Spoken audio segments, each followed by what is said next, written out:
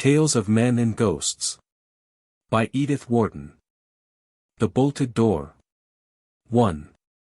Hubert Grannis, pacing the length of his pleasant lamplit library, paused to compare his watch with the clock on the chimney-piece.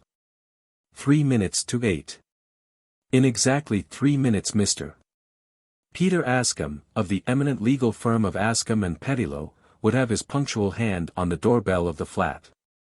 It was a comfort to reflect that Ascombe was so punctual. The suspense was beginning to make his host nervous. And the sound of the doorbell would be the beginning of the end. After that there'd be no going back, by God, no going back. Grannis resumed his pacing. Each time he reached the end of the room opposite the door he caught his reflection in the Florentine mirror above the fine old walnut credence he had picked up at Dijon, saw himself spare, quick-moving, carefully brushed and dressed, but furrowed. Grey about the temples, with a stoop which he corrected by a spasmodic straightening of the shoulders whenever a glass confronted him, a tired middle-aged man, baffled, beaten, worn out. As he summed himself up thus for the third or fourth time the door opened and he turned with a thrill of relief to greet his guest. But it was only the manservant who entered, advancing silently over the mossy surface of the old Turkey rug. Mr. Ascombe telephones, sir, to say he's unexpectedly detained and can't be here till 8:30. Grannis made a curt gesture of annoyance. It was becoming harder and harder for him to control these reflexes. He turned on his heel, tossing to the servant over his shoulder, very good. Put off dinner. Down his spine he felt the man's injured stare. Mr. Grannis had always been so mild-spoken to his people.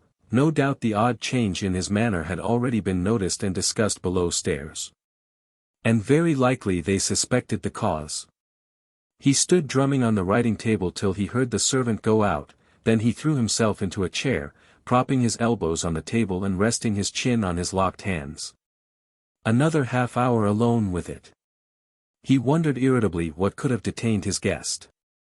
Some professional matter, no doubt. The punctilious lawyer would have allowed nothing less to interfere with a dinner engagement, more especially since Grannis, in his note, had said, "I shall want a little business chat afterward." But what professional matter could have come up at that unprofessional hour? Perhaps some other soul in misery had called on the lawyer, and, after all, Grannis' note had given no hint of his own need. No doubt Ascombe thought he merely wanted to make another change in his will. Since he had come into his little property, 10 years earlier, Grannis had been perpetually tinkering with his will. Suddenly another thought pulled him up, sending a flush to his sallow temples.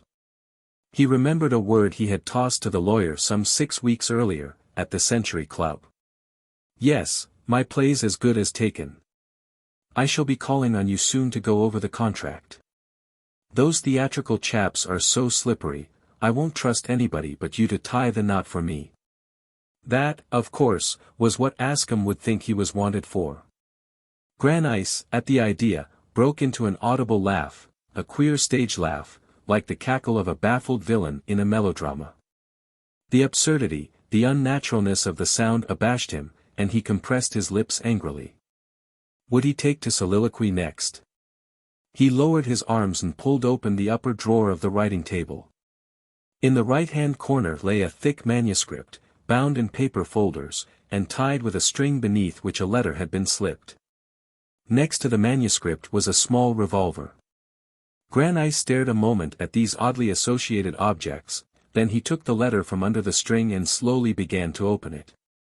He had known he should do so from the moment his hand touched the drawer. Whenever his eye fell on that letter some relentless force compelled him to reread it. It was dated about 4 weeks back, under the letterhead of The Diversity Theatre.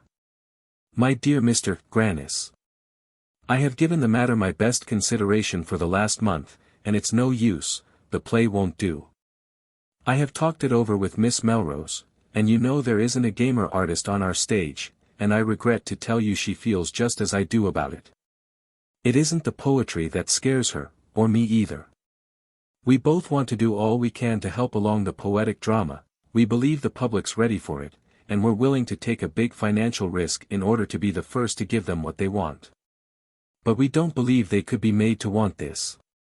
The fact is, there isn't enough drama in your play to the allowance of poetry, the thing drags all through. You've got a big idea, but it's not out of swaddling clothes. If this was your first play I'd say, try again. But it has been just the same with all the others you've shown me. And you remember the result of The Lee Shore, where you carried all the expenses of production yourself, and we couldn't fill the theater for a week. Yet, The Lee Shore was a modern problem play, much easier to swing than blank verse. It isn't as if you hadn't tried all kinds. Granice folded the letter and put it carefully back into the envelope. Why on earth was he rereading it, when he knew every phrase in it by heart, when for a month past he had seen it, night after night, stand out in letters of flame against the darkness of his sleepless lids? It has been just the same with all the others you've shown me. That was the way they dismissed 10 years of passionate unremitting work. You remember the result of The Lee Shore. Good God, as if you were likely to forget it. He relived it all now in a drowning flash, the persistent rejection of the play, his sudden resolve to put it on at his own cost, to spend $10,000 of his inheritance on testing his chance of success, the fever of preparation. The dry-mouthed agony of the first night, the flat fall, the stupid press, his secret rush to Europe to escape the condolence of his friends. It isn't as if you hadn't tried all kinds. No, he had tried all kinds, comedy, tragedy, prose and verse, the light curtain raiser, the short sharp drama, the bourgeois-realistic and the lyrical romantic, finally deciding that he would no longer prostitute his talent to win popularity, but would impose on the public his own theory of art in the form of 5 acts of blank verse. Yes, he had offered them everything, and always with the same result. 10 years of it, 10 years of dogged work and unrelieved failure.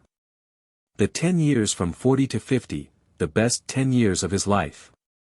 And if one counted the years before, the silent years of dreams, assimilation, preparation, then call it half a man's lifetime thrown away.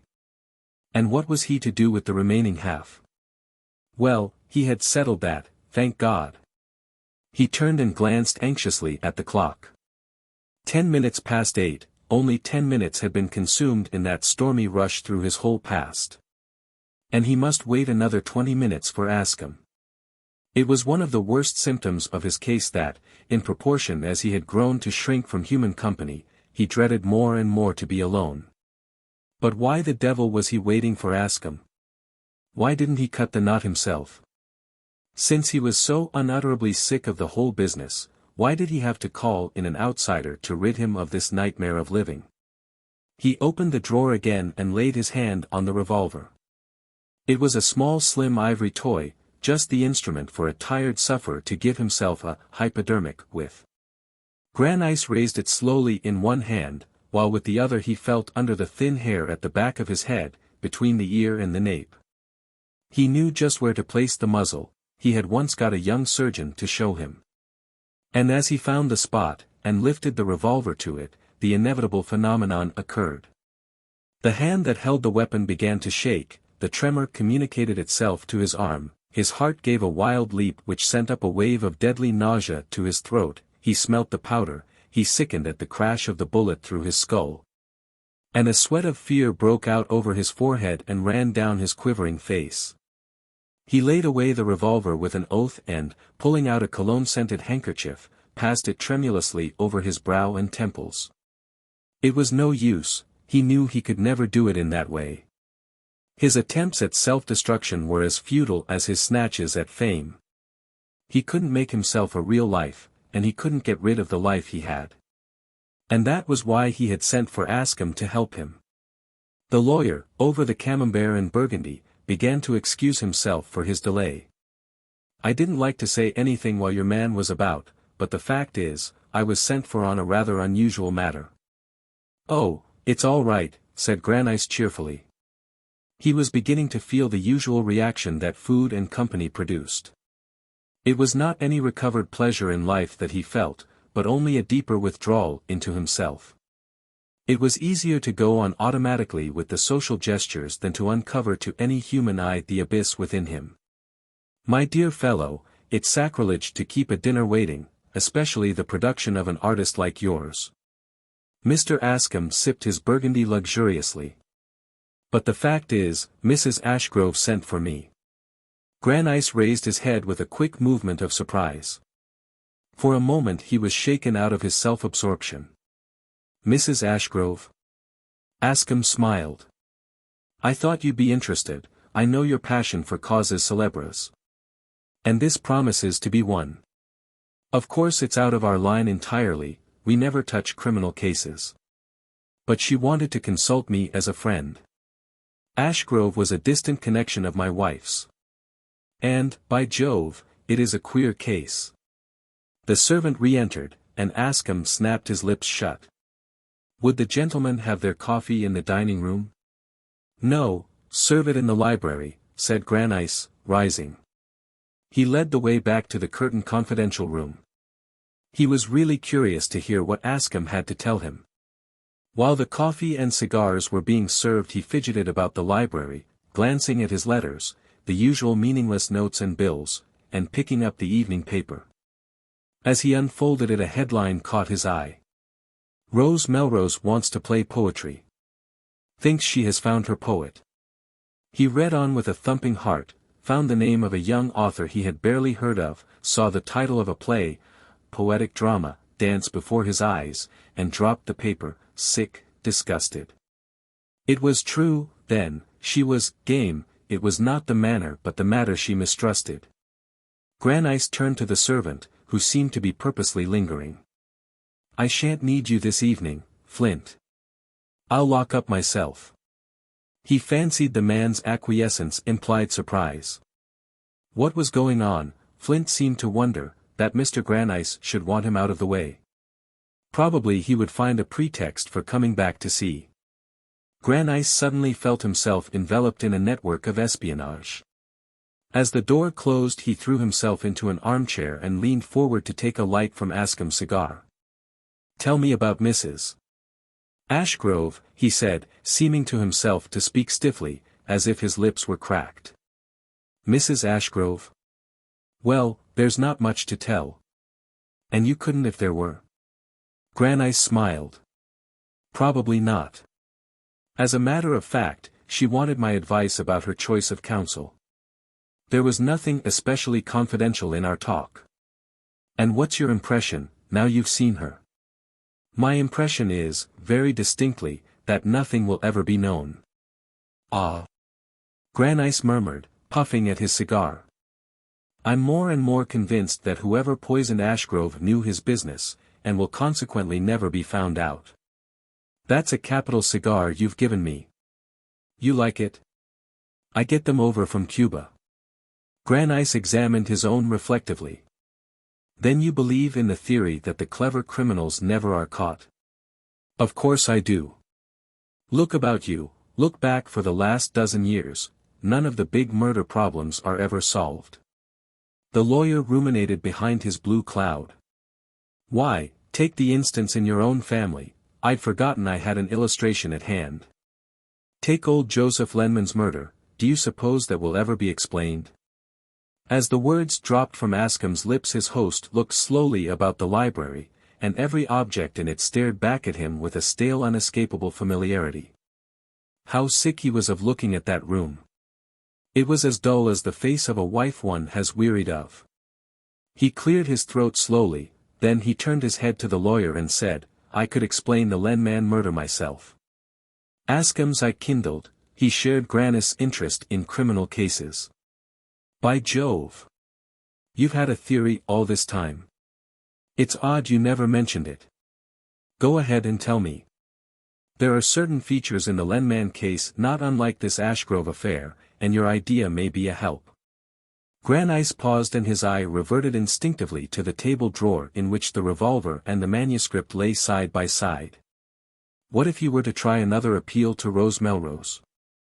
Then he looked at the notes and bills on the table, and the horror of taking up again the lifeless routine of life, of performing the same automatic gestures another day, displaced his fleeting vision.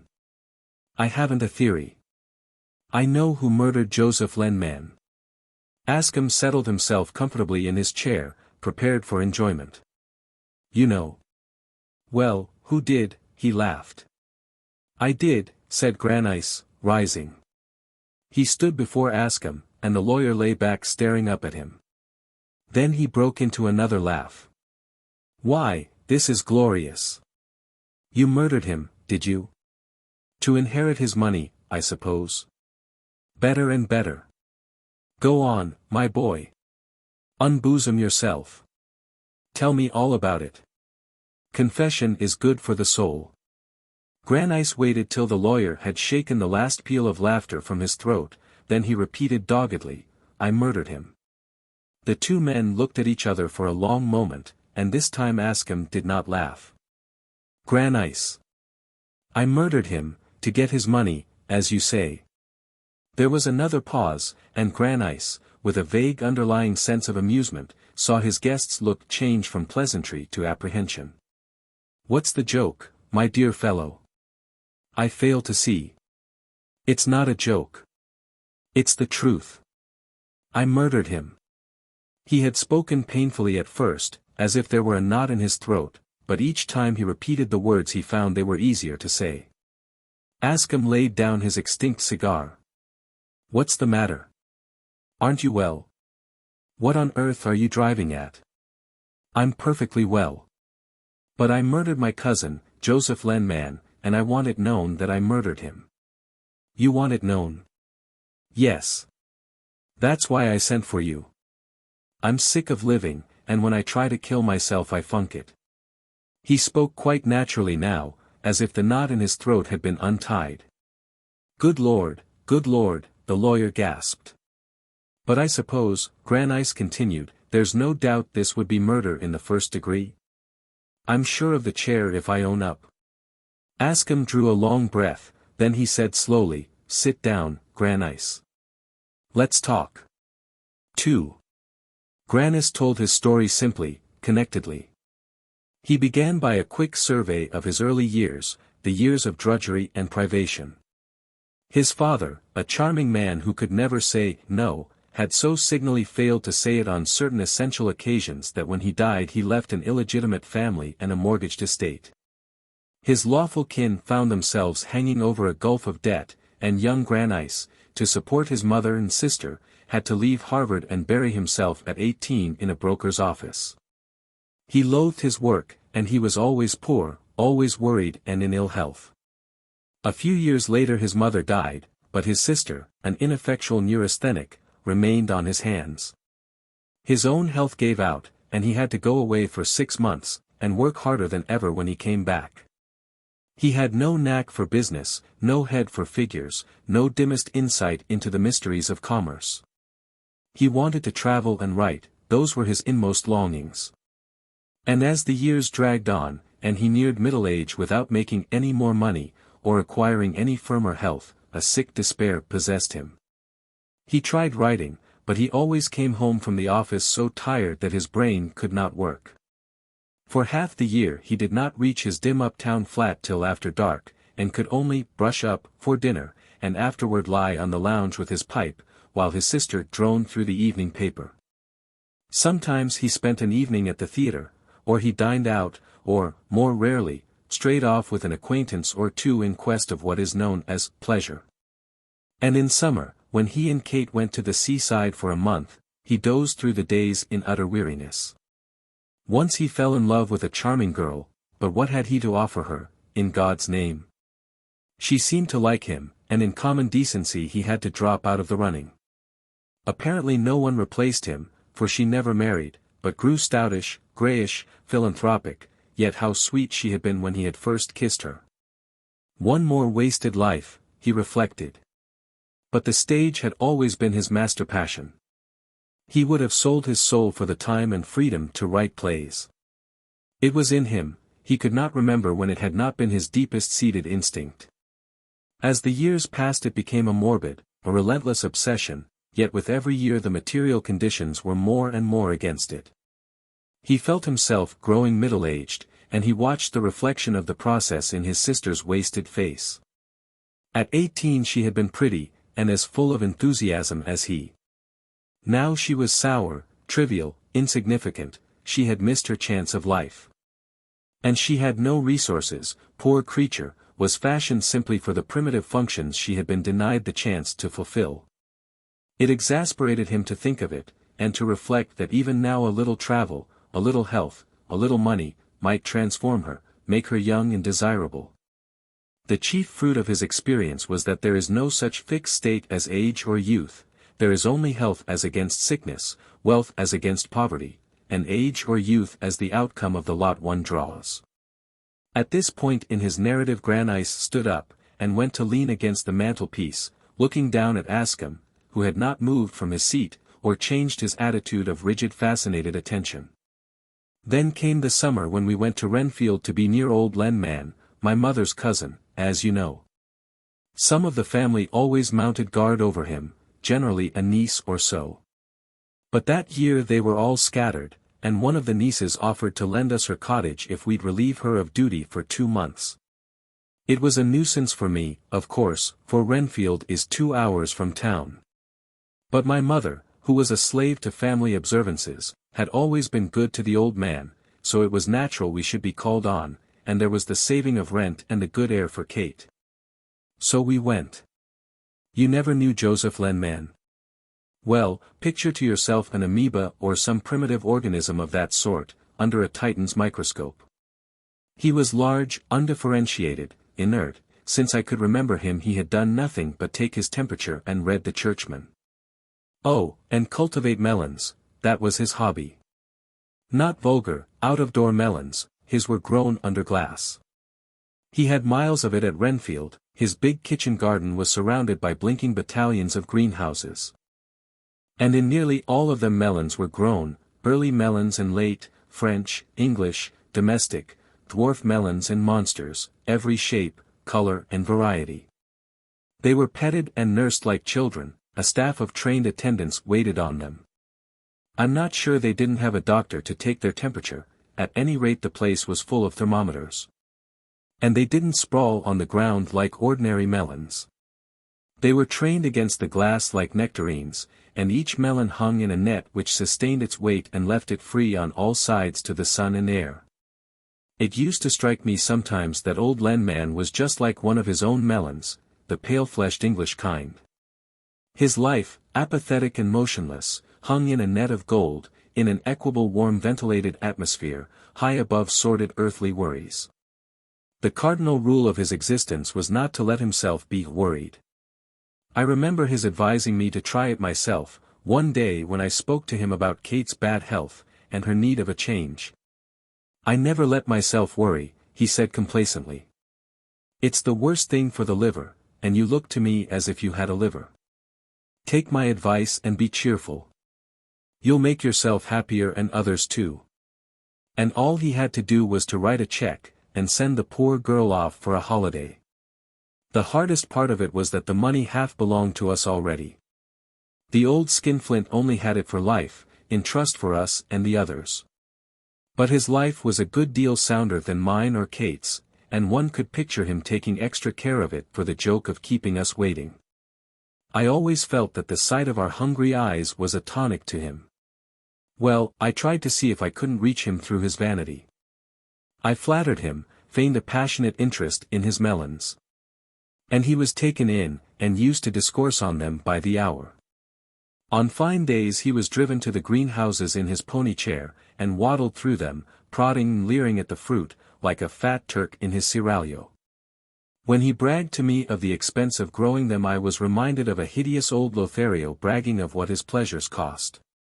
And the resemblance was completed by the fact that he couldn't eat as much as a mouthful of his melons, had lived for years on buttermilk and toast. But, after all, it's my only hobby, why shouldn't I indulge it, he said sentimentally. As if I'd ever been able to indulge any of mine. On the keep of those melons Kate and I could have lived like gods. One day toward the end of the summer, when Kate was too unwell to drag herself up to the big house, she asked me to go and spend the afternoon with Cousin Joseph.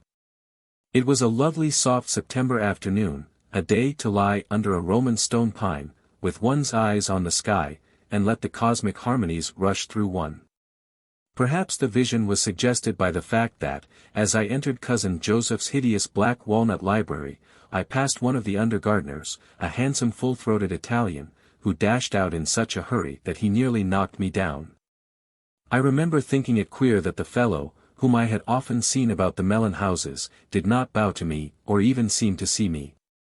Cousin Joseph sat in his usual seat, behind the darkened windows, his fat hands folded on his protuberant waistcoat, the last number of the Churchman at his elbow, and near it, on a huge dish, a fat melon, the fattest melon I'd ever seen. As I looked at it I pictured the ecstasy of contemplation from which I must have roused him, and congratulated myself on finding him in such a mood, since I had made up my mind to ask him a favor. Then I noticed that his face, instead of looking as calm as an egg-shell, was distorted and whimpering, and without stopping to greet me he pointed passionately to the melon. Look at it, did you ever see such a beauty? Such firmness, roundness, such delicious smoothness to the touch. It was as if he had said, she, instead of it, and when he put out his senile hand and touched the melon I positively had to look the other way. Then he told me what had happened. The Italian under-gardener, who had been specially recommended for the melon houses, though it was against my cousin's principles to employ a papist, had been assigned to the care of the monster, for it had revealed itself, early in its existence, as destined to become a monster, to surpass its plumpest, pulpiest sisters, carry off prizes at agricultural shows, and be photographed and celebrated in every gardening paper in the land. The Italian had done well, seemed to have a sense of responsibility. And that very morning he had been ordered to pick the melon, which was to be shown next day at the county fair, and to bring it in for Mr. Lenman to gaze on its blonde virginity.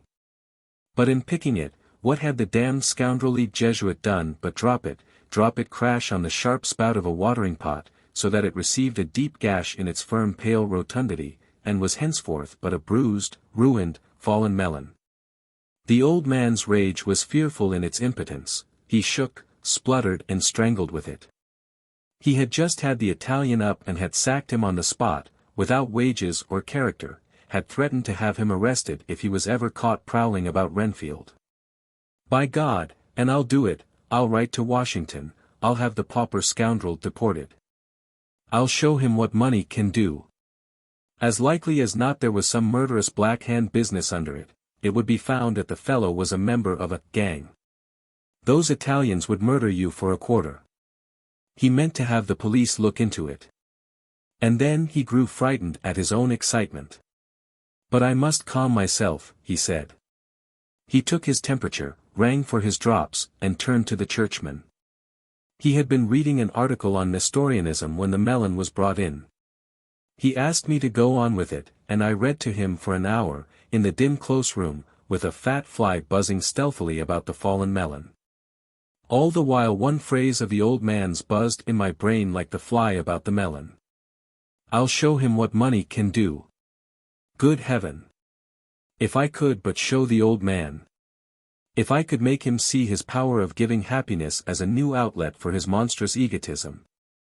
I tried to tell him something about my situation and Kate's, spoke of my ill health, my unsuccessful drudgery, my longing to write, to make myself a name. I stammered out an entreaty for a loan. I can guarantee to repay you, sir, I've a half-written play as security. I shall never forget his glassy stare. His face had grown as smooth as an eggshell again, his eyes peered over his fat cheeks like sentinels over a slippery rampart. A half-written play, a play of yours as security? He looked at me almost fearfully, as if detecting the first symptoms of insanity. Do you understand anything of business? He inquired mildly. I laughed and answered, no, not much. He leaned back with closed lids. All this excitement has been too much for me, he said. If you'll excuse me, I'll prepare for my nap. And I stumbled out of the room, blindly, like the Italian. Granice moved away from the mantelpiece, and walked across to the tray set out with decanters and soda water. He poured himself a tall glass of soda water, emptied it, and glanced at Ascham's dead cigar. Better light another, he suggested. The lawyer shook his head, and Granice went on with his tale. He told of his mounting obsession, how the murderous impulse had waked in him on the instant of his cousin's refusal, and he had muttered to himself, "By God, if you won't, I'll make you."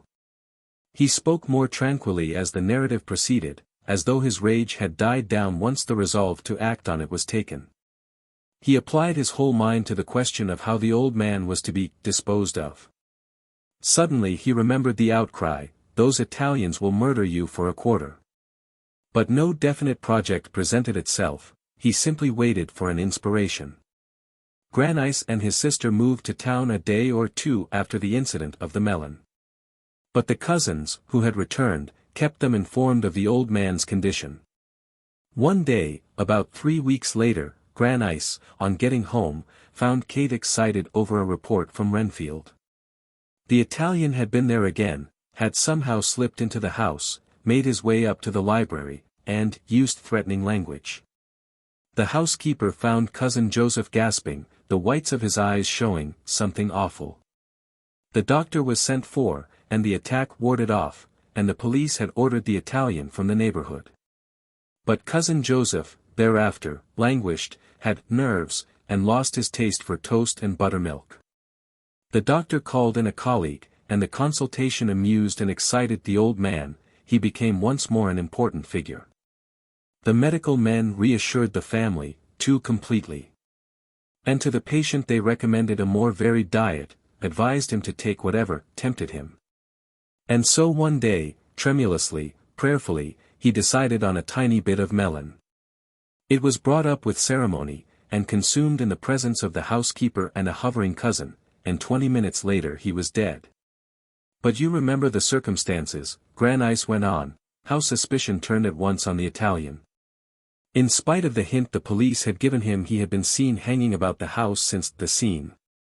It was said that he had tender relations with the kitchen maid, and the rest seemed easy to explain. But when they looked round to ask him for the explanation, he was gone clean out of sight. He had been warned to leave Renfield, and he had taken the warning so to heart that no one ever laid eyes on him again. Granice paused. He had dropped into a chair opposite the lawyer's, and he sat for a moment, his head thrown back, looking about the familiar room. Everything in it had grown grimacing and alien, and each strange insistent object seemed craning forward from its place to hear him. "It was I who put the stuff in the melon," he said. "And I don't want you to think I'm sorry for it. This isn't remorse, understand. I'm glad the old skinflint is dead, I'm glad the others have their money. But mine's no use to me any more. My sister married miserably, and died. And I've never had what I wanted." Askham continued to stare. Then he said, "What on earth was your object, then?" "Why, to get what I wanted, what I fancied was in reach. I wanted change, rest, life, for both of us, wanted, above all, for myself, the chance to write. I traveled, got back my health, and came home to tie myself up to my work. And I've slaved at it steadily for 10 years without reward, without the most distant hope of success. Nobody will look at my stuff. And now I'm 50, and I'm beaten, and I know it." His chin dropped forward on his breast. "I want to chuck the whole business," he ended. 3. It was after midnight when Askham left. His hand on Granice's shoulder, as he turned to go, "District Attorney be hanged, see a doctor, he had cried, and so, with an exaggerated laugh, had pulled on his coat and departed. Granice turned back into the library. It had never occurred to him that Askham would not believe his story. For 3 hours he had explained, elucidated, patiently and painfully gone over every detail, but without once breaking down the iron incredulity of the lawyer's eye. At first Askham had feigned to be convinced, but that, as Granice now perceived, was simply to get him to expose himself, to entrap him into contradictions. And when the attempt failed, when Granice triumphantly met and refuted each disconcerting question, the lawyer dropped the mask suddenly, and said with a good-humored laugh, "By Jove, Granice, you'll write a successful play yet. The way you've worked this all out is a marvel." Granice swung about furiously. That last sneer about the play inflamed him. Was all the world in a conspiracy to deride his failure? I did it, he muttered sullenly, his rage spending itself against the impenetrable surface of the other's mockery, and Askham answered with a smile, ever read any of those books on hallucination? I've got a fairly good medico-legal library. I could send you one or two if you like.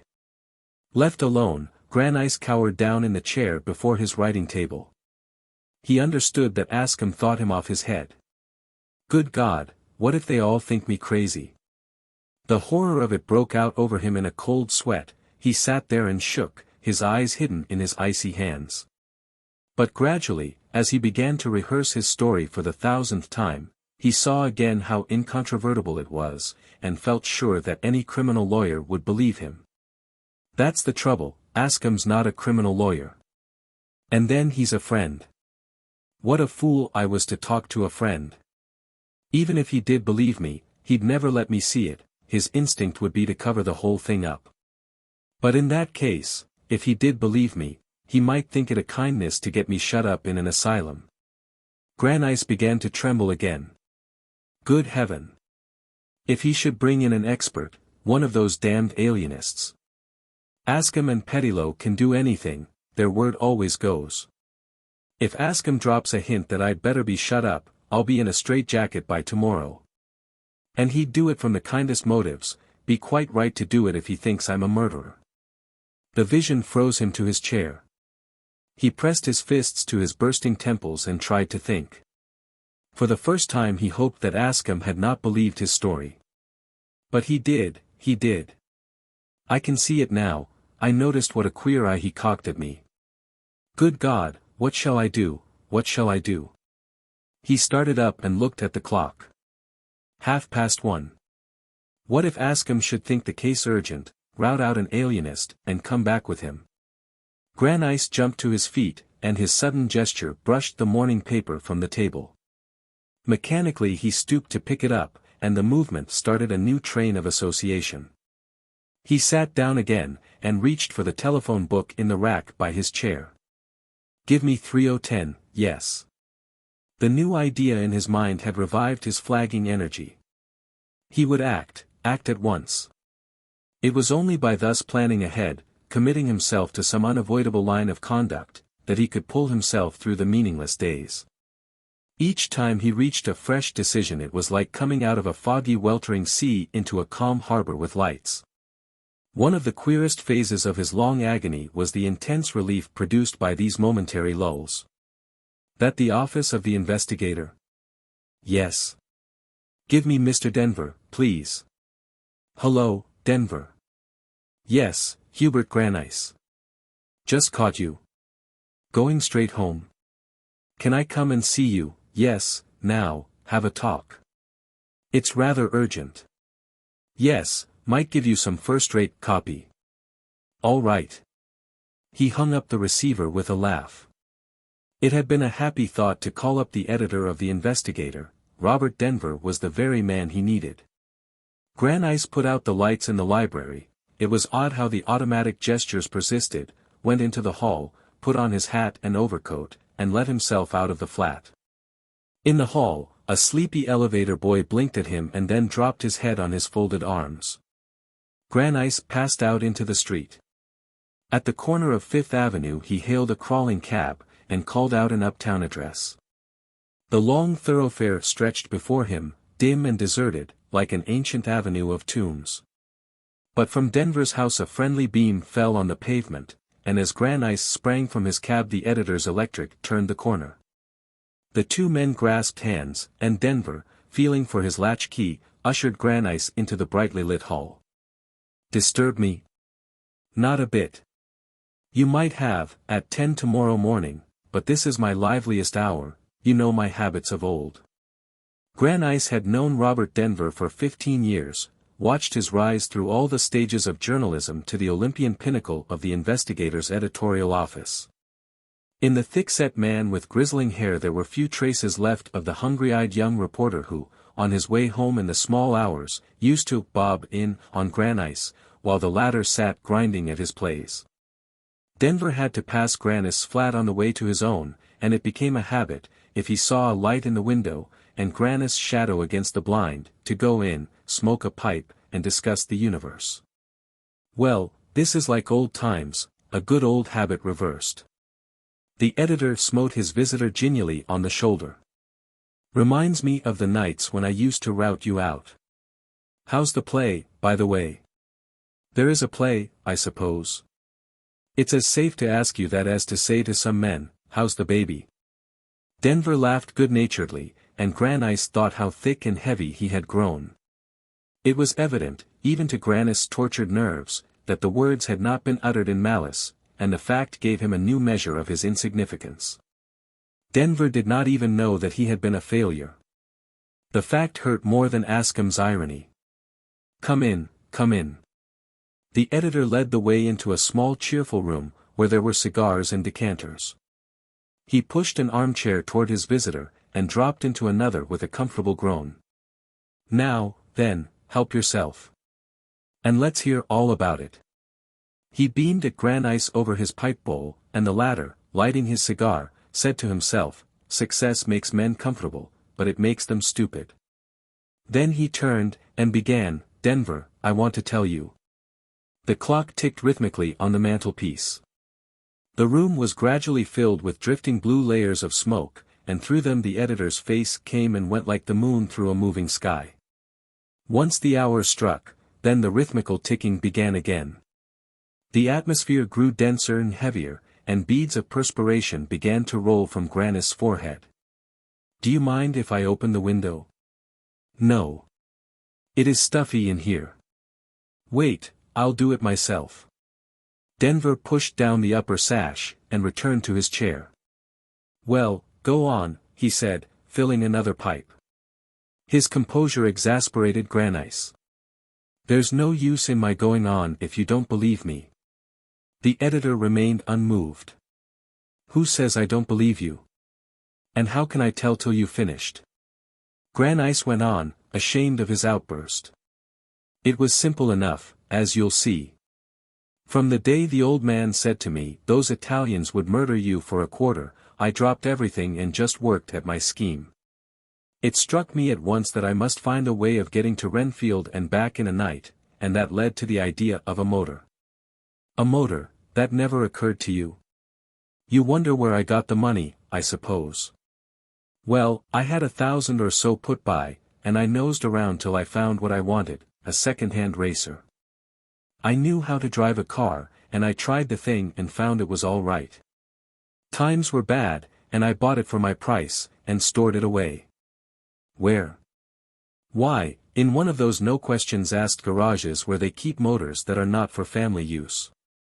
I had a lively cousin who had put me up to that dodge, and I looked about till I found a queer hole where they took in my car like a baby in a foundling asylum. Then I practiced running to Renfield and back in a night. I knew the way pretty well, for I'd done it often with the same lively cousin, and in the small hours, too. The distance is over 90 miles, and on the third trial I did it under 2 hours. But my arms were so lame that I could hardly get dressed the next morning. Well, then came the report about the Italian's threats, and I saw I must act at once. I meant to break into the old man's room, shoot him, and get away again. It was a big risk, but I thought I could manage it. Then we heard that he was ill, that there'd been a consultation. Perhaps the fates were going to do it for me. Good Lord, if that could only be. Grannis stopped and wiped his forehead. The open window did not seem to have cooled the room. Then came word that he was better. And the day after, when I came up from my office, I found Kate laughing over the news that he was to try a bit of melon. The housekeeper had just telephoned her, all Renfield was in a flutter. The doctor himself had picked out the melon, one of the little French ones that are hardly bigger than a large tomato, and the patient was to eat it at his breakfast the next morning. In a flash I saw my chance. It was a bare chance, no more. But I knew the ways of the house. I was sure the melon would be brought in overnight and put in the pantry icebox. If there were only one melon in the icebox I could be fairly sure it was the one I wanted. Melons didn't lie around loose in that house, every one was known, numbered, catalogued. The old man was beset by the dread that the servants would eat them, and he took 100 mean precautions to prevent it. Yes, I felt pretty sure of my melon, and poisoning was much safer than shooting. It would have been the devil and all to get into the old man's bedroom without his rousing the house. But I ought to be able to break into the pantry without much trouble. It was a cloudy night, too, everything served me. I dined quietly, and sat down at my desk. Kate had one of her usual headaches, and went to bed early. As soon as she was gone I slipped out. I had got together a sort of disguise, red beard and queer-looking ulster. I shoved them into a bag, and went round to the garage. There was no one there but a half-drunken machinist whom I'd never seen before. That served me, too. They were always changing machinists, and this new fellow didn't even bother to ask if the car belonged to me. It was a very easy-going place. Well, I jumped in, ran up Broadway, and let the car go as soon as I was out of Harlem. Dark as it was, I could trust myself to strike a sharp pace. In the shadow of a wood I stopped a second and got into the beard and ulster. Then away again. It was just 11:30 when I got to Renfield. I left the car in a dark lane behind the Lenman place, and slipped through the kitchen garden. The melon houses winked at me through the dark. I remember thinking that they knew what I wanted to know. By the stable a dog came out growling, but he nosed me out, jumped on me, and went back.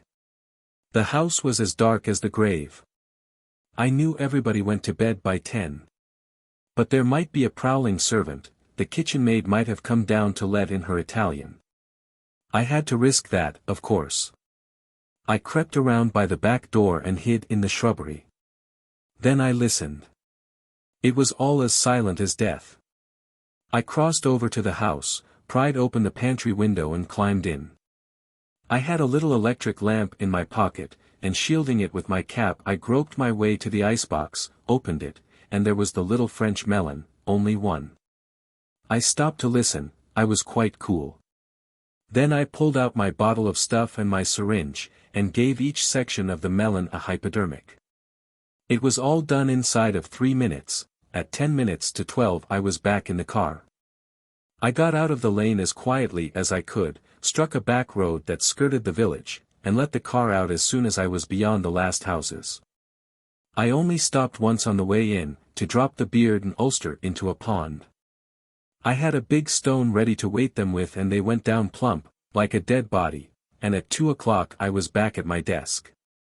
Granice stopped speaking and looked across the smoke fumes at his listener, but Denver's face remained inscrutable. At length he said, "Why did you want to tell me this?" The question startled Granice. He was about to explain, as he had explained to Ascham.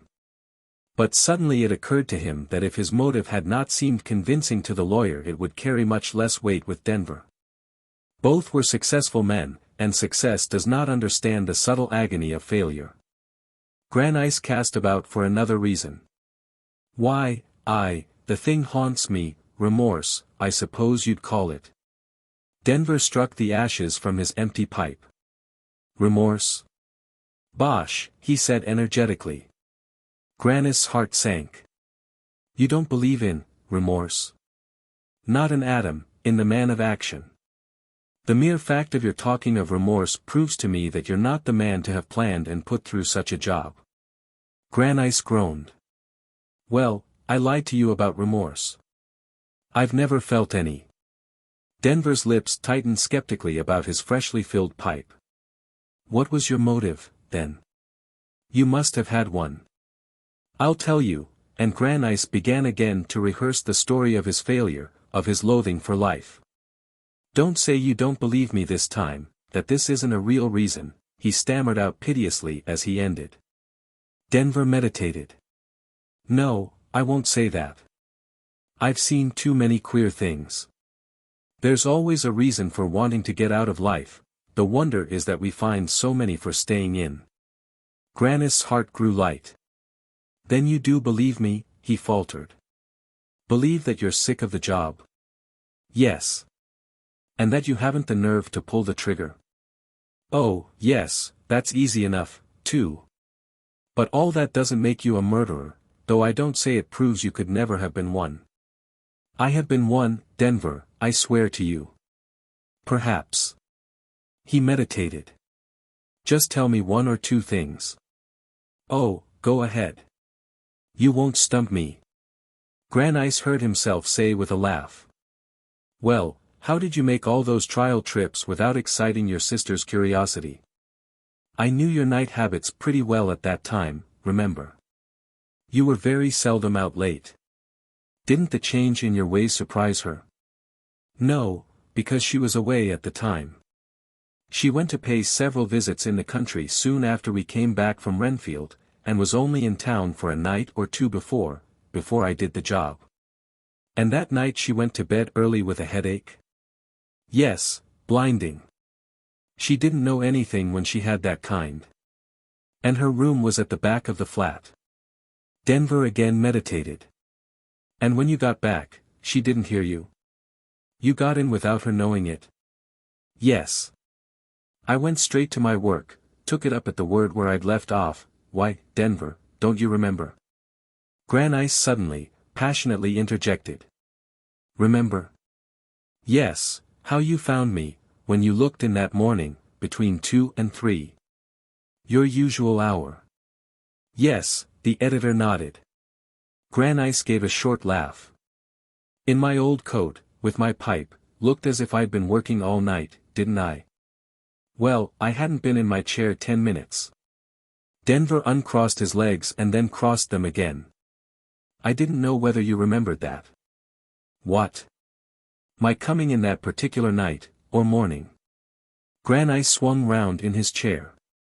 Why, man alive. That's why I'm here now. Because it was you who spoke for me at the inquest, when they looked round to see what all the old man's heirs had been doing that night, you who testified to having dropped in and found me at my desk as usual.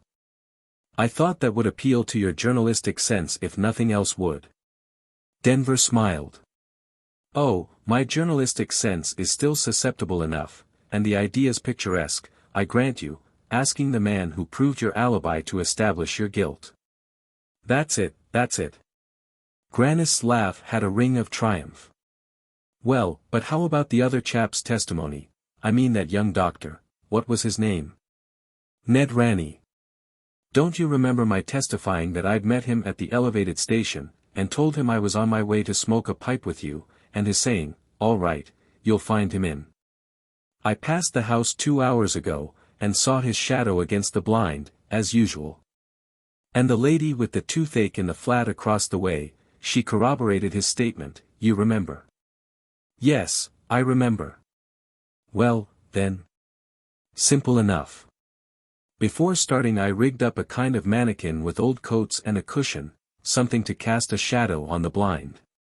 All you fellows were used to seeing my shadow there in the small hours, I counted on that, and knew you'd take any vague outline as mine. Simple enough, as you say. But the woman with the toothache saw the shadow move, you remember she said she saw you sink forward, as if you'd fallen asleep.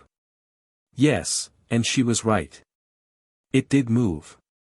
I suppose some extra heavy dray must have jolted by the flimsy building, at any rate, something gave my mannequin a jar, and when I came back he had sunk forward, half over the table. There was a long silence between the two men. Granice, with a throbbing heart, watched Denver refill his pipe. The editor, at any rate, did not sneer and flout him. After all, journalism gave a deeper insight than the law into the fantastic possibilities of life, prepared one better to allow for the incalculableness of human impulses. Well? Granice faltered out. Denver stood up with a shrug. Look here, man, what's wrong with you? Make a clean breast of it. Nerves gone to smash. I'd like to take you to see a chap I know, an ex-prize fighter, who's a wonder at pulling fellows in your state out of their hole. Oh, Granice broke in. He stood up also, and the two men eyed each other. You don't believe me, then? This yarn, how can I? There wasn't a flaw in your alibi. But haven't I filled it full of them now? Denver shook his head. I might think so if I hadn't happened to know that you wanted to. There's the hitch, don't you see?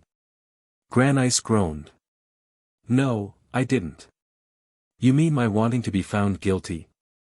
Of course. If somebody else had accused you, the story might have been worth looking into. As it is, a child could have invented it. It doesn't do much credit to your ingenuity. Granice turned sullenly toward the door. What was the use of arguing? But on the threshold a sudden impulse drew him back. Look here, Denver, I dare say you're right. But will you do just one thing to prove it? Put my statement in the Investigator, just as I've made it. Ridicule it as much as you like. Only give the other fellows a chance at it, men who don't know anything about me. Set them talking and looking about. I don't care a damn whether you believe me, what I want is to convince the grand jury. I oughtn't to have come to a man who knows me, your cursed incredulity is infectious. I don't put my case well, because I know in advance it's discredited, and I almost end by not believing it myself. That's why I can't convince you. It's a vicious circle. He laid a hand on Denver's arm. Send a stenographer, and put my statement in the paper. But Denver did not warm to the idea. My dear fellow, you seem to forget that all the evidence was pretty thoroughly sifted at the time, every possible clue followed up. The public would have been ready enough then to believe that you murdered old Lenman, you or anybody else. All they wanted was a murderer, the most improbable would have served. But your alibi was too confoundedly complete. And nothing you've told me has shaken it. Denver laid his cool hand over the other's burning fingers. Look here, old fellow, go home and work up a better case, then come in and submit it to the Investigator. 4. The perspiration was rolling off Granice's forehead. Every few minutes he had to draw out his handkerchief and wipe the moisture from his haggard face. For an hour and a half he had been talking steadily, putting his case to the district attorney. Luckily he had a speaking acquaintance with Allonby, and had obtained, without much difficulty, a private audience on the very day after his talk with Robert Denver. In the interval between he had hurried home, got out of his evening clothes, and gone forth again at once into the dreary dawn. His fear of Ascom and the alienist made it impossible for him to remain in his rooms.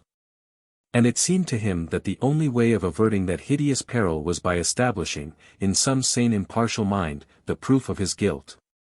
Even if he had not been so incurably sick of life, the electric chair seemed now the only alternative to the straitjacket. As he paused to wipe his forehead he saw the district attorney glance at his watch. The gesture was significant, and Granice lifted an appealing hand. I don't expect you to believe me now, but can't you put me under arrest, and have the thing looked into? Allonby smiled faintly under his heavy grayish mustache. He had a ruddy face, full and jovial, in which his keen professional eyes seemed to keep watch over impulses not strictly professional. Well, I don't know that we need lock you up just yet. But of course I'm bound to look into your statement. Granice rose with an exquisite sense of relief. Surely Allonby wouldn't have said that if he hadn't believed him. That's all right. Then I needn't detain you. I can be found at any time at my apartment. He gave the address. The district attorney smiled again, more openly. What do you say to leaving it for an hour or two this evening? I'm giving a little supper at Rector's, quiet, little affair, you understand, just Miss Melrose, I think you know her, and a friend or two, and if you'll join us. Granice stumbled out of the office without knowing what reply he had made. He waited for 4 days of concentrated horror. During the first 24 hours the fear of Ascom's alienist dogged him. And as that subsided, it was replaced by the exasperating sense that his avowal had made no impression on the district attorney. Evidently, if he had been going to look into the case, Allonby would have been heard from before now. And that mocking invitation to supper showed clearly enough how little the story had impressed him. Granice was overcome by the futility of any farther attempt to inculpate himself. He was chained to life, a prisoner of consciousness. Where was it he had read the phrase? Well, he was learning what it meant. In the glaring night hours, when his brain seemed ablaze, he was visited by a sense of his fixed identity, of his irreducible, inexpugnable selfness, keener, more insidious, more unescapable, than any sensation he had ever known. He had not guessed that the mind was capable of such intricacies of self-realization, of penetrating so deep into its own dark windings. Often he woke from his brief snatches of sleep with the feeling that something material was clinging to him, was on his hands and face, and in his throat, and as his brain cleared he understood that it was the sense of his own loathed personality that stuck to him like some thick viscous substance. Then, in the first morning hours, he would rise and look out of his window at the awakening activities of the street, at the street cleaners, the ash cart drivers, and the other dingy workers flitting hurriedly by through the sallow winter light. Oh, to be one of them, any of them, to take his chance in any of their skins. They were the toilers, the men whose lot was pitted, the victims wept over and ranted about by altruists and economists. And how gladly he would have taken up the load of any one of them, if only he might have shaken off his own. But, no, the iron circle of consciousness held them too, each one was handcuffed to his own hideous ego. Why wish to be any one man rather than another? The only absolute good was not to be. And Flint, coming in to draw his bath, would ask if he preferred his eggs scrambled or poached that morning. On the 5th day he wrote a long urgent letter to Allonby, and for the succeeding 2 days he had the occupation of waiting for an answer. He hardly stirred from his rooms, in his fear of missing the letter by a moment. But would the district attorney write, or send a representative, a policeman, secret agent, or some other mysterious emissary of the law? On the 3rd morning Flint, stepping softly, as if, confound it, his master were ill, entered the library where Granice sat behind an unread newspaper, and proffered a card on a tray. Granice read the name, J. B. Hewson, and underneath, in pencil, from the district attorney's office. He started up with a thumping heart, and signed an assent to the servant. Mr. Hewson was a slight sallow nondescript man of about 50, the kind of man of whom one is sure to see a specimen in any crowd. Just the type of the successful detective, Granice reflected as he shook hands with his visitor. And it was in that character that Mr. Hewson briefly introduced himself. He had been sent by the district attorney to have a quiet talk with Mr. Granice, to ask him to repeat the statement he had made about the Lenman murder. His manner was so quiet, so reasonable and receptive, that Granice's self-confidence returned. Here was a sensible man, a man who knew his business. It would be easy enough to make him see through that ridiculous alibi. Granice offered Mr. Hewson a cigar, and lighting one himself, to prove his coolness, began again to tell his story. He was conscious, as he proceeded, of telling it better than ever before. Practice helped, no doubt, and his listener's detached, impartial attitude helped still more. He could see that Hewson, at least, had not decided in advance to disbelieve him, and the sense of being trusted made him more lucid and more consecutive. Yes, this time his words would certainly carry conviction. 5. D'Espérangely, Granice gazed up and down the shabby street. Beside him stood a young man with bright prominent eyes, a smooth but not too smoothly shaven face, and an Irish smile. The young man's nimble glance followed Granice's. "Sure of the number, are you?" he asked briskly. "Oh, yes, it was 104. Well, then, the new building has swallowed it up, that's certain." He tilted his head back and surveyed the half-finished front of a brick and limestone flat house that reared its flimsy elegance above a row of tottering tenements and stables. "Dead sure," he repeated. "Yes," said Granice, discouraged. "And even if I hadn't been, I know the garage was just opposite Leffler's over there." He pointed across the street to a tumble-down stable with a blotched sign on which the words, "livery and boarding," were still faintly discernible. The young man dashed across to the opposite pavement. "Well, that's something, may get a clue there. Leffler's, same name there, anyhow. You remember that name?" "Yes, distinctly." Granice had felt a return of confidence since he had enlisted the interest of the Explorer's smartest reporter. If there were moments when he hardly believed his own story, there were others when it seemed impossible that everyone should not believe it. And young Peter McCarran, peering, listening, questioning, jotting down notes, inspired him with an exquisite sense of security. McCarran had fastened on the case at once, like a leech, as he phrased it, jumped at it, thrilled to it, and settled down to draw the last drop of fact from it, and had not let go till he had. No one else had treated Granice in that way, even Allonby's detective had not taken a single note. And though a week had elapsed since the visit of that authorized official, nothing had been heard from the district attorney's office. Allonby had apparently dropped the matter again. But McCarran wasn't going to drop it, not he. He positively hung on Granice's footsteps. They had spent the greater part of the previous day together, and now they were off again, running down clues. But at Leffler's they got none, after all. Leffler's was no longer a stable. It was condemned to demolition, and in the respite between sentence and execution it had become a vague place of storage, a hospital for broken-down carriages and carts. Presided over by a blear-eyed old woman who knew nothing of Flood's garage across the way, did not even remember what had stood there before the new flat house began to rise. "Well, we may run Leffler down somewhere, I've seen harder jobs done," said McCarran, cheerfully noting down the name. As they walked back towards 6th Avenue he added, in a less sanguine tone, "I'd undertake now to put the thing through if you could only put me on the track of that cyanide." Granice's heart sank. Yes, there was the weak spot.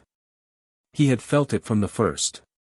But he still hoped to convince McCarran that his case was strong enough without it, and he urged the reporter to come back to his rooms and sum up the facts with him again. "Sorry, Mr. Granice, but I'm due at the office now. Besides, it'd be no use till I get some fresh stuff to work on. Suppose I call you up tomorrow or next day?" He plunged into a trolley and left Granice gazing desolately after him. 2 days later he reappeared at the apartment, a shade less jaunty in demeanor. "Well, Mr. Granice, the stars in their courses are against you, as the bard says. Can't get a trace of Flood, or of Leffler either. And you say you bought the motor through Flood, and sold it through him, too?" "Yes," said Granice wearily. "Who bought it, do you know?" Granice wrinkled his brows. "Why, Flood, yes, Flood himself. I sold it back to him 3 months later." "Flood? The devil. And I've ransacked the town for Flood. That kind of business disappears as if the earth had swallowed it."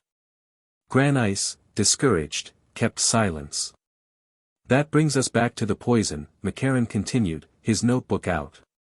"Just go over that again, will you?" And Granice went over it again. It had all been so simple at the time, and he had been so clever in covering up his traces. As soon as he decided on poison he looked about for an acquaintance who manufactured chemicals, and there was Jim Dawes, a Harvard classmate, in the dyeing business, just the man. But at the last moment it occurred to him that suspicion might turn towards so obvious an opportunity, and he decided on a more tortuous course. Another friend, Carrick Venn, a student of medicine whom irremediable ill health had kept from the practice of his profession, amused his leisure with experiments in physics, for the exercise of which he had set up a simple laboratory. Granice had the habit of dropping in to smoke a cigar with him on Sunday afternoons, and the friends generally sat in Venn's workshop, at the back of the old family house in Stuyvesant Square. Off this workshop was the cupboard of supplies, with its row of deadly bottles. Carrick Venn was an original, a man of restless curious tastes, and his place, on a Sunday, was often full of visitors, a cheerful crowd of journalists, scribblers, painters, experimenters in diverse forms of expression.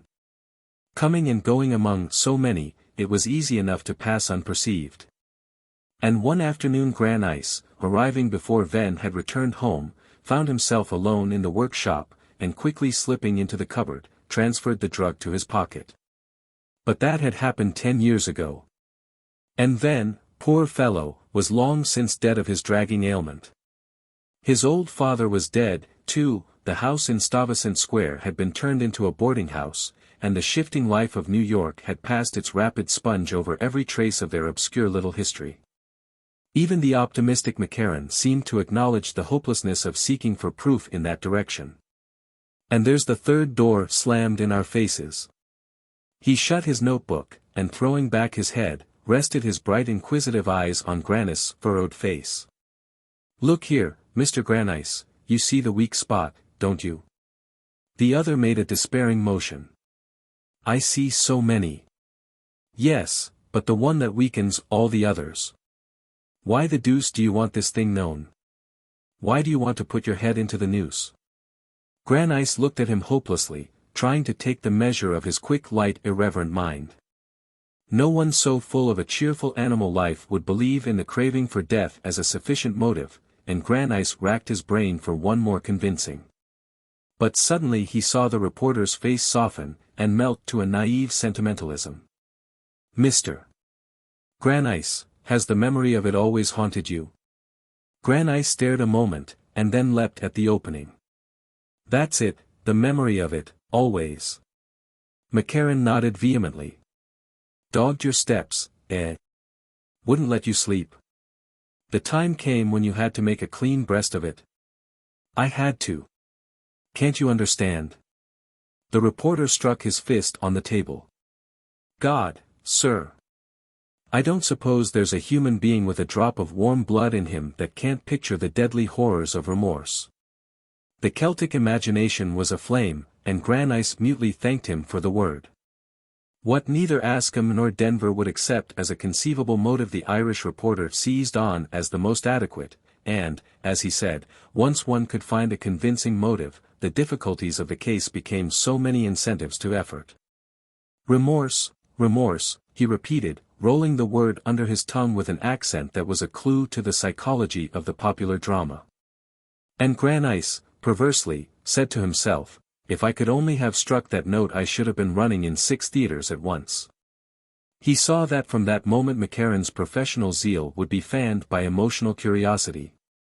And he profited by the fact to propose that they should dine together, and go on afterward to some music hall or theater.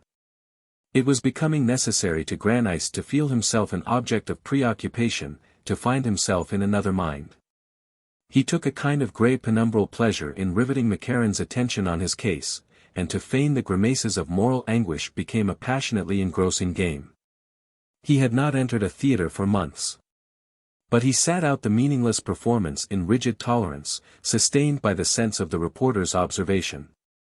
Between the acts, McCarran amused him with anecdotes about the audience. He knew every one by sight, and could lift the curtain from every physiognomy. Grannis listened indulgently. He had lost all interest in his kind, but he knew that he was himself the real center of McCarran's attention, and that every word the latter spoke had an indirect bearing on his own problem. "See that fellow over there, the little dried-up man in the third row, pulling his mustache? His memoirs would be worth publishing," McCarran said suddenly in the last entr'acte. Grannis, following his glance, recognized the detective from Allenby's office. For a moment he had the thrilling sense that he was being shadowed. "Caesar, if he could talk." McCarran continued. "Know who he is, of course. Dr. John B. Stell, the biggest alienist in the country." Grannis, with a start, bent again between the heads in front of him. "That man, the fourth from the aisle? You're mistaken. That's not Dr. Stell." McCarran laughed. "Well, I guess I've been in court enough to know Stell when I see him. He testifies in nearly all the big cases where they plead insanity." A cold shiver ran down Grannis' spine, but he repeated obstinately, "That's not Dr. Stell. Not Stell. Why, man, I know him. Look, here he comes. If it isn't Stell, he won't speak to me." The little dried-up man was moving slowly up the aisle. As he neared McCarran he made a slight gesture of recognition. "How do, Dr. Stell? Pretty slim show, ain't it?" the reporter cheerfully flung out at him. And Mr. J. B. Hewson, with a nod of amicable assent, passed on. Grannis sat benumbed. He knew he had not been mistaken, the man who had just passed was the same man whom Allenby had sent to see him, a physician disguised as a detective. Allenby, then, had thought him insane, like the others, had regarded his confession as the maundering of a maniac. The discovery froze Granice with horror. He seemed to see the madhouse gaping for him. Isn't there a man a good deal like him, a detective named J.B. Hewson? But he knew in advance what McCarran's answer would be. Hewson. J.B. Hewson. Never heard of him. But that was J.B. Stell fast enough, I guess he can be trusted to know himself, and you saw he answered to his name. 6. Some days passed before Granice could obtain a word with the district attorney. He began to think that Allenby avoided him. But when they were face to face, Allenby's jovial countenance showed no sign of embarrassment. He waved his visitor to a chair, and leaned across his desk with the encouraging smile of a consulting physician. Granice broke out at once, "That detective you sent me the other day." Allenby raised a deprecating hand. "I know, it was Stell the alienist." "Why did you do that, Allenby?" The other's face did not lose its composure. "Because I looked up your story first, and there's nothing in it." "Nothing in it?" Granice furiously interposed. "Absolutely nothing. If there is, why the deuce don't you bring me proofs? I know you've been talking to Peter Askham, and to Denver, and to that little ferret McCarran of the Explorer. Have any of them been able to make out a case for you?" "No." "Well, what am I to do?" Granice's lips began to tremble. "Why did you play me that trick?" "About Stell?" "I had to, my dear fellow, it's part of my business. Stell is a detective, if you come to that, every doctor is." The trembling of Granice's lips increased, communicating itself in a long quiver to his facial muscles. He forced a laugh through his dry throat. "Well, and what did he detect?" "In you?" "Oh, he thinks it's overwork and too much smoking. If you look in on him some day at his office he'll show you the record of hundreds of cases like yours, and advise you what treatment to follow. It's one of the commonest forms of hallucination. Have a cigar, all the same." "But, Allenby, I killed that man." The district attorney's large hand, outstretched on his desk, had an almost imperceptible gesture, and a moment later, as if in answer to the call of an electric bell, a clerk looked in from the outer office. "Sorry, my dear fellow, lot of people waiting." "Drop in on Stell some morning," Allenby said, shaking hands. McCarran had to own himself beaten. There was absolutely no flaw in the alibi. And since his duty to his journal obviously forbade his wasting time on insoluble mysteries, he ceased to frequent Granice, who dropped back into a deeper isolation. For a day or two after his visit to Allenby he continued to live in dread of Dr. Stell. Why might not Allenby have deceived him as to the alienist's diagnosis? What if he were really being shadowed, not by a police agent but by a mad doctor? To have the truth out, he suddenly determined to call on Dr. Stell. The physician received him kindly, and reverted without embarrassment to the conditions of their previous meeting. "We have to do that occasionally, Mr. Granice, it's one of our methods." "And you had given Allenby a fright." Granice was silent. He would have liked to reaffirm his guilt, to produce the fresh arguments which had occurred to him since his last talk with the physician, but he feared his eagerness might be taken for a symptom of derangement, and he affected to smile away Dr. Stell's illusion. "You think, then, it's a case of brain fag, nothing more?" "Nothing more. And I should advise you to knock off tobacco. You smoke a good deal, don't you?" He developed his treatment, recommending massage, gymnastics, travel, or any form of diversion that did not, that in short. Granice interrupted him impatiently. "Oh, I loathe all that, and I'm sick of traveling." Then some larger interest, politics, reform, philanthropy. Something to take you out of yourself." "Yes. I understand," said Granice wearily. "Above all, don't lose heart." I see hundreds of cases like yours, the doctor added cheerfully from the threshold. On the doorstep Granice stood still and laughed. Hundreds of cases like his, the case of a man who had committed a murder, who confessed his guilt, and whom no one would believe. Why, there had never been a case like it in the world. What a good figure Stell would have made in a play, the great alienist who couldn't read a man's mind any better than that.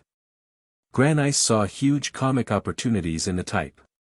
But as he walked away, his fears dispelled, the sense of listlessness returned on him. For the first time since his avowal to Peter Askham he found himself without an occupation, and understood that he had been carried through the past weeks only by the necessity of constant action.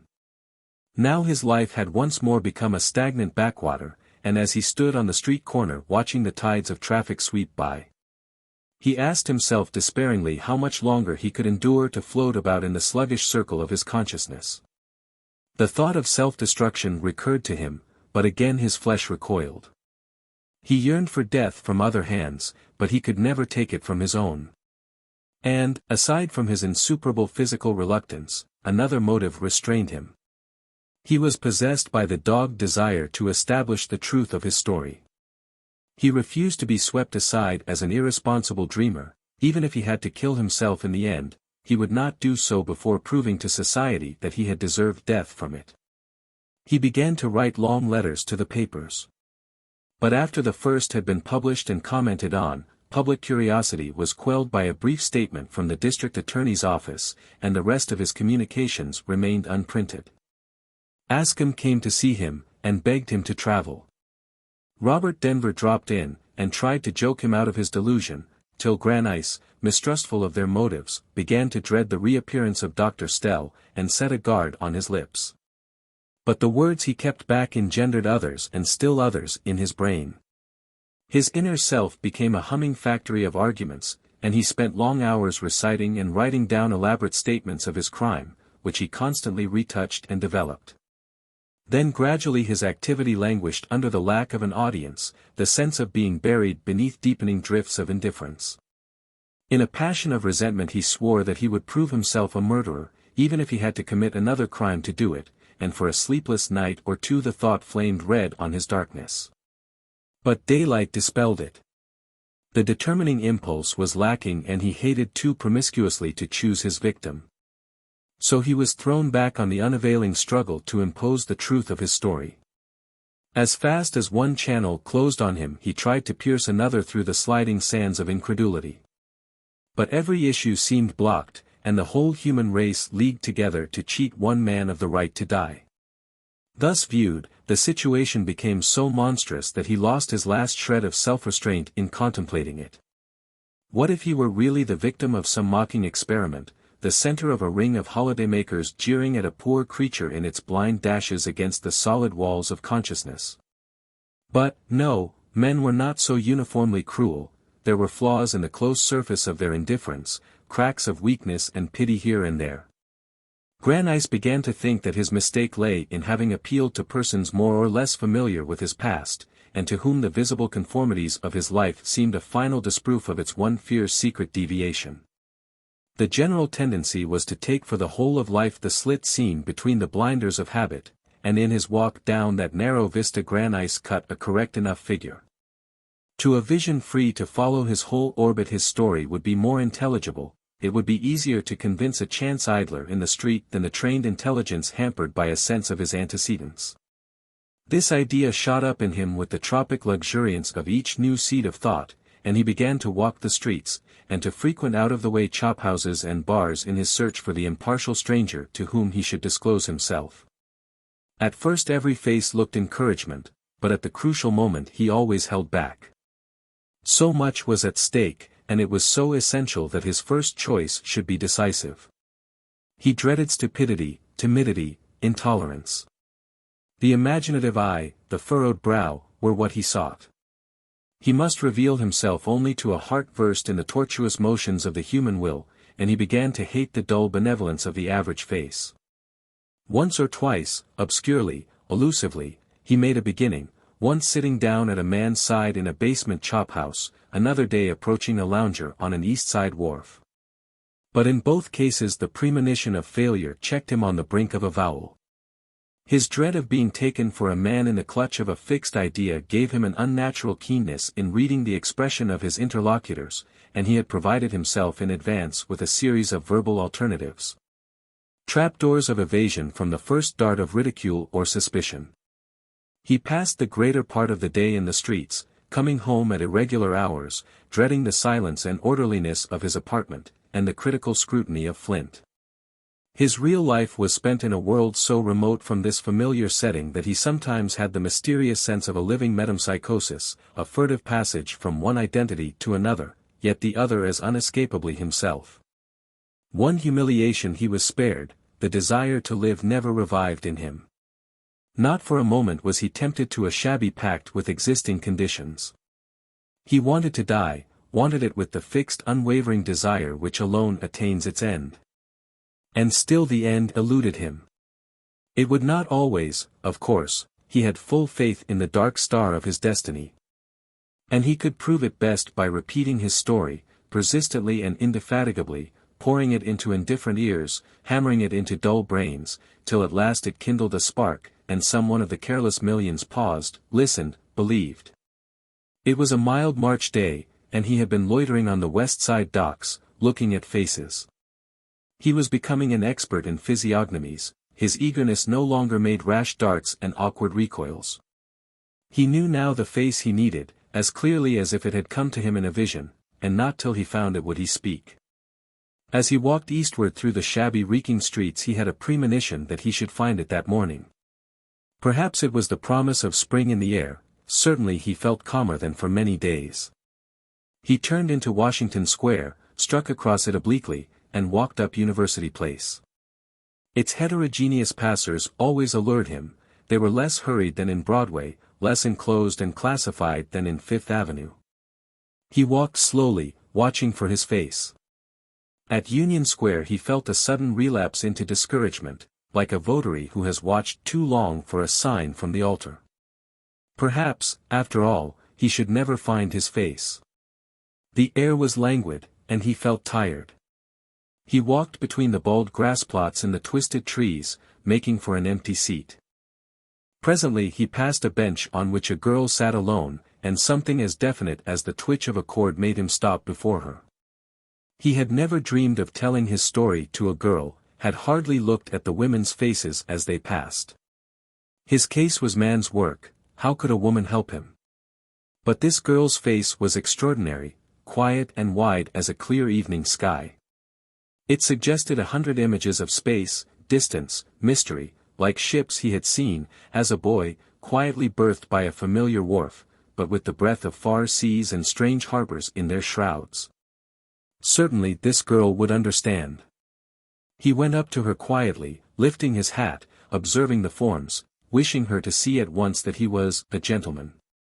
"I am a stranger to you," he began, sitting down beside her, "but your face is so extremely intelligent that I feel it is the face I've waited for, looked for everywhere, and I want to tell you." The girl's eyes widened, she rose to her feet. She was escaping him. In his dismay he ran a few steps after her, and caught her roughly by the arm. "Here, wait, listen." "Oh, don't scream, you fool," he shouted out. He felt a hand on his own arm, turned and confronted a policeman. Instantly he understood that he was being arrested, and something hard within him was loosened and ran to tears. "Ah, you know I'm guilty." He was conscious that a crowd was forming, and that the girl's frightened face had disappeared. But what did he care about her face? It was the policeman who had really understood him. He turned and followed, the crowd at his heels. 7. In the charming place in which he found himself there were so many sympathetic faces that he felt more than ever convinced of the certainty of making himself heard. It was a bad blow, at first, to find that he had not been arrested for murder, but Ascom, who had come to him at once, explained that he needed rest, and the time to review his statements. It appeared that reiteration had made them a little confused and contradictory. To this end he had willingly acquiesced in his removal to a large quiet establishment, with an open space and trees about it, where he had found a number of intelligent companions, some, like himself, engaged in preparing or reviewing statements of their cases, and others ready to lend an interested ear to his own recital. For a time he was content to let himself go on the tranquil current of this existence. But although his auditors gave him for the most part an encouraging attention, which, in some, went the length of really brilliant and helpful suggestion, he gradually felt a recurrence of his old doubts. Either his hearers were not sincere, or else they had less power to aid him than they boasted. His interminable conferences resulted in nothing, and as the benefit of the long rest made itself felt, it produced an increased mental lucidity which rendered inaction more and more unbearable. At length he discovered that on certain days visitors from the outer world were admitted to his retreat, and he wrote out long and logically constructed relations of his crime, and furtively slipped them into the hands of these messengers of hope. This occupation gave him a fresh lease of patience, and he now lived only to watch for the visitors' days, and scan the faces that swept by him like stars seen and lost in the rifts of a hurrying sky. Mostly, these faces were strange and less intelligent than those of his companions. But they represented his last means of access to the world, a kind of subterranean channel on which he could set his statements afloat, like paper boats which the mysterious current might sweep out into the open seas of life. One day, however, his attention was arrested by a familiar contour, a pair of bright prominent eyes, and a chin insufficiently shaved.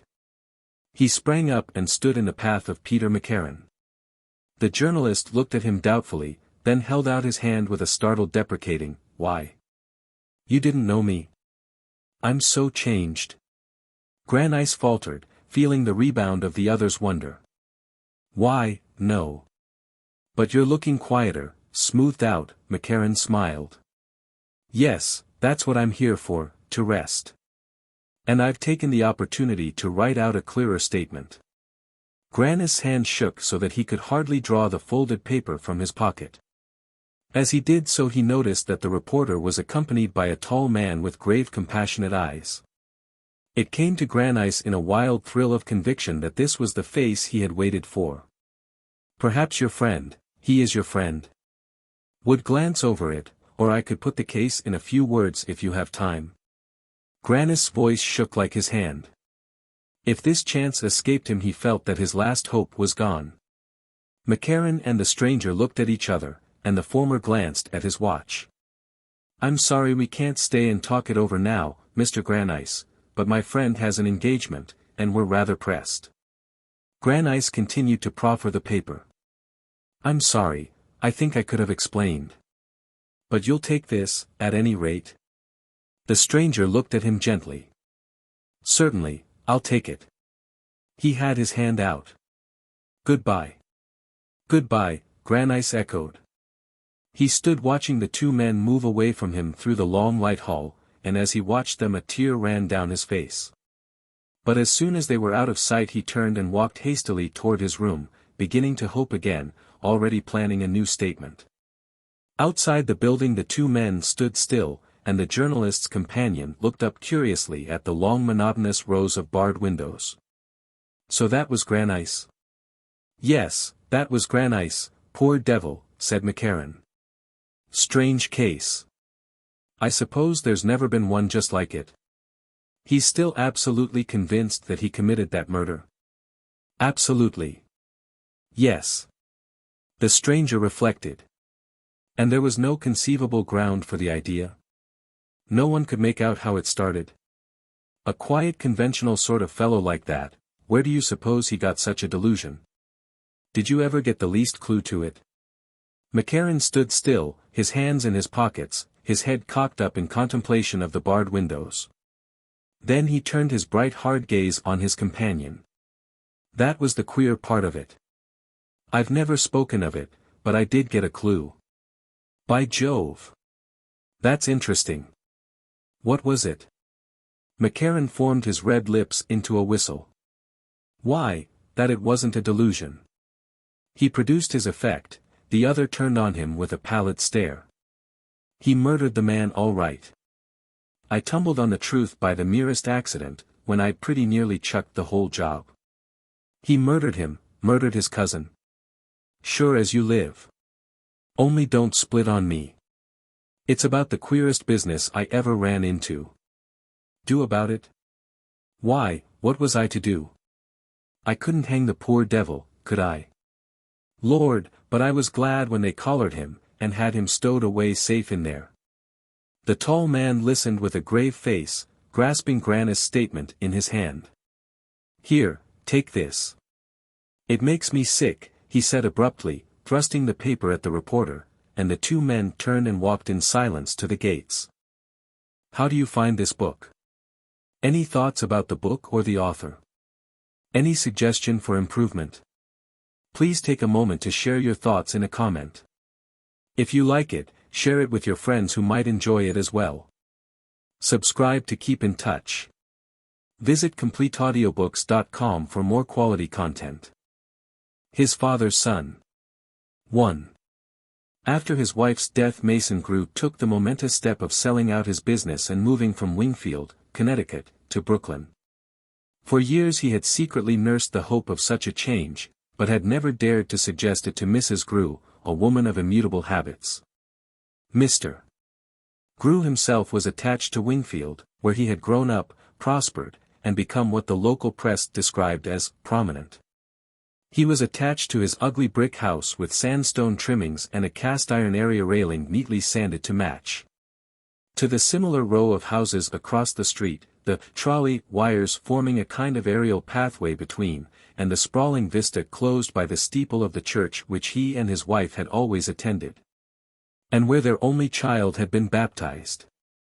It was hard to snap all these threads of association, visual and sentimental, yet still harder, now that he was alone, to live so far from his boy. Ronald Grew was practicing law in New York, and there was no more chance of returning to live at Wingfield than of a river's flowing inland from the sea. Therefore to be near him his father must move, and it was characteristic of Mr. Grew, and of the situation generally, that the translation, when it took place, was to Brooklyn, and not to New York. Why you bury yourself in that hole I can't think, had been Ronald's comment, and Mr. Grew simply replied that rents were lower in Brooklyn, and that he had heard of a house that would suit him. In reality he had said to himself, being the only recipient of his own confidences, that if he went to New York he might be on the boy's mind. Whereas, if he lived in Brooklyn, Ronald would always have a good excuse for not popping over to see him every other day. The sociological isolation of Brooklyn, combined with its geographical nearness, presented in fact the precise conditions for Mr. Grew's case. He wanted to be near enough to New York to go there often, to feel under his feet the same pavement that Ronald trod, to sit now and then in the same theaters, and find on his breakfast table the journals which, with increasing frequency, inserted Ronald's name in the sacred bounds of the society column. It had always been a trial to Mr. Grew to have to wait 24 hours to read that, among those present was Mr. Ronald Grew. Now he had it with his coffee, and left it on the breakfast table to the perusal of a hired girl, cosmopolitan enough to do it justice. In such ways Brooklyn attested the advantages of its propinquity to New York, while remaining, as regards Ronald's duty to his father, as remote and inaccessible as Wingfield. It was not that Ronald shirked his filial obligations, but rather because of his heavy sense of them, that Mr. Grew so persistently sought to minimize and lighten them. It was he who insisted, to Ronald, on the immense difficulty of getting from New York to Brooklyn. Any way you look at it, it makes a big hole in the day, and there's not much use in the ragged rim left. You say you're dining out next Sunday? Then I forbid you to come over here for lunch. Do you understand me, sir? You disobey at the risk of your father's malediction. Where did you say you were dining? With the Waltham Bankshires again? Why, that's the second time in 3 weeks, ain't it? Big blowout, I suppose. Gold plate and orchids, opera singers in Afterward. Well, you'd be in a nice box if there was a fog on the river, and you got hung up halfway over. That'd be a handsome return for the attention Mrs. Bankshire has shown you, singling out a whippersnapper like you twice in 3 weeks. What's the daughter's name, Daisy? No, sir, don't you come fooling round here next Sunday, or I'll set the dogs on you. And you wouldn't find me in anyhow, come to think of it. I'm lunching out myself, as it happens. Yes sir, lunching out. Is there anything especially comic in my lunching out? I don't often do it, you say. Well, that's no reason why I never should. Who with? Why, with old Dr. Bleecker, Dr. Eliphalet Bleecker. No, you wouldn't know about him, he's only an old friend of your mother's and mine. Gradually Ronald's insistence became less difficult to overcome. With his customary sweetness and tact, as Mr. Grew put it, he began to take the hint, to give in to the old gentleman's growing desire for solitude. I'm set in my ways, Ronnie, that's about the size of it. I like to go ticking along like a clock. I always did. And when you come bouncing in I never feel sure there's enough for dinner, or that I haven't sent Maria out for the evening. And I don't want the neighbors to see me opening my own door to my son.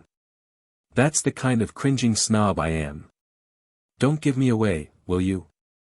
I want M to think I keep 4 or 5 powdered flunkies in the hall day and night, same as the lobby of one of those Fifth Avenue hotels. And if you pop over when you're not expected, how am I going to keep up the bluff? Ronald yielded after the proper amount of resistance, his intuitive sense, in every social transaction, of the proper amount of force to be expended, was one of the qualities his father most admired in him. Mr. Grew's perceptions in this line were probably more acute than his son suspected. The souls of short thick-set men, with chubby features, mutton-chop whiskers, and pale eyes peering between folds of fat like almond kernels in half-split shells, souls thus encased do not reveal themselves to the casual scrutiny as delicate emotional instruments.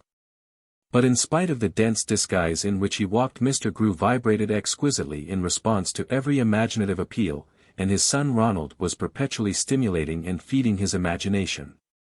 Ronald in fact constituted his father's one escape from the impenetrable element of mediocrity which had always hemmed him in. To a man so enamored of beauty, and so little qualified to add to its sum total, it was a wonderful privilege to have bestowed on the world such a being. Ronald's resemblance to Mr. Grew's early conception of what he himself would have liked to look might have put new life into the discredited theory of prenatal influences. At any rate, if the young man owed his beauty, his distinction and his winning manner to the dreams of one of his parents, it was certainly to those of Mr. Grew, who, while outwardly devoting his life to the manufacture and dissemination of Grew's secure suspender buckle, moved in an enchanted inward world peopled with all the figures of romance. In this high company Mr. Grew cut as brilliant a figure as any of its noble phantoms. And to see his vision of himself suddenly projected on the outer world in the shape of a brilliant popular conquering son, seemed, in retrospect, to give to that image a belated objective reality. There were even moments when, forgetting his physiognomy, Mr. Grew said to himself that if he'd had half a chance, he might have done as well as Ronald, but this only fortified his resolve that Ronald should do infinitely better. Ronald's ability to do well almost equaled his gift of looking well. Mr. Grew constantly affirmed to himself that the boy was not a genius, but, barring this slight deficiency, he was almost everything that a parent could wish. Even at Harvard he had managed to be several desirable things at once, writing poetry in the college magazine, playing delightfully, by ear, acquitting himself honorably in his studies. And yet holding his own in the fashionable sporting set that formed, as it were, the gateway of the temple of society. Mr. Grew's idealism did not preclude the frank desire that his son should pass through that gateway, but the wish was not prompted by material considerations.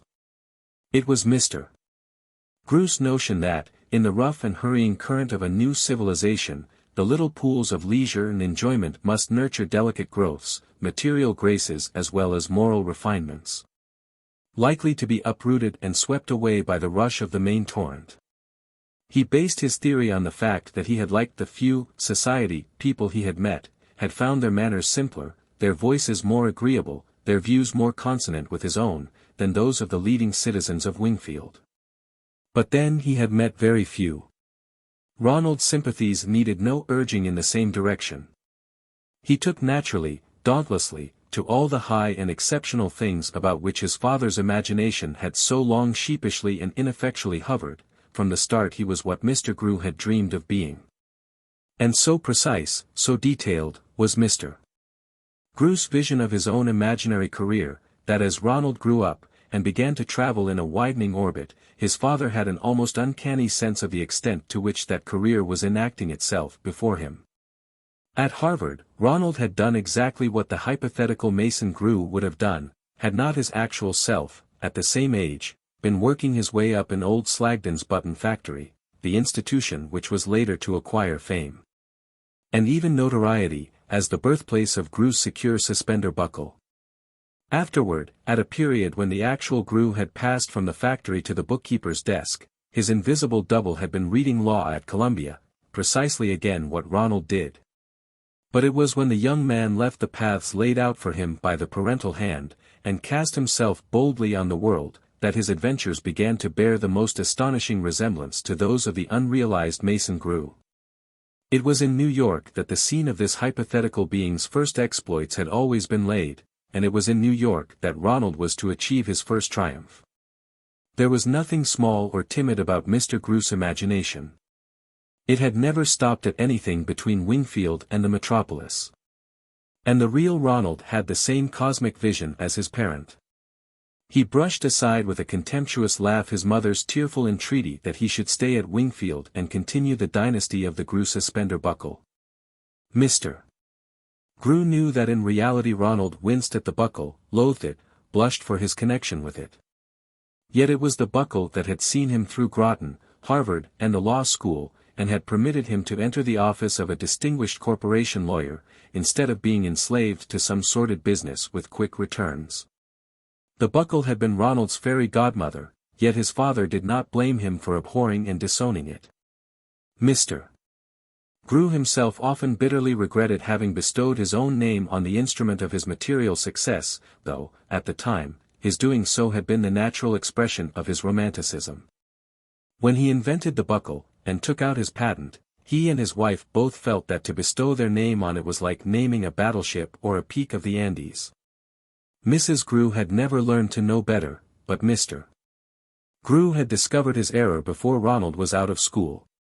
He read it first in a black eye of his boys. Ronald's symmetry had been marred by the insolent fist of a fourth former whom he had chastised for alluding to his father as Old Buckles. And when Mr. Grew heard the epithet he understood in a flash that the buckle was a thing to blush for. It was too late then to dissociate his name from it, or to efface from the hoardings of the entire continent the picture of two gentlemen, one contorting himself in the abject effort to repair a broken brace, while the careless ease of the other's attitude proclaimed his trust in the secure suspender buckle. These records were indelible, but Ronald could at least be spared all direct connection with them, and from that day Mr. Grew resolved that the boy should not return to Wingfield. "You'll see," he had said to Mrs. Grew, "he'll take right hold in New York. Ronald's got my knack for taking hold," he added, throwing out his chest. "But the way you took hold was in business," objected Mrs. Grew, who was large and literal. Mr. Grew's chest collapsed, and he became suddenly conscious of his comic face in its rim of sandy whiskers. "That's not the only way," he said, with a touch of wistfulness which escaped his wife's analysis. "Well, of course you could have written beautifully," she rejoined with admiring eyes. "Written? Me?" Mr. Grew became sardonic. "Why, those letters, weren't they beautiful, I'd like to know?" The couple exchanged a glance, innocently allusive and amused on the wife's part, and charged with a sudden tragic significance on the husband's. "Well, I've got to be going along to the office now," he merely said, dragging himself out of his rocking chair. This had happened while Ronald was still at school, and now Mrs. Grew slept in the Wingfield cemetery, under a life-size theological virtue of her own choosing, and Mr. Grew's prognostications as to Ronald's ability to take right hold in New York were being more and more brilliantly fulfilled. 2. Ronald obeyed his father's injunction not to come to luncheon on the day of the Bankshire's dinner, but in the middle of the following week Mr. Grew was surprised by a telegram from his son. "Want to see you important matter." Expect me tomorrow afternoon. Mr. Grew received the telegram after breakfast. To peruse it he had lifted his eye from a paragraph of the morning paper describing a fancy-dress dinner which had taken place the night before at the Hamilton Gliddons for the housewarming of their new Fifth Avenue palace. Among the couples who afterward danced in the Poets' Quadrille were Miss Daisy Bankshire, looking more than usually lovely as Laura, and Mr. Ronald Grew as the young Petrarch. Petrarch and Laura. Well, if anything meant anything, Mr. Grew supposed he knew what that meant. For weeks past he had noticed how constantly the names of the young people appeared together in the society notes he so insatiably devoured. Even the soulless reporter was getting into the habit of coupling them in his lists. And this Laura and Petrarch business was almost an announcement. Mr. Grew dropped the telegram, wiped his eyeglasses, and reread the paragraph. Miss Daisy Bankshire, more than usually lovely. Yes, she was lovely. He had often seen her photograph in the papers, seen her represented in every conceivable attitude of the mundane game, fondling her prize bulldog, taking a fence on her thoroughbred, dancing a gavotte, all patches and plumes, or fingering a guitar. All tulle and lilies. And once he had caught a glimpse of her at the theatre. Hearing that Ronald was going to a fashionable first night with the Bankshires, Mr. Grew had for once overcome his repugnance to following his son's movements, and had secured for himself, under the shadow of the balcony, a stall whence he could observe the Bankshire box without fear of detection. Ronald had never known of his father's presence at the play, and for 3 blessed hours Mr. Grew had watched his boy's handsome dark head bent above the dense fair hair and white averted shoulder that were all he could catch of Miss Bankshire's beauties. He recalled the vision now. And with it came, as usual, its ghostly double, the vision of his young self bending above such a white shoulder and such shining hair. Needless to say that the real Mason Grew had never found himself in so enviable a situation. The late Mrs. Grew had no more resembled Miss Daisy Bankshire than he had looked like the happy victorious Ronald. And the mystery was that from their dull faces, their dull endearments, the miracle of Ronald should have sprung. It was almost, fantastically, as if the boy had been a changeling, child of a Latmian knight, whom the divine companion of Mr. Grew's early reveries had secretly laid in the cradle of the Wingfield bedroom while Mr. and Mrs. Grew slept the deep sleep of conjugal indifference. The young Mason Grew had not at first accepted this astral episode as the complete cancelling of his claims on romance. He too had grasped at the high-hung glory. And, with his fatal tendency to reach too far when he reached at all, had singled out the prettiest girl in Wingfield. When he recalled his stammered confession of love his face still tingled under her cool bright stare. The wonder of his audacity had struck her dumb, and when she recovered her voice it was to fling a taunt at him. "Don't be too discouraged, you know, have you ever thought of trying Addie Wicks?" All Wingfield would have understood the jibe. Addie Wicks was the dullest girl in town. And a year later he had married Addie Wicks. He looked up from the perusal of Ronald's telegram with this memory in his mind. Now at last his dream was coming true. His boy would taste of the joys that had mocked his thwarted youth and his dull grey middle age. And it was fitting that they should be realized in Ronald's destiny. Ronald was made to take happiness boldly by the hand and lead it home like a bridegroom. He had the courage, the confidence, the high faith in his fortune, that compel the willful stars. And, thanks to the buckle, he would have the exceptional setting, the background of material elegance, that became his conquering person. Since Mr. Grew had retired from business his investments had prospered, and he had been saving up his income for just such a contingency. His own wants were few, he had transferred the Wingfield furniture to Brooklyn, and his sitting room was a replica of that in which the long years of his married life had been spent. Even the florid carpet on which Ronald's tottering footsteps had been taken was carefully matched when it became too threadbare. And on the marble center table, with its chenille-fringed cover and bunch of dyed pampas grass, lay the illustrated Longfellow and a copy of Ingersoll's lectures which represented literature to Mr. Grew when he had led home his bride. In the light of Ronald's romance, Mr. Grew found himself reliving, with a strange tremor of mingled pain and tenderness, all the poor prosaic incidents of his own personal history. Curiously enough, with this new splendor on them they began to emit a small faint ray of their own. His wife's armchair, in its usual place by the fire, recalled her placid unperceiving presence, seated opposite to him during the long drowsy years. And he felt her kindness, her equanimity, where formerly he had only ached at her obtuseness.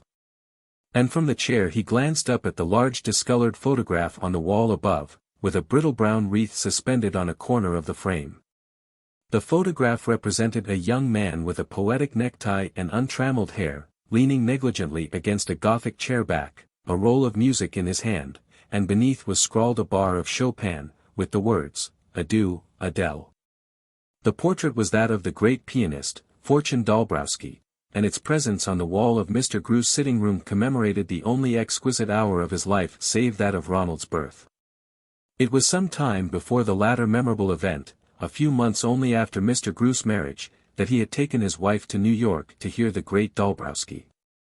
Their evening had been magically beautiful, and even Addie, roused from her habitual inexpressiveness, had quivered into a momentary semblance of life.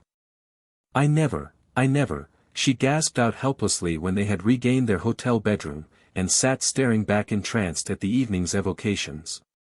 Her large immovable face was pink and tremulous, and she sat with her hands on her knees, forgetting to roll up her bonnet strings and prepare her curl papers. I'd like to write him just how I felt, I wished I knew how. She burst out suddenly in a final effervescence of emotion. Her husband lifted his head and looked at her. Would you? I feel that way too, he said with a sheepish laugh. And they continued to stare at each other shyly through a transfiguring mist of sound. Mr. Grew recalled the scene as he gazed up at the pianist's faded photograph. Well, I owe her that anyhow, poor Addie, he said, with a smile at the inconsequences of fate. With Ronald's telegram in his hand he was in a mood to count his mercies. 3. A clear 25,000 a year, that's what you can tell him with my compliments, said Mr. Grew, glancing complacently across the center table at his boy's charming face. It struck him that Ronald's gift for looking his part in life had never so romantically expressed itself. Other young men, at such a moment, would have been red, damp, tight about the collar, but Ronald's cheek was only a shade paler, and the contrast made his dark eyes more expressive. A clear 25,000. Yes, sir, that's what I always meant you to have. Mr. Grew leaned back, his hands thrust carelessly in his pockets, as though to divert attention from the agitation of his features. He had often pictured himself rolling out that phrase to Ronald, and now that it was actually on his lips he could not control their tremor. Ronald listened in silence, lifting a nervous hand to his slight dark mustache, as though he, too, wished to hide some involuntary betrayal of emotion. At first Mr. Grew took his silence for an expression of gratified surprise. But as it prolonged itself it became less easy to interpret. See here, my boy, did you expect more? Isn't it enough? Mr. Grew cleared his throat. Do they expect more? He asked nervously. He was hardly able to face the pain of inflicting a disappointment on Ronald at the very moment when he had counted on putting the final touch to his felicity. Ronald moved uneasily in his chair and his eyes wandered upward to the laurel-wreathed photograph of the pianist above his father's head. Is it that, Ronald? Speak out, my boy. We'll see, we'll look round, I'll manage somehow. No, the young man interrupted, abruptly raising his hand as though to silence his father. Mr. Grew recovered his cheerfulness. Well, what's the matter then, if she's willing? Ronald shifted his position again, and finally rose from his seat. Father, there's something I've got to tell you. I can't take your money. Mr. Grew sat speechless a moment, staring blankly at his son, then he emitted a puzzled laugh. My money? What are you talking about? What's this about my money? Why, it ain't mine, Ronnie, it's all yours, every cent of it, he cried. The young man met his tender look with a gaze of tragic rejection. No, it's not mine, not even in the sense you mean. Not in any sense. Can't you understand my feeling so? Feeling so? I don't know how you're feeling. I don't know what you're talking about. Are you too proud to touch any money you haven't earned? Is that what you're trying to tell me? No. It's not that. You must know. Mr. Grew flushed to the rim of his bristling whiskers. No. Know what? Can't you speak? Ronald hesitated, and the two men faced each other for a long strained moment, during which Mr. Grew's congested countenance grew gradually pale again. What's the meaning of this? Is it because you've done something? Something you're ashamed of, ashamed to tell me, he suddenly gasped out, and walking around the table he laid his hand on his son's shoulder. There's nothing you can't tell me, my boy. It's not that. Why do you make it so hard for me? Ronald broke out with passion. You must have known this was sure to happen sooner or later. Happen? What was sure to happen? Mr. Grew's question wavered on his lip and passed into a tremulous laugh. Is it something I've done that you don't approve of? Is it the buckle you're ashamed of, Ronald Grew? Ronald laughed too, impatiently. The buckle? No, I'm not ashamed of the buckle. Not any more than you are, he returned with a sudden bright flush. But I'm ashamed of all I owe to it, all I owe to you, when, he broke off and took a few distracted steps across the room. You might make this easier for me, he protested, turning back to his father. Make what easier? I know less and less what you're driving at, Mr. Grew groaned.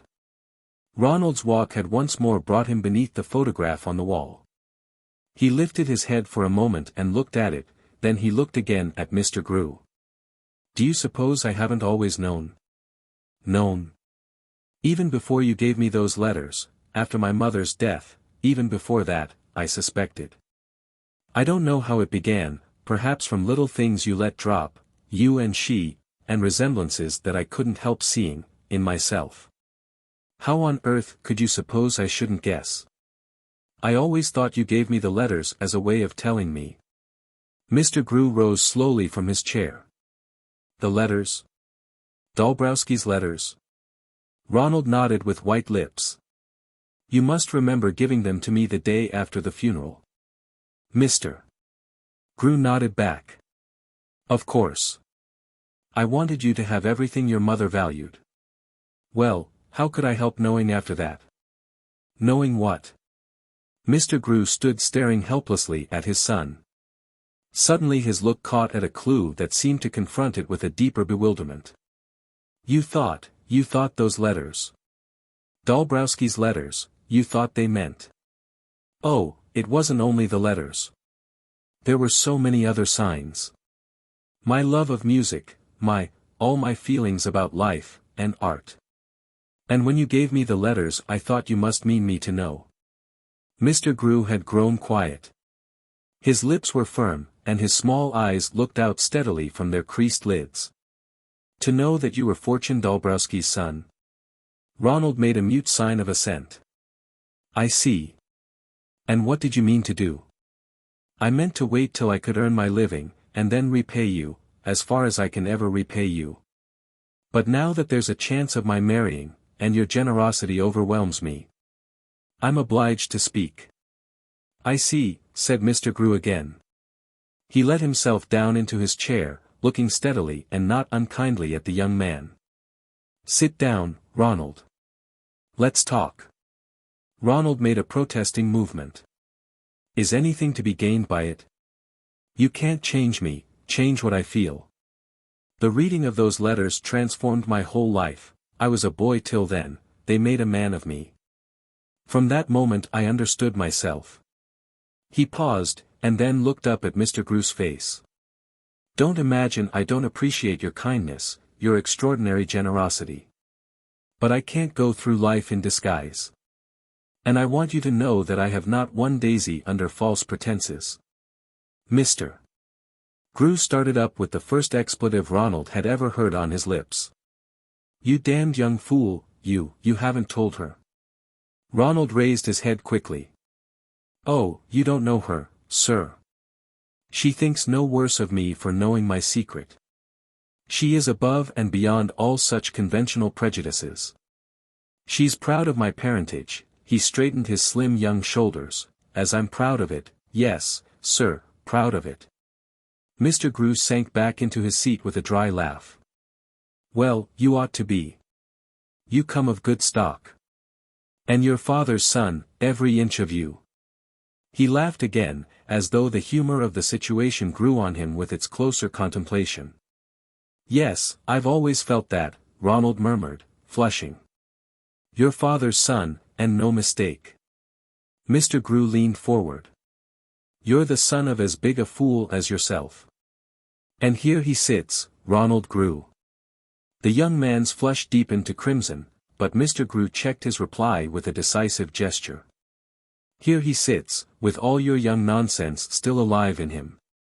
Don't you see the likeness? If you don't, I'll tell you the story of those letters. Ronald stared.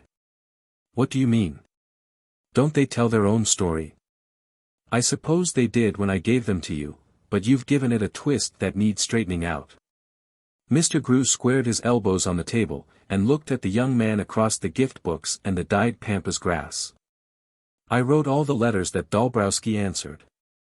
Ronald gave back his look in frowning perplexity. You wrote them? I don't understand. His letters are all addressed to my mother. Yes. And he thought he was corresponding with her. But my mother, what did she think?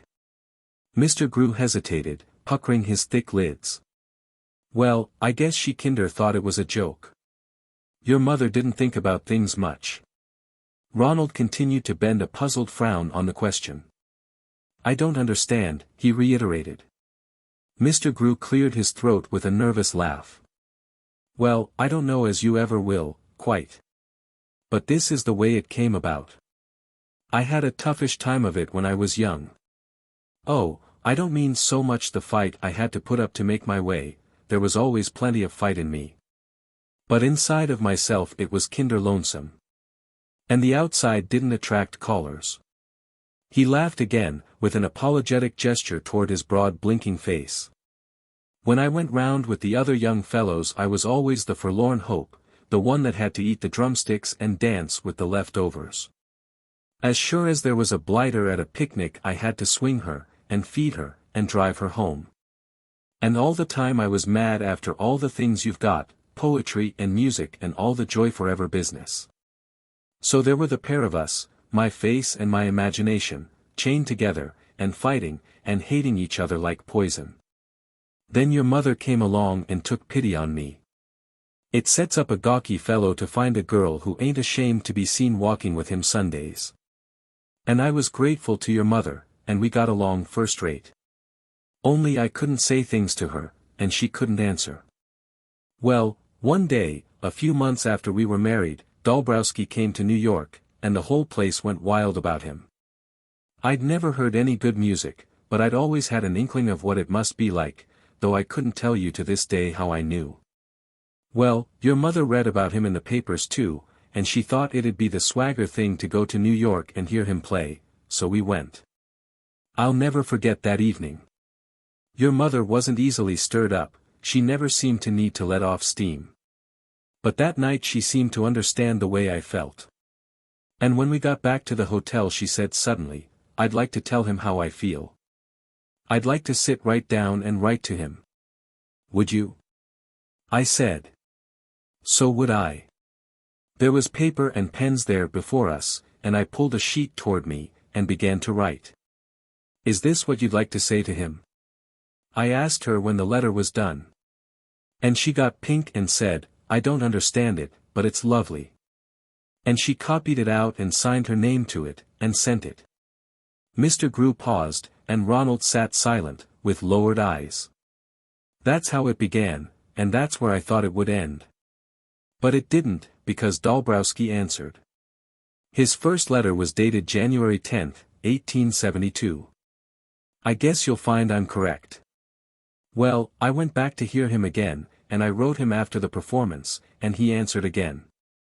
And after that we kept it up for 6 months. Your mother always copied the letters and signed them. She seemed to think it was a kinder joke, and she was proud of his answering my letters. But she never went back to New York to hear him, though I saved up enough to give her the treat again. She was too lazy, and she let me go without her. I heard him 3 times in New York, and in the spring he came to Wingfield and played once at the Academy. Your mother was sick and couldn't go, so I went alone. After the performance I meant to get one of the directors to take me in to see him. But when the time came, I just went back home and wrote to him instead.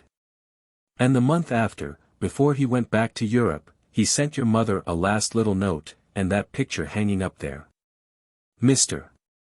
Grew paused again, and both men lifted their eyes to the photograph. Is that all? Ronald slowly asked. That's all, every bit of it, said Mr. Grew. And my mother never even spoke to Dolbrowski? Never. She never even saw him but that once in New York at his concert. The blood crept again to Ronald's face. Are you sure of that, sir? He asked in a trembling voice. Sure as I am that I'm sitting here. Why, she was too lazy to look at his letters after the first novelty wore off. She copied the answers just to humor me, but she always said she couldn't understand what we wrote. But how could you go on with such a correspondence? It's incredible. Mr. Grew looked at his son thoughtfully. I suppose it is, to you. You've only had to put out your hand and get the things I was starving for, music, and good talk, and ideas. Those letters gave me all that. You've read them, and you know that Dolbrowski was not only a great musician but a great man. There was nothing beautiful he didn't see, nothing fine he didn't feel. For 6 months I breathed his air, and I've lived on it ever since. Do you begin to understand a little now? Yes, a little. But why write in my mother's name? Why make it a sentimental correspondence? Mr. Grew reddened to his bald temples. Why, I tell you it began that way, as a kinder joke. And when I saw that the first letter pleased and interested him, I was afraid to tell him, I couldn't tell him. Do you suppose he'd gone on writing if he'd ever seen me, Ronnie? Ronald suddenly looked at him with new eyes. But he must have thought your letters very beautiful, to go on as he did, he broke out. Well, I did my best, said Mr. Grew modestly. Ronald pursued his idea. Where are all your letters, I wonder? Weren't they returned to you at his death? Mr. Grew laughed. Lord, no. I guess he had trunks and trunks full of better ones. I guess queens and empresses wrote to him. I should have liked to see your letters, the young man insisted. Well, they weren't bad, said Mr. Grew drily. But I'll tell you one thing, Ronnie, he added suddenly. Ronald raised his head with a quick glance, and Mr. Grew continued, I'll tell you where the best of those letters is, it's in you. If it hadn't been for that one look at life I couldn't have made you what you are. Oh, I know you've done a good deal of your own making, but I've been there behind you all the time. And you'll never know the work I've spared you and the time I've saved you. Fortune Dolbrowski helped me do that. I never saw things in little again after I'd looked at them with him. And I tried to give you the big view from the stars. So that's what became of my letters. Mr. Grew paused, and for a long time Ronald sat motionless, his elbows on the table, his face dropped on his hands. Suddenly Mr. Grew's touch fell on his shoulder. Look at here, Ronald Grew, do you want me to tell you how you're feeling at this minute? Just a mite let down, after all, at the idea that you ain't the romantic figure you'd got to think yourself. Well, that's natural enough, too. But I'll tell you what it proves. It proves you're my son right enough, if any more proof was needed. For it's just the kind of fool nonsense I used to feel at your age, and if there's anybody here to laugh at it's myself, and not you. And you can laugh at me just as much as you like. The Daunt Diana. 1. What's become of the Daunt Diana? You mean to say you never heard the sequel? Ringham Finney threw himself back into his chair with the smile of the collector who has a good thing to show. He knew he had a good listener, at any rate. I don't think much of Ringham's snuff boxes, but his anecdotes are usually worthwhile. He's a psychologist astray among biblos, and the best bits he brings back from his raids on Christie's and the Hotel Drought are the fragments of human nature he picks up on those historic battlefields. If his flair in enamel had been half as good, we should have heard of the Finney collection by this time. He really has, queer fatuous investigator. An unusually sensitive touch for the human texture, and the specimens he gathers into his museum of heterogeneous memories have almost always some mark of the rare and chosen. I felt, therefore, that I was really to be congratulated on the fact that I didn't know what had become of the Daunt Diana, and on having before me a long evening in which to learn. I had just led my friend back, after an excellent dinner at Foyot's, to the shabby pleasant sitting room of my Rive Gauche hotel. And I knew that, once I had settled him in a good armchair, and put a box of cigars at his elbow, I could trust him not to budge till I had the story. 2. You remember old Neve, of course. Little Humphrey Neve, I mean. We used to see him pottering about Rome years ago. He lived in 2 tiny rooms over a wine shop, on polenta and lentils, and prowled among the refuse of the Ripetta whenever he had a few soldi to spend. But you've been out of the collector's world for so long that you may not know what happened to him afterward. He was always a queer chap, Neve. Years older than you and me, of course, and even when I first knew him, in my raw Roman days, he gave me an extraordinary sense of age and experience. I don't think I've ever known anyone who was at once so intelligent and so simple. It's the precise combination that results in romance, and poor little Neve was romantic. He told me once how he'd come to Rome. He was originaire of Mystic, Connecticut, and he wanted to get as far away from it as possible. Rome seemed as far as anything on the same planet could be. And after he'd worried his way through Harvard, with shifts and shavings that you and I can't imagine, he contrived to get sent to Switzerland as tutor to a chap who'd failed in his examinations. With only the Alps between, he wasn't likely to turn back, and he got another fellow to take his pupil home, and struck out on foot for the 7 Hills. I'm telling you these early details merely to give you a notion of the man's idealism. There was a cool persistency and a headlong courage in his dash for Rome that one wouldn't have guessed in the little pottering chap we used to know. Once on the spot, he got more tutoring, managed to make himself a name for coaxing balky youths to take their fences, and was finally able to take up the more congenial task of expounding the antiquities to cultured travelers. I call it more congenial, but how it must have seared his soul. Fancy unveiling the sacred scars of time to ladies who murmur, was this actually the spot, while they absently feel for their hatpins. He used to say that nothing kept him at it but the exquisite thought of accumulating the lire for his collection. For the Neve collection, my dear fellow, began early, began almost with his Roman life, began in a series of little nameless odds and ends, broken trinkets, torn embroideries. The amputated extremities of maimed marbles, things that even the rag picker had pitched away when he sifted his haul. But they weren't nameless or meaningless to Neve. His strength lay in his instinct for identifying, putting together, seeing significant relations. He was a regular Cuvier of bric-a-brac. And during those early years, when he had time to brood over trifles and note imperceptible differences, he gradually sharpened his instinct, and made it into the delicate and redoubtable instrument it is. Before he had 1,000 francs worth of anticagli to his name he began to be known as an expert, and the big dealers were glad to consult him. But we're getting no nearer the Daunt Diana. Well, some 15 years ago, in London, I ran across Neve at Christie's. He was the same little man we'd known, effaced, bleached, indistinct, like a poor impression, as unnoticeable as one of his own early finds, yet, like them, with a quality, if one had an eye for it. He told me he still lived in Rome, and had contrived, by fierce self-denial, to get a few decent bits together, piecemeal, little by little, with fasting and prayer, and I mean the fasting literally, he said. He had run over to London for his annual look-round. I fancy one or another of the big collectors usually paid his journey, and when we met he was on his way to see the Daunt collection. You know old Daunt was a surly brute, and the things weren't easily seen, but he had heard Neve was in London, and had sent, yes, actually sent, for him to come and give his opinion on a few bits, including the Diana. The little man bore himself discreetly, but you can imagine his pride.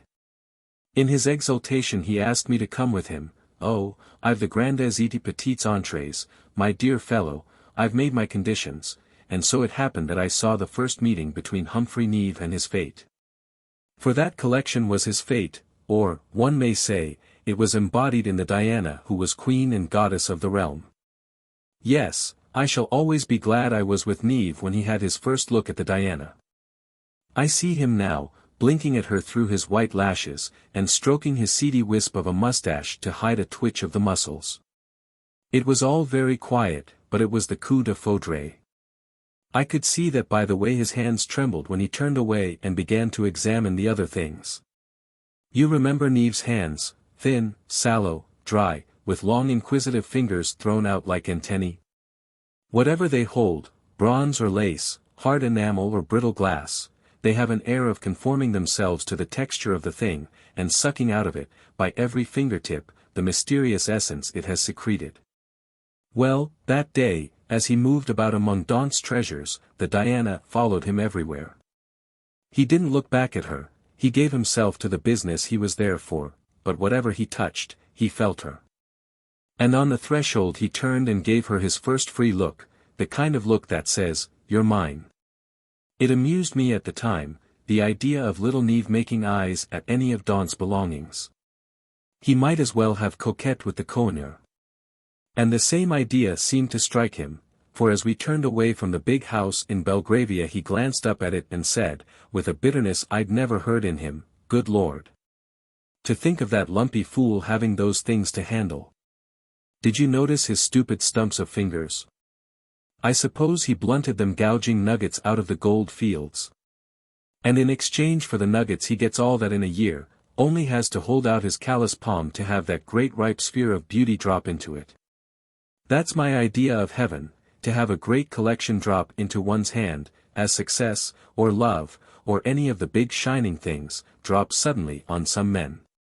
And I've had to worry along for nearly 50 years, saving and paring, and haggling and intriguing, to get here a bit and there a bit, and not one perfection in the lot. It's enough to poison a man's life. The outbreak was so unlike Neave that I remember every word of it, remember, too, saying in answer, "But, look here, Neave, you wouldn't take Daunt's hands for yours, I imagine." He stared a moment and smiled. "Have all that, and grope my way through it like a blind cave fish? What a question! But the sense that it's always the blind fish that live in that kind of aquarium is what makes anarchists, sir." He looked back from the corner of the square, where we had paused while he delivered himself of this remarkable metaphor. "God, I'd like to throw a bomb at that place, and be in at the looting." And with that, on the way home, he unpacked his grievance, pulled the bandage off the wound, and showed me the ugly mark it had made on his little white soul. It wasn't the struggling, stinting, self-denying that galled him, it was the inadequacy of the result. It was, in short, the old tragedy of the discrepancy between a man's wants and his power to gratify them. Neave's taste was too exquisite for his means, was like some strange, delicate, capricious animal, that he cherished and pampered and couldn't satisfy. Don't you know those little glittering lizards that die if they're not fed on some wonderful tropical fly? Well, my taste's like that, with one important difference: if it doesn't get its fly, it simply turns and feeds on me. Oh, it doesn't die, my taste, worse luck. It gets larger and stronger and more fastidious, and takes a bigger bite of me, that's all. That was all. Year by year, day by day. He had made himself into this delicate register of perceptions and sensations, as far above the ordinary human faculty of appreciation as some scientific registering instrument is beyond the rough human senses, only to find that the beauty which alone could satisfy him was unattainable, that he was never to know the last deep identification which only possession can give. He had trained himself in short, to feel, in the rare great thing, such an utterance of beauty as the Daunt Diana, say, 100 elements of perfection, 100 reasons why, imperceptible, inexplicable even, to the average, artistic, sense. He had reached this point by a long austere process of discrimination and rejection, the renewed great refusals of the intelligence which perpetually asks more, which will make no pact with itself of yesterday, and is never to be beguiled from its purpose by the wiles of the next best thing. Oh, it's a poignant case, but not a common one, for the next best thing usually wins. You see, the worst of Neve's state was the fact of his not being a mere collector, even the collector raised to his highest pitch of efficiency. The whole thing was blent in him with poetry, his imagination had romanticized the acquisitive instinct, as the religious feeling of the Middle Ages turned passion into love. And yet his could never be the abstract enjoyment of the philosopher who says, this or that object is really mine because I'm capable of appreciating it. Neve wanted what he appreciated, wanted it with his touch and his sight as well as with his imagination. It was hardly a year afterward that, coming back from a long tour in India, I picked up a London paper and read the amazing headline, Mr. Humphrey Neve buys the Daunt collection. I rubbed my eyes and read again. Yes, it could only be our old friend Humphrey. An American living in Rome, one of our most discerning collectors, there was no mistaking the description. I clapped on my hat and bolted out to see the first dealer I could find, and there I had the incredible details. Neve had come into a fortune, $2 or $3 million, amassed by an uncle who had a corset factory, and who had attained wealth as the creator of the mystic superstraight.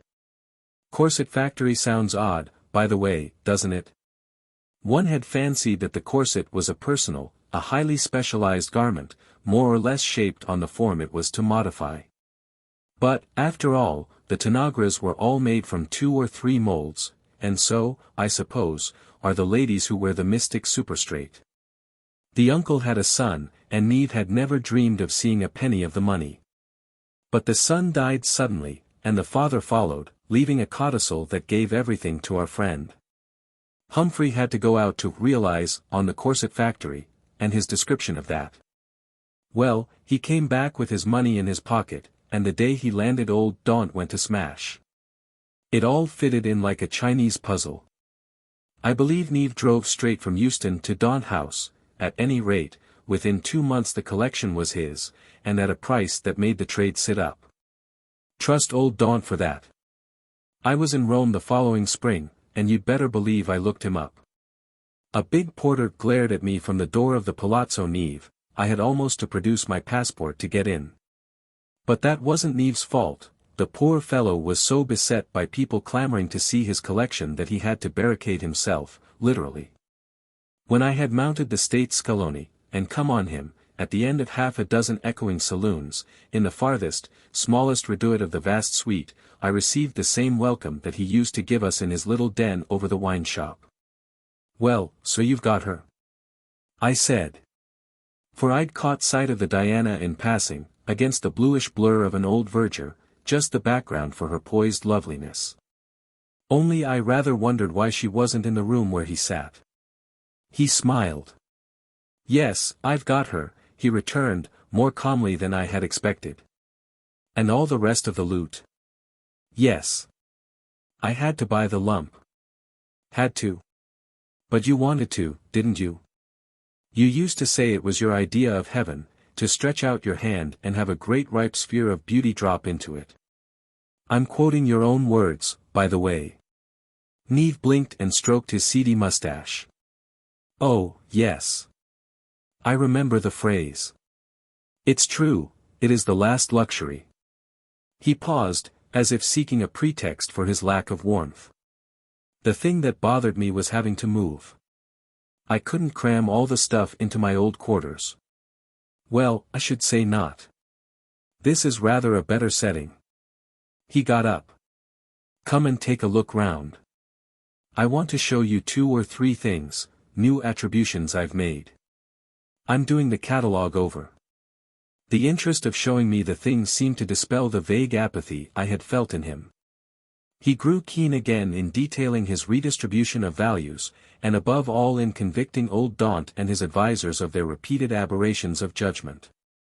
The miracle is that he should have got such things, knowing as little as he did what he was getting. And the egregious asses who bought for him were no better, were worse in fact, since they had all sorts of humbugging wrong reasons for admiring what old Daunt simply coveted because it belonged to some other rich man. Never had Neve had so wondrous a field for the exercise of his perfected faculty. And I saw then how in the real, the great collector's appreciations the keenest scientific perception is suffused with imaginative sensibility, and how it's to the latter undefinable quality that in the last resort he trusts himself. Nevertheless, I still felt the shadow of that hovering apathy, and he knew I felt it, and was always breaking off to give me reasons for it. For one thing, he wasn't used to his new quarters, hated their bigness and formality. Then the requests to show his things drove him mad. The women, oh, the women. He wailed, and interrupted himself to describe a heavy-footed German princess who had marched past his treasures as if she were inspecting a cavalry regiment. Applying an unmodulated magnificent to everything from the engraved gems to the Hercules torso. Not that she was half as bad as the other kind, he added, as if with a last effort at optimism. The kind who discriminate and say, I'm not sure if it's Botticelli or Cellini I mean, but one of that school, at any rate. And the worst of all are the ones who know, up to a certain point, have the schools, and the dates and the jargon pat, and yet wouldn't know a Phidias if it stood where they hadn't expected it. He had all my sympathy, poor Neve. Yet these were trials inseparable from the collector's lot, and not always without their secret compensations. Certainly they did not wholly explain my friend's attitude. And for a moment I wondered if it were due to some strange disillusionment as to the quality of his treasures. But no. The Daunt collection was almost above criticism. And as we passed from one object to another I saw there was no mistaking the genuineness of Neve's pride in his possessions. The ripe sphere of beauty was his, and he had found no flaw in it as yet. A year later came the amazing announcement, the Daunt collection was for sale. At first we all supposed it was a case of weeding out, though how old Daunt would have raged at the thought of anybody's weeding his collection. But no, the catalogue corrected that idea. Every stick and stone was to go under the hammer. The news ran like wildfire from Rome to Berlin, from Paris to London and New York. Was Neve ruined, then? Wrong again, the dealers nosed that out in no time. He was simply selling because he chose to sell, and in due time the things came up at Christie's. But you may be sure the trade had found an answer to the riddle. And the answer was that, on close inspection, Neve had found the collection less impeccable than he had supposed. It was a preposterous answer, but then there was no other. Neve, by this time, was pretty generally recognized as having the subtlest flair of any collector in Europe, and if he didn't choose to keep the Daunt collection it could be only because he had reason to think he could do better. In a flash this report had gone the rounds and the buyers were on their guard. I had run over to London to see the thing through, and it was the queerest sale I ever was at. Some of the things held their own, but a lot, and a few of the best among them, went for half their value. You see, they'd been locked up in old Daunt's house for nearly 20 years, and hardly shown to any one, so that the whole younger generation of dealers and collectors knew of them only by hearsay. Then you know the effect of suggestion in such cases. The undefinable sense we were speaking of is a ticklish instrument, easily thrown out of gear by a sudden fall of temperature.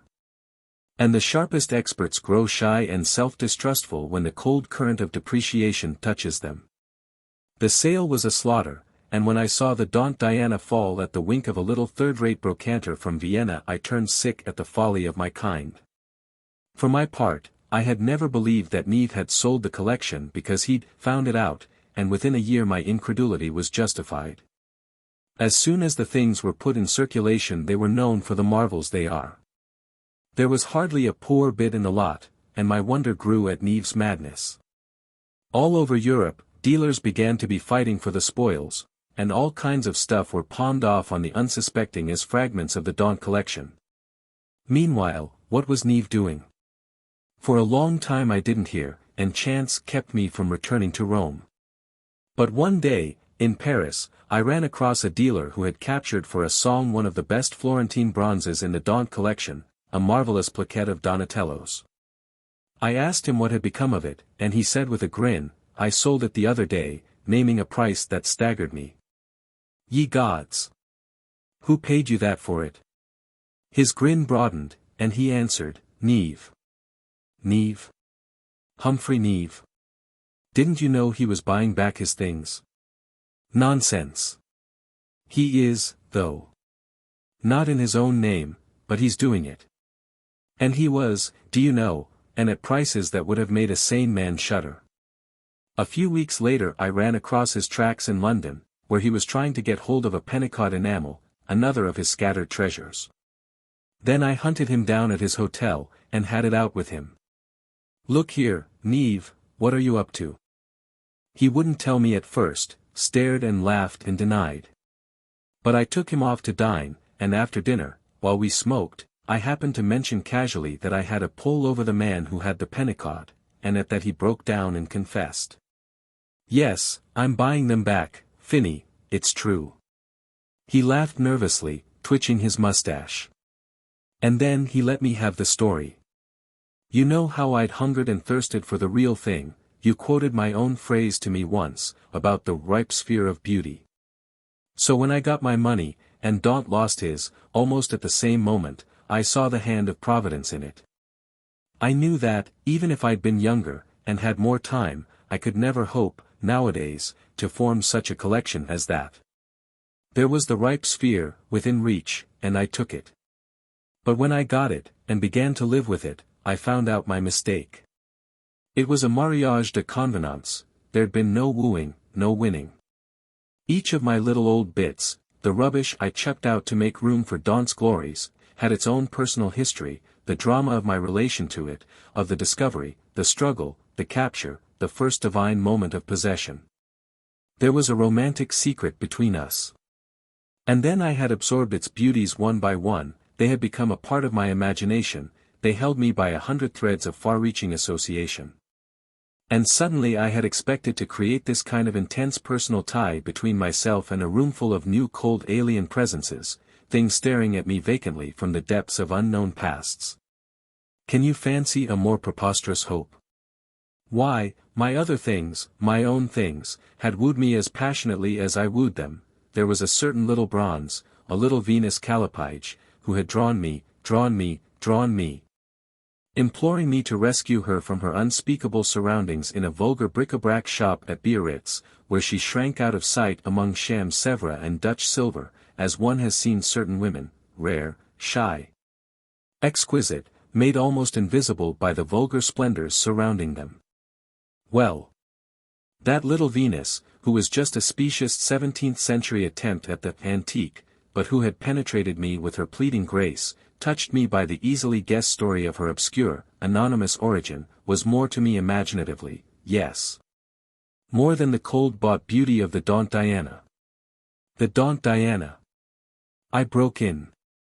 Hold up, Neve, the Daunt Diana. He smiled contemptuously. A professional beauty, my dear fellow, expected every head to be turned when she came into a room. Oh, Neve, I groaned. Yes, I know. You're thinking of what we felt that day we first saw her in London. Many a poor devil has sold his soul as the result of such a first sight.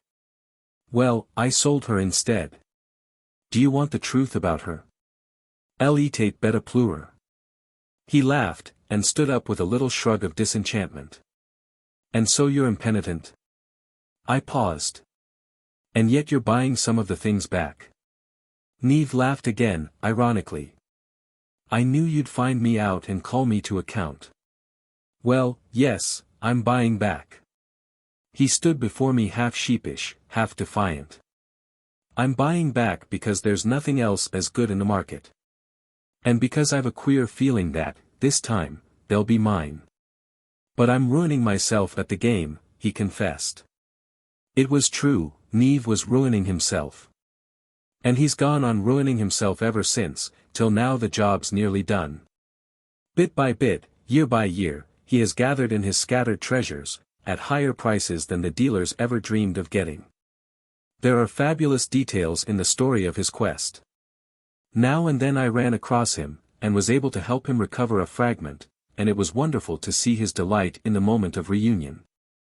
Finally, about 2 years ago, we met in Paris, and he told me he had got back all the important pieces except the Diana. The Diana? But you told me you didn't care for her. Didn't care? He leaned across the restaurant table that divided us. Well, no, in a sense I didn't. I wanted her to want me, you see, and she didn't then. Whereas now she's crying to me to come to her.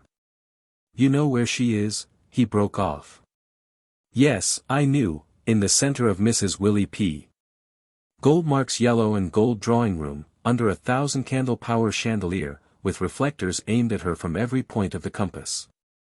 I had seen her wincing and shivering there in her outraged nudity at one of the Goldmark crushes. But you can't get her, Neve, I objected. No, I can't get her, he said. Well, last month I was in Rome, for the first time in 6 or 7 years, and of course I looked about for Neve. The Palazzo Neve was let to some rich Russians, and the splendid new porter didn't know where the proprietor lived. But I got on his trail easily enough, and it led me to a strange old place in the Trastevere, an ancient crevassed black palace turned tenement house, and fluttering with pauper clotheslines. I found Neve under the leads, in 2 or 3 cold rooms that smelt of the cuisine of all his neighbors, a poor shrunken little figure, seedier and shabbier than ever. Yet more alive than when we had made the tour of his collection in the Palazzo Neve. The collection was around him again, not displayed in tall cabinets and on marble tables, but huddled on shelves, perched on chairs, crammed in corners, putting the gleam of bronze, the opalescence of old glass, the pale luster of marble, into all the angles of his low dim rooms. There they were, the proud presences that had stared at him down the vistas of Daunt House, and shone in cold transplanted beauty under his own painted cornices. There they were, gathered in humble promiscuity about his bent shabby figure. Like superb wild creatures tamed to become the familiars of some harmless old wizard. As we went from bit to bit, as he lifted one piece after another, and held it to the light of his low windows, I saw in his hands the same tremor of sensation that I had noticed when he first examined the same objects at Daunt House. All his life was in his fingertips, and it seemed to communicate life to the exquisite things he touched. But you'll think me infected by his mysticism if I tell you they gained new beauty while he held them. We went the rounds slowly and reverently, and then, when I supposed our inspection was over, and was turning to take my leave, he opened a door I had not noticed, and showed me into a slit of a room beyond. It was a mere monastic cell, scarcely large enough for his narrow iron bed and the chest which probably held his few clothes, but there, in a niche of the bare wall, facing the foot of the bed, there stood the Daunt Diana. I gasped at the sight and turned to him, and he looked back at me without speaking. In the name of magic, Neve, how did you do it? He smiled as if from the depths of some secret rapture. Call it magic, if you like. But I ruined myself doing it, he said. I stared at him in silence, breathless with the madness and the wonder of it, and suddenly, red to the ears, he flung out his boyish confession. I lied to you that day in London, the day I said I didn't care for her. I always cared, always worshipped, always wanted her. But she wasn't mine then, and I knew it, and she knew it, and now at last we understand each other. He looked at me shyly, and then glanced about the bare cold cell. The setting isn't worthy of her, I know, she was meant for glories I can't give her. But beautiful things, my dear Finny, like beautiful spirits, live in houses not made with hands. His face shone with extraordinary sweetness as he spoke, and I saw he'd got hold of the secret we're all after. No, the setting isn't worthy of her, if you like. The rooms are as shabby and mean as those we used to see him in years ago over the wine shop. I'm not sure they're not shabbier and meaner. But she rules there at last, she shines and hovers there above him, and there at night, I doubt not, steals down from her cloud to give him the Latmian kiss. The debt. 1. You remember, it's not so long ago, the talk there was about Dredge's arrival of the fittest? The talk has subsided, but the book of course remains, stands up, in fact, as the tallest thing of its kind since, well, I'd almost said since, the origin of species. I'm not wrong, at any rate, in calling it the most important contribution yet made to the development of the Darwinian theory, or rather to the solution of the awkward problem about which that theory has had to make such a circuit. Dredge's hypothesis will be contested, may one day be disproved, but at least it has swept out of the way all previous conjectures, including of course Lanfear's magnificent attempt. And for our generation of scientific investigators it will serve as the first safe bridge across a murderous black whirlpool. It's all very interesting. There are few things more stirring to the imagination than that sudden projection of the new hypothesis, light as a cobweb and strong as steel, across the intellectual abyss. But, for an idle observer of human motives, the other, the personal, side of Dredge's case is even more interesting and arresting. Personal side? You didn't know there was one? Pictured him simply as a thinking machine, a highly specialized instrument of precision, the result of a long series of adaptations, as his own jargon would put it? Well, I don't wonder, if you've met him. He does give the impression of being something out of his own laboratory, a delicate scientific instrument that reveals wonders to the initiated, and is absolutely useless in an ordinary hand. In his youth it was just the other way. I knew him 20 years ago, as an awkward lout whom young Archie Lanfear had picked up at college, and brought home for a visit. I happened to be staying at the Lanfears when the boys arrived, and I shall never forget Dredge's first appearance on the scene. You know the Lanfears always lived very simply. That summer they had gone to Buzzards Bay, in order that Professor Lanfear might be near the biological station at Woods Hall, and they were picnicking in a kind of sketchy bungalow without any attempt at elegance. But Galen Dredge couldn't have been more awestruck if he'd been suddenly plunged into a Fifth Avenue ballroom. He nearly knocked his shock head against the low doorway, and in dodging this peril trod heavily on Mabel Lanfear's foot, and became hopelessly entangled in her mother's draperies, though how he managed it I never knew, for Mrs. Lanfear's dowdy muslins ran to no excess of train. When the professor himself came in it was 10 times worse, and I saw then that Dredge's emotion was a tribute to the great man's proximity. That made the boy interesting, and I began to watch. Archie, always enthusiastic but vague, had said, "Oh, he's a tremendous chap, you'll see," but I hadn't expected to see quite so clearly. Lanfear's vision, of course, was sharper than mine. And the next morning he had carried Dredge off to the biological station. And that was the way it began. Dredge is the son of a Baptist minister. He comes from East Lethe, New York State, and was working his way through college, waiting at White Mountain hotels in summer, when Archie Lanfear ran across him. There were 8 children in the family, and the mother was an invalid. Dredge never had a penny from his father after he was 14, but his mother wanted him to be a scholar, and kept at him, as he put it, in the hope of his going back to teach school at East Lethe. He developed slowly, as the scientific mind generally does, and was still adrift about himself and his tendencies when Archie took him down to Buzzards Bay. But he had read Lanfear's Utility and Variation, and had always been a patient and curious observer of nature. And his first meeting with Lanfear explained him to himself. It didn't, however, enable him to explain himself to others, and for a long time he remained, to all but Lanfear, an object of incredulity and conjecture. "Why my husband wants him about, poor Mrs. Lanfear, the kindest of women, privately lamented to her friends, for Dredge, at that time, they kept him all summer at the bungalow, had one of the most encumbering personalities you can imagine. He was as inexpressive as he is today, and yet oddly obtrusive, one of those uncomfortable presences whose silence is an interruption. The poor Lanfears almost died of him that summer, and the pity of it was that he never suspected it. But continued to lavish on them a floundering devotion as uncomfortable as the endearments of a dripping dog, all out of gratitude for the professor's kindness. He was full, in those days, of raw enthusiasms, which he forced on anyone who would listen when his first shyness had worn off. You can't picture him spouting sentimental poetry, can you? Yet I've seen him petrify a whole group of Mrs. Lanfear's callers by suddenly discharging on them, in the strident drawl of Western New York, Barbara Fritchie, or the Queen of the May. His taste in literature was uniformly bad, but very definite, and far more assertive than his views on biological questions. In his scientific judgments he showed, even then, a remarkable temperance, a precocious openness to the opposite view. But in literature he was a furious propagandist, aggressive, disputatious, and extremely sensitive to adverse opinion. Lanfear, of course, had been struck from the first by his gift of accurate observation, and by the fact that his eagerness to learn was offset by his reluctance to conclude. I remember Lanfear's telling me that he had never known a lad of Dredge's age who gave such promise of uniting an aptitude for general ideas with the plodding patience of the accumulator of facts.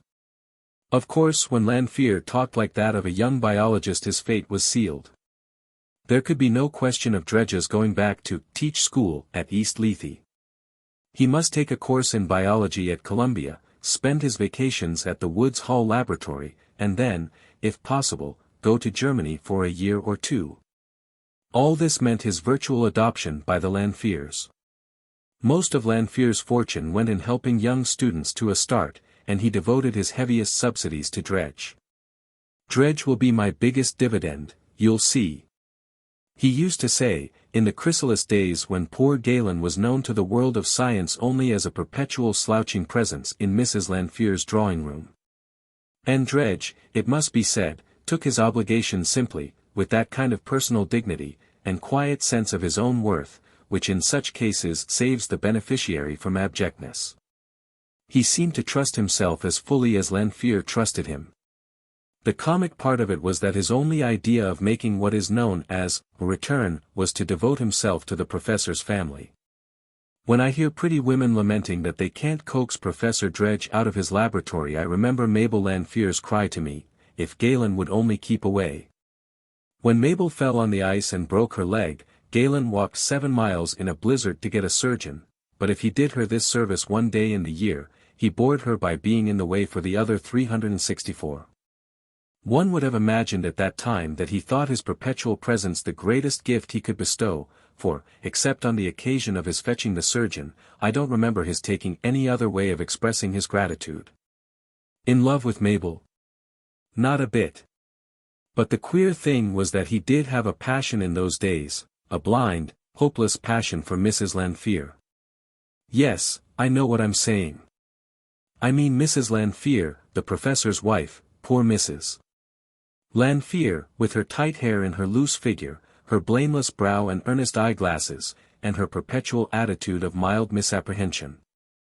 I can see Dredge cowering, long and many-jointed, in a diminutive drawing-room chair, one square-toed shoe coiled round an exposed ankle, his knees clasped in a knot of red knuckles, and his spectacles perpetually seeking Mrs. Lanfear's eyeglasses.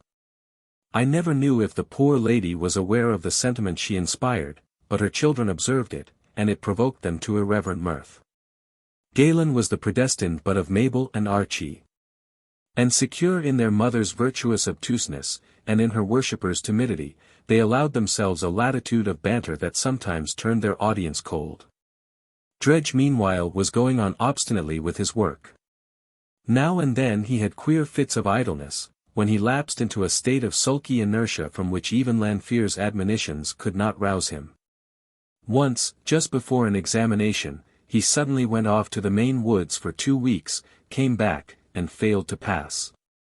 I don't know if his benefactor ever lost hope, but at times his confidence must have been sorely strained.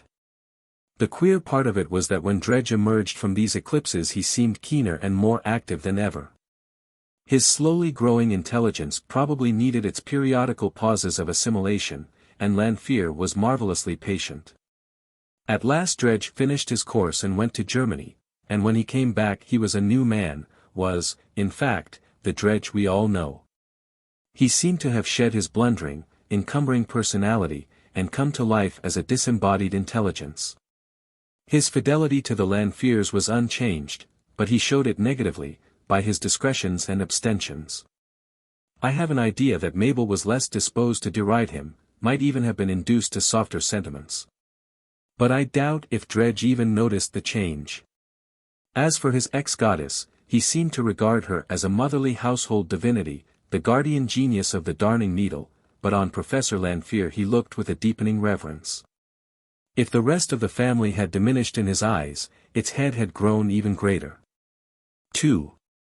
From that day Dredge's progress continued steadily. If not always perceptible to the untrained eye, in Lanfear's sight it never deviated, and the great man began to associate Dredge with his work, and to lean on him more and more. Lanfear's health was already failing, and in my confidential talks with him I saw how he counted on Galen Dredge to continue and amplify his doctrine.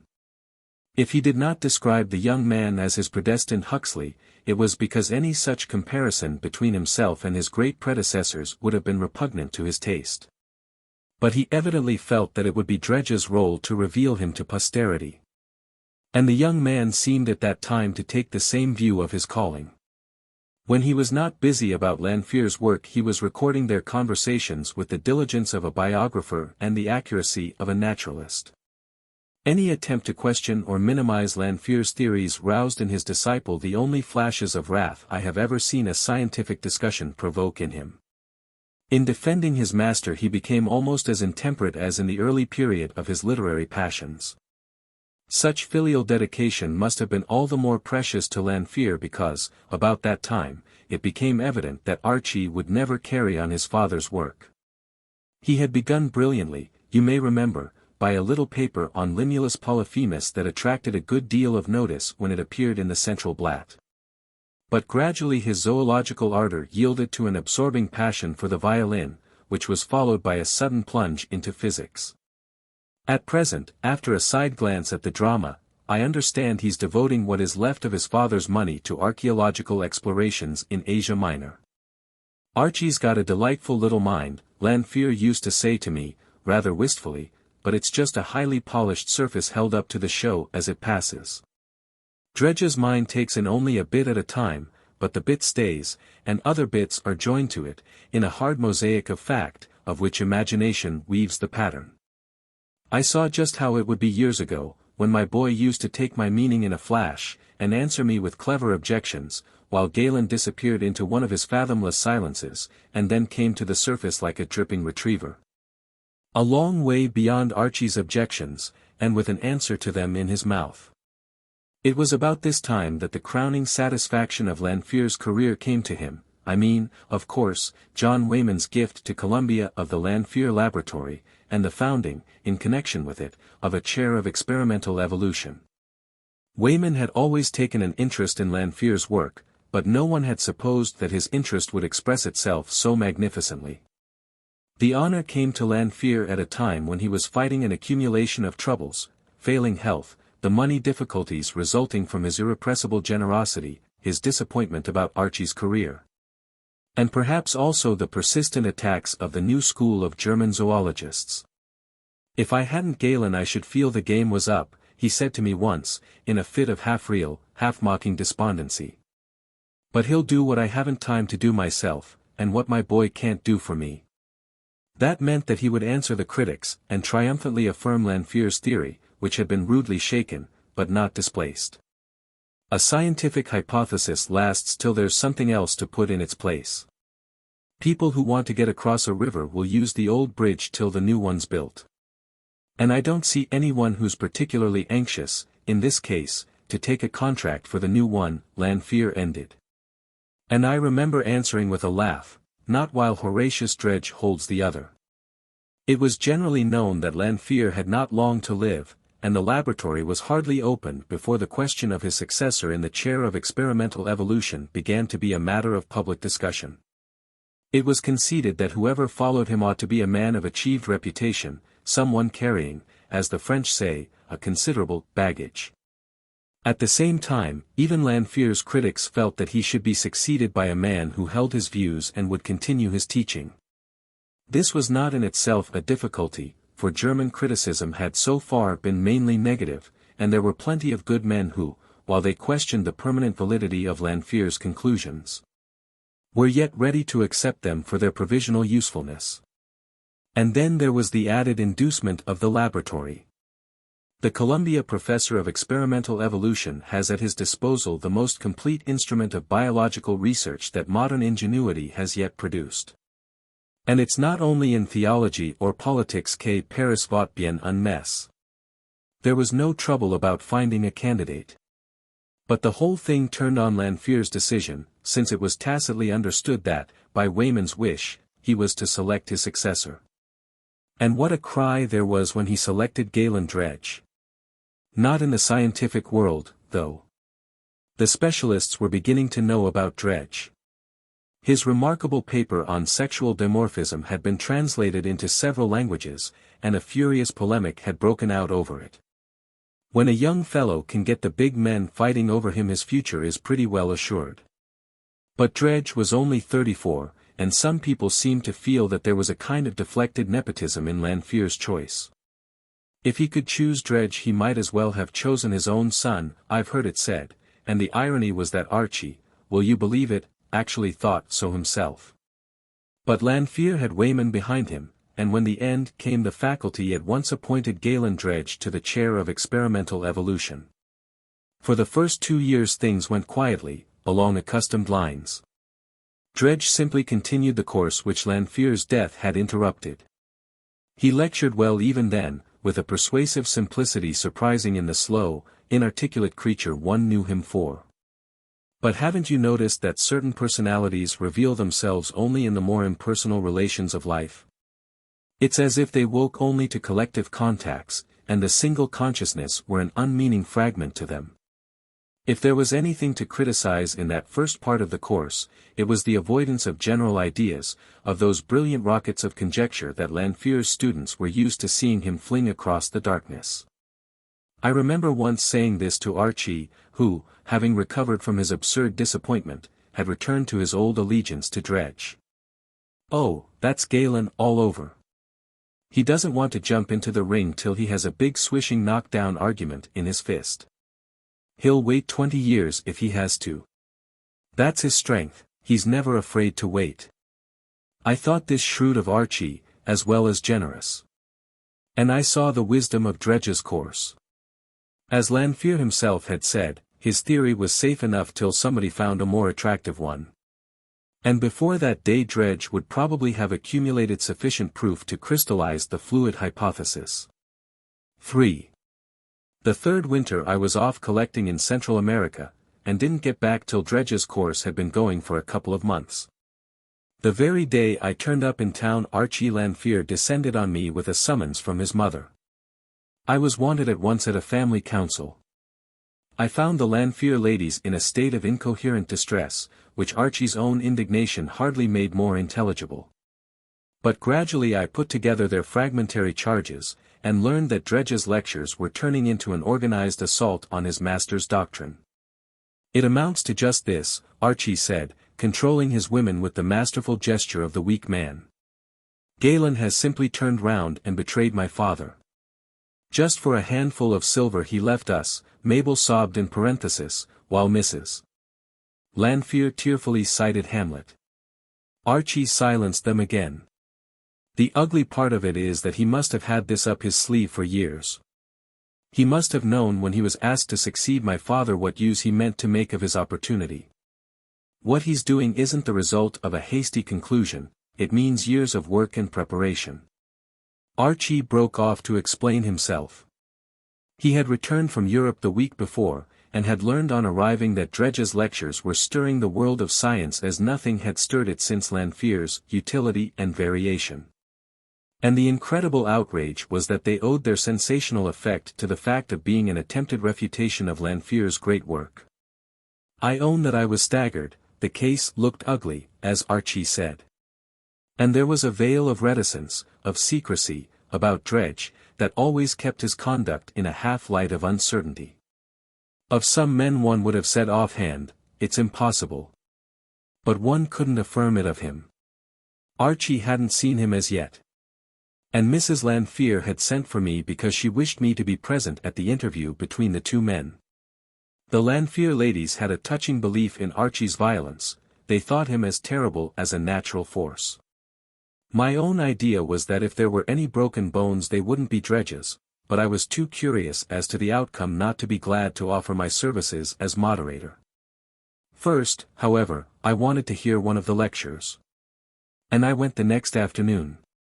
The hall was jammed, and I saw, as soon as Dredge appeared, what increased security and ease the interest of his public had given him.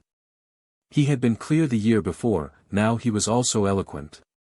The lecture was a remarkable effort. You'll find the gist of it in Chapter 7 of The Arrival of the Fittest. Archie sat at my side in a white rage. He was too clever not to measure the extent of the disaster. And I was almost as indignant as he when we went to see Dredge the next day. I saw at a glance that the latter suspected nothing. And it was characteristic of him that he began by questioning me about my fines, and only afterward turned to reproach Archie for having been back a week without notifying him.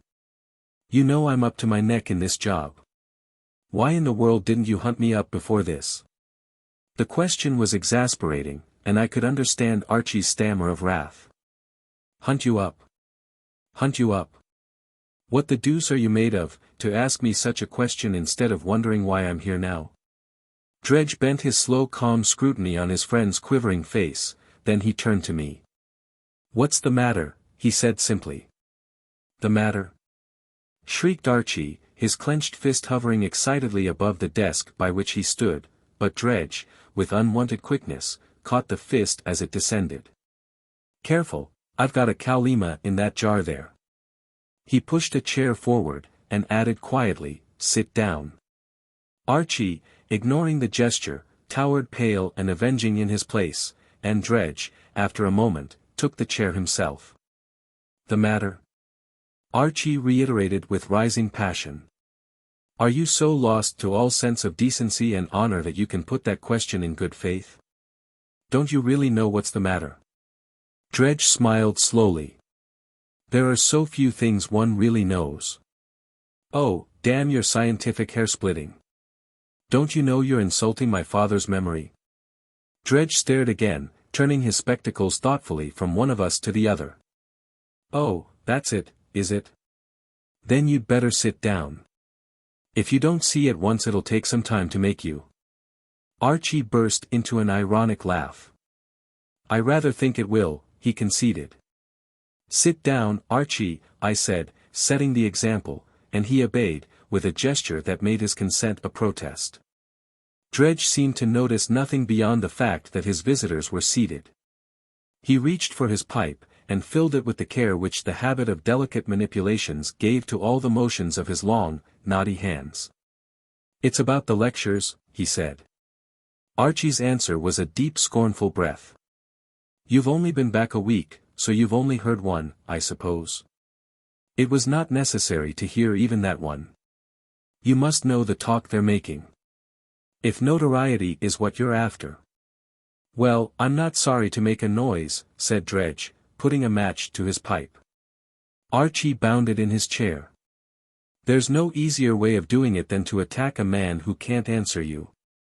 Dredge raised a sobering hand. Hold on. Perhaps you and I don't mean the same thing. Tell me first what's in your mind. The request steadied Archie, who turned on Dredge a countenance really eloquent with filial indignation. It's an odd question for you to ask, it makes me wonder what's in yours. Not much thought of my father, at any rate, or you couldn't stand in his place and use the chance he's given you to push yourself at his expense. Dredge received this in silence, puffing slowly at his pipe. Is that the way it strikes you? He asked at length. God! It's the way it would strike most men. He turned to me. You too. I can see how Archie feels, I said. That I'm attacking his father's memory to glorify myself? Well, not precisely. I think what he really feels is that, if your convictions didn't permit you to continue his father's teaching, you might perhaps have done better to sever your connection with the Lanfear lectureship. Then you and he regard the Lanfear lectureship as having been founded to perpetuate a dogma, not to try and get at the truth. Certainly not, Archie broke in. But there's a question of taste, of delicacy, involved in a case that can't be decided on abstract principles. We know as well as you that my father meant the laboratory and the lectureship to serve the ends of science, at whatever cost to his own special convictions. What we feel, and you don't seem to, is that you're the last man to put them to that use. And I don't want to remind you why. A slight redness rose through Dredge's sallow skin. "You needn't," he said.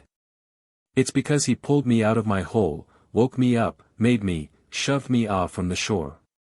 Because he saved me 10 or 20 years of muddled effort, and put me where I am at an age when my best working years are still ahead of me. Everyone knows that's what your father did for me, but I'm the only person who knows the time and trouble that it took."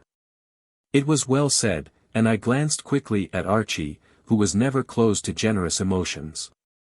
"Well, then," he said, flushing also. "Well, then," Dredge continued, his voice deepening and losing its nasal edge, "I had to pay him back, didn't I?" The sudden drop flung Archie back on his prepared attitude of irony. "It would be the natural inference, with most men." "Just so. And I'm not so very different. I knew your father wanted a successor, someone who'd try and tie up the loose ends. And I took the lectureship with that object. And you're using it to tear the whole fabric to pieces." Dredge paused to relight his pipe. "Looks that way," he conceded. "This year anyhow." "This year?" Archie gasped at him. "Yes. When I took up the job I saw it just as your father left it. Or rather, I didn't see any other way of going on with it. The change came gradually, as I worked." "Gradually?" "So that you had time to look round you, to know where you were, to see you were fatally committed to undoing the work he had done." "Oh, yes, I had time," Dredge conceded. "And yet you kept the chair and went on with the course."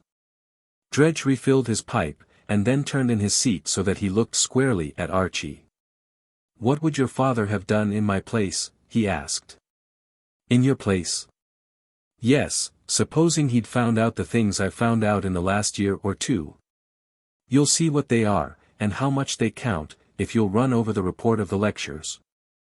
If your father'd been alive he might have come across the same facts just as easily." There was a silence which Archie at last broke by saying, "But he didn't, and you did. There's the difference." "The difference? What difference?" "Would your father have suppressed the facts if he'd found them? It's you who insult his memory by implying it. And if I'd brought them to him, would he have used his hold over me to get me to suppress them? Certainly not. But can't you see it's his death that makes the difference? He's not here to defend his case." Dredge laughed, but not unkindly. "My dear Archie, your father wasn't one of the kind who bother to defend their case. Men like him are the masters, not the servants, of their theories. They respect an idea only as long as it's of use to them. When its usefulness ends they chuck it out. And that's what your father would have done." Archie reddened. "Don't you assume a good deal in taking it for granted that he would have had to in this particular case?" Dredge reflected. "Yes, I was going too far. Each of us can only answer for himself. But to my mind your father's theory is refuted. And you don't hesitate to be the man to do it? Should I have been of any use if I had? And did your father ever ask anything of me but to be of as much use as I could?" It was Archie's turn to reflect. "No. That was what he always wanted, of course. That's the way I've always felt. The first day he took me away from East Lethe I knew the debt I was piling up against him, and I never had any doubt as to how I'd pay it, or how he'd want it paid. He didn't pick me out and train me for any object but to carry on the light. Do you suppose he'd have wanted me to snuff it out because it happened to light up a fact he didn't fancy? I'm using his oil to feed my torch with, yes, but it isn't really his torch or mine, or his oil or mine. They belong to each of us till we drop and hand them on." Archie turned a sobered glance on him. "I see your point. But if the job had to be done I don't see that you need have done it from his chair. There's where we differ. If I did it at all I had to do it in the best way, and with all the authority his backing gave me. If I owe your father anything, I owe him that. It would have made him sick to see the job badly done. And don't you see that the way to honor him, and show what he's done for science, was to spare no advantage in my attack on him, that I'm proving the strength of his position by the desperateness of my assault?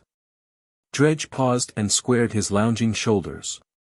After all, he added, he's not down yet, and if I leave him standing I guess it'll be some time before anybody else cares to tackle him. There was a silence between the two men. Then Dredge continued in a lighter tone. There's one thing, though, that we're both in danger of forgetting, and that is how little, in the long run, it all counts either way. He smiled a little at Archie's outraged gesture. The most we can any of us do, even by such a magnificent effort as your father's, is to turn the great marching army a hair's breadth nearer what seems to us the right direction. If one of us drops out, here and there, the loss of headway's hardly perceptible. And that's what I'm coming to now. He rose from his seat, and walked across to the hearth. Then, cautiously resting his shoulder blades against the mantel shelf jammed with miscellaneous specimens, he bent his musing spectacles on Archie. Your father would have understood why I've done what I'm doing. But that's no reason why the rest of you should. And I rather think it's the rest of you who've suffered most from me. He always knew what I was there for, and that must have been some comfort even when I was most in the way. But I was just an ordinary nuisance to you and your mother and Mabel. You were all too kind to let me see it at the time, but I've seen it since, and it makes me feel that, after all, the settling of this matter lies with you. If it hurts you to have me go on with my examination of your father's theory, I'm ready to drop the lectures tomorrow, and trust to the Lanfear laboratory to breed up a young chap who'll knock us both out in time. You've only got to say the word. There was a pause while Dredge turned and laid his extinguished pipe carefully between a jar of embryo sea urchins and a colony of regenerating planarians. Then Archie rose and held out his hand. No, he said simply, go on. Full circle. 1. Geoffrey Betton woke rather late, so late that the winter sunlight sliding across his warm red carpet struck his eyes as he turned on the pillow. Stret, the valet, had been in, drawn the bath in the adjoining dressing room, placed the crystal and silver cigarette box at his side, put a match to the fire, and thrown open the windows to the bright morning air. It brought in, on the glitter of sun, all the shrill crisp morning noises, those piercing notes of the American thoroughfare that seem to take a sharper vibration from the clearness of the medium through which they pass. Betton raised himself languidly. That was the voice of Fifth Avenue below his windows. He remembered that when he moved into his rooms 18 months before, the sound had been like music to him, the complex orchestration to which the tune of his new life was set. Now it filled him with horror and weariness, since it had become the symbol of the hurry and noise of that new life. He had been far less hurried in the old days when he had to be up by 7, and down at the office sharp at 9. Now that he got up when he chose, and his life had no fixed framework of duties, the hours hunted him like a pack of bloodhounds. He dropped back on his pillows with a groan. Yes, not a year ago there had been a positively sensuous joy in getting out of bed, feeling under his bare feet the softness of the sunlit carpet, and entering the shining tiled sanctuary where his great porcelain bath proffered its renovating flood. But then a year ago he could still call up the horror of the communal plunge at his earlier lodgings, the listening for other bathers, the dodging of shrouded ladies in crimping pins, the cold wait on the landing. The reluctant descent into a blotchy tin bath, and the effort to identify one's soap and nail brush among the promiscuous implements of ablution. That memory had faded now, and Betton saw only the dark hours to which his blue and white temple of refreshment formed a kind of glittering antechamber. For after his bath came his breakfast, and on the breakfast tray his letters. His letters. He remembered, and that memory had not faded, the thrill with which he had opened the first missive in a strange feminine hand, the letter beginning, I wonder if you'll mind an unknown reader's telling you all that your book has been to her?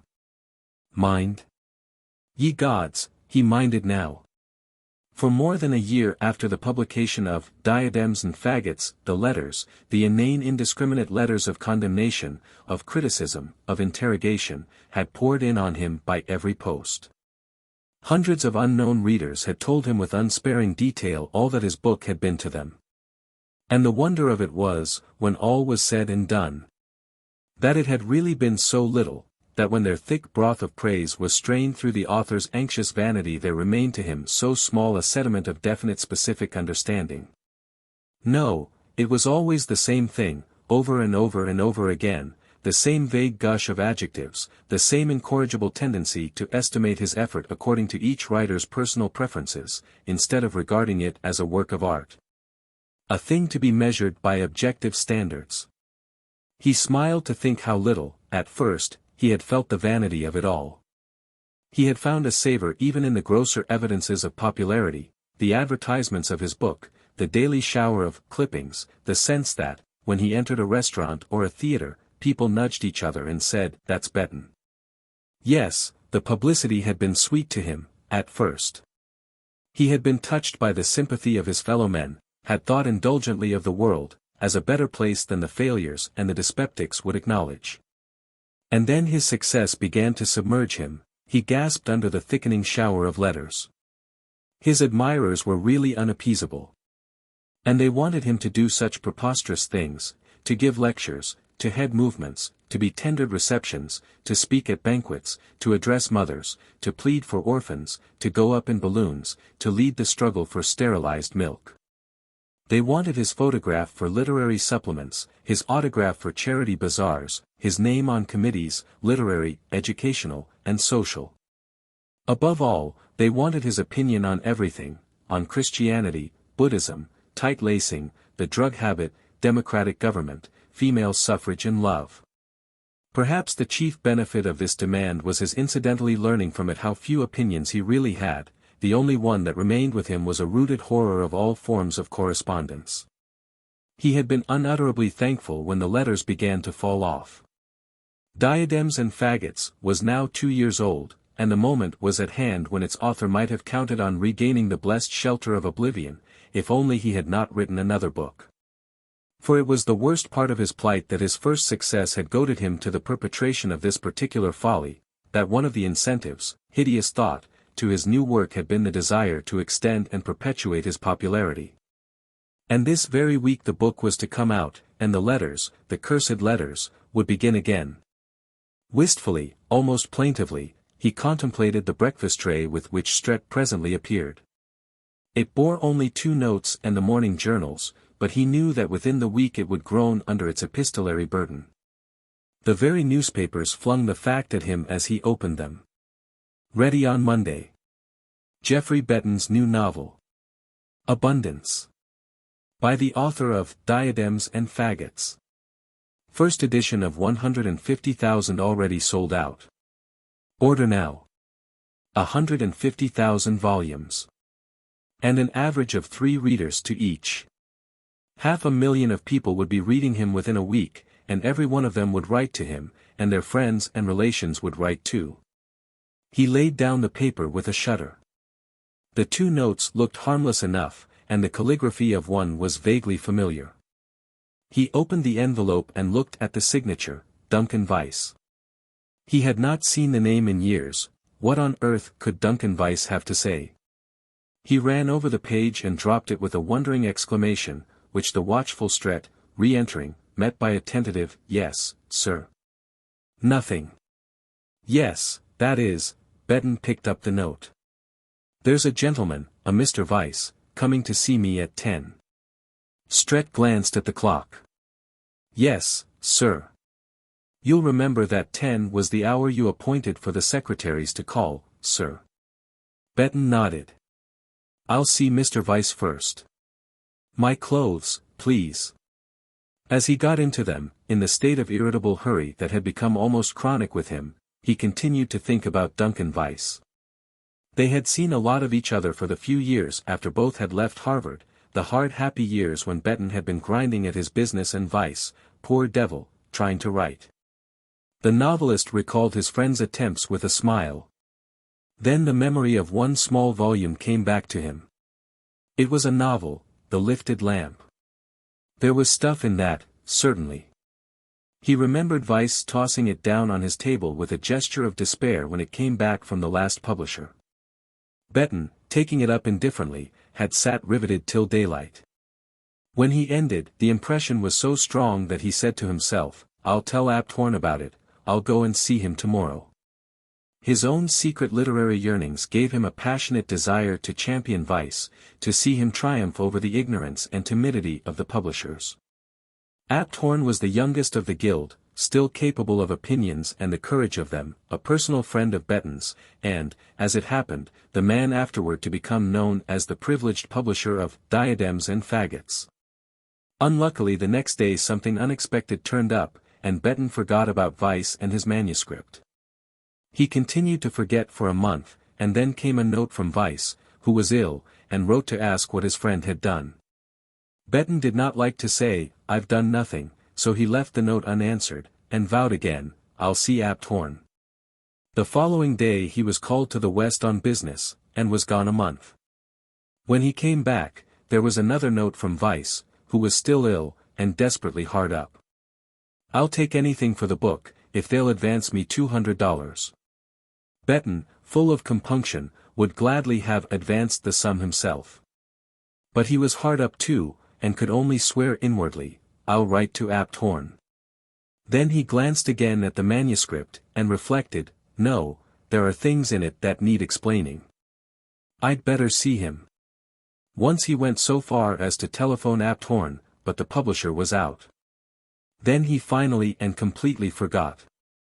One Sunday he went out of town, and on his return, rummaging among the papers on his desk, he missed the lifted lamp, which had been gathering dust there for half a year.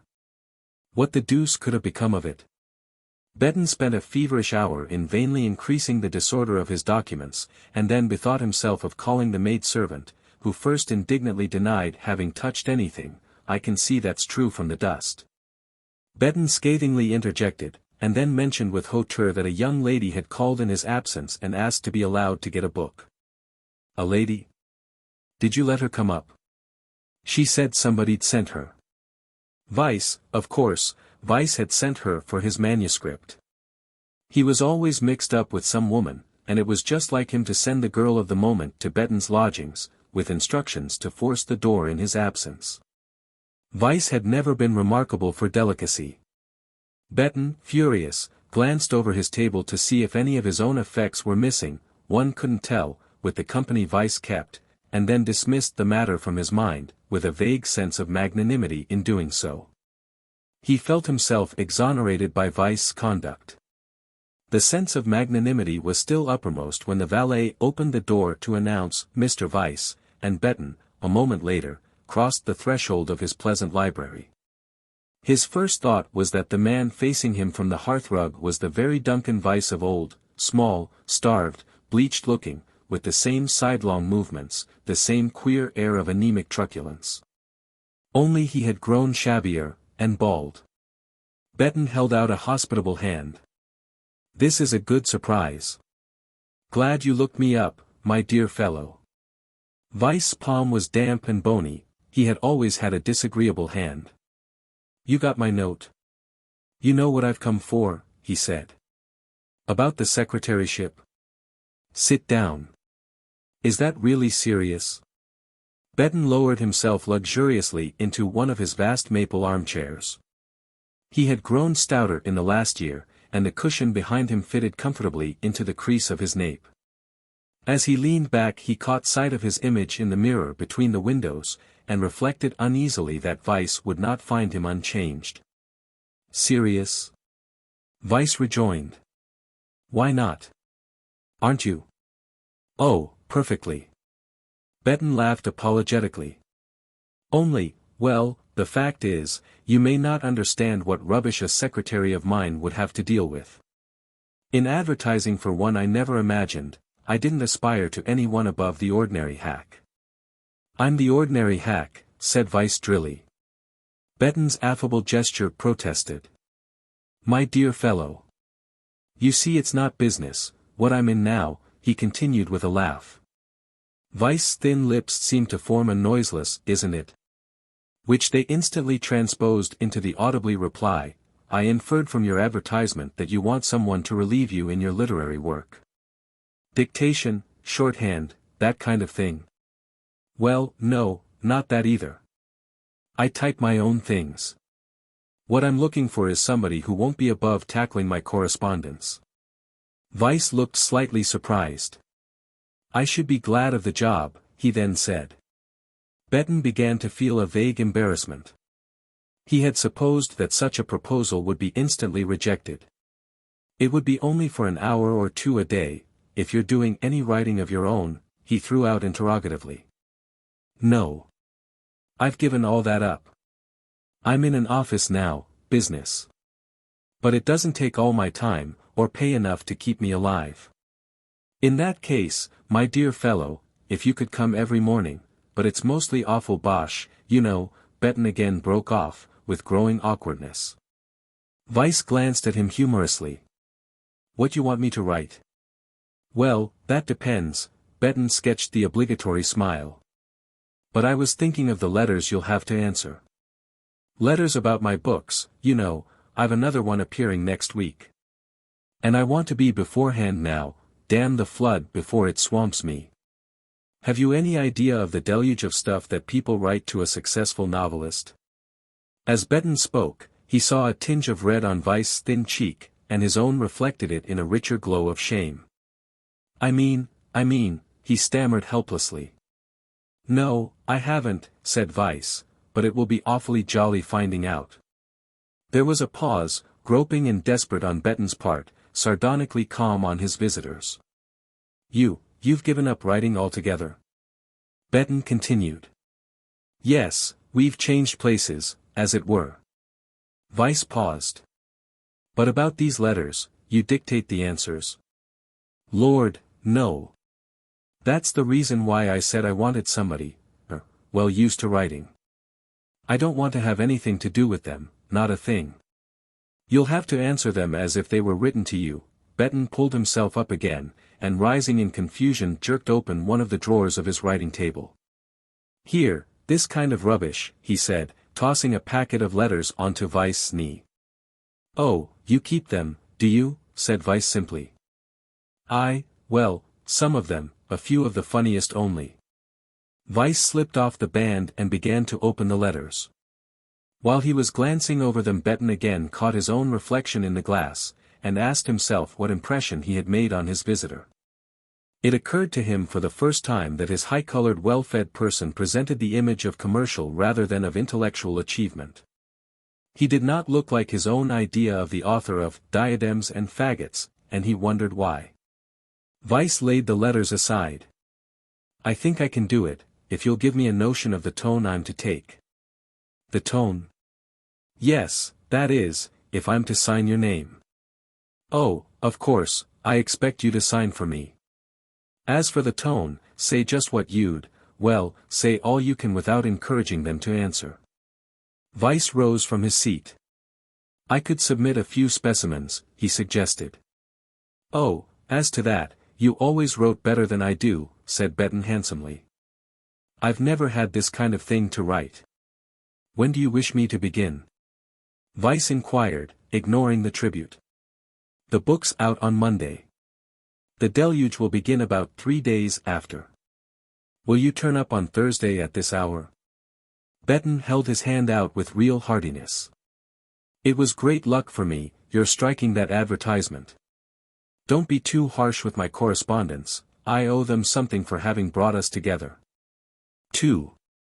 The deluge began punctually on the Thursday, and Weiss, arriving as punctually, had an impressive pile of letters to attack. Betten, on his way to the park for a ride, came into the library, smoking the cigarette of indolence, to look over his secretary's shoulder. How many of them? 20. Good Lord. It's going to be worse than Diadems. I've just had my first quiet breakfast in 2 years, time to read the papers and loaf. How I used to dread the sight of my letterbox. Now I shan't know I have one. He leaned over Weiss's chair, and the secretary handed him a letter. Here's rather an exceptional one, lady, evidently. I thought you might want to answer it yourself. Exceptional? Betten ran over the mauve pages and tossed them down. Why, my dear man, I get hundreds like that. You'll have to be pretty short with her, or she'll send her photograph. He clapped Weiss on the shoulder and turned away, humming a tune. Stay to luncheon, he called back gaily from the threshold. After luncheon Vice insisted on showing a few of his answers to the first batch of letters. "If I've struck the note I won't bother you again," he urged, and Betton groaningly consented. "My dear fellow, they're beautiful, too beautiful. I'll be let in for a correspondence with every one of these people." Vice, at this, meditated for a while above a blank sheet. "All right, how's this?" he said, after another interval of rapid writing. Betton glanced over the page. By George, by George. Won't she see it?" he exulted, between fear and rapture. "It's wonderful how little people see," said Vice reassuringly. The letters continued to pour in for several weeks after the appearance of Abundance. For 5 or 6 blissful days Betton did not even have his mail brought to him, trusting to Vice to single out his personal correspondence, and to deal with the rest according to their agreement. During those days he luxuriated in a sense of wild and lawless freedom. Then, gradually, he began to feel the need of fresh restraints to break, and learn that the zest of liberty lies in the escape from specific obligations. At first he was conscious only of a vague hunger, but in time the craving resolved into a shamefaced desire to see his letters. "After all, I hated them only because I had to answer them." And he told Vice carelessly that he wished all his letters submitted to him before the secretary answered them. At first he pushed aside those beginning, "I have just laid down Abundance after a 3rd reading," or, "Every day for the last month I have been telephoning my bookseller to know when your novel would be out." But little by little the freshness of his interest revived, and even this stereotyped homage began to arrest his eye. At last a day came when he read all the letters, from the first word to the last, as he had done when Diadems and Faggots appeared. It was really a pleasure to read them. Now that he was relieved of the burden of replying, his new relation to his correspondence had the glow of a love affair unchilled by the contingency of marriage. One day it struck him that the letters were coming in more slowly and in smaller numbers. Certainly there had been more of a rush when Diadems and Faggots came out. Betton began to wonder if Vice were exercising an unauthorized discrimination, and keeping back the communications he deemed least important. This sudden conjecture carried the novelist straight to his library, where he found Vice bending over the writing table with his usual inscrutable pale smile. But once there, Betton hardly knew how to frame his question, and blundered into an inquiry for a missing invitation. "There's a note, a personal note, I ought to have had this morning. Sure you haven't kept it back by mistake among the others?" Vice laid down his pen. "The others? But I never keep back any." Betton had foreseen the answer. "Not even the worst twaddle about my book," he suggested lightly, pushing the papers about. "Nothing. I understood you wanted to go over them all first." "Well, perhaps it's safer," Betton conceded, as if the idea were new to him. With an embarrassed hand he continued to turn over the letters at Vice's elbow. "Those are yesterday's," said the secretary. "Here are today's," he added, pointing to a meager trio. Only these?" Betton took them and looked them over lingeringly. "I don't see what the deuce that chap means about the first part of Abundance certainly justifying the title, do you?"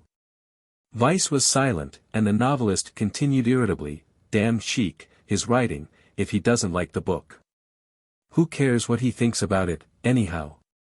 And his morning ride was embittered by the discovery that it was unexpectedly disagreeable to have Vice read any letters which did not express unqualified praise of his books. He began to fancy there was a latent rancor, a kind of baffled sneer, under Vice's manner, and he decided to return to the practice of having his mail brought straight to his room. In that way he could edit the letters before his secretary saw them. Vice made no comment on the change, and Betton was reduced to wondering whether his imperturbable composure were the mask of complete indifference or of a watchful jealousy. The latter view being more agreeable to his employer's self-esteem, the next step was to conclude that Vice had not forgotten the episode of The Lifted Lamp, and would naturally take a vindictive joy in any unfavorable judgments passed on his rival's work. This did not simplify the situation, for there was no denying that unfavorable criticisms preponderated in Betton's correspondence. Abundance was neither meeting with the unrestricted welcome of diadems and faggots, nor enjoying the alternative of an animated controversy, it was simply found dull. And its readers said so in language not too tactfully tempered by regretful comparisons with its predecessor. To withhold unfavorable comments from Vice was, therefore, to make it appear that correspondence about the book had died out, and its author, mindful of his unguarded predictions, found this even more embarrassing. The simplest solution would be to get rid of Vice, and to this end Betten began to address his energies. One evening, finding himself unexpectedly disengaged, he asked Vice to dine. It had occurred to him that, in the course of an after-dinner chat, he might delicately hint his feeling that the work he had offered his friend was unworthy so accomplished a hand. Vice surprised him by a momentary hesitation. "I may not have time to dress." Betten stared. "What's the odds? We'll dine here, and as late as you like." Vice thanked him, and appeared, punctually at 8, in all the shabbiness of his daily wear. He looked paler and more shyly truculent than usual, and Betten, from the height of his florid stature, said to himself, with the sudden professional instinct for type, he might be an agent of something, a chap who carries deadly secrets. Vice, it was to appear, did carry a deadly secret, but one less perilous to society than to himself. He was simply poor, inexcusably, irremediably poor. Everything failed him, had always failed him, whatever he put his hand to went to bits. This was the confession that, reluctantly, yet with a kind of white-lipped bravado, he flung at Betten in answer to the latter's tentative suggestion that, really, the letter-answering job wasn't worth bothering him with, a thing that any typewriter could do. "If you mean you're paying me more than it's worth, I'll take less," Vice rushed out after a pause. "Oh, my dear fellow," Betten protested, flushing. "What do you mean, then? Don't I answer the letters as you want them answered?" Betten anxiously stroked his silken ankle. "You do it beautifully, too beautifully. I mean what I say, the work's not worthy of you. I'm ashamed to ask you." "Oh, hang shame," Vice interrupted. "Do you know why I said I shouldn't have time to dress tonight? Because I haven't any evening clothes. As a matter of fact, I haven't much but the clothes I stand in. One thing after another's gone against me. All the infernal ingenuities of chance. It's been a slow Chinese torture, the kind where they keep you alive to have more fun killing you." He straightened himself with a sudden blush. "Oh, I'm all right now, getting on capitally. But I'm still walking rather a narrow plank, and if I do your work well enough, if I take your idea." Betten stared into the fire without answering. He knew next to nothing of Vice's history, of the mischance or mismanagement that had brought him, with his brains and his training, to so unlikely a pass. But a pang of compunction shot through him as he remembered the manuscript of The Lifted Lamp, gathering dust on his table for half a year. Not that it would have made any earthly difference, since he's evidently never been able to get the thing published. But this reflection did not wholly console Betten, and he found it impossible, at the moment, to tell Vice that his services were not needed. 3. During the ensuing weeks the letters grew fewer and fewer, and Betten foresaw the approach of the fatal day when his secretary, in common decency, would have to say, "I can't draw my pay for doing nothing." What a triumph for Vice! The thought was intolerable, and Betten cursed his weakness in not having dismissed the fellow before such a possibility arose. "If I tell him I've no use for him now, he'll see straight through it, of course, and then, hang it, he looks so poor." This consideration came after the other, but Betten, in rearranging them, put it first, because he thought it looked better there. And also because he immediately perceived its value in justifying a plan of action that was beginning to take shape in his mind. "Poor devil, I'm damned if I don't do it for him," said Betten, sitting down at his desk. 3 or 4 days later he sent word to Vice that he didn't care to go over the letters any longer, and that they would once more be carried directly to the library. The next time he lounged in, on his way to his morning ride, he found his secretary's pen in active motion. "A lot today," Vice told him cheerfully. His tone irritated Betten, it had the inane optimism of the physician reassuring a discouraged patient. "Oh, Lord, I thought it was almost over," groaned the novelist. "No, they've just got their second wind. Here's one from a Chicago publisher, never heard the name, offering you 30% on your next novel, with an advance royalty of $20,000. And here's a chap who wants to syndicate it for a bunch of Sunday papers, big offer, too. That's from Ann Arbor. And this, oh, this one's funny." He held up a small scented sheet to Betton, who made no movement to receive it. "Funny? Why's it funny?" he growled. "Well, it's from a girl, a lady, and she thinks she's the only person who understands abundance, has the clue to it. Says she's never seen a book so misrepresented by the critics." "Ha, ha. That is good." Betton agreed with too loud a laugh. "This one's from a lady, too, married woman. Says she's misunderstood, and would like to correspond." "Oh, Lord," said Betton. "What are you looking at?" he added sharply, as Weiss continued to bend his blinking gaze on the letters. "I was only thinking I'd never seen such short letters from women. Neither one fills the first page." "Well, what of that?" queried Betton. Weiss reflected. "I'd like to meet a woman like that," he said wearily, and Betton laughed again. The letters continued to pour in, and there could be no farther question of dispensing with Weiss' services. But one morning, about 3 weeks later, the latter asked for a word with his employer, and Betton, on entering the library, found his secretary with half a dozen documents spread out before him.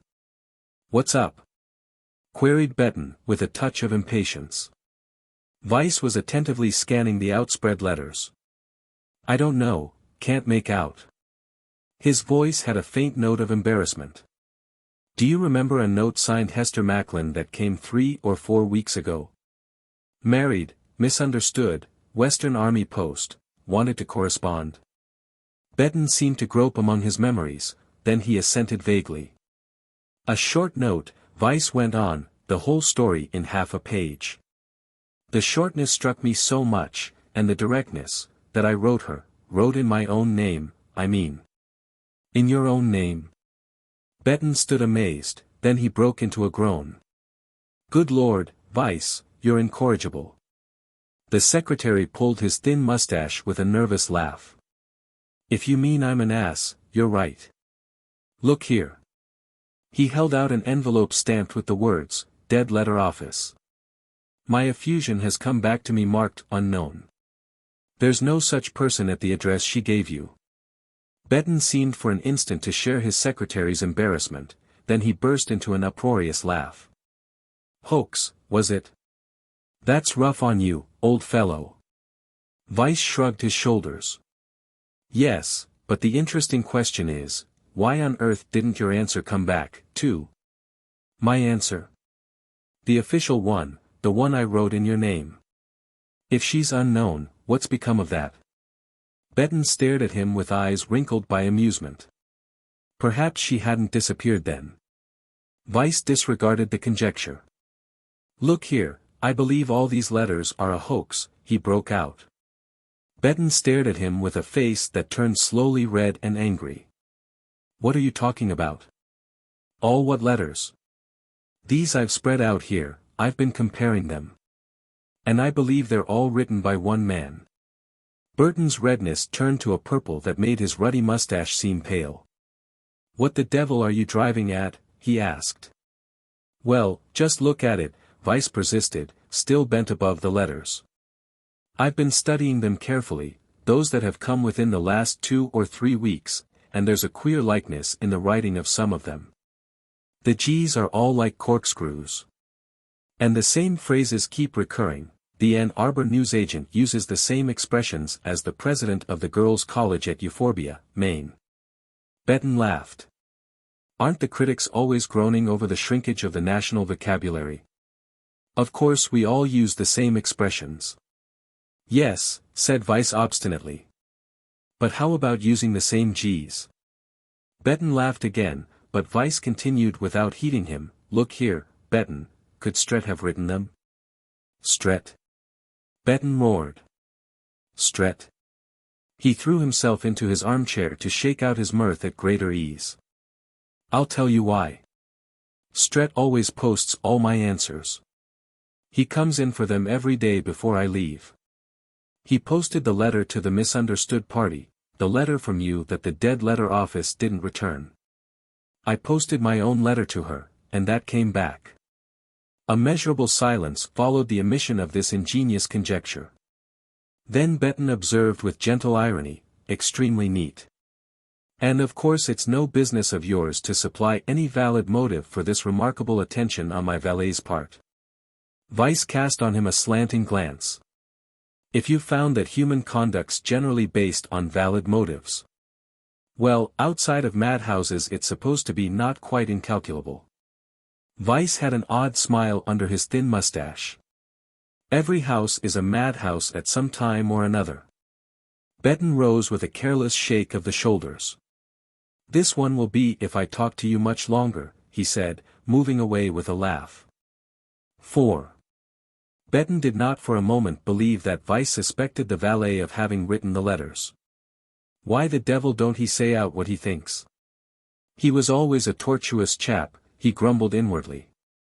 The sense of being held under the lens of Weiss' mute scrutiny became more and more exasperating. Betton, by this time, had squared his shoulders to the fact that abundance was a failure with the public, a confessed and glaring failure. The press told him so openly, and his friends emphasized the fact by their circumlocutions and evasions. Betton minded it a good deal more than he had expected, but not nearly as much as he minded Weiss knowing it. That remained the central twinge in his diffused discomfort. And the problem of getting rid of his secretary once more engaged him. He had set aside all sentimental pretexts for retaining Weiss, but a practical argument replaced them. If I ship him now he'll think it's because I'm ashamed to have him see that I'm not getting any more letters. For the letters had ceased again, almost abruptly, since Weiss had hazarded the conjecture that they were the product of Stret's devoted pen. Betton had reverted only once to the subject, to ask ironically, a day or two later, is Stret writing to me as much as ever?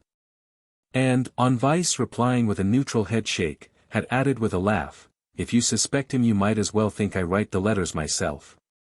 There are very few today, said Weiss, with his irritating evasiveness.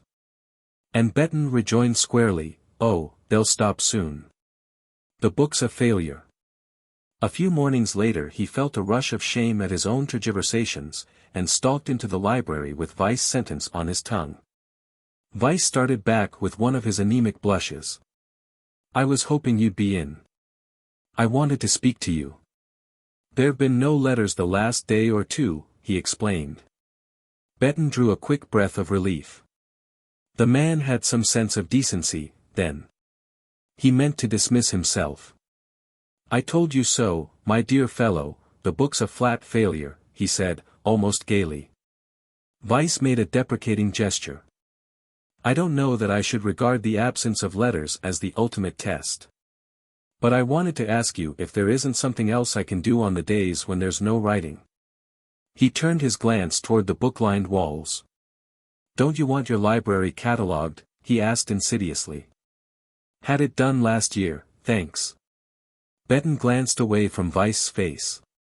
It was piteous, how he needed the job. I see. Of course this is just a temporary lull in the letters. They'll begin again, as they did before. The people who read carefully read slowly, you haven't heard yet what they think. Betton felt a rush of puerile joy at the suggestion. Actually, he hadn't thought of that.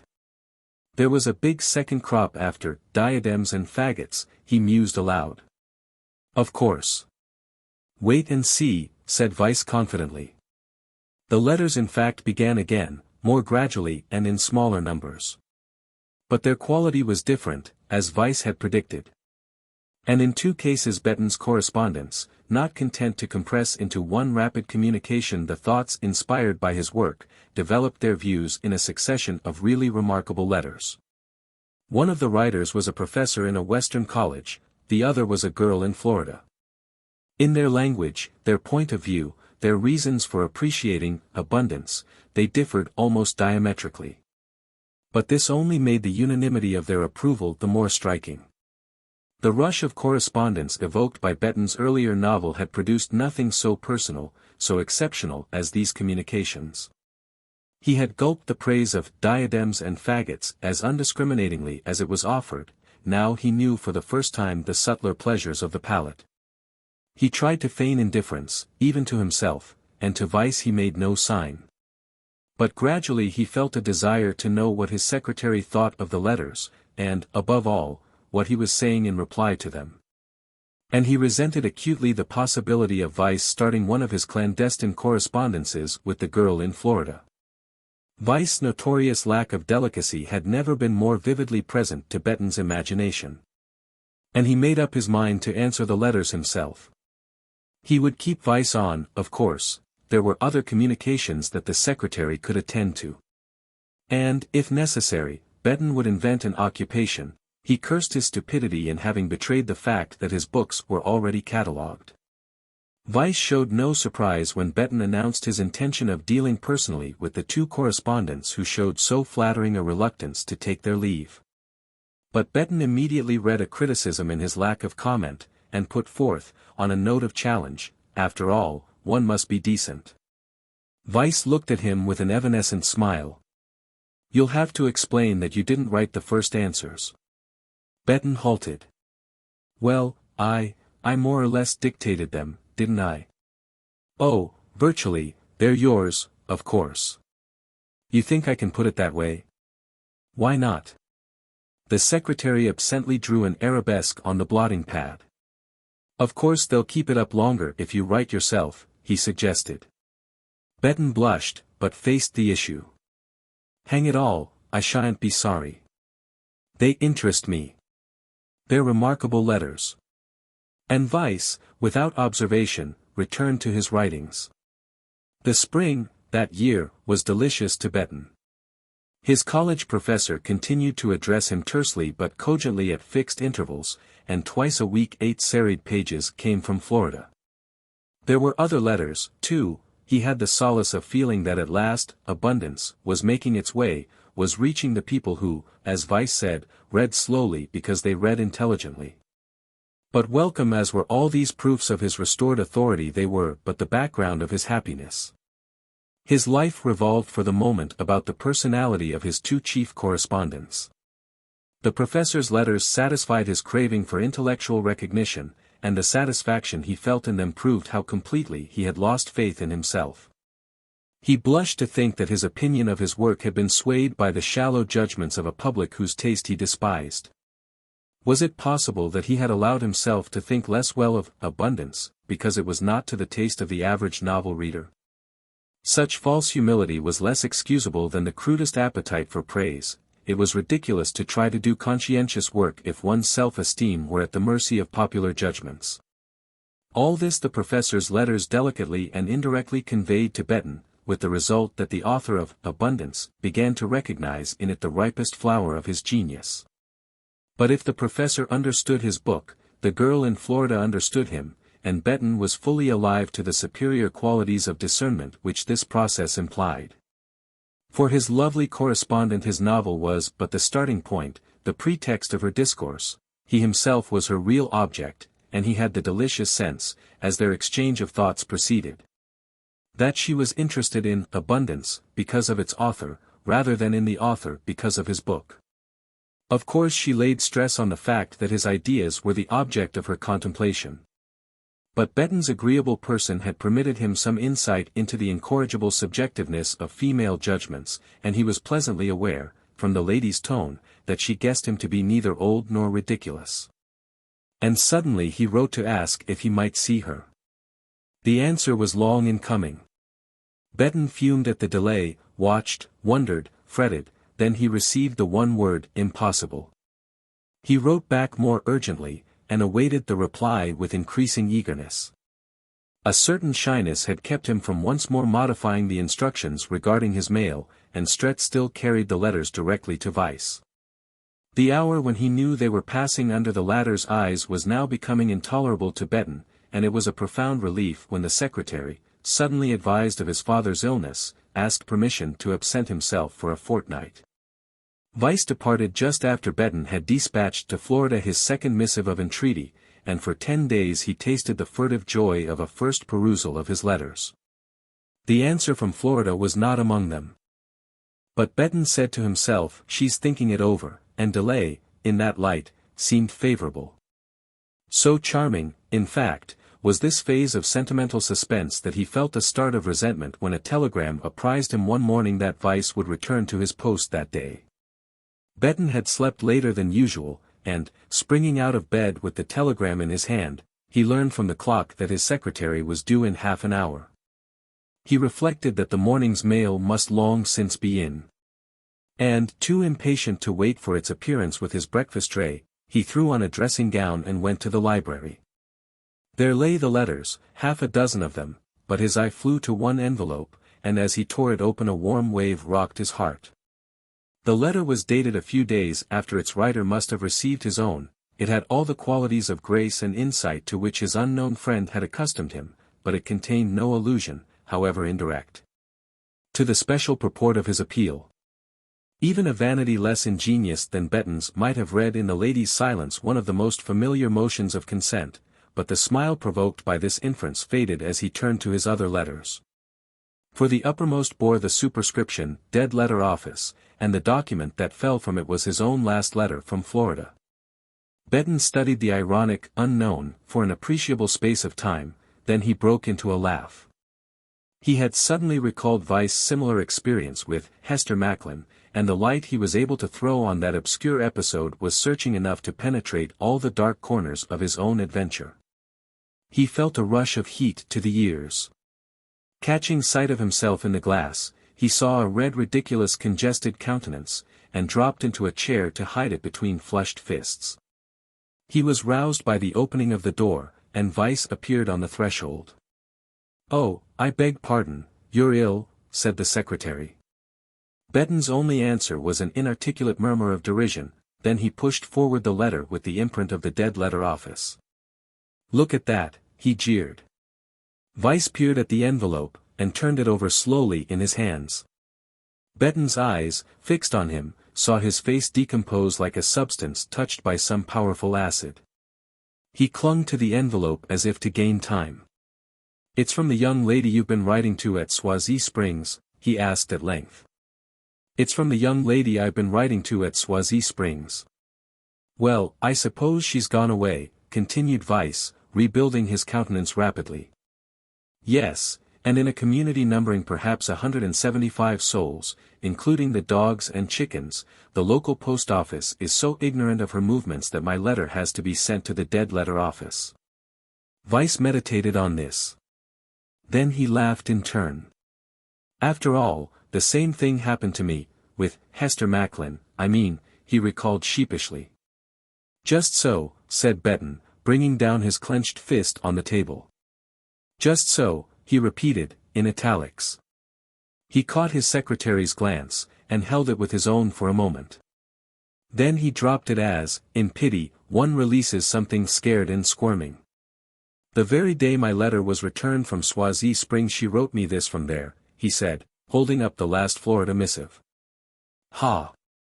That's funny," said Vice, with a damp forehead. "Yes, it's funny," said Betton. He leaned back, his hands in his pockets, staring up at the ceiling, and noticing a crack in the cornice. Vice, at the corner of the writing table, waited. "Shall I get to work?" he began, after a silence measurable by minutes. Betton's gaze descended from the cornice. "I've got your seat, haven't I?" he said, rising and moving away from the table. Vice, with a quick gleam of relief, slipped into the vacant chair, and began to stir about vaguely among the papers. "How's your father?" Betton asked from the hearth. "Oh, better, thank you. He'll pull out of it." "But you had a sharp scare for a day or two?" "Yes, it was touch and go when I got there." Another pause, while Vice began to classify the letters. "And I suppose," Betton continued in a steady tone, "your anxiety made you forget your usual precautions, whatever they were, about this Florida correspondence, and before you'd had time to prevent it the Swazi post office blundered?" Weiss lifted his head with a quick movement. "What do you mean?" he asked, pushing his chair back. "I mean that you saw I couldn't live without flattery, and that you've been ladling it out to me to earn your keep." Weiss sat motionless and shrunken, digging the blotting pad with his pen. "What on earth are you driving at?" he repeated.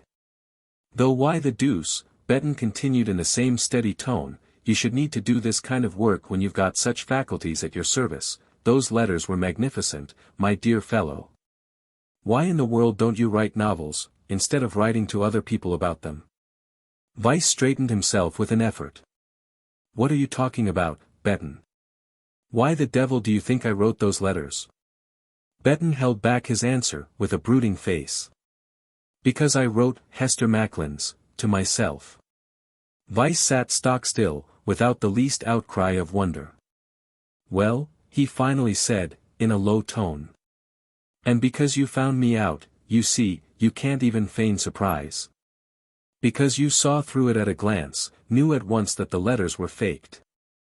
And when you'd foolishly put me on my guard by pointing out to me that they were a clumsy forgery, and had then suddenly guessed that I was the forger, you drew the natural inference that I had to have popular approval.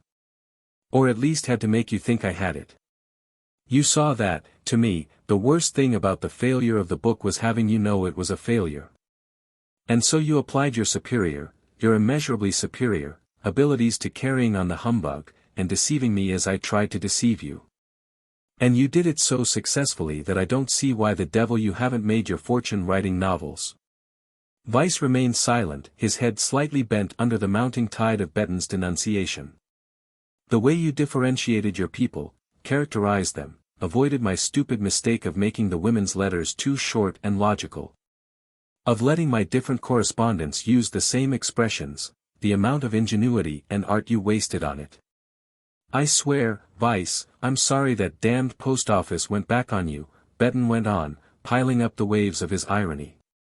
But at this height they suddenly paused, drew back on themselves, and began to recede before the spectacle of Weiss's pale distress. Something warm and emotional in Benton's nature, a lurking kindliness, perhaps, for anyone who tried to soothe and smooth his writhing ego, softened his eye as it rested on the drooping figure of his secretary. "Look here, Weiss, I'm not sorry, not altogether sorry this has happened." He moved slowly across the room, and laid a friendly palm on Weiss's shoulder. "In a queer illogical way it evens up things, as it were. I did you a shabby turn once, years ago, out of sheer carelessness, of course, about that novel of yours I promised to give to Abt Horn. If I had given it, it might not have made any difference. I'm not sure it wasn't too good for success, but anyhow, I dare say you thought my personal influence might have helped you, might at least have got you a quicker hearing. Perhaps you thought it was because the thing was so good that I kept it back, that I felt some nasty jealousy of your superiority. I swear to you it wasn't that, I clean forgot it. And one day when I came home it was gone, you'd sent and taken it. And I've always thought since you might have owed me a grudge, and not unjustly, so this business of the letters, the sympathy you've shown, for I suppose it is sympathy." Weiss startled and checked him by a queer crackling laugh. "It's not sympathy," broke in Benton, the moisture drying out of his voice. He withdrew his hand from Weiss's shoulder. "What is it, then? The joy of uncovering my nakedness? An eye for an eye? Is it that?" Weiss rose from his seat, and with a mechanical gesture swept into a heap all the letters he had sorted. "I'm stone broke, and wanted to keep my job, that's what it is," he said wearily. The legend. 1. Arthur Bernald could never afterward recall just when the first conjecture flashed on him. Oddly enough, there was no record of it in the agitated jottings of his diary. But, as it seemed to him in retrospect, he had always felt that the queer man at the Wades must be John Pellerin, if only for the negative reason that he couldn't imaginably be anyone else. It was impossible, in the confused pattern of the century's intellectual life, to fit the stranger in anywhere, save in the big gap which, some 25 years earlier, had been left by Pellerin's unaccountable disappearance. And conversely, such a man as the Wades' visitor couldn't have lived for 60 years without filling, somewhere in space, a nearly equivalent void. At all events, it was certainly not to Dr. Wade or to his mother that Bernald owed the hint, the good unconscious Wades, one of whose chief charms in the young man's eyes was that they remained so robustly untainted by Pellerinism.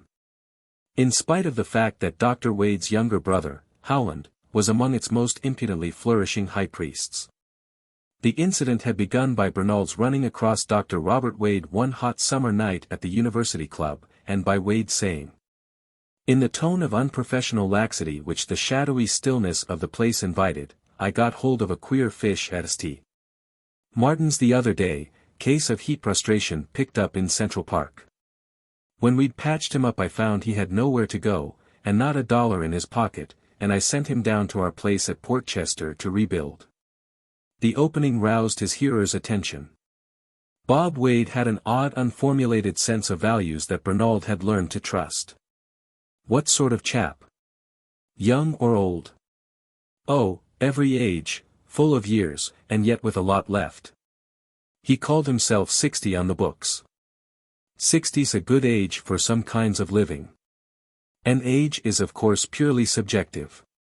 How has he used his 60 years? Well, part of them in educating himself, apparently. He's a scholar, humanities, languages, and so forth. Oh, decayed gentleman, Bernald murmured, disappointed.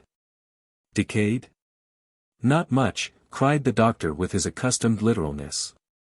I only mentioned that side of Winterman, his name's Winterman, because it was the side my mother noticed first. I suppose women generally do. But it's only a part, a small part.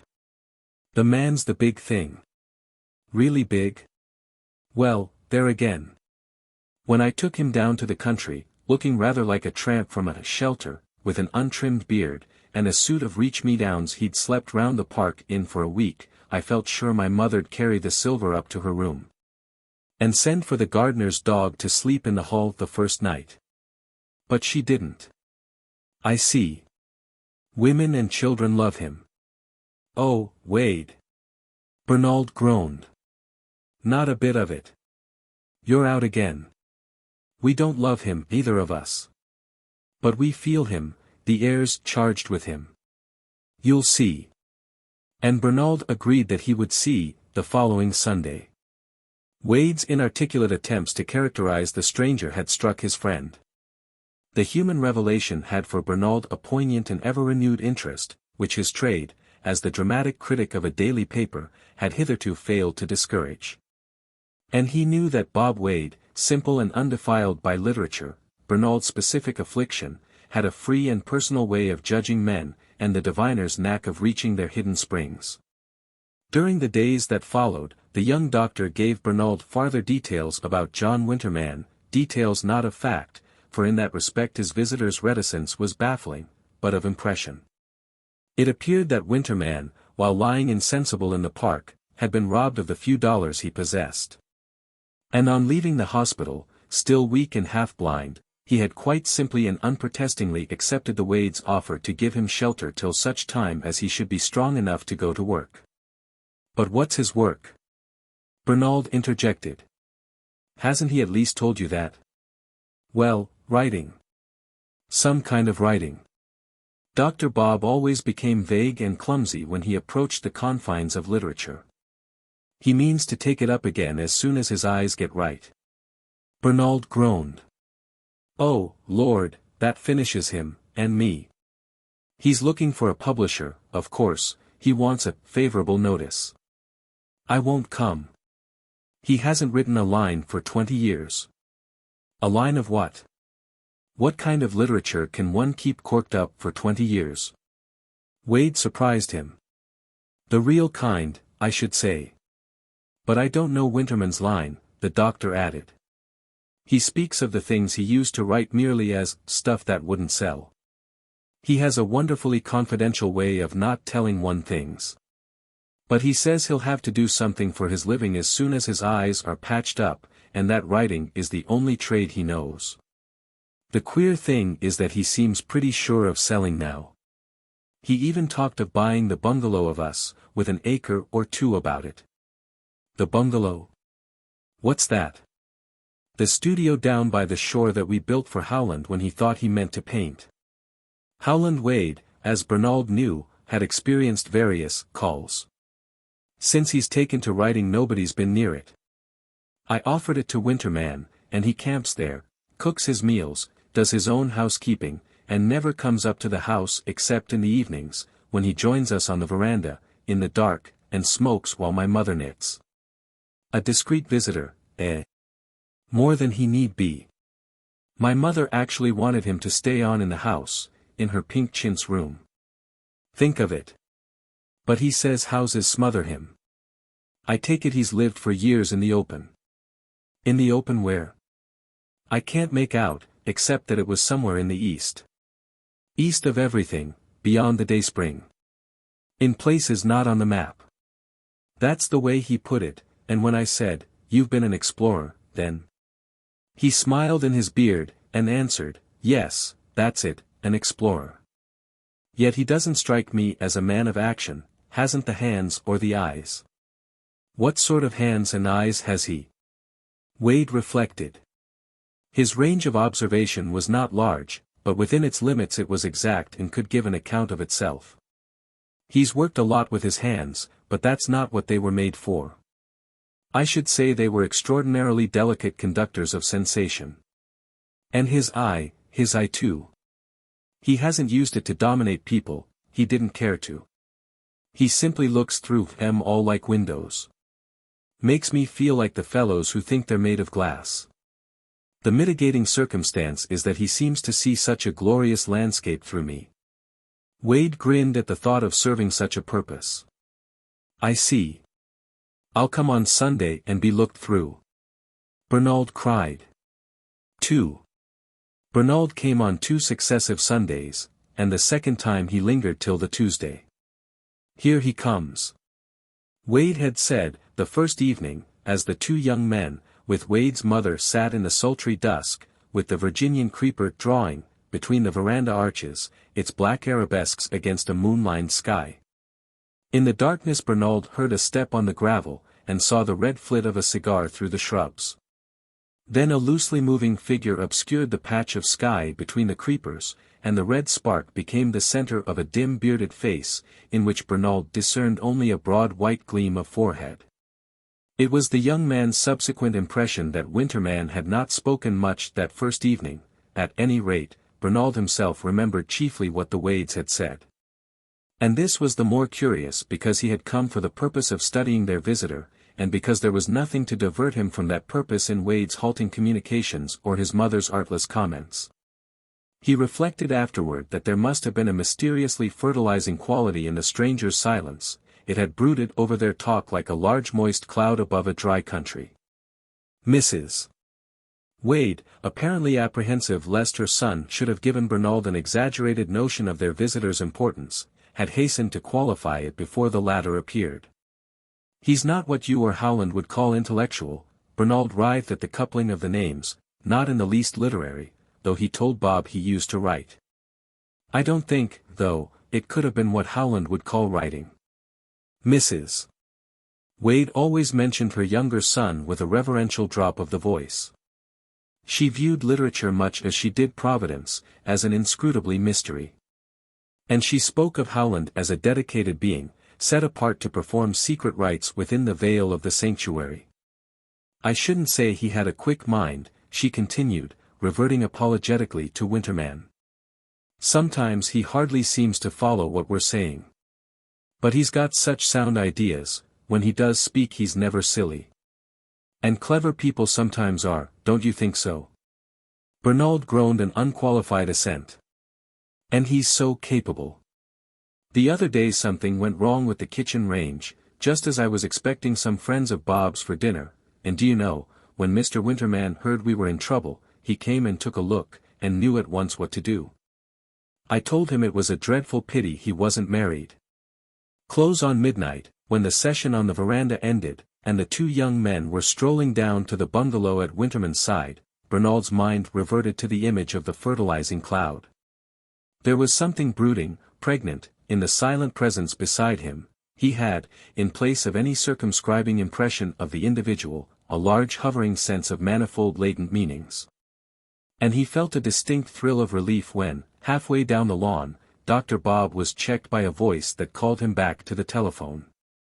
Now I'll be with him alone, thought Bernald, with a throb like a lover's. In the low-ceilinged bungalow Winterman had to grope for the lamp on his desk, and as its light struck up into his face Bernald's sense of the rareness of his opportunity increased. He couldn't have said why, for the face, with its ridged brows, its shabby grayish beard and blunt Socratic nose, made no direct appeal to the eye. It seemed rather like a stage on which remarkable things might be enacted, like some shaggy moorland landscape dependent for form and expression on the clouds rolling over it, and the bursts of light between. And one of these flashed out in the smile with which Winterman, as if in answer to his companion's thought, said simply, as he turned to fill his pipe, "Now we'll talk." So he'd known all along that they hadn't yet, and had guessed that, with Bernald, one might. The young man's glow of pleasure was so intense that it left him for a moment unable to meet the challenge. And in that moment he felt the brush of something winged and summoning. His spirit rose to it with a rush, but just as he felt himself poised between the ascending pinions, the door opened and Bob Wade plunged in. "Too bad. I'm so sorry." It was from Howland, to say he can't come tomorrow after all. The doctor panted out his news with honest grief. "I tried my best to pull it off for you, and my brother wants to come, he's keen to talk to you and see what he can do. But you see he's so tremendously in demand. He'll try for another Sunday later on." Winterman nodded with a whimsical gesture. "Oh, he'll find me here. I shall work my time out slowly." He pointed to the scattered sheets on the kitchen table which formed his writing desk. "Not slowly enough to suit us," Wade answered hospitably. "Only, if Howland could have come he might have given you a tip or two, put you on the right track, shown you how to get in touch with the public." Winterman, his hands in his sagging pockets, lounged against the bare pine walls, twisting his pipe under his beard. "Does your brother enjoy the privilege of that contact?" he questioned gravely. Wade stared a little. "Oh, of course Howland's not what you'd call a popular writer, he despises that kind of thing. But whatever he says goes with the chaps that count, and everyone tells me he's written the book on Pellerin. You must read it when you get back your eyes." He paused, as if to let the name sink in, but Winterman drew at his pipe with a blank face. "You must have heard of Pellerin, I suppose," the doctor continued. "I've never read a word of him myself, he's too big a proposition for me. But one can't escape the talk about him.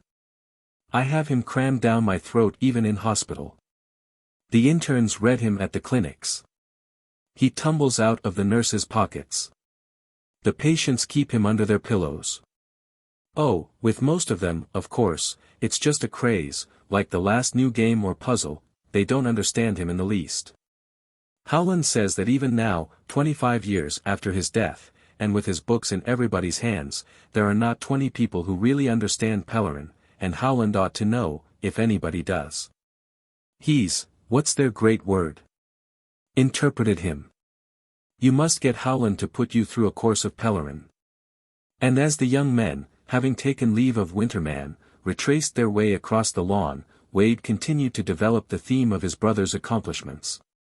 "I wish I could get Howland to take an interest in Winterman, this is the third Sunday he's chucked us. Of course he does get bored with people consulting him about their writings, but I believe if he could only talk to Winterman he'd see something in him, as we do. And it would be such a godsend to the poor man to have someone to advise him about his work. I'm going to make a desperate effort to get Howland here next Sunday." It was then that Bernald vowed to himself that he would return the next Sunday at all costs. He hardly knew whether he was prompted by the impulse to shield Winterman from Howland Wade's ineptitude, or by the desire to see the latter abandon himself to the full shamelessness of its display. But of one fact he was blissfully assured, and that was of the existence in Winterman of some quality which would provoke Howland to the amplest exercise of his fatuity. How he'll draw him, how he'll draw him. Bernald chuckled, with a security the more unaccountable that his one glimpse of Winterman had shown the latter only as a passive subject for experimentation, and he felt himself avenged in advance for the injury of Howland Wade's existence. 3. That this hope was to be frustrated Bernald learned from Howland Wade's own lips, the day before the two young men were to meet at Portchester. "I can't really, my dear fellow," the interpreter lisped, passing a polished hand over the faded smoothness of his face. "Oh, an authentic engagement, I assure you, otherwise, to oblige old Bob I'd submit cheerfully to looking over his foundling's literature. But I'm pledged this week to the Pellerin Society of Kenosha. I had a hand in founding it, and for 2 years now they've been patiently waiting for a word from me, the fiat lux, so to speak. You see it's a ministry, Bernald, I assure you, I look upon my calling quite religiously." As Bernald listened, his disappointment gradually changed to relief. Howland, on trial, always turned out to be too insufferable, and the pleasure of watching his antics was invariably lost in the impulse to put a sanguinary end to them.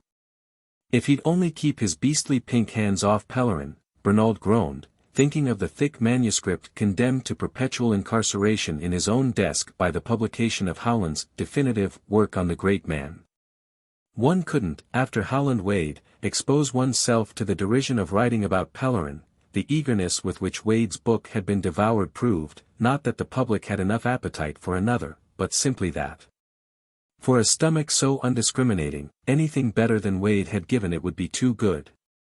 And Bernald, in the confidence that his own work was open to this objection, had stoically locked it up. Yet if he had resigned his exasperated intelligence to the fact that Wade's book existed, and was already passing into the immortality of perpetual republication, he could not, after repeated trials, adjust himself to the author's talk about Pellerin. When Wade wrote of the great dead he was egregious, but in conversation he was familiar and fond. It might have been supposed that one of the beauties of Pellerin's hidden life and mysterious taking off would have been to guard him from the fingering of anecdote, but biographers like Howland Wade were born to rise above such obstacles. He might be vague or inaccurate in dealing with the few recorded events of his subject's life, but when he left fact for conjecture no one had a firmer footing. Whole chapters in his volume were constructed in the conditional mood and packed with hypothetical detail. And in talk, by the very law of the process, hypothesis became affirmation, and he was ready to tell you confidentially the exact circumstances of Pellerin's death, and of the distressing incident leading up to it. Bernald himself not only questioned the form under which this incident was shaping itself before posterity, but the mere radical fact of its occurrence. He had never been able to discover any break in the dense cloud enveloping Pellerin's later life and its mysterious termination. He had gone away, that was all that any of them knew, he who had so little, at any time, been with them or of them. And his going had so slightly stirred the public consciousness that even the subsequent news of his death, laconically imparted from afar, had dropped unheeded into the universal scrap basket, to be long afterward fished out. With all its details missing, when some inquiring spirit first became aware, by chance encounter with a 2-penny volume in a London bookstall, not only that such a man as John Pellerin had died, but that he had ever lived, or written. It need hardly be noted that Howland Wade had not been the pioneer in question, his had been the wiser part of swelling the chorus when it rose, and gradually drowning the other voices by his own insistent note. He had pitched the note so screamingly, and held it so long, that he was now the accepted authority on Pellerin, not only in the land which had given birth to his genius but in the Europe which had first acclaimed it. And it was the central point of pain in Bernald's sense of the situation that a man who had so yearned for silence as Pellerin should have his grave piped over by such a voice as Wade's. Bernald's talk with the interpreter had revived this ache to the momentary exclusion of other sensations, and he was still sore with it when, the next afternoon, he arrived at Portchester for his second Sunday with the Wades. At the station he had the surprise of seeing Winterman's face on the platform, and of hearing from him that Dr. Bob had been called away to assist at an operation in a distant town. "Mrs. Wade wanted to put you off, but I believe the message came too late, so she sent me down to break the news to you," said Winterman, holding out his hand. Perhaps because they were the first conventional words that Bernald had heard him speak, the young man was struck by the relief his intonation gave them. She wanted to send a carriage, Winterman added, but I told her we'd walk back through the woods. He looked at Bernald with a sudden kindness that flushed the young man with pleasure. Are you strong enough? It's not too far. Oh, no. I'm pulling myself together. Getting back to work is the slowest part of the business, not on account of my eyes. I can use them now, though not for reading, but some of the links between things are missing. It's a kind of broken spectrum. Here, that boy will look after your bag. The walk through the woods remained in Bernald's memory as an enchanted hour. He used the word literally, as descriptive of the way in which Winterman's contact changed the face of things, or perhaps restored them to their primitive meanings.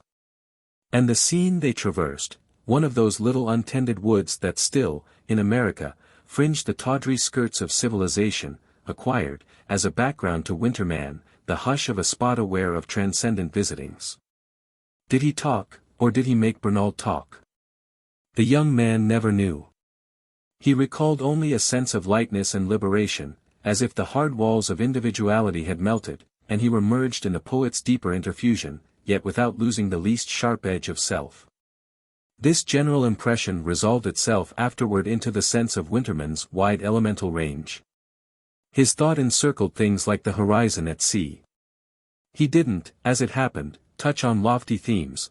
Bernald was gleefully aware that, to Howland Wade, their talk would hardly have been talk at all, but Winterman's mind, applied to lowly topics, was like a powerful lens that brought out microscopic delicacies and differences. The lack of Sunday trains kept Dr. Bob for 2 days on the scene of his surgical duties, and during those 2 days Bernald seized every moment of communion with his friend's guest. Winterman, as Wade had said, was reticent as to his personal affairs, or rather as to the practical and material conditions to which the term is generally applied. But it was evident that, in Winterman's case, the usual classification must be reversed, and that the discussion of ideas carried one much farther into his intimacy than any specific acquaintance with the incidents of his life. That's exactly what Howland Wade and his tribe have never understood about Pellerin, that it's much less important to know how, or even why, he dissap. Bernald pulled himself up with a jerk, and turned to look full at his companion.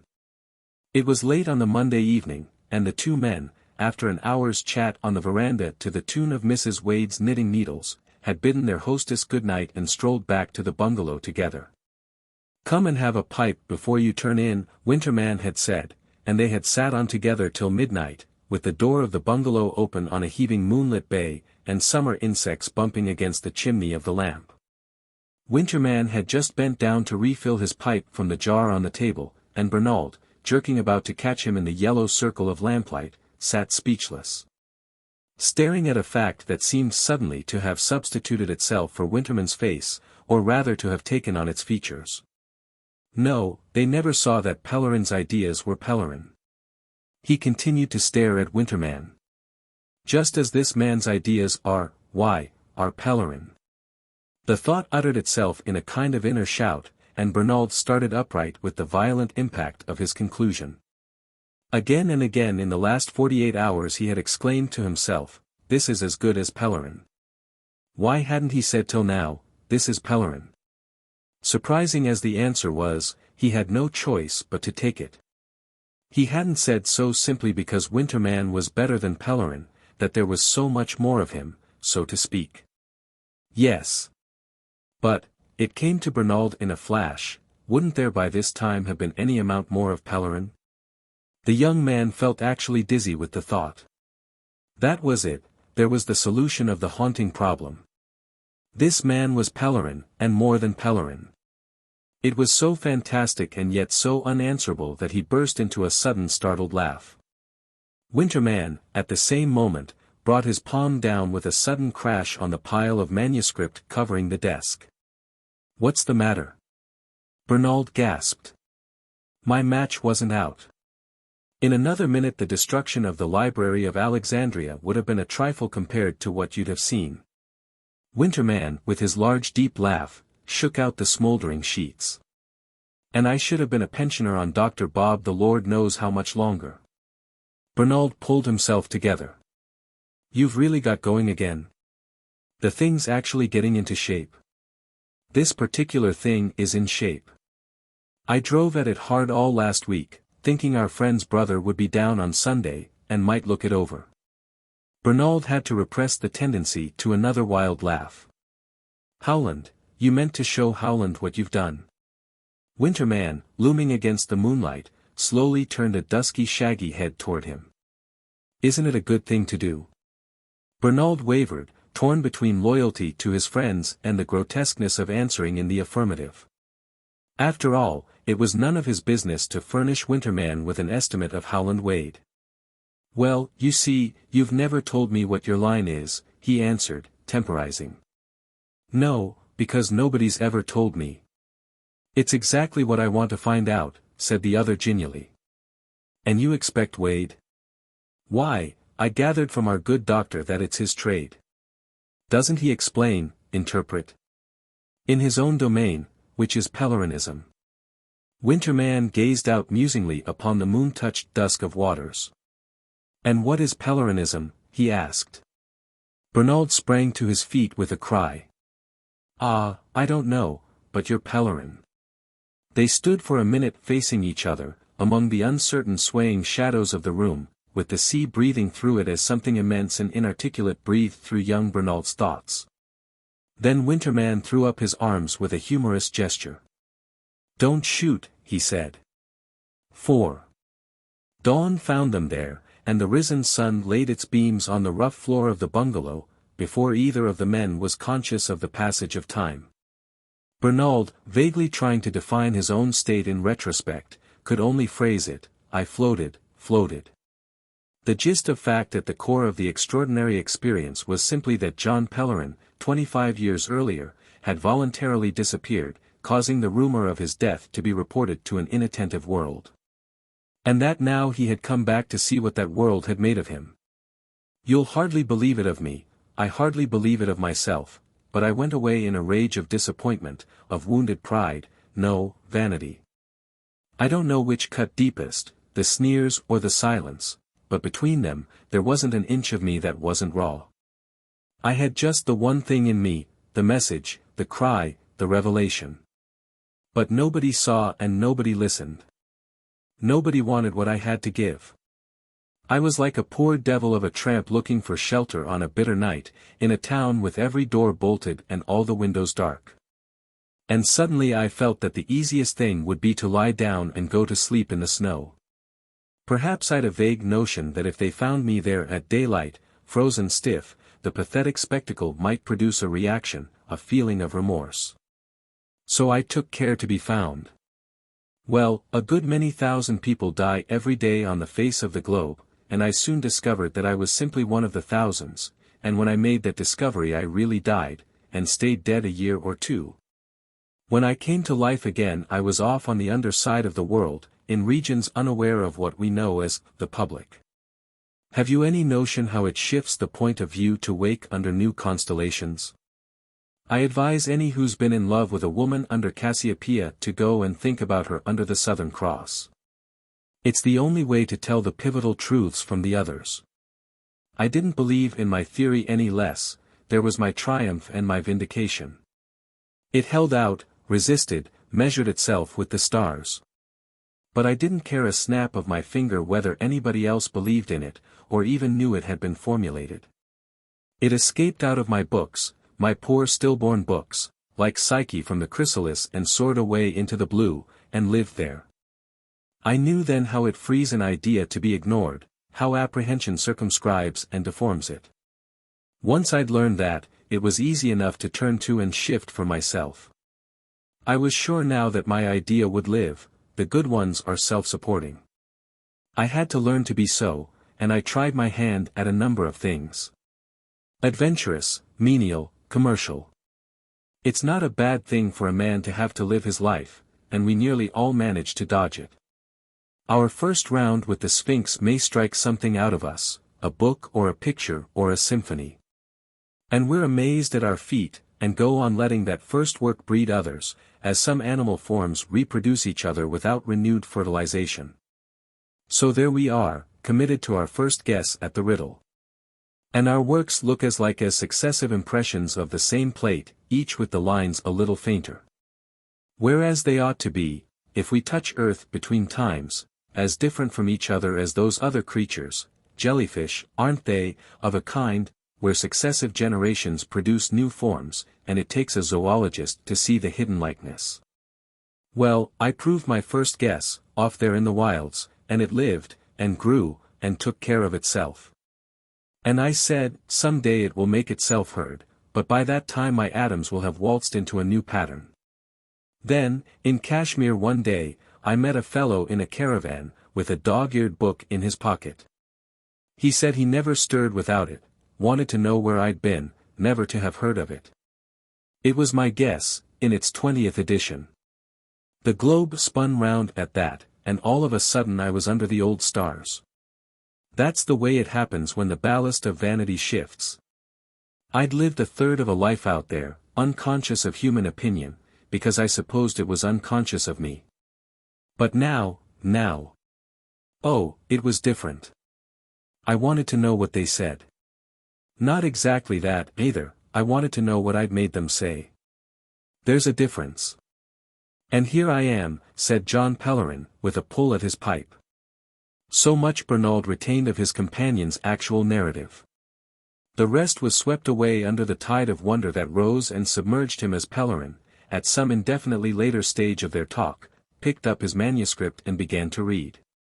Bernald sat opposite, his elbows propped on the table, his eyes fixed on the swaying waters outside, from which the moon gradually faded, leaving them to make a denser blackness in the night.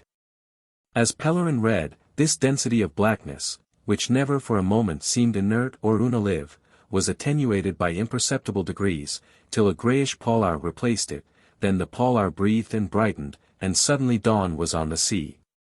Something of the same nature went on in the young man's mind while he watched and listened.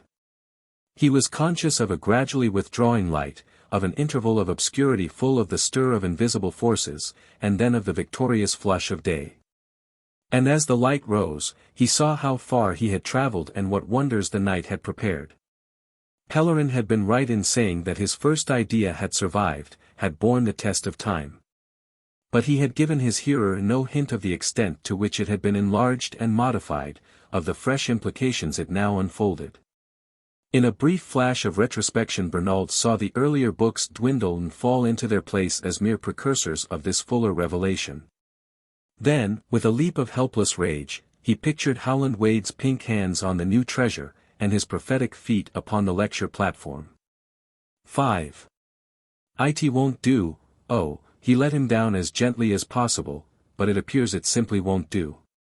Dr. Bob imparted the ineluctable fact to Bernald while the two men, accidentally meeting at their club a few nights later, sat together over the dinner they had immediately agreed to consume in company.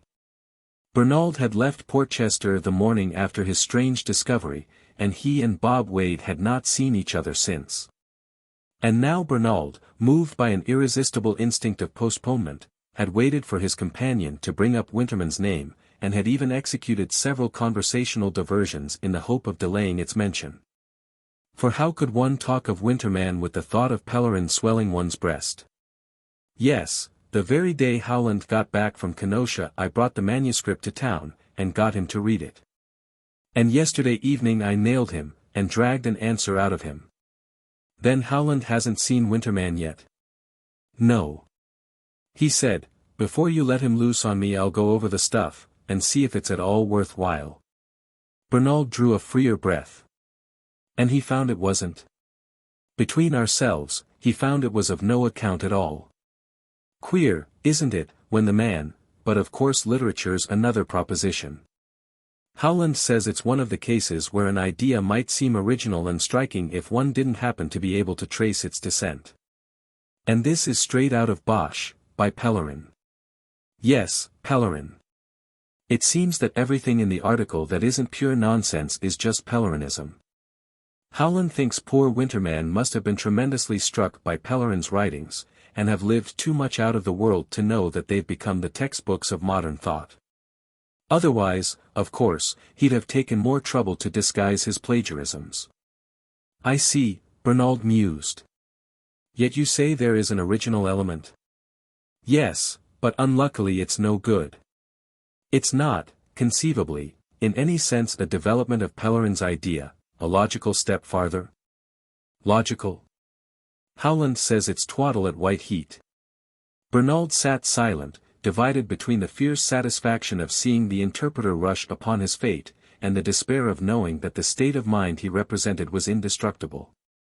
Then both emotions were swept away on a wave of pure joy, as he reflected that now, at last, Howland Wade had given him back John Pellerin. The possession was one he did not mean to part with lightly. And the dread of its being torn from him constrained him to extraordinary precautions. You've told Winterman, I suppose. How did he take it? Why, unexpectedly, as he does most things. You can never tell which way he'll jump. I thought he'd take a high tone, or else laugh it off, but he did neither. He seemed awfully cast down. I wished myself well out of the job when I saw how cut up he was. Bernald thrilled at the words. Pellerin had shared his pang, then, the old woe of the world at the perpetuity of human dullness. But what did he say to the charge of plagiarism, if you made it? Oh, I told him straight out what Howland said. I thought it fairer. And his answer to that was the rummest part of all. What was it? Bernald questioned, with a tremor. He said, that's queer, for I've never read Pellerin. Bernald drew a deep breath of ecstasy. Well, and I suppose you believed him? I believed him, because I know him. But the public won't, the critics won't. And if it's a pure coincidence it's just as bad for him as if it were a straight steal, isn't it? Bernald sighed his acquiescence. It bothers me awfully, Wade continued, knitting his kindly brows, because I could see what a blow it was to him. He's got to earn his living, and I don't suppose he knows how to do anything else. At his age it's hard to start fresh. I put that to Howland, asked him if there wasn't a chance he might do better if he only had a little encouragement. I can't help feeling he's got the essential thing in him. But of course I'm no judge when it comes to books. And Howland says it would be cruel to give him any hope. Wade paused, turned his wineglass about under a meditative stare, and then leaned across the table toward Bernald. Look here, do you know what I've proposed to Winterman? That he should come to town with me tomorrow and go in the evening to hear Howland lecture to the Uplift Club. They're to meet at Mrs. Beecher Bain's, and Howland is to repeat the lecture that he gave the other day before the Pellerin Society at Kenosha. It will give Winterman a chance to get some notion of what Pellerin was. He'll get it much straighter from Howland than if he tried to plow through Pellerin's books. And then afterward, as if accidentally, I thought I might bring him and Howland together. If Howland could only see him and hear him talk, there's no knowing what might come of it. He couldn't help feeling the man's force, as we do. And he might give him a pointer, tell him what line to take. Anyhow, it would please Winterman, and take the edge off his disappointment. I saw that as soon as I proposed it. Someone who's never heard of Pellerin. Mrs. Beecher Bain, large, smiling, diffuse, reached out parenthetically from the incoming throng on her threshold to waylay Bernald with the question as he was about to move past her in the wake of his companion. Oh, keep straight on, Mr. Winterman. She interrupted herself to call after the latter. Into the back drawing room, please. And remember, you're to sit next to me, in the corner on the left, close under the platform. She renewed her interrogative clutch on Bernald's sleeve. Most curious. Dr. Wade has been telling me all about him, how remarkable you all think him. And it's actually true that he's never heard of Pellerin. Of course as soon as Dr. Wade told me that, I said, bring him. It will be so extraordinarily interesting to watch the first impression that, yes, do follow him, dear Mr. Bernald, and be sure that you and he secure the seats next to me. Of course Alice Fosdick insists on being with us. She was wild with excitement when I told her she was to meet someone who'd never heard of Pellerin. On the indulgent lips of Mrs. Beecher Bain conjecture speedily passed into affirmation. And as Bernald's companion, broad and shaggy in his visibly new evening clothes, moved down the length of the crowded rooms. He was already, to the ladies drawing aside their skirts to let him pass, the interesting Huron of the fable. How far he was aware of the character ascribed to him it was impossible for Bernald to discover. He was as unconscious as a tree or a cloud, and his observer had never known anyone so alive to human contacts and yet so secure from them. But the scene was playing such a lively tune on Bernald's own sensibilities that for the moment he could not adjust himself to the probable effect it produced on his companion. The young man, of late, had made but rare appearances in the group of which Mrs. Beecher Bain was one of the most indefatigable hostesses, and the Uplift Club the chief medium of expression. To a critic, obliged by his trade to cultivate convictions, it was the essence of luxury to leave them at home in his hours of ease. And Bernald gave his preference to circles in which less finality of judgment prevailed, and it was consequently less embarrassing to be caught without an opinion. But in his fresher days he had known the spell of the Uplift Club and the thrill of moving among the emancipated. And he felt an odd sense of rejuvenation as he looked at the rows of faces packed about the embowered platform from which Howland Wade was presently to hand down the eternal verities. Many of these countenances belonged to the old days, when the gospel of Pellerin was unknown, and it required considerable intellectual courage to avow one's acceptance of the very doctrines he had since demolished. The latter moral revolution seemed to have been accepted as submissively as a change in hairdressing, and it even struck Bernald that, in the case of many of the assembled ladies, their convictions were rather newer than their clothes. One of the most interesting examples of this facility of adaptation was actually, in the person of Miss Alice Fosdick, brushing his elbow with exotic amulets, and enveloping him in Arabian odors. As she leaned forward to murmur her sympathetic sense of the situation. Miss Fosdick, who was one of the most advanced exponents of Pellerinism, had large eyes and a plaintive mouth, and Bernald had always fancied that she might have been pretty if she had not been perpetually explaining things. "Yes, I know, Isabella Bain told me all about him. He can't hear us, can he? And I wonder if you realize how remarkably interesting it is that we should have such an opportunity now, I mean the opportunity to see the impression of Pellerinism on a perfectly fresh mind. You must introduce him as soon as the lecture's over." I explained that to Isabella as soon as she showed me Dr. Wade's note. "Of course you see why, don't you?" Bernald made a faint motion of acquiescence, which she instantly swept aside. "At least I think I can make you see why. If you're sure he can't hear." "Why, it's just this, Pellerinism is in danger of becoming a truism." "Oh, it's an awful thing to say. But then I'm not afraid of saying awful things. I rather believe it's my mission. What I mean is, that we're getting into the way of taking Pellerin for granted, as we do the air we breathe. We don't sufficiently lead our conscious life in him, we're gradually letting him become subliminal." She swayed closer to the young man, and he saw that she was making a graceful attempt to throw her explanatory net over his companion, who, evading Mrs. Bain's hospitable signal, had cautiously wedged himself into a seat between Bernald and the wall. "Did you hear what I was saying, Mr. Winterman?" "Yes, I know who you are, of course." "Oh, well, I don't really mind if you did. I was talking about you and Pellerin. I was explaining to Mr. Bernald that what we need at this very minute is a Pellerin revival. And we need someone like you, to whom his message comes as a wonderful new interpretation of life, to lead the revival, and rouse us out of our apathy. You see," she went on winningly, "it's not only the big public that needs it, of course their Pellerin isn't ours.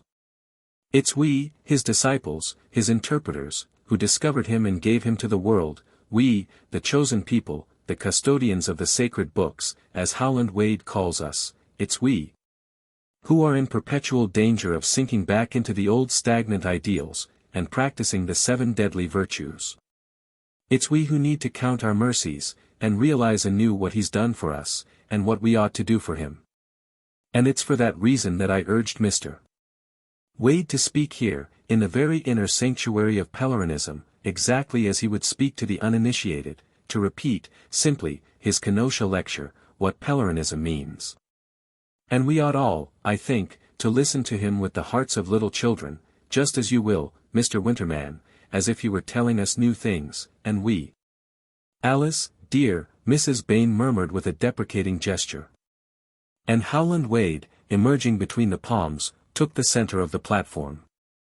A pang of commiseration shot through Bernald as he saw him there, so innocent and so exposed. His plump pulpy body, which made his evening dress fall into intimate and wrapper-like folds, was like a wide surface spread to the shafts of irony.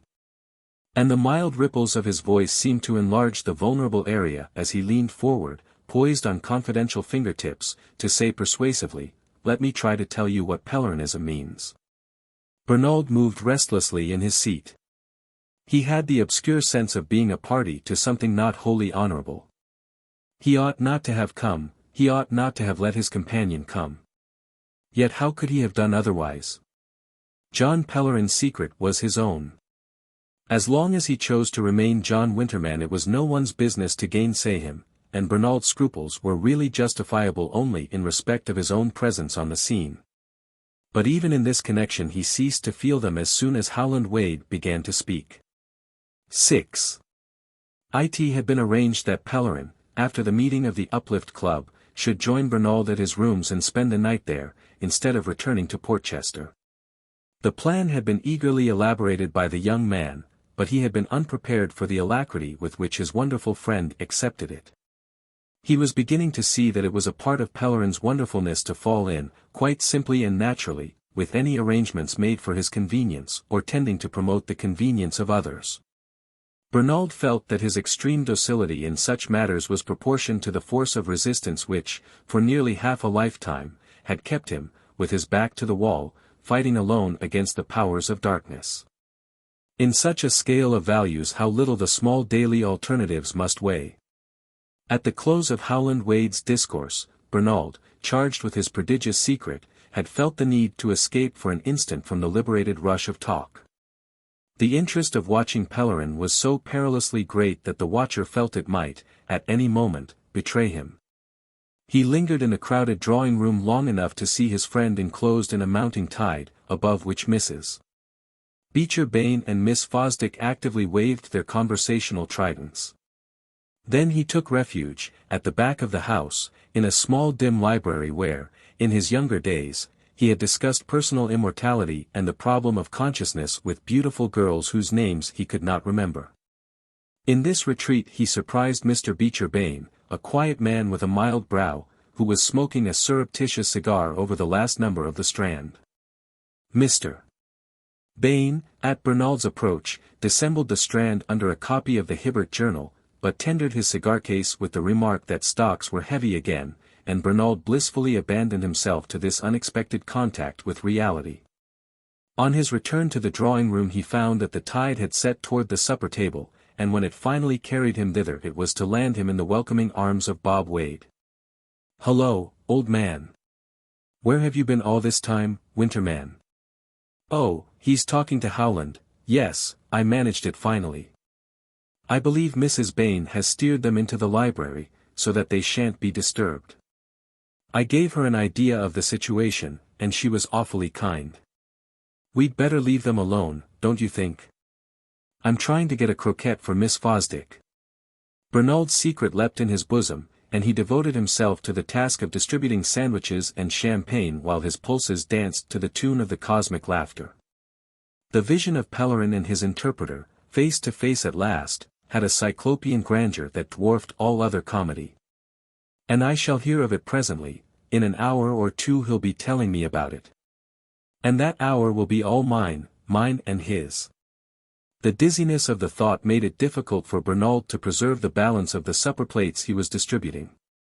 Life had for him at that moment the completeness which seems to defy disintegration. The throng in the dining room was thickening, and Bernald's efforts as purveyor were interrupted by frequent appeals, from ladies who had reached repleteness, that he should sit down a moment and tell them all about his interesting friend. Winterman's fame, trumpeted abroad by Miss Fosdick, had reached the four corners of the Uplift Club. And Bernald found himself fabricating de Tout's pieces a Winterman legend which should in some degree respond to the club's demand for the human document. When at length he had acquitted himself of this obligation, and was free to work his way back through the lessening groups into the drawing room, he was at last rewarded by a glimpse of his friend, who, still densely encompassed, towered in the center of the room in all his sovereign ugliness. Their eyes met across the crowd, but Bernald gathered only perplexity from the encounter. What were Pellerin's eyes saying to him? What orders, what confidences, what indefinable apprehension did their long look impart? The young man was still trying to decipher their complex message when he felt a tap on the arm, and turned to encounter the rueful gaze of Bob Wade, whose meaning lay clearly enough on the surface of his good blue stare. "Well, it won't work," the doctor groaned. "What won't?" "I mean with Howland. Winterman won't. Howland doesn't take to him. Says he's crude, frightfully crude. And you know how Howland hates crudeness." "Oh, I know," Bernald exulted. It was the word he had waited for, he saw it now. Once more he was lost in wonder at Howland's miraculous faculty for always, as the naturalist said, being true to type. "So I'm afraid it's all up with his chance of writing." "At least I can do no more," said Wade, discouraged. Bernald pressed him for farther details. "Does Winterman seem to mind much? Did you hear his version?" "His version? I mean what he said to Howland." "Why no. What the deuce was there for him to say?" "What indeed?" "I think I'll take him home," said Bernald gaily. He turned away to join the circle from which, a few minutes before, Pellerin's eyes had vainly and enigmatically signaled to him, but the circle had dispersed, and Pellerin himself was not in sight. Bernald, looking about him, saw that during his brief aside with Wade the party had passed into the final phase of dissolution. People still delayed, in diminishing groups, but the current had set toward the doors, and every moment or two it bore away a few more lingerers. Bernald, from his post, commanded the clearing perspective of the two drawing rooms, and a rapid survey of their length sufficed to assure him that Pellerin was not in either. Taking leave of Wade, the young man made his way back to the drawing room, where only a few hardened feasters remained, and then passed on to the library which had been the scene of the late momentous colloquy. But the library too was empty, and drifting back uncertainly to the inner drawing-room Bernald found Mrs. Beecher Bain domestically putting out the wax candles on the mantelpiece. "Dear Mr. Bernald, do sit down and have a little chat. What a wonderful privilege it has been. I don't know when I've had such an intense impression." She made way for him, hospitably, in a corner of the sofa to which she had sunk, and he echoed her vaguely, "You were impressed, then?" "I can't express to you how it affected me. As Alice said, it was a resurrection, it was as if John Pellerin were actually here in the room with us." Bernald turned on her with a half-audible gasp. "You felt that, dear Mrs. Bain. We all felt it, every one of us. I don't wonder the Greeks, it was the Greeks, regarded eloquence as a supernatural power. As Alice says, when one looked at Howland Wade one understood what they meant by the afflatus." Bernald rose and held out his hand. "Oh, I see, it was Howland who made you feel as if Pellerin were in the room? And he made Miss Fosdick feel so too?" "Why, of course. But why are you rushing off?" "Because I must hunt up my friend, who's not used to such late hours." "Your friend?" Mrs. Bain had to collect her thoughts. "Oh, Mr. Winterman, you mean? But he's gone already." "Gone?" Bernald exclaimed, with an odd twinge of foreboding. Remembering Pellerin's signal across the crowd, he reproached himself for not having answered it more promptly. Yet it was certainly strange that his friend should have left the house without him. "Are you quite sure?" he asked, with a startled glance at the clock. "Oh, perfectly. He went half an hour ago. But you needn't hurry home on his account, for Alice Fosdick carried him off with her. I saw them leave together." "Carried him off? She took him home with her, you mean?" "Yes. You know what strange hours she keeps. She told me she was going to give him a Welsh rabbit, and explain Pellerinism to him." "Oh, if she's going to explain," Bernald murmured. But his amazement at the news struggled with a confused impatience to reach his rooms in time to be there for his friend's arrival. There could be no stranger spectacle beneath the stars than that of John Pellerin carried off by Miss Fosdick, and listening, in the small hours, to her elucidation of his doctrines. But Bernald knew enough of his sex to be aware that such an experiment may present a less humorous side to its subject than to an impartial observer. Even the Uplift Club and its connotations might benefit by the attraction of the unknown. And it was conceivable that to a traveler from Mesopotamia Miss Fosdick might present elements of interest which she had lost for the frequenters of Fifth Avenue. There was, at any rate, no denying that the affair had become unexpectedly complex, and that its farther development promised to be rich in comedy. In the charmed contemplation of these possibilities Bernald sat over his fire, listening for Pellerin's ring. He had arranged his modest quarters with the reverent care of a celebrant awaiting the descent of his deity. He guessed Pellerin to be unconscious of visual detail, but sensitive to the happy blending of sensuous impressions, to the intimate spell of lamplight on books, and of a deep chair placed where one could watch the fire. The chair was there, and Bernald, facing it across the hearth, already saw it filled by Pellerin's lounging figure. The autumn dawn came late, and even now they had before them the promise of some untroubled hours. Bernald, sitting there alone in the warm stillness of his room, and in the profound hush of his expectancy, was conscious of gathering up all his sensibilities and perceptions into one exquisitely adjusted instrument of notation. Until now he had tasted Pellerin's society only in unpremeditated snatches, and had always left him with a sense, on his own part, of waste and shortcoming. Now, in the lull of this dedicated hour, he felt that he should miss nothing, and forget nothing, of the initiation that awaited him. And catching sight of Pellerin's pipe, he rose and laid it carefully on a table by the armchair. "No. I've never had any news of him," Bernald heard himself repeating. He spoke in a low tone, and with the automatic utterance that alone made it possible to say the words. They were addressed to Miss Fosdick, into whose neighborhood chance had thrown him at a dinner, a year or so later than their encounter at the Uplift Club. Hitherto he had successfully, and intentionally, avoided Miss Fosdick, not from any animosity toward that unconscious instrument of fate, but from an intense reluctance to pronounce the words which he knew he should have to speak if they met. Now, as it turned out, his chief surprise was that she should wait so long to make him speak them. All through the dinner she had swept him along on a rapid current of talk which showed no tendency to linger or turn back upon the past. At first he ascribed her reserve to a sense of delicacy with which he reproached himself for not having previously credited her. Then he saw that she had been carried so far beyond the point at which they had last faced each other, that it was by the merest hazard of associated ideas that she was now finally borne back to it. For it appeared that the very next evening, at Mrs. Beecher Bain's, a Hindu Mahatma was to lecture to the Uplift Club on the limits of the subliminal. And it was owing to no less a person than Howland Wade that this exceptional privilege had been obtained. Of course Howland's known all over the world as the interpreter of Pellerinism, and the Aga Gotch, who had absolutely declined to speak anywhere in public, wrote to Isabella that he could not refuse anything that Mr. Wade asked. Did you know that Howland's lecture, What Pellerinism Means, has been translated into 22 languages, and gone into a 5th edition in Icelandic?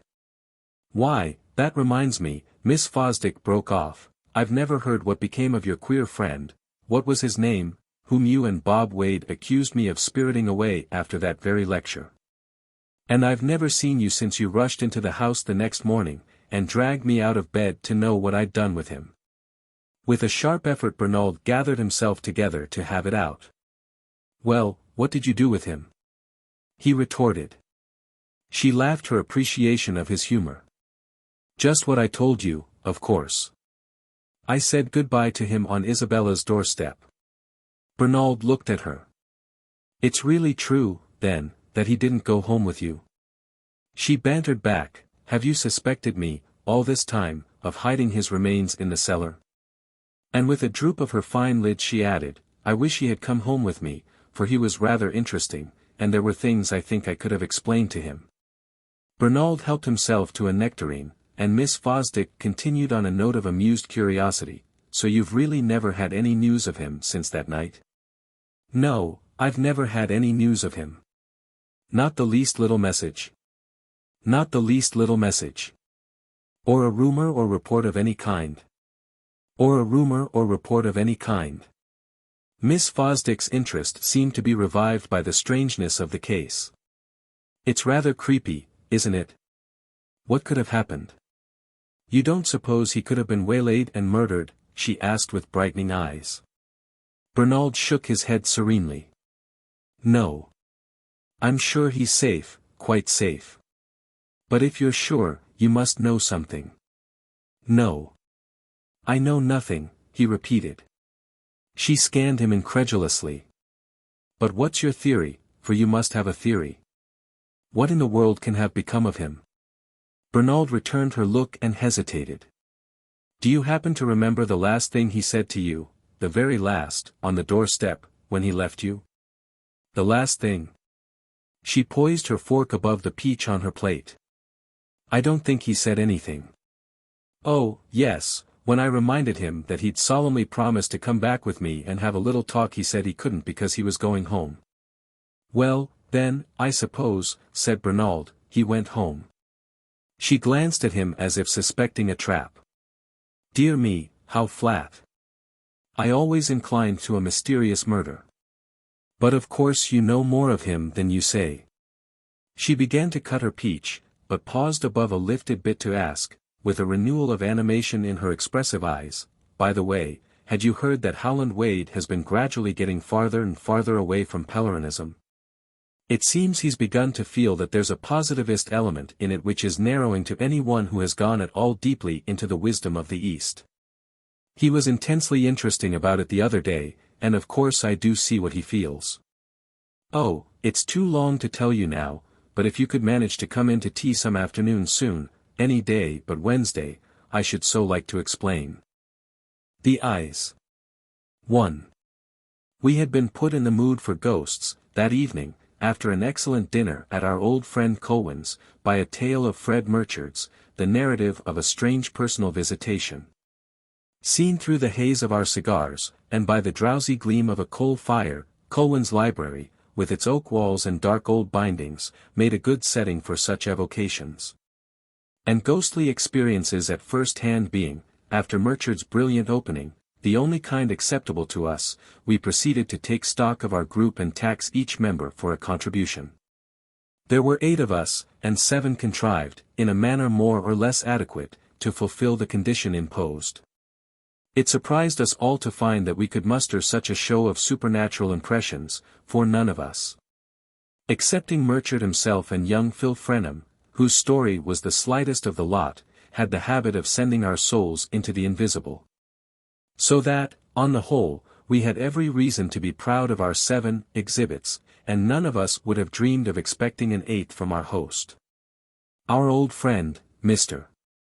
Andrew Colwyn, who had sat back in his armchair, listening and blinking through the smoke circles with the cheerful tolerance of a wise old idol, was not the kind of man likely to be favored with such contacts. Though he had imagination enough to enjoy, without envying, the superior privileges of his guests. By age and by education he belonged to the stout positivist tradition, and his habit of thought had been formed in the days of the epic struggle between physics and metaphysics. But he had been, then and always, essentially a spectator, a humorous detached observer of the immense muddled variety show of life, slipping out of his seat now and then for a brief dip into the convivialities at the back of the house, but never, as far as one knew, showing the least desire to jump on the stage and do a turn. Among his contemporaries there lingered a vague tradition of his having, at a remote period, and in a romantic clime, been wounded in a duel. But this legend no more tallied with what we younger men knew of his character than my mother's assertion that he had once been a charming little man with nice eyes corresponded to any possible reconstitution of his dry thwarted physiognomy. He never can have looked like anything but a bundle of sticks, Murchard had once said of him. Or a phosphorescent log, rather, someone else amended. And we recognized the happiness of this description of his small squat trunk, with the red blink of the eyes in a face like mottled bark. He had always been possessed of a leisure which he had nursed and protected, instead of squandering it in vain activities.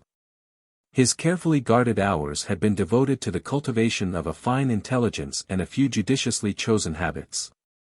And none of the disturbances common to human experience seemed to have crossed his sky. Nevertheless, his dispassionate survey of the universe had not raised his opinion of that costly experiment, and his study of the human race seemed to have resulted in the conclusion that all men were superfluous, and women necessary only because someone had to do the cooking. On the importance of this point his convictions were absolute, and gastronomy was the only science which he revered as dogma. It must be owned that his little dinners were a strong argument in favor of this view, besides being a reason, though not the main one, for the fidelity of his friends. Mentally he exercised a hospitality less seductive but no less stimulating. His mind was like a forum, or some open meeting place for the exchange of ideas, somewhat cold and draughty, but light, spacious and orderly, a kind of academic grove from which all the leaves had fallen. In this privileged area a dozen of us were wont to stretch our muscles and expand our lungs. And, as if to prolong as much as possible the tradition of what we felt to be a vanishing institution, one or two neophytes were now and then added to our band. Young Phil Frenham was the last, and the most interesting, of these recruits, and a good example of Murchard's somewhat morbid assertion that our old friend liked him juicy. It was indeed a fact that Colwyn, for all his mental dryness, specially tasted the lyric qualities in youth. As he was far too good an Epicurean to nip the flowers of soul which he gathered for his garden, his friendship was not a disintegrating influence, on the contrary, it forced the young idea to robuster bloom. And in Phil Frenham he had a fine subject for experimentation. The boy was really intelligent, and the soundness of his nature was like the pure paste under a delicate glaze. Colwyn had fished him out of a thick fog of family dullness, and pulled him up to a peak in Darien, and the adventure hadn't hurt him a bit. Indeed, the skill with which Colwyn had contrived to stimulate his curiosities without robbing them of their young bloom of awe seemed to me a sufficient answer to Murchard's ogreish metaphor. There was nothing hectic in Frenham's efflorescence, and his old friend had not laid even a fingertip on the sacred stupidities. One wanted no better proof of that than the fact that Frenham still reverenced them in Colwyn. "There's a side of him you fellows don't see. I believe that story about the duel," he declared. And it was of the very essence of this belief that it should impel him, just as our little party was dispersing, to turn back to our host with the absurd demand, "And now you've got to tell us about your ghost." The outer door had closed on Murchard and the others, only Frenham and I remained, and the vigilant servant who presided over Colwyn's destinies, having brought a fresh supply of soda water, had been laconically ordered to bed. Colwyn's sociability was a night-blooming flower, and we knew that he expected the nucleus of his group to tighten around him after midnight. But Frenham's appeal seemed to disconcert him comically, and he rose from the chair in which he had just reseated himself after his farewells in the hall. "My ghost? Do you suppose I'm fool enough to go to the expense of keeping one of my own, when there are so many charming ones in my friends' closets? Take another cigar," he said, revolving toward me with a laugh. Frenham laughed too, pulling up his slender height before the chimney-piece as he turned to face his short bristling friend. "Oh," he said, "you'd never be content to share if you met one you really liked." Colwyn had dropped back into his armchair, his shock head embedded in its habitual hollow, his little eyes glimmering over a fresh cigar. Liked? Good Lord," he growled. "Ah, you have, then." Frenham pounced on him in the same instant, with a sidewise glance of victory at me, but Colwyn cowered gnome-like among his cushions, dissembling himself in a protective cloud of smoke. "What's the use of denying it? You've seen everything, so of course you've seen a ghost," his young friend persisted, talking intrepidly into the cloud. "Or, if you haven't seen one, it's only because you've seen two." The form of the challenge seemed to strike our host. He shot his head out of the mist with a queer tortoise-like motion he sometimes had, and blinked approvingly at Frenham. "Yes," he suddenly flung at us on a shrill jerk of laughter, "it's only because I've seen two." The words were so unexpected that they dropped down and down into a fathomless silence, while we continued to stare at each other over Colwyn's head, and Colwyn stared at his ghosts. At length Frenham, without speaking, threw himself into the chair on the other side of the hearth, and leaned forward with his listening smile. 2. Of course they're not show ghosts, a collector wouldn't think anything of them. Don't let me raise your hopes, their one merit is their numerical strength, the exceptional fact of there being 2. But, as against this, I'm bound to admit that at any moment I could probably have exorcised them both by asking my doctor for a prescription, or my oculist for a pair of spectacles. Only, as I never could make up my mind whether to go to the doctor or the oculist, whether I was afflicted by an optical or a digestive delusion, I left them to pursue their interesting double life. Though at times they made mine exceedingly comfortable. Yes, uncomfortable, and you know how I hate to be uncomfortable. But it was part of my stupid pride, when the thing began, not to admit that I could be disturbed by the trifling matter of seeing 2. And then I'd no reason, really, to suppose I was ill. As far as I knew I was simply bored, horribly bored. But it was part of my boredom, I remember, that I was feeling so uncommonly well, and didn't know how on earth to work off my surplus energy.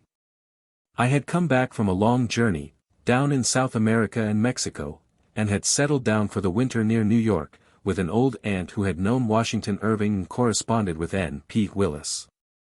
She lived, not far from Irvington, in a damp Gothic villa, overhung by Norway spruces, and looking exactly like a memorial emblem done in hair. Her personal appearance was in keeping with this image, and her own hair, of which there was little left, might have been sacrificed to the manufacture of the emblem.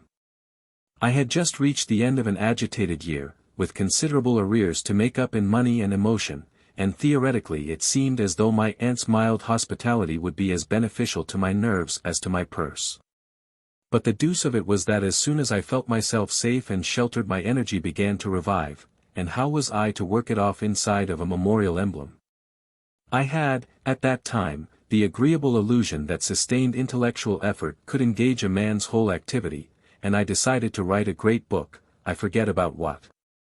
My aunt, impressed by my plan, gave up to me her Gothic library, filled with classics in black cloth and daguerreotypes of faded celebrities, and I sat down at my desk to make myself a place among their number. And to facilitate my task she lent me a cousin to copy my manuscript. The cousin was a nice girl, and I had an idea that a nice girl was just what I needed to restore my faith in human nature, and principally in myself. She was neither beautiful nor intelligent, poor Alice Noel, but it interested me to see any woman content to be so uninteresting, and I wanted to find out the secret of her content. In doing this I handled it rather rashly, and put it out of joint, just for a moment. There's no fatuity in telling you this, for the poor girl had never seen anyone but cousins. Well, I was sorry for what I'd done, of course, and confoundedly bothered as to how I should put it straight. She was staying in the house, and one evening, after my aunt had gone to bed, she came down to the library to fetch a book she'd mislaid, like any artless heroine on the shelves behind us. She was pink-nosed and flustered, and it suddenly occurred to me that her hair, though it was fairly thick and pretty, would look exactly like my aunt's when she grew older. I was glad I had noticed this, for it made it easier for me to do what was right, and when I had found the book she hadn't lost I told her I was leaving for Europe that week. Europe was terribly far off in those days, and Alice knew at once what I meant. She didn't take it in the least as I'd expected, it would have been easier if she had. She held her book very tight, and turned away a moment to wind up the lamp on my desk. It had a ground glass shade with vine leaves, and glass drops around the edge, I remember. Then she came back, held out her hand, and said, "Goodbye." And as she said it she looked straight at me and kissed me. I had never felt anything as fresh and shy and brave as her kiss. It was worse than any reproach, and it made me ashamed to deserve a reproach from her. I said to myself, I'll marry her, and when my aunt dies she'll leave us this house, and I'll sit here at the desk and go on with my book, and Alice will sit over there with her embroidery and look at me as she's looking now. And life will go on like that for any number of years. The prospect frightened me a little, but at the time it didn't frighten me as much as doing anything to hurt her. And 10 minutes later she had my seal ring on my finger, and my promise that when I went abroad she should go with me. You'll wonder why I'm enlarging on this familiar incident. It's because the evening on which it took place was the very evening on which I first saw the queer sight I've spoken of. Being at that time an ardent believer in a necessary sequence between cause and effect, I naturally tried to trace some kind of link between what had just happened to me in my aunt's library and what was to happen a few hours later on the same night. And so the coincidence between the two events always remained in my mind. I went up to bed with rather a heavy heart, for I was bowed under the weight of the first good action I had ever consciously committed. And young as I was, I saw the gravity of my situation. Don't imagine from this that I had hitherto been an instrument of destruction. I had been merely a harmless young man, who had followed his bent and declined all collaboration with Providence. Now I had suddenly undertaken to promote the moral order of the world, and I felt a good deal like the trustful spectator who has given his gold watch to the conjurer, and doesn't know in what shape he'll get it back when the trick is over. Still, a glow of self-righteousness tempered my fears, and I said to myself as I undressed that when I'd got used to being good it probably wouldn't make me as nervous as it did at the start. And by the time I was in bed, and had blown out my candle, I felt that I really was getting used to it, and that, as far as I'd got, it was not unlike sinking down into one of my aunt's very softest wool mattresses. I closed my eyes on this image, and when I opened them it must have been a good deal later, for my room had grown cold, and the night was intensely still. I was waked suddenly by the feeling we all know, the feeling that there was something near me that hadn't been there when I fell asleep. I sat up and strained my eyes into the darkness. The room was pitch black, and at first I saw nothing. But gradually a vague glimmer at the foot of the bed turned into two eyes staring back at me. I couldn't see the face attached to them, on account of the darkness, I imagined, but as I looked the eyes grew more and more distinct, they gave out a light of their own. The sensation of being thus gazed at was far from pleasant, and you might suppose that my first impulse would have been to jump out of bed and hurl myself on the invisible figure attached to the eyes. But it wasn't, my impulse was simply to lie still. I can't say whether this was due to an immediate sense of the uncanny nature of the apparition, to the certainty that if I did jump out of bed I should hurl myself on nothing, or merely to the benumbing effect of the eyes themselves. They were the very worst eyes I've ever seen, a man's eyes, but what a man. My first thought was that he must be frightfully old. The orbits were sunk, and the thick red-lined lids hung over the eyeballs like blinds of which the cords are broken. One lid drooped a little lower than the other, with the effect of a crooked leer. And between these pulpy folds of flesh, with their scant bristle of lashes, the eyes themselves, small glassy discs with an agate-like rim about the pupils, looked like sea pebbles in the grip of a starfish. But the age of the eyes was not the most unpleasant thing about them. What turned me sick was their expression of vicious security. I don't know how else to describe the fact that they seemed to belong to a man who had done a lot of harm in his life, but had always kept just inside the danger lines. They were not the eyes of a coward, but of someone much too clever to take risks, and my gorge rose at their look of base astuteness. Yet even that wasn't the worst. For as we continued to scan each other I saw in them a tinge of faint derision, and felt myself to be its object. At that I was seized by an impulse of rage that jerked me out of bed and pitched me straight on the unseen figure at its foot. But of course there wasn't any figure there, and my fist struck at emptiness. Ashamed and cold, I groped about for a match and lit the candles. The room looked just as usual, as I had known it would. And I crawled back to bed, and blew out the lights. As soon as the room was dark again the eyes reappeared, and I now applied myself to explaining them on scientific principles.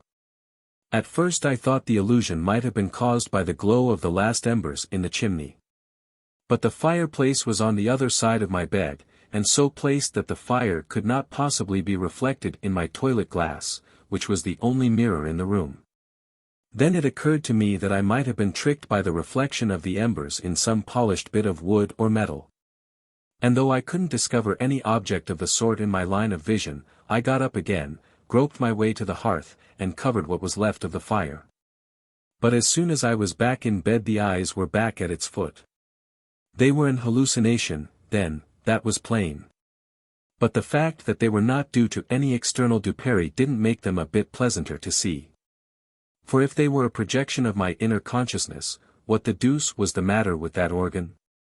I had gone deeply enough into the mystery of morbid pathological states to picture the conditions under which an exploring mind might lay itself open to such a midnight admonition, but I couldn't fit it to my present case. I had never felt more normal, mentally and physically, and the only unusual fact in my situation, that of having assured the happiness of an amiable girl, did not seem of a kind to summon unclean spirits about my pillow. But there were the eyes still looking at me.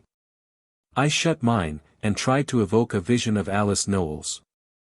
They were not remarkable eyes, but they were as wholesome as fresh water, and if she had had more imagination, or longer lashes, their expression might have been interesting. As it was, they did not prove very efficacious, and in a few moments I perceived that they had mysteriously changed into the eyes at the foot of the bed. It exasperated me more to feel these glaring at me through my shut lids than to see them, and I opened my eyes again and looked straight into their hateful stare. And so it went on all night. I can't tell you what that night was, nor how long it lasted. Have you ever lain in bed, hopelessly wide awake, and tried to keep your eyes shut, knowing that if you opened them you'd see something you dreaded and loathed? It sounds easy, but it's devilish hard. Those eyes hung there and drew me. I had the vertige de l'abîme, and their red lids were the edge of my abyss.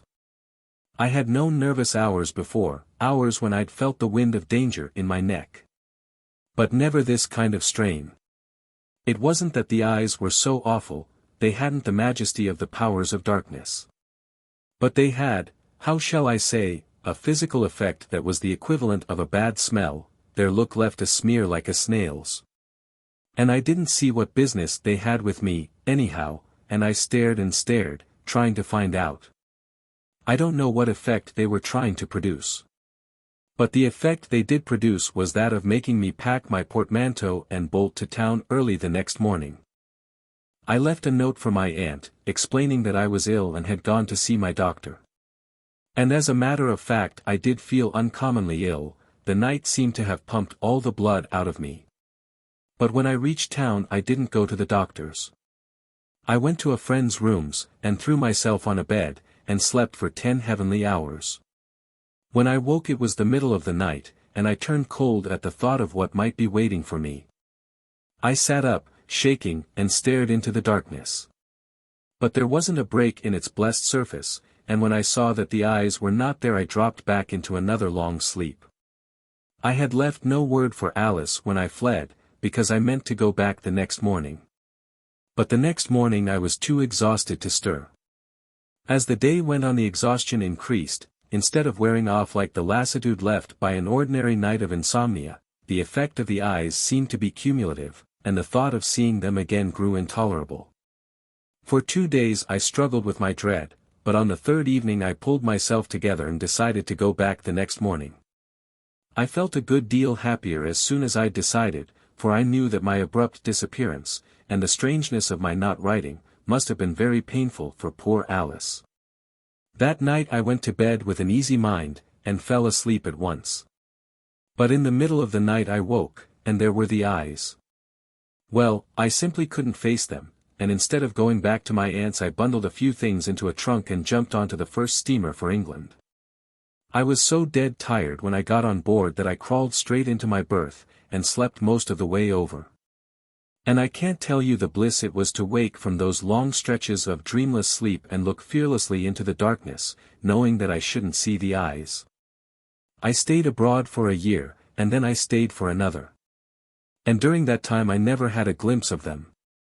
That was enough reason for prolonging my stay if I'd been on a desert island.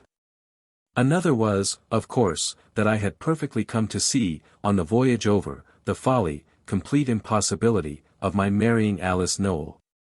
The fact that I had been so slow in making this discovery annoyed me, and made me want to avoid explanations. The bliss of escaping at one stroke from the eyes, and from this other embarrassment, gave my freedom an extraordinary zest. And the longer I savored it the better I liked its taste. The eyes had burned such a hole in my consciousness that for a long time I went on puzzling over the nature of the apparition, and wondering nervously if it would ever come back. But as time passed I lost this dread, and retained only the precision of the image. Then that faded in its turn. The second year found me settled in Rome, where I was planning, I believe, to write another great book, a definitive work on Etruscan influences in Italian art. At any rate, I'd found some pretext of the kind for taking a sunny apartment in the Piazza di Spagna and dabbling about indefinitely in the Forum, and there, one morning, a charming youth came to me. As he stood there in the warm light, slender and smooth and hyacinthine, he might have stepped from a ruined altar, one to Antinous, say, but he'd come instead from New York, with a letter, of all people, from Alice Noel.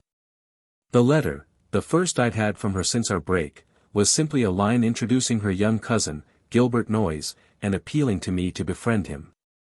It appeared, poor lad, that he had talent, and wanted to write. And, an obdurate family having insisted that his calligraphy should take the form of double entry, Alice had intervened to win him 6 months' respite, during which he was to travel on a meager pittance. And somehow prove his ultimate ability to increase it by his pen. The quaint conditions of the test struck me first. It seemed about as conclusive as a medieval ordeal. Then I was touched by her having sent him to me. I had always wanted to do her some service, to justify myself in my own eyes rather than hers. And here was a beautiful embodiment of my chance. Well, I imagine it's safe to lay down the general principle that predestined geniuses don't, as a rule, appear before one in the spring sunshine of the Forum looking like one of its banished gods. At any rate, poor Noyes wasn't a predestined genius. But he was beautiful to see, and charming as a comrade too. It was only when he began to talk literature that my heart failed me. I knew all the symptoms so well, the things he had in him, and the things outside him that impinged. There's the real test, after all. It was always, punctually, inevitably, with the inexorableness of a mechanical law, it was always the wrong thing that struck him. I grew to find a certain grim fascination in deciding in advance exactly which wrong thing he'd select. And I acquired an astonishing skill at the game. The worst of it was that his bêtise wasn't of the too obvious sort. Ladies who met him at picnics thought him intellectual, and even at dinners he passed for clever. I, who had him under the microscope, fancied now and then that he might develop some kind of a slim talent, something that he could make do and be happy on. And wasn't that, after all, what I was concerned with? He was so charming, he continued to be so charming, that he called forth all my charity in support of this argument, and for the first few months I really believed there was a chance for him. Those months were delightful. Noyes was constantly with me, and the more I saw of him the better I liked him. His stupidity was a natural grace, it was as beautiful, really, as his eyelashes. And he was so gay, so affectionate, and so happy with me, that telling him the truth would have been about as pleasant as slitting the throat of some artless animal. At first I used to wonder what had put into that radiant head the detestable delusion that it held a brain. Then I began to see that it was simply protective mimicry, an instinctive ruse to get away from family life and an office desk. Not that Gilbert didn't, dear lad, believe in himself. There wasn't a trace of hypocrisy in his composition. He was sure that his call was irresistible, while to me it was the saving grace of his situation that it wasn't, and that a little money, a little leisure, a little pleasure would have turned him into an inoffensive idler. Unluckily, however, there was no hope of money, and with the grim alternative of the office desk before him he couldn't postpone his attempt at literature. The stuff he turned out was deplorable, and I see now that I knew it from the first. Still, the absurdity of deciding a man's whole future on a first trial seemed to justify me in withholding my verdict, and perhaps even in encouraging him a little, on the ground that the human plant generally needs warmth to flower. At any rate, I proceeded on that principle, and carried it to the point of getting his term of probation extended. When I left Rome he went with me, and we idled away a delicious summer between Capri and Venice. I said to myself, if he has anything in him, it will come out now, and it did. He was never more enchanting and enchanted. There were moments of our pilgrimage when beauty born of murmuring sound seemed actually to pass into his face, but only to issue forth in a shallow flood of the palest ink. Well, the time came to turn off the tap. And I knew there was no hand but mine to do it. We were back in Rome, and I had taken him to stay with me, not wanting him to be alone in his dismal pension when he had to face the necessity of renouncing his ambition. I hadn't, of course, relied solely on my own judgment in deciding to advise him to drop literature. I had sent his stuff to various people, editors and critics, and they had always sent it back with the same chilling lack of comment. Really, there was nothing on earth to say about it. I confess I never felt more shabbily than I did on the day when I decided to have it out with Gilbert. It was well enough to tell myself that it was my duty to knock the poor boy's hopes into splinters, but I'd like to know what act of gratuitous cruelty hasn't been justified on that plea. I've always shrunk from usurping the functions of Providence, and when I have to exercise them I decidedly prefer that it shouldn't be on an errand of destruction. Besides, in the last issue, who was I to decide, even after a year's trial, if poor Gilbert had it in him or not? The more I looked at the part I'd resolved to play, the less I liked it. And I liked it still less when Gilbert sat opposite me, with his head thrown back in the lamplight, just as Phil's is now. I'd been going over his last manuscript, and he knew it, and he knew that his future hung on my verdict. We'd tacitly agreed to that. The manuscript lay between us, on my table, a novel, his first novel, if you please. And he reached over and laid his hand on it, and looked up at me with all his life in the look. I stood up and cleared my throat, trying to keep my eyes away from his face and on the manuscript. The fact is, my dear Gilbert, I began. I saw him turn pale, but he was up and facing me in an instant. Oh, look here, don't take on so, my dear fellow. I'm not so awfully cut up as all that. His hands were on my shoulders, and he was laughing down on me from his full height, with a kind of mortally stricken gaiety that drove the knife into my side. He was too beautifully brave for me to keep up any humbug about my duty. And it came over me suddenly how I should hurt others in hurting him, myself first, since sending him home meant losing him. But more particularly poor Alice Noel, to whom I had so uneasily longed to prove my good faith and my immense desire to serve her. It really seemed like failing her twice to fail Gilbert. But my intuition was like one of those lightning flashes that encircle the whole horizon, and in the same instant I saw what I might be letting myself in for if I didn't tell the truth. I said to myself, I shall have him for life, and I'd never yet seen anyone, man or woman, whom I was quite sure of wanting on those terms. Well, this impulse of egotism decided me. I was ashamed of it, and to get away from it I took a leap that landed me straight in Gilbert's arms. The thing's all right, and you're all wrong. I shouted up at him. And as he hugged me, and I laughed and shook in his incredulous clutch, I had for a minute the sense of self-complacency that is supposed to attend the footsteps of the just. Hang it all, making people happy has its charms. Gilbert, of course, was for celebrating his emancipation in some spectacular manner, but I sent him away alone to explode his emotions, and went to bed to sleep off mine. As I undressed I began to wonder what their aftertaste would be, so many of the finest don't keep. Still, I wasn't sorry, and I meant to empty the bottle, even if it did turn a trifle flat. After I got into bed I lay for a long time smiling at the memory of his eyes, his blissful eyes. Then I fell asleep, and when I woke the room was deathly cold, and I sat up with a jerk, and there were the other eyes. It was 3 years since I'd seen them, but I'd thought of them so often that I fancied they could never take me unawares again. Now, with their red sneer on me, I knew that I had never really believed they would come back, and that I was as defenseless as ever against them. As before, it was the insane irrelevance of their coming that made it so horrible.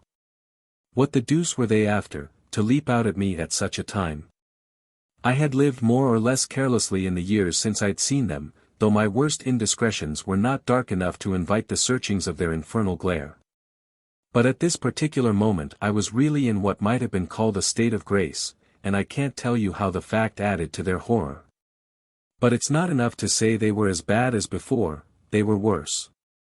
Worse by just so much as I'd learned of life in the interval, by all the damnable implications my wider experience read into them.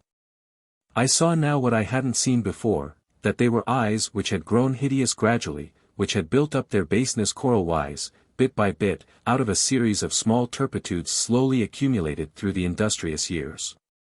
Yes, it came to me that what made them so bad was that they'd grown bad so slowly.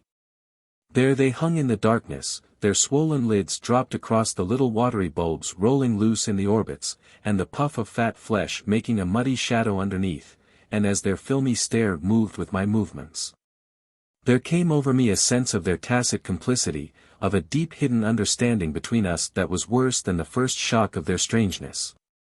Not that I understood them, but that they made it so clear that some day I should. Yes, that was the worst part of it, decidedly, and it was the feeling that became stronger each time they came back to me. For they got into the damnable habit of coming back. They reminded me of vampires with a taste for young flesh, they seemed so to gloat over the taste of a good conscience. Every night for a month they came to claim their morsel of mine, since I'd made Gilbert happy they simply wouldn't loosen their fangs. The coincidence almost made me hate him, poor lad, fortuitous as I felt it to be. I puzzled over it a good deal, but couldn't find any hint of an explanation except in the chance of his association with Alice Noel. But then the eyes had let up on me the moment I had abandoned her, so they could hardly be the emissaries of a woman scorned, even if one could have pictured poor Alice charging such spirits to avenge her. That set me thinking, and I began to wonder if they would let up on me if I abandoned Gilbert. The temptation was insidious, and I had to stiffen myself against it, but really, dear boy, he was too charming to be sacrificed to such demons. And so, after all, I never found out what they wanted. 3. The fire crumbled, sending up a flash which threw into relief the narrator's gnarled red face under its grey-black stubble. Pressed into the hollow of the dark leather armchair, it stood out an instant like an intaglio of yellowish red-veined stone, with spots of enamel for the eyes. Then the fire sank and in the shaded lamplight it became once more a dim Rembrandtish blur. Phil Frenham, sitting in a low chair on the opposite side of the hearth, one long arm propped on the table behind him, one hand supporting his thrown-back head, and his eyes steadily fixed on his old friend's face, had not moved since the tale began.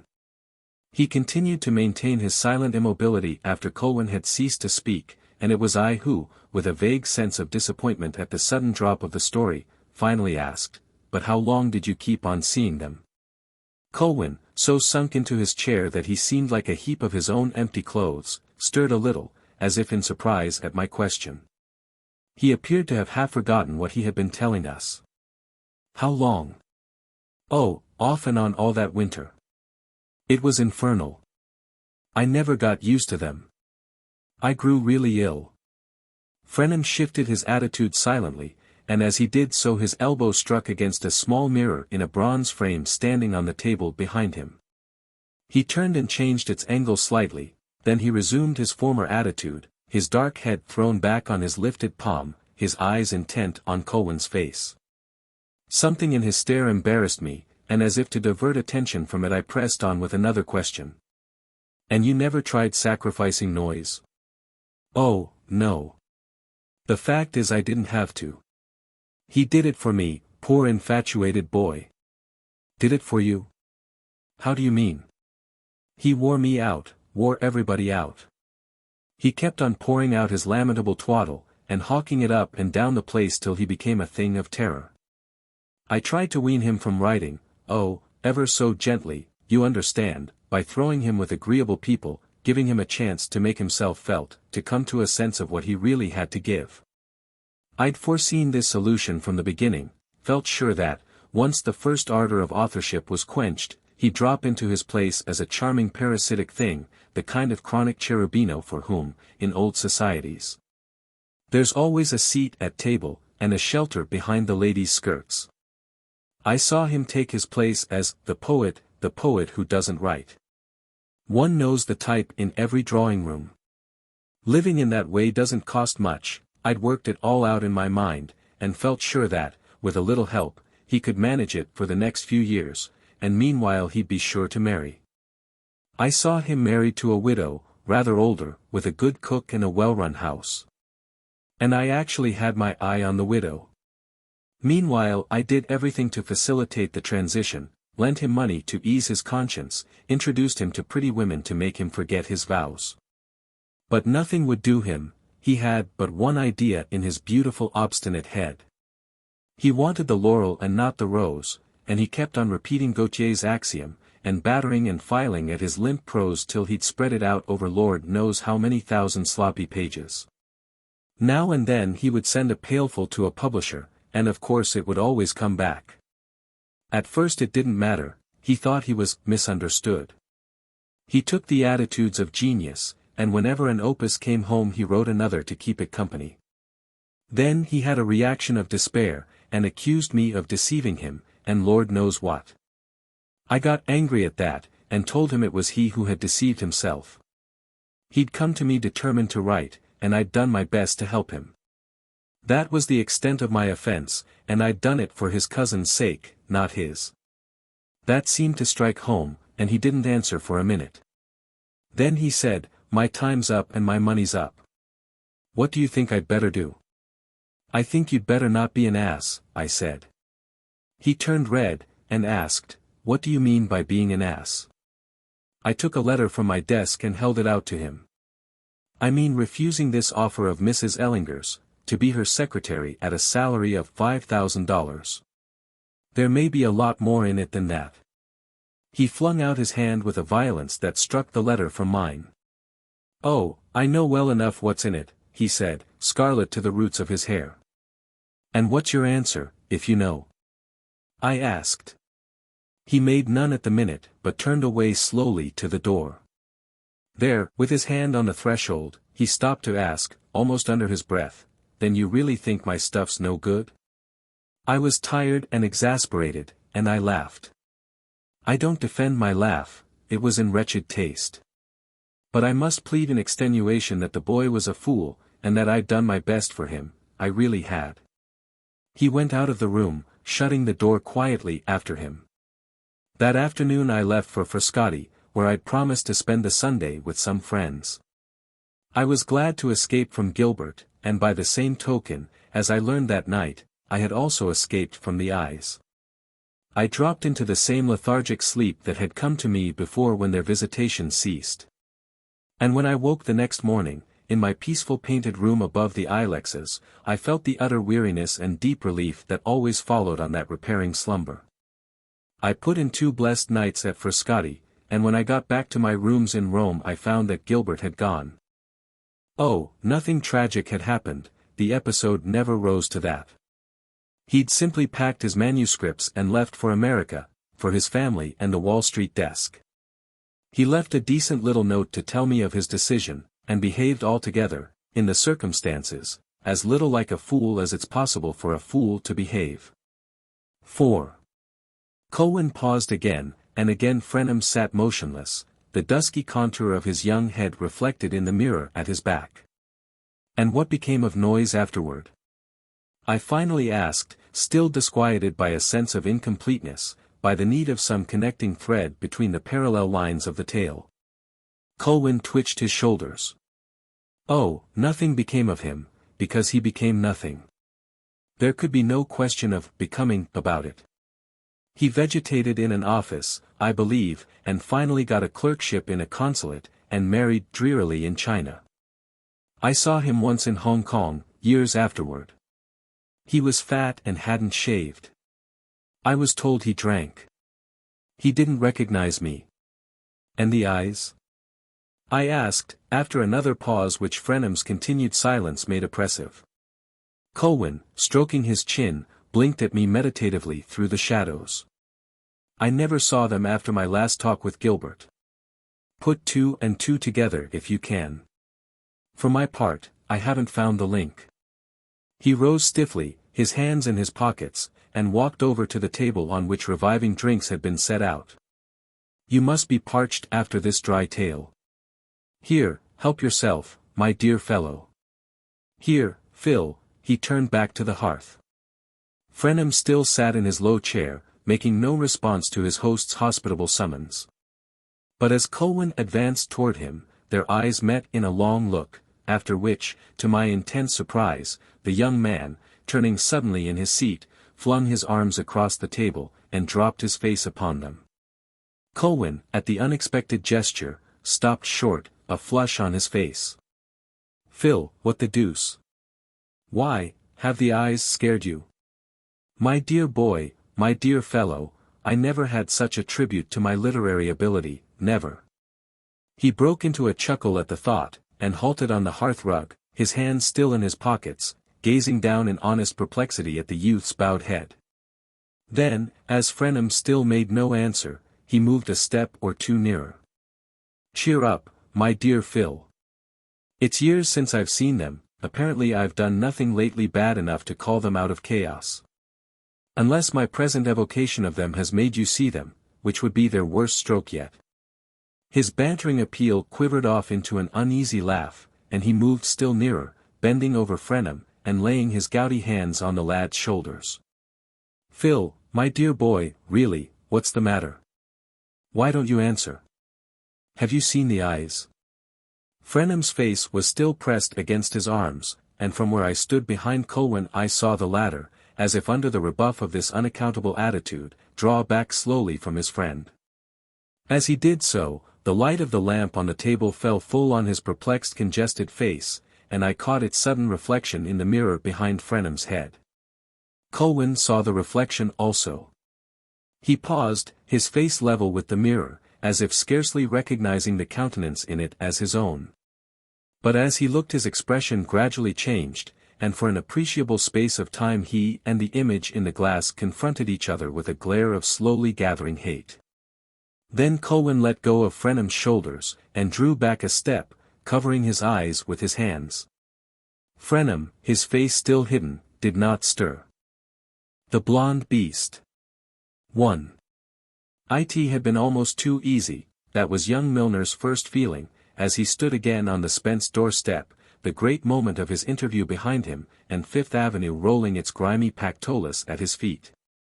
Halting there in the winter light, with the clang of the ponderous vestibule doors in his ears, and his eyes carried down the perspective of the packed interminable thoroughfare, he even dared to remember Rastignac's apostrophe to Paris. And to hazard recklessly under his small fair mustache, who knows? He, Hugh Milner, at any rate, knew a good deal already, a good deal more than he had imagined it possible to learn in half an hour's talk with a man like Orlando G. Spence. And the loud-rumoring city spread out there before him seemed to grin like an accomplice who knew the rest. A gust of wind, whirling down from the dizzy height of the building on the next corner, drove sharply through his overcoat and compelled him to clutch at his hat. It was a bitter January day, a day of fierce light and air, when the sunshine cut like icicles and the wind sucked one into black gulfs at the street corners. But Milner's complacency was like a warm lining to his shabby coat, and heaving steadied his hat he continued to stand on the Spence threshold, lost in a vision revealed to him from the Pisgah of its marble steps. Yes, it was wonderful what the vision showed him. In his absorption he might have frozen fast to the doorstep if the Rhadamanthine portals behind him had not suddenly opened to let out a slim fur-coated figure, the figure, as he perceived, of the youth whom he had caught in the act of withdrawal as he entered Mr. Spence's study, and whom the latter, with a wave of his affable hand, had detained to introduce as "my son Draper." It was characteristic of the odd friendliness of the whole scene that the great man should have thought it worth while to call back and name his heir to a mere humble applicant like Milner. And that the heir should shed on him, from a pale high-browed face, a smile of such deprecating kindness. It was characteristic, equally, of Milner, that he should at once mark the narrowness of the shoulders sustaining this ingenuous head. A narrowness, as he now observed, imperfectly concealed by the wide fur collar of young Spence's expensive and badly cut coat. But the face took on, as the youth smiled his surprise at their second meeting, a look of almost plaintive goodwill, the kind of look that Milner scorned and yet could never quite resist. "Mr. Milner? Are you, waiting?" the lad asked, with an intention of serviceableness that was like a finer echo of his father's resounding cordiality. "For my motor?" No, Milner jested in his frank free voice. The fact is, I was just standing here lost in the contemplation of my luck, and as his companion's pale blue eyes seemed to shape a question, my extraordinary luck, he explained, in having been engaged as your father's secretary. Oh, the other rejoined, with a faint color in his sallow cheek. I'm so glad, he murmured, but I was sure. He stopped, and the two looked kindly at each other. Milner averted his gaze first, almost fearful of its betraying the added sense of his own strength and dexterity which he drew from the contrast of the other's frailness. Sure. How could anyone be sure? I don't believe in it yet. He laughed out in the irony of his triumph. The boy's words did not sound like a mere civility. Milner felt in them an homage to his power. Oh, yes, I was sure, young Draper repeated. Sure as soon as I saw you, I mean. Milner tingled again with this tribute to his physical straightness and bloom. Yes, he looked his part, hang it, he looked it. But his companion still lingered, a shy sociability in his eye. If you're walking, then, can I go along a little way? And he nodded southward down the shabby gaudy avenue. That, again, was part of the high comedy of the hour, that Milner should descend the Spence steps at young Spence's side, and stroll down Fifth Avenue with him at the proudest moment of the afternoon. O. G. Spence's secretary walking abroad with O. G. Spence's air. He had the scientific detachment to pull out his watch and furtively note the hour. Yes, it was exactly 40 minutes since he had rung the Spence doorbell and handed his card to a gelid footman, who, openly skeptical of his claim to be received, had left him unceremoniously planted on the cold tessellations of the vestibule. Some day, Miller grinned to himself, I think I'll take that footman as furnace man, or to do the boots. And he pictured his marble palace rising from the earth to form the mausoleum of a footman's pride. Only 40 minutes ago. And now he had his opportunity fast. And he never meant to let it go. It was incredible, what had happened in the interval. He had gone up the Spence steps an unknown young man, out of a job, and with no substantial hope of getting into one, a needy young man with a mother and 2 limp sisters to be helped. And a lengthening figure of debt that stood by his bed through the anxious nights. And he went down the steps with his present assured, and his future lit by the hues of the rainbow above the pot of gold. Certainly a fellow who made his way at that rate had it in him, and could afford to trust his star. Descending from this joyous flight he stooped his ear to the discourse of young Spence. My father'll work you rather hard, you know, but you look as if you wouldn't mind that. Milner pulled up his inches with the self-consciousness of the man who had none to waste. Oh, no, I shan't mind that, I don't mind any amount of work if it leads to something. Just so, Draper Spence assented eagerly. That's what I feel. And you'll find that whatever my father undertakes leads to such awfully fine things. Milner tightened his lips on a grin. He was thinking only of where the work would lead him, not in the least of where it might land the eminent Orlando G. Spence. But he looked at his companion sympathetically. You're a philanthropist like your father, I see. Oh, I don't know. They had paused at a crossing, and young Draper, with a dubious air, stood striking his agate-headed stick against the curbstone. I believe in a purpose, don't you? He asked, lifting his blue eyes suddenly to Milner's face. A purpose? I should rather say so. I believe in nothing else, cried Milner, feeling as if his were something he could grip in his hand and swing like a club. Young Spence seemed relieved. Yes, I tie up to that. There is a purpose. And so, after all, even if I don't agree with my father on minor points. He colored quickly, and looked again at Milner. I should like to talk to you about this some day. Milner smothered another smile. We'll have lots of talks, I hope. Oh, if you can spare the time, said Draper, almost humbly. Why, I shall be there on tap. For father, not me. Draper hesitated, with another self-confessing smile. Father thinks I talk too much, that I keep going in and out of things. He doesn't believe in analyzing, he thinks it's destructive. But it hasn't destroyed my ideals. He looked wistfully up and down the clanging street. And that's the main thing, isn't it? I mean, that one should have an ideal. He turned back almost gaily to Milner. I suspect you're a revolutionist too. Revolutionist? Rather. I belong to the Red Syndicate and the Black Hand. Milner joyfully assented. Young Draper chuckled at the enormity of the joke. First rate. We'll have incendiary meetings. He pulled an elaborately armorial watch from his enfolding furs. I'm so sorry, but I must say goodbye, this is my street, he explained. Milner, with a faint twinge of envy, glanced across at the colonnaded marble edifice in the farther corner. Going to the club, he said carelessly. His companion looked surprised. Oh, no, I never go there. It's too boring.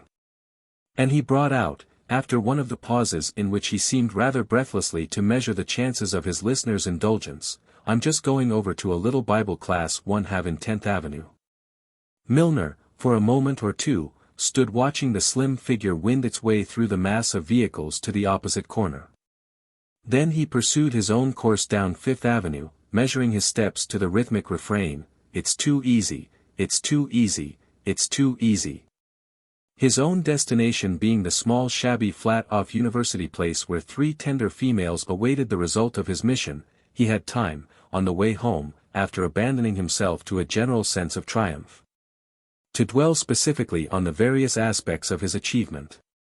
Viewed materially and practically, it was a thing to be proud of, yet it was chiefly on aesthetic grounds, because he had done so exactly what he had set out to do, that he glowed with pride at the afternoon's work.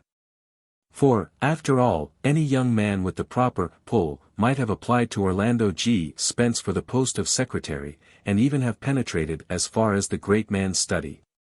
But that he, Hugh Milner, should not only have forced his way to this fastness, but have established, within a short half-hour, his right to remain there permanently, well, this, if it proved anything, proved that the first rule of success was to know how to live up to one's principles. One must have a plan, the young man murmured, looking with pity at the vague faces which the crowd bore past him, and feeling almost impelled to detain them and expound his doctrine. But the planlessness of average human nature was of course the measure of his opportunity, and he smiled to think that every purposeless face he met was a guarantee of his own advancement, a rung in the ladder he meant to climb. Yes, the whole secret of success was to know what one wanted to do, and not to be afraid to do it. His own history was proving that already. He had not been afraid to give up his small but safe position in a real estate office for the precarious adventure of a private secretaryship, and his first glimpse of his new employer had convinced him that he had not mistaken his calling. When one has a way with one, as, in all modesty, Milner knew he had, not to utilize it is a stupid waste of force. And when he had learned that Orlando G. Spence was in search of a private secretary who should be able to give him intelligent assistance in the execution of his philanthropic schemes, the young man felt that his hour had come.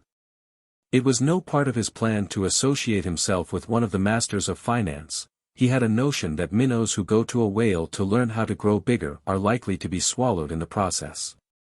The opportunity of a clever young man with a cool head and no prejudices, this again was drawn from life, lay rather in making himself indispensable to one of the beneficent rich, and in using the timidities and conformities of his patron as the means of his scruples about formulating these principles to himself.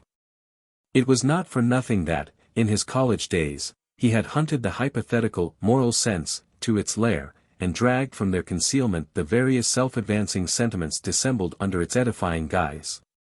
His strength lay in his precocious insight into the springs of action, and in his refusal to classify them according to the accepted moral and social sanctions. He had to the full the courage of his lack of convictions. To a young man so untrammeled by prejudice it was self-evident that helpless philanthropists like Orlando G. Spence were just as much the natural diet of the strong as the lamb is of the wolf.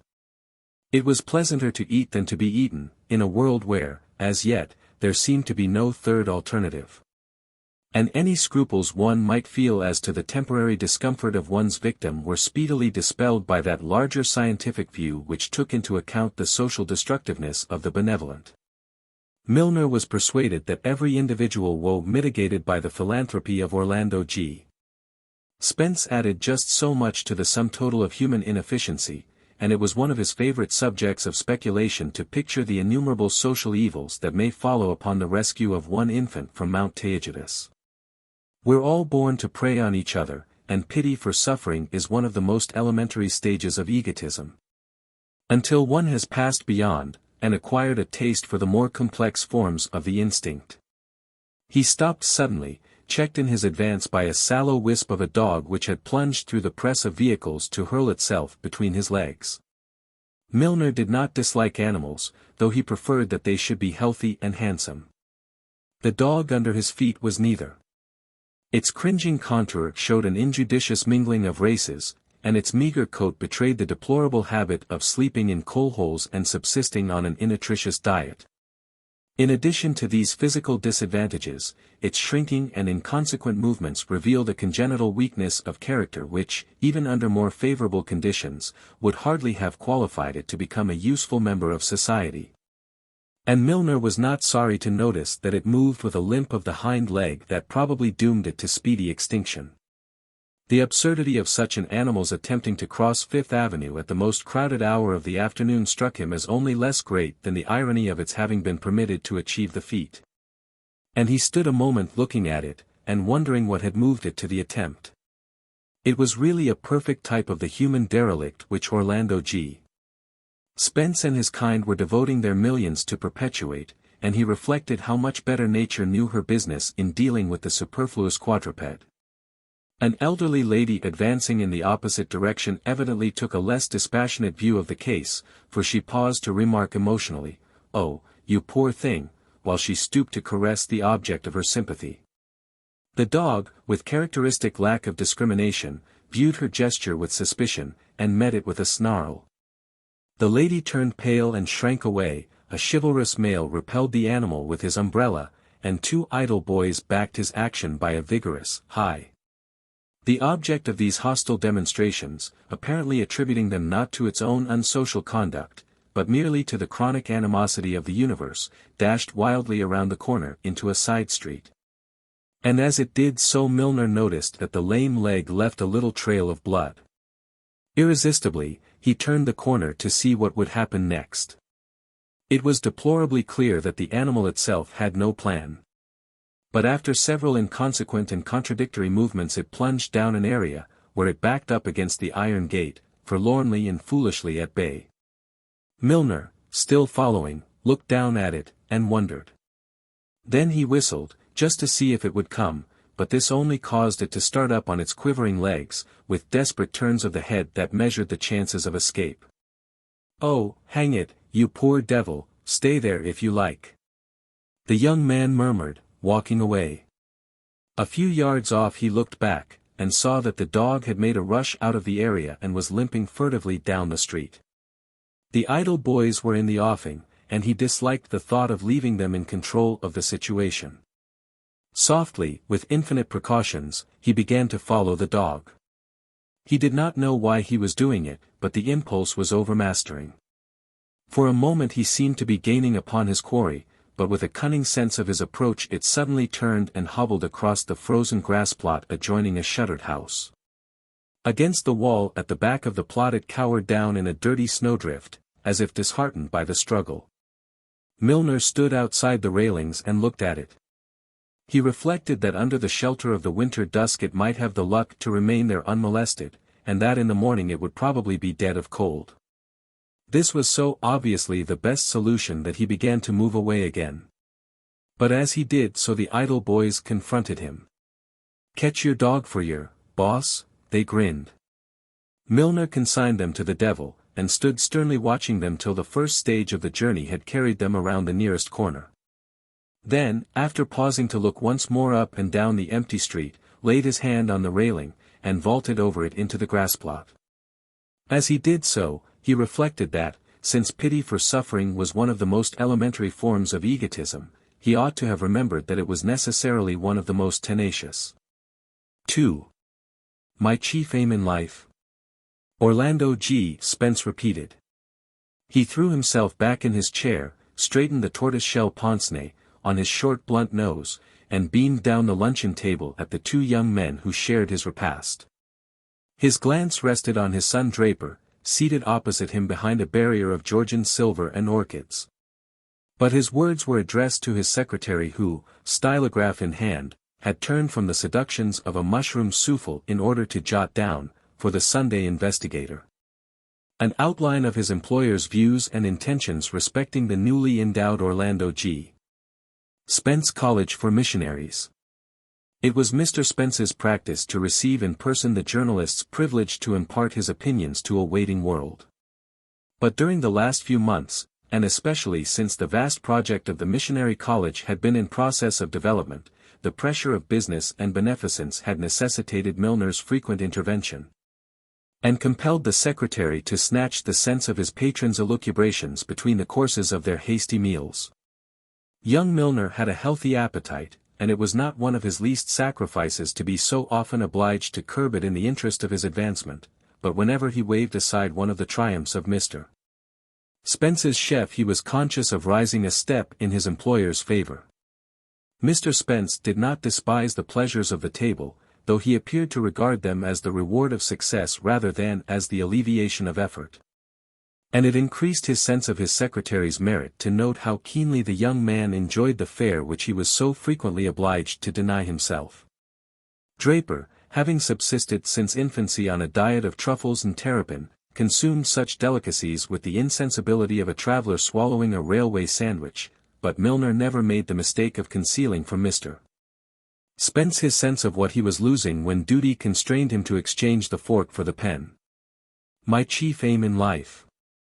Mr. Spence repeated, removing his eyeglass and swinging it thoughtfully on his finger. I'm sorry you should miss this souffle, Milner, it's worth while. Why, I suppose I might say that my chief aim in life is to leave the world better than I found it. Yes, I don't know that I could put it better than that. To leave the world better than I found it. It wouldn't be a bad idea to use that as a headline. Wants to leave the world better than he found it. It's exactly the point I should like to make in this talk about the college. Mr. Spence paused, and his glance once more reverted to his son, who, having pushed aside his plate, sat watching Milner with a dreamy intensity. And it's the point I want to make with you, too, Draper, his father continued genially, while he turned over with a critical fork the plump and perfectly matched asparagus which a footman was presenting to his notice. I want to make you feel that nothing else counts in comparison with that, no amount of literary success or intellectual celebrity. Oh, I do feel that, Draper murmured, with one of his quick blushes, and a glance that wavered between his father and Milner. The secretary kept his eyes on his notes, and young Spence continued, after a pause, only the thing is, isn't it? To try and find out just what does make the world better. To try to find out, his father echoed compassionately. It's not necessary to try very hard. Goodness is what makes the world better. Yes, yes, of course, his son nervously interposed, but the question is, what is good? Mr. Spence, with a darkening brow, brought his fist down emphatically on the damask. I'll thank you not to blaspheme, my son. Draper's head reared itself a trifle higher on his thin neck. I was not going to blaspheme, only there may be different ways. There's where you're mistaken, Draper. There's only one way, there's my way, said Mr. Spence in a tone of unshaken conviction. I know, father, I see what you mean. But don't you see that even your way wouldn't be the right way for you if you ceased to believe that it was? His father looked at him with mingled bewilderment and reprobation. Do you mean to say that the fact of goodness depends on my conception of it, and not on God Almighty's? I do, yes, in a specific sense. Young Draper falteringly maintained, and Mr. Spence turned with a discouraged gesture toward his secretary's suspended pen. I don't understand your scientific jargon, Draper, and I don't want to. What's the next point, Milner? No, Saverin. Bring the fruit, and the coffee with it. Milner, keenly aware that an aromatic Savern room was describing an arc behind his head previous to being rushed back to the pantry under young Draper's indifferent eye, stiffened himself against this last assault of the enemy. And read out firmly, "What relation do you consider that a man's business conduct should bear to his religious and domestic life?" Mr. Spence mused a moment. "Why, that's a stupid question. It goes over the same ground as the other one. A man ought to do good with his money, that's all. Go on." At this point the butler's murmur in his ear caused him to push back his chair, and to arrest Milner's interrogatory by a rapid gesture. "Yes, I'm coming. Hold the wire. Mr. Spence rose and plunged into the adjoining office, where a telephone and a Remington divided the attention of a young lady in spectacles who was preparing for zenana work in the east. As the door closed, the butler, having placed the coffee and liqueurs on the table, withdrew in the rear of his battalion, and the two young men were left alone beneath the Rembrandts and Hobblemas on the dining-room walls.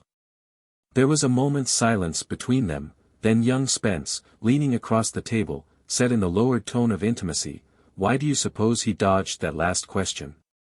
Milner, who had rapidly taken an opulent purple fig from the fruit dish nearest him, paused in surprise in the act of hurrying it to his lips.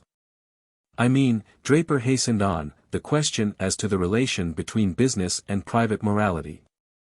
It's such an interesting one, and he's just the person who ought to tackle it." Milner, dispatching the fig, glanced down at his notes. "I don't think your father meant to dodge the question." Young Draper continued to look at him intently.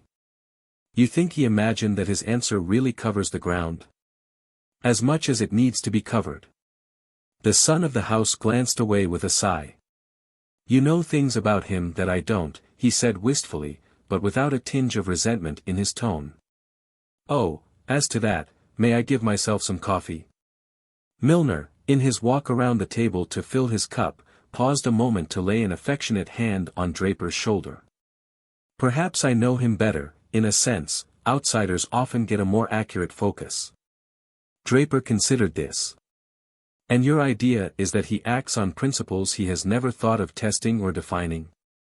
Milner looked up quickly, and for an instant their glances crossed. "How do you mean?" "I mean, that he's an inconscient instrument of goodness, as it were. A sort of blindly beneficent force." The other smiled. "That's not a bad definition. I know one thing about him, at any rate, he's awfully upset at your having chucked your Bible class." A shadow fell on young Spence's candid brow. "I know. But what can I do about it? That's what I was thinking of when I tried to show him that goodness, in a certain sense, is purely subjective, that one can't do good against one's principles." Again his glance appealed to Milner. "You understand me, don't you?" Milner stirred his coffee in a silence not unclouded by perplexity. "Theoretically, perhaps. It's a pretty question, certainly. But I also understand your father's feeling that it hasn't much to do with real life, especially now that he's got to make a speech in connection with the founding of this missionary college. He may think that any hint of internecine strife will weaken his prestige. Mightn't you have waited a little longer? How could I, when I might have been expected to take a part in this performance? To talk, and say things I didn't mean. That was exactly what made me decide not to wait." The door opened and Mr. Spence re-entered the room. As he did so his son rose abruptly as if to leave it. "Where are you off to, Draper?" the banker asked. "I'm in rather a hurry, sir." Mr. Spence looked at his watch. "You can't be in more of a hurry than I am, and I've got 7 minutes and a half." He seated himself behind the coffee tray, lit a cigar, laid his watch on the table, and signed to Draper to resume his place. "No, Milner, don't you go, I want you both." He turned to the secretary. "You know that Draper's given up his Bible class. I understand it's not from the pressure of engagements, Mr. Spence's narrow lips took an ironic curve under the straight-clipped stubble of his mustache. "It's on principle, he tells me. He's principled against doing good." Draper lifted a protesting hand. It's not exactly that, Father. I know, you'll tell me it's some scientific quibble that I don't understand. I've never had time to go in for intellectual hairsplitting. I've found too many people down in the mire who needed a hand to pull them out. A busy man has to take his choice between helping his fellow men and theorizing about them. I've preferred to help. You might take that down for the investigator, Milner. And I thank God I've never stopped to ask what made me want to do good. I've just yielded to the impulse, that's all. Mr. Spence turned back to his son. Better men than either of us have been satisfied with that creed, my son. Draper was silent, and Mr. Spence once more addressed himself to his secretary. Milner, you're a reader, I've caught you at it. And I know this boy talks to you. What have you got to say? Do you suppose a Bible class ever hurt anybody? Milner paused a moment, feeling all through his nervous system the fateful tremor of the balance. That's what I was just trying to tell him, sir. Ah, you were. That's good. Then I'll only say one thing more. You're doing what you've done at this particular moment hurts me more, Draper, than your teaching the gospel of Jesus could possibly have hurt those young men over in 10th Avenue. Mr. Spence arose and restored his watch to his pocket. I shall want you in 20 minutes, Milner. The door closed on him, and for a while the two young men sat silent behind their cigar fumes. Then Draper Spence broke out, with a catch in his throat, that's what I can't bear, Milner, what I simply can't bear, to hurt him, to hurt his faith in me. It's an awful responsibility, isn't it, to tamper with anybody's faith in anything? 3. The 20 minutes prolonged themselves to 40, the 40 to 50, and the 50 to an hour, and still Milner waited for Mr. Spence's summons. During the 2 years of his secretaryship the young man had learned the significance of such postponements. Mr. Spence's days were organized like a railway timetable, and a delay of an hour implied a casualty as far-reaching as the breaking down of an express. Of the cause of the present derangement Hugh Milner was ignorant. And the experience of the last months allowed him to fluctuate between conflicting conjectures. All were based on the indisputable fact that Mr. Spence was bothered, had for some time past been bothered. And it was one of Milner's discoveries that an extremely parsimonious use of the emotions underlay Mr. Spence's expansive manner and fraternal phraseology, and that he did not throw away his feelings any more than, for all his philanthropy, he threw away his money. If he was bothered, then, it could be only because a careful survey of his situation had forced on him some unpleasant fact with which he was not immediately prepared to deal, and any unpreparedness on Mr. Spence's part was also a significant symptom. Obviously, Milner's original conception of his employer's character had suffered extensive modification, but no final outline had replaced the first conjectural image. The 2 years spent in Mr. Spence's service had produced too many contradictory impressions to be fitted into any definite pattern. And the chief lesson Milner had learned from them was that life was less of an exact science, and character a more incalculable element, than he had been taught in the schools. In the light of this revised impression, his own footing seemed less secure than he had imagined, and the rungs of the ladder he was climbing more slippery than they had looked from below. He was not without the reassuring sense of having made himself, in certain small ways, necessary to Mr. Spence, and this conviction was confirmed by Draper's reiterated assurance of his father's appreciation. But Milner had begun to suspect that one might be necessary to Mr. Spence one day, and a superfluity, if not an obstacle, the next, and that it would take superhuman astuteness to foresee how and when the change would occur. Every fluctuation of the great man's mood was therefore anxiously noted by the young meteorologist in his service. And this observer's vigilance was now strained to the utmost by the little cloud, no bigger than a man's hand, adumbrated by the banker's unpunctuality. When Mr. Spence finally appeared, his aspect did not tend to dissipate the cloud. He wore what Milner had learned to call his backdoor face, a blank barred countenance, in which only an occasional twitch of the lids behind his glasses suggested that someone was on the watch. In this mood Mr. Spence usually seemed unconscious of his secretary's presence, or aware of it only as an arm terminating in a pen. Milner, accustomed on such occasions to exist merely as a function, sat waiting for the click of the spring that should set him in action, but the pressure not being applied, he finally hazarded, "Are we to go on with the investigator, sir?" Mr. Spence, who had been pacing up and down between the desk and the fireplace, threw himself into his usual seat at Milner's elbow. "I don't understand this new notion of Draper's," he said abruptly. "Where's he got it from? No one ever learned irreligion in my household." He turned his eyes on Milner, who had the sense of being scrutinized through a ground-glass window which left him visible while it concealed his observer. The young man let his pen describe 2 or 3 vague patterns on the blank sheet before him. "Draper has ideas," he risked at last. Mr. Spence looked hard at him. "That's all right," he said. "I want my son to have everything. But what's the point of mixing up ideas and principles? I've seen fellows who did that, and they were generally trying to borrow $5 to get away from the sheriff.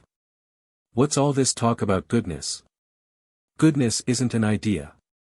It's a fact. It's as solid as a business proposition.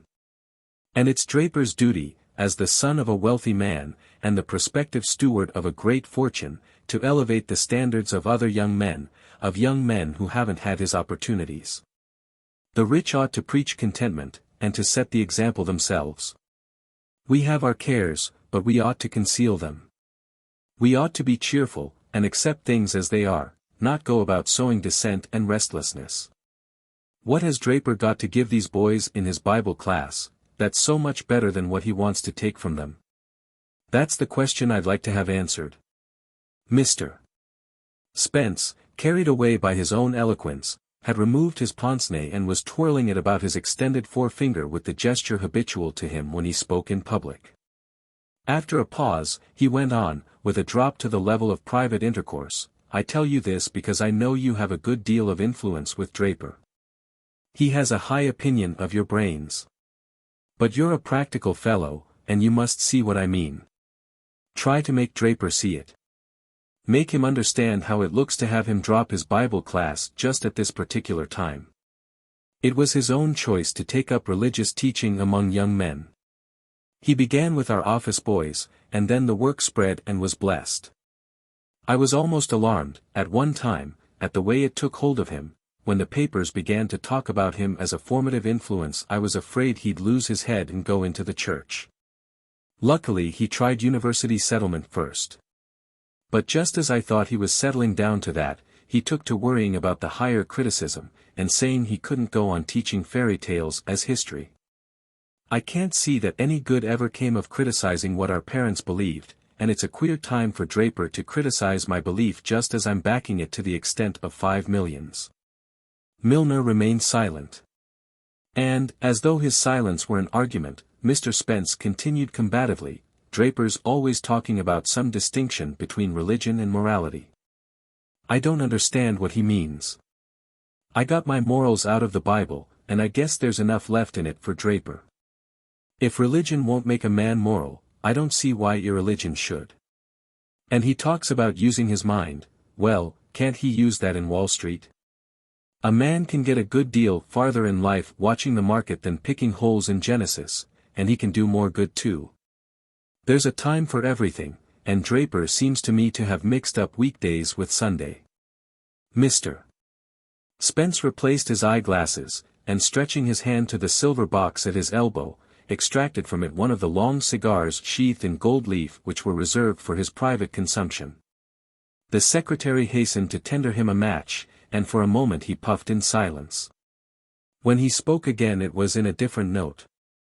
"I've got about all the bother I can handle just now, without this nonsense of Draper's. That was one of the trustees of the college with me. It seems the flashlight has been trying to stir up a fuss." Mr. Spence paused, and turned his pince-nez on his secretary. "You haven't heard from them?" he asked. "From the flashlight?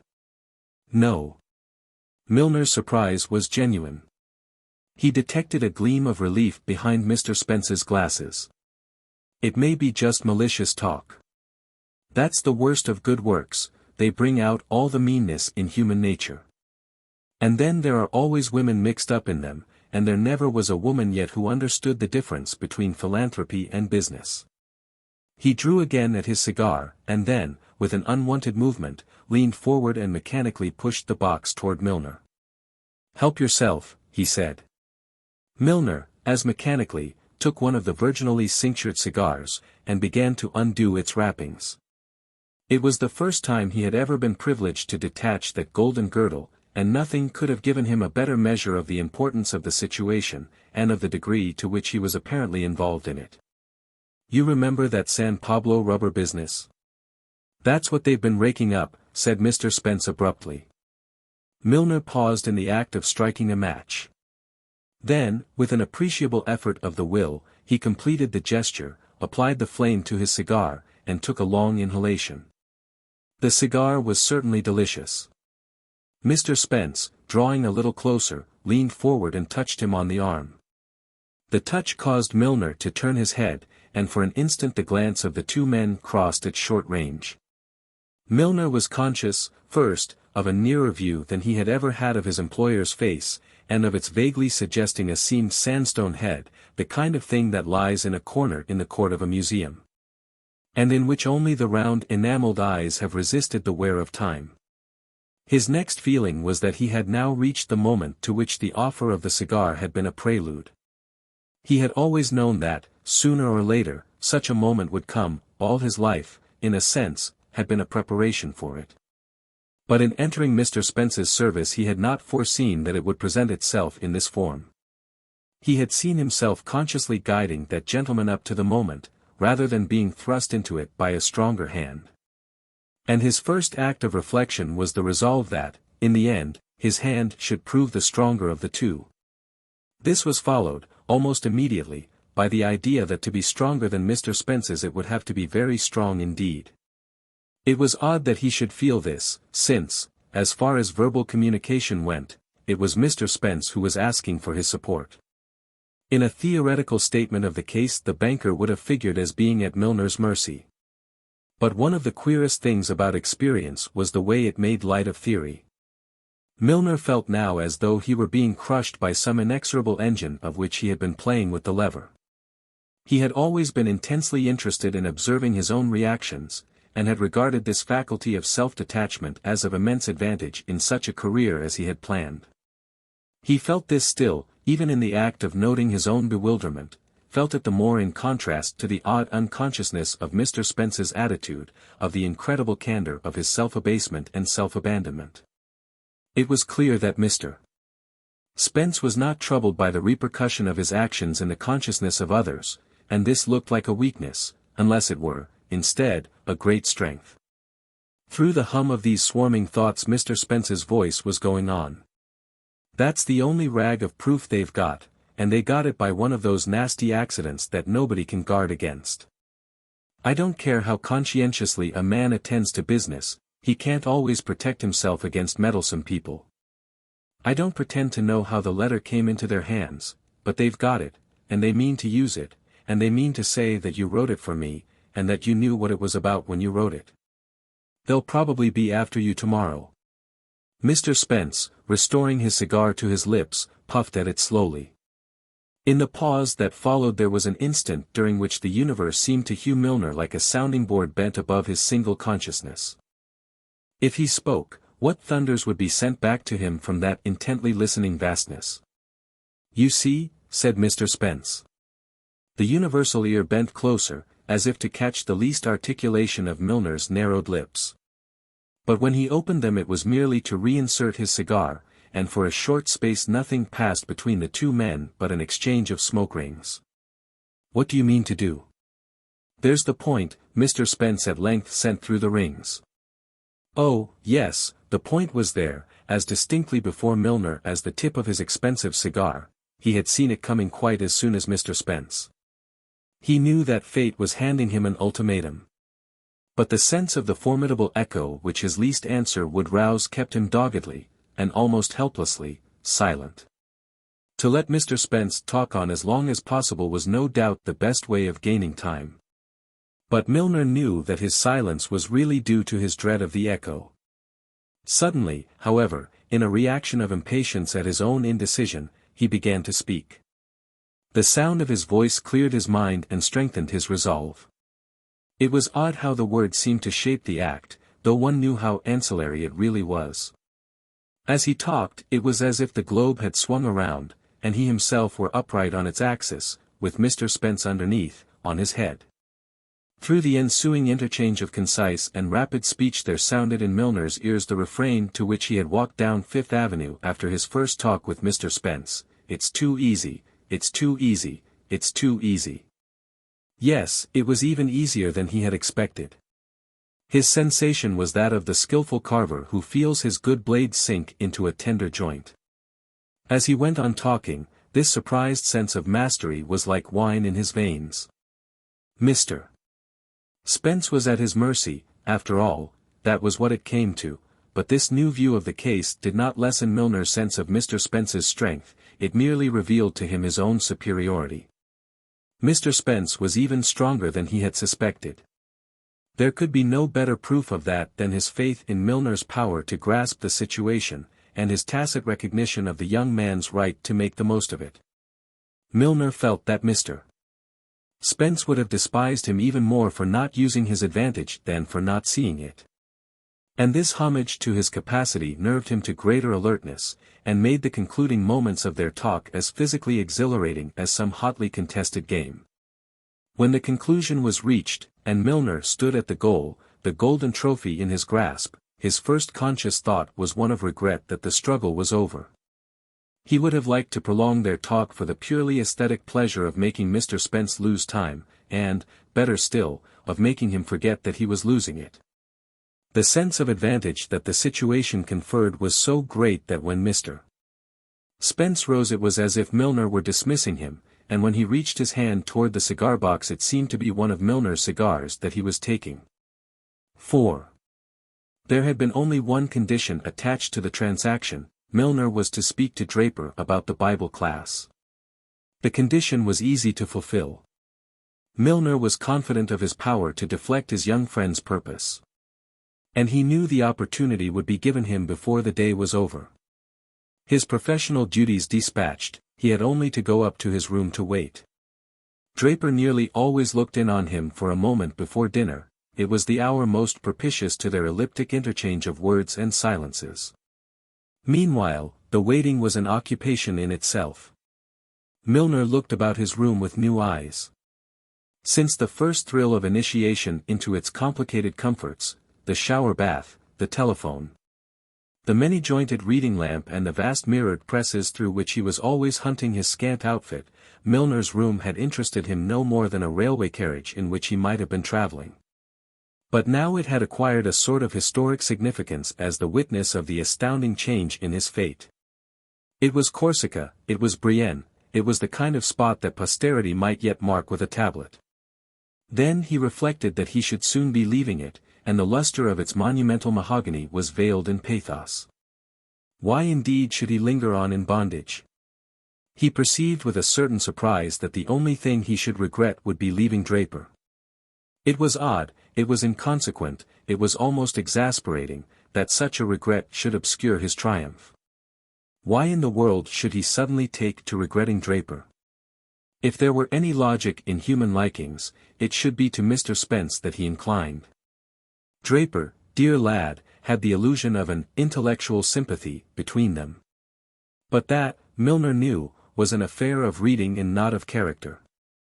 Draper's temerities would always be of that kind, whereas his own, put to the proof, had now definitely classed him with Mr. Spence rather than with Mr.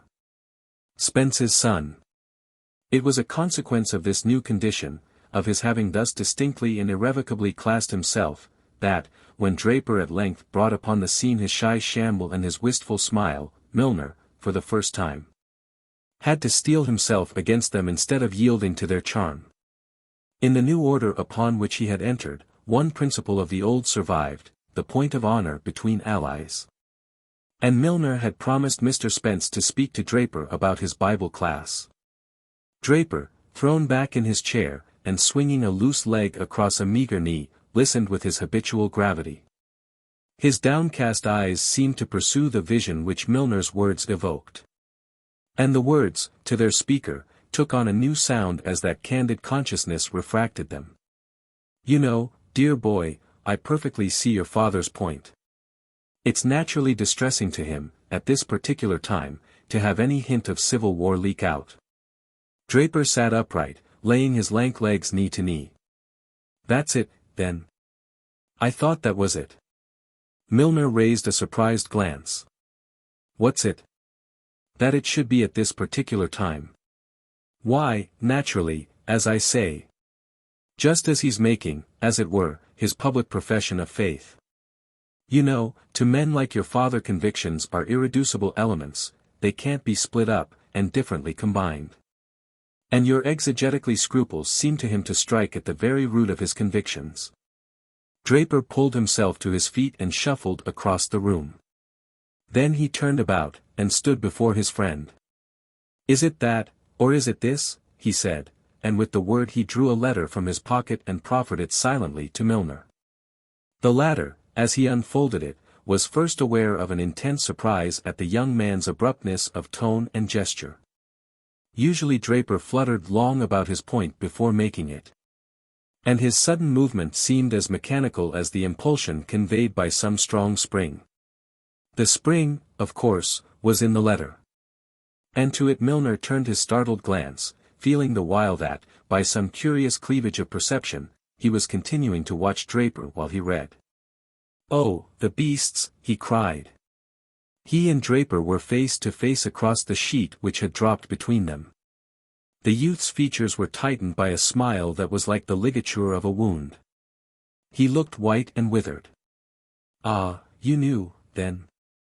Milner sat still, and after a moment Draper turned from him, walked to the hearth, and leaned against the chimney, propping his chin on his hands. Milner, his head thrown back, stared up at the ceiling, which had suddenly become to him the image of the universal sounding board hanging over his consciousness. "You knew, then?" Draper repeated. Milner remained silent. He had perceived, with the surprise of a mathematician working out a new problem, that the lie which Mr. Spence had just bought of him was exactly the one gift he could give of his own free will to Mr. Spence's son. This discovery gave the world a strange new topsy-turviness, and set Milner's theories spinning about his brain like the cabin furniture of a tossing ship. "You knew," said Draper, in a tone of quiet affirmation. Milner righted himself, and grasped the arms of his chair as if that too were reeling. "About this blackguardly charge?" Draper was studying him intently. "What does it matter if it's blackguardly?" "Matter?" Milner stammered. "It's that, of course, in any case. But the point is whether it's true or not." Draper bent down, and picking up the crumpled letter, smoothed it out between his fingers. "The point is whether my father, when he was publicly denouncing the peonage abuses on the San Pablo plantations over a year ago, had actually sold out his stock, as he announced at the time, or whether, as they say here, how do they put it? He had simply transferred it to a dummy till the scandal should blow over, and has meanwhile gone on drawing his 40% interest on 5,000 shares. There's the point." Milner had never before heard his young friend put a case with such unadorned precision.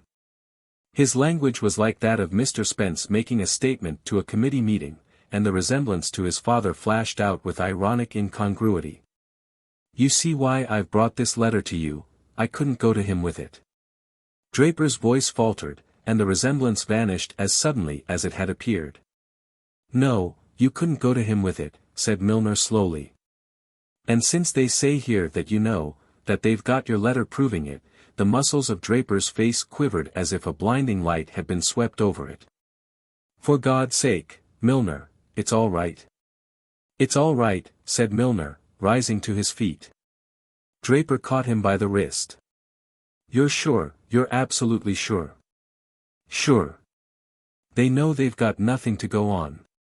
Draper fell back a step and looked almost sternly at his friend. "You know that's not what I mean. I don't care a straw what they think they've got to go on. I want to know if my father's all right. If he is, they can say what they please. Milner, again, felt himself under the concentrated scrutiny of the ceiling. Of course, of course. I understand. You understand?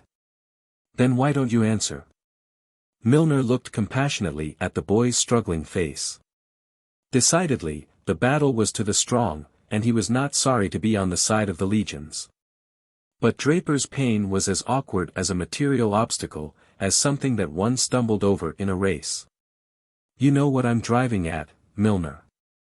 Again Mr. Spence's committee meeting tone sounded oddly through his son's strained voice.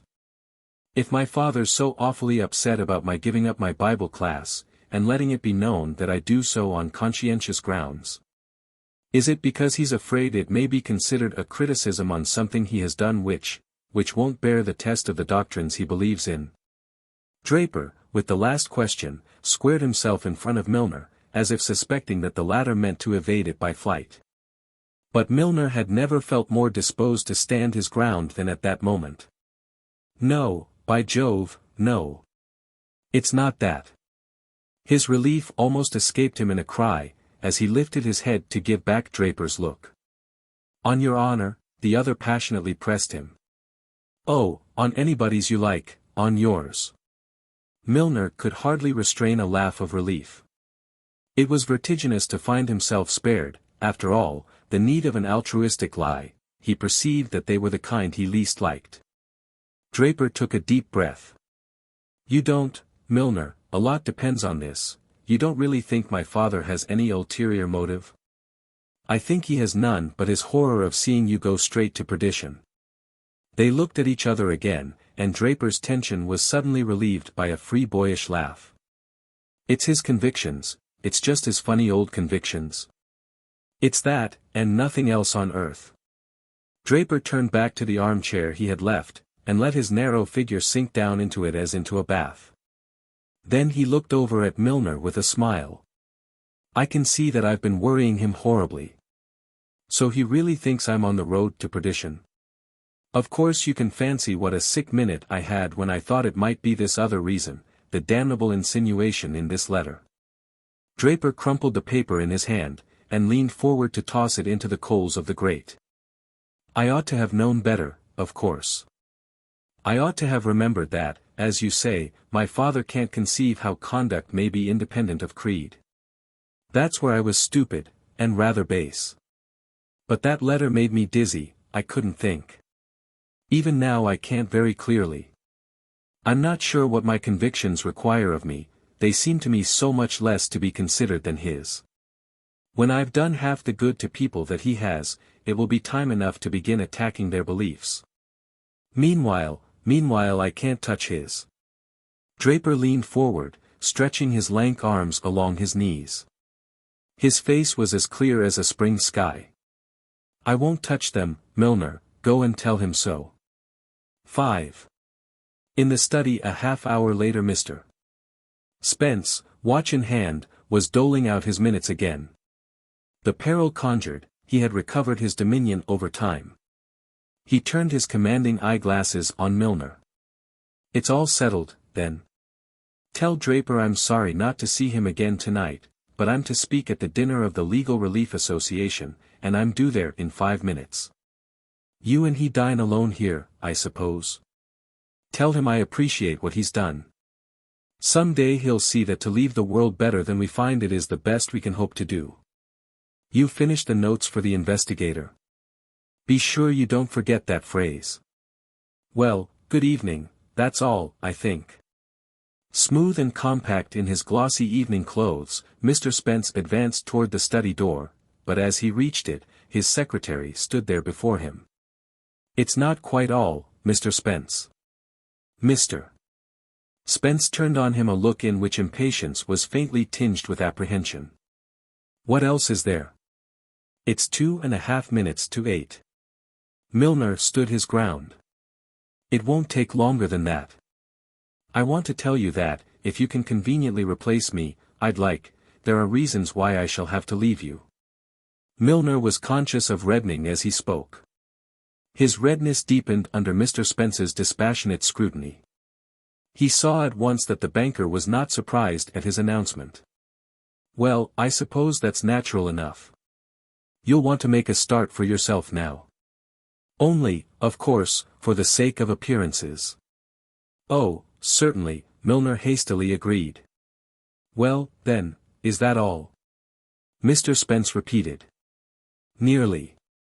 Milner paused, as if in search of an appropriate formula. But after a moment he gave up the search, and pulled from his pocket an envelope which he held out to his employer.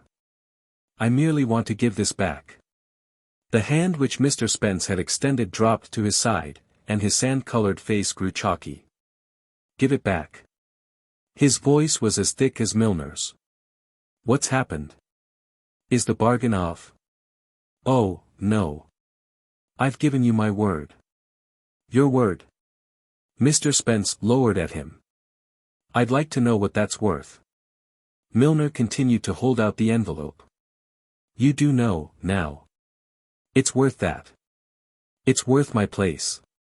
Mr. Spence, standing motionless before him, hesitated for an appreciable space of time. His lips parted once or twice under their square-clipped stubble, and at last emitted, How much more do you want?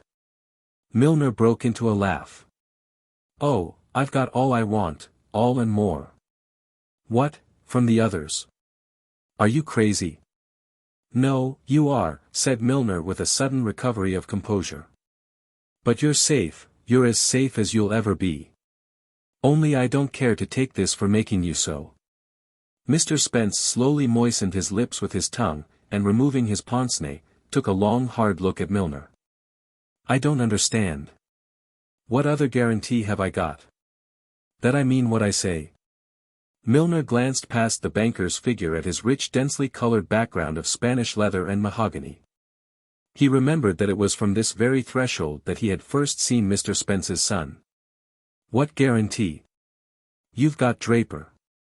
He said. Afterward. 1. Oh, there is one, of course, but you'll never know it. The assertion, laughingly flung out 6 months earlier in a bright June garden, came back to Mary Boyne with a sharp perception of its latent significance as she stood, in the December dusk, waiting for the lamps to be brought into the library. The words had been spoken by their friend Alida Stair, as they sat at tea on her lawn at Pangbourne, in reference to the very house of which the library in question was the central, the pivotal, feature. Mary Boyne and her husband, in quest of a country place in one of the southern or southwestern counties, had, on their arrival in England, carried their problem straight to Alida Stair, who had successfully solved it in her own case.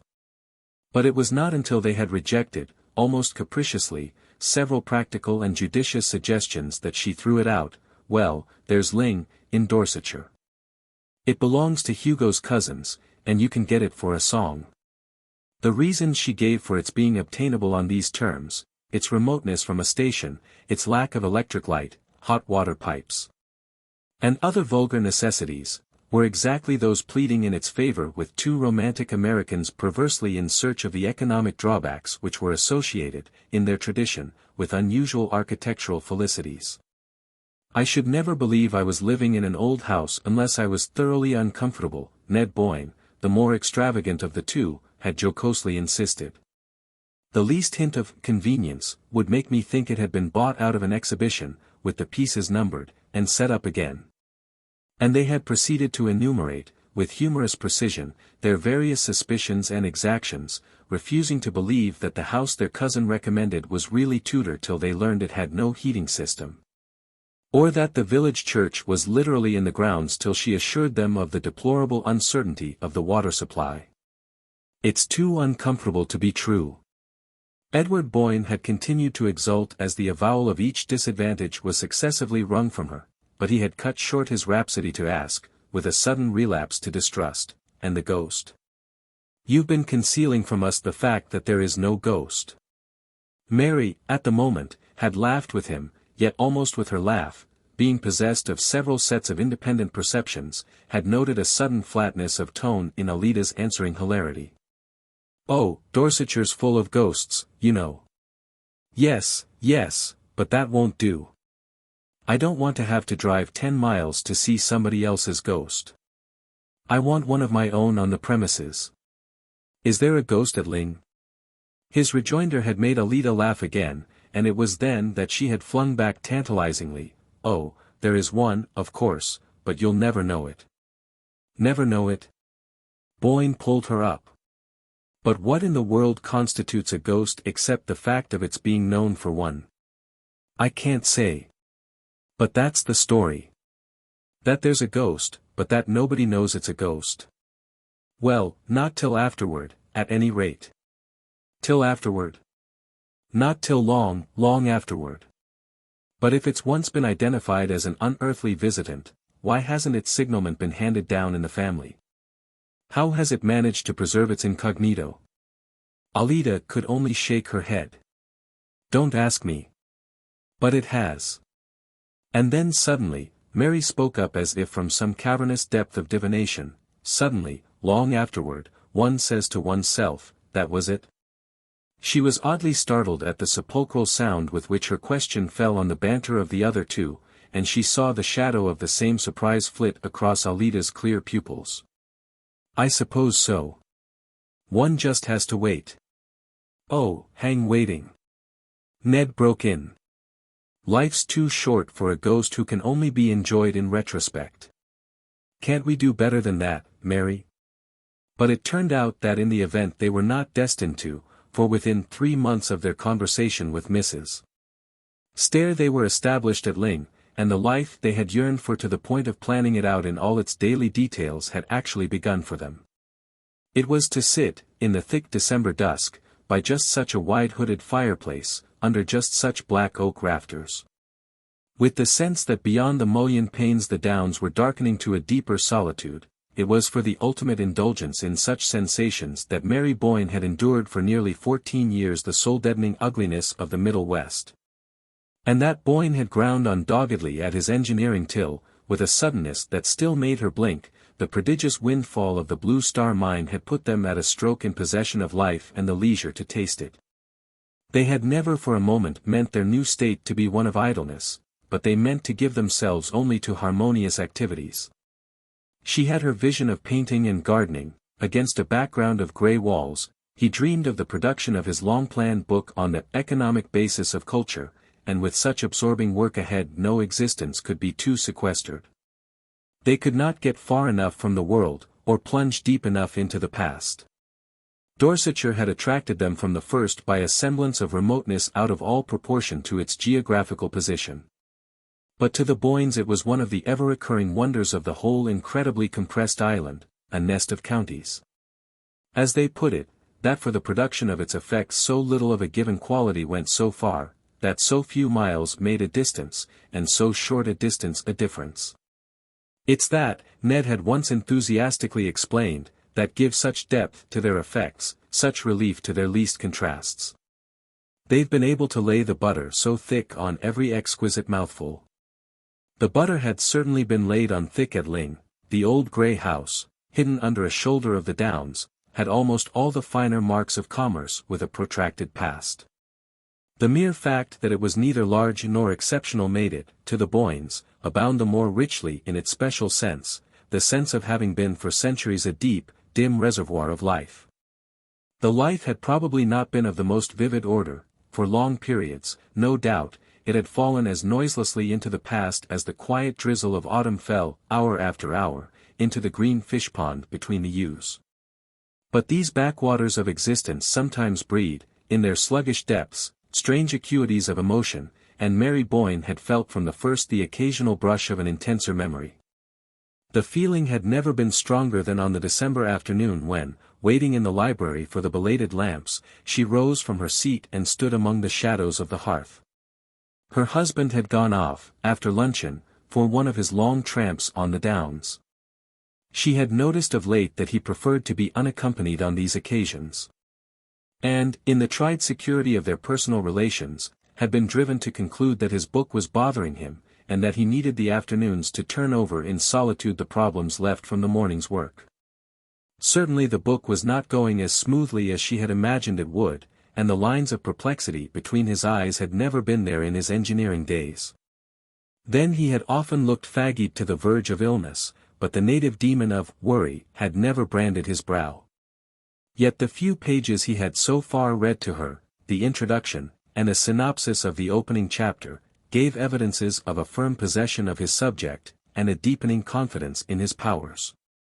The fact threw her into deeper perplexity, since, now that he had done with business and its disturbing contingencies, the one other possible element of anxiety was eliminated. Unless it were his health, then. But physically he had gained since they had come to Dorsetshire, grown robuster, ruddier, and fresher-eyed. It was only within a week that she had felt in him the undefinable change that made her restless in his absence, and as tongue-tied in his presence as though it were she who had a secret to keep from him. The thought that there was a secret somewhere between them struck her with a sudden smart rap of wonder, and she looked about her down the dim, long room. "Can it be the house?" she mused. The room itself might have been full of secrets. They seemed to be piling themselves up, as evening fell, like the layers and layers of velvet shadow dropping from the low ceiling, the dusky walls of books, the smoke-blurred sculpture of the hooded hearth. Why, of course, the house is haunted. She reflected. The ghost, Alida's imperceptible ghost, after figuring largely in the banter of their first month or two at Ling, had been gradually discarded as too ineffectual for imaginative use. Mary had, indeed, as became the tenant of a haunted house, made the customary inquiries among her few rural neighbors, but, beyond a vague, "They do say so, ma'am," the villagers had nothing to impart. The elusive spectre had apparently never had sufficient identity for a legend to crystallize about it, and after a time the Boynes had laughingly set the matter down to their profit and loss account, agreeing that Ling was one of the few houses good enough in itself to dispense with supernatural enhancements. "And I suppose, poor, ineffectual demon, that's why it beats its beautiful wings in vain in the void," Mary had laughingly concluded. "Or, rather," Ned answered, in the same strain, "why, amid so much that's ghostly, it can never affirm its separate existence as the ghost." And thereupon their invisible housemate had finally dropped out of their references, which were numerous enough to make them promptly unaware of the loss. Now, as she stood on the hearth, the subject of their earlier curiosity revived in her with a new sense of its meaning, a sense gradually acquired through close daily contact with the scene of the lurking mystery. It was the house itself, of course, that possessed the ghost-seeing faculty, that communed visually but secretly with its own past. And if one could only get into close enough communion with the house, one might surprise its secret, and acquire the ghost sight on one's own account. Perhaps, in his long solitary hours in this very room, where she never trespassed till the afternoon, her husband had acquired it already, and was silently carrying the dread weight of whatever it had revealed to him. Mary was too well versed in the code of the spectral world not to know that one could not talk about the ghosts one saw. To do so was almost as great a breach of good breeding as to name a lady in a club. But this explanation did not really satisfy her.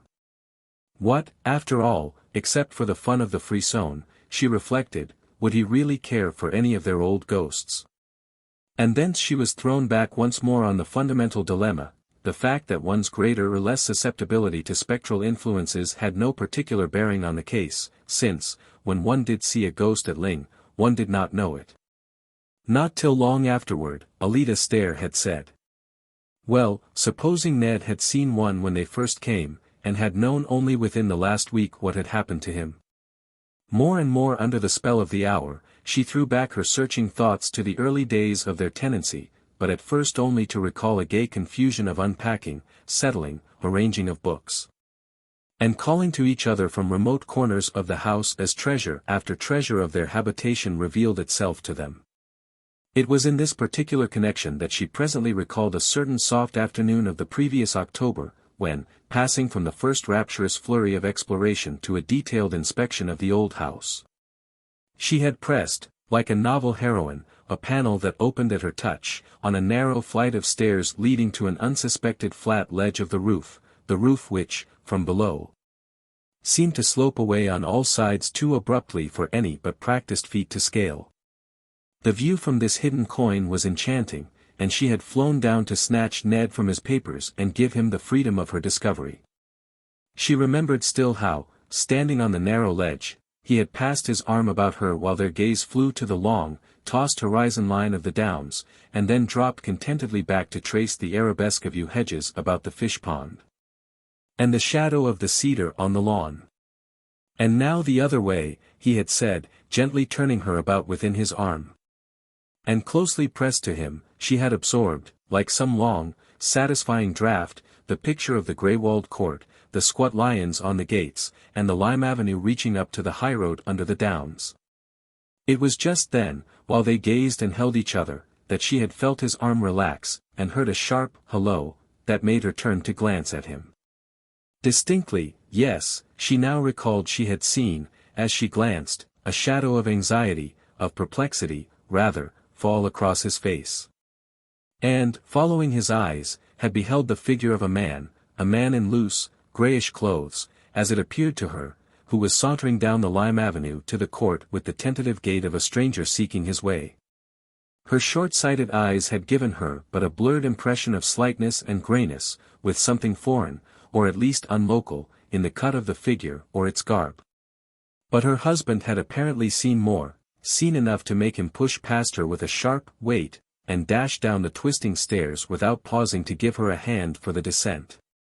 A slight tendency to dizziness obliged her, after a provisional clutch at the chimney against which they had been leaning, to follow him down more cautiously. And when she had reached the attic landing she paused again for a less definite reason, leaning over the oak banister to strain her eyes through the silence of the brown, sun-flecked depths below. She lingered there till, somewhere in those depths, she heard the closing of a door, then, mechanically impelled, she went down the shallow flights of steps till she reached the lower hall. The front door stood open on the mild sunlight of the court, and hall and court were empty. The library door was open, too, and after listening in vain for any sound of voices within, she quickly crossed the threshold, and found her husband alone, vaguely fingering the papers on his desk. He looked up, as if surprised at her precipitate entrance, but the shadow of anxiety had passed from his face, leaving it even, as she fancied, a little brighter and clearer than usual. What was it? Who was it? She asked. Who? He repeated, with the surprise still all on his side. The man we saw coming toward the house. Boyne shrugged his shoulders. So I thought, but he must have got up steam in the interval. What do you say to our trying a scramble up Meldon Steep before sunset? That was all. At the time the occurrence had been less than nothing, had, indeed, been immediately obliterated by the magic of their first vision from Meldon Steep. A height which they had dreamed of climbing ever since they had first seen its bare spine heaving itself above the low roof of Ling. Doubtless it was the mere fact of the other incidents having occurred on the very day of their ascent to Meldon that had kept it stored away in the unconscious fold of association from which it now emerged. For in itself it had no mark of the portentous. At the moment there could have been nothing more natural than that Ned should dash himself from the roof in the pursuit of dilatory tradesmen. It was the period when they were always on the watch for one or the other of the specialists employed about the place, always lying in wait for them, and dashing out at them with questions, reproaches, or reminders. And certainly in the distance the grey figure had looked like Peter's. Yet now, as she reviewed the rapid scene, she felt her husband's explanation of it to have been invalidated by the look of anxiety on his face. Why had the familiar appearance of Peter's made him anxious?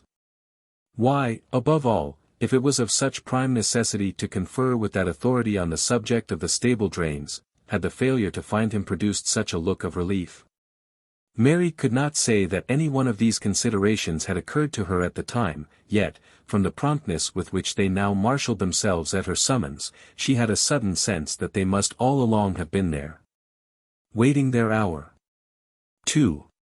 Weary with her thoughts, she moved toward the window.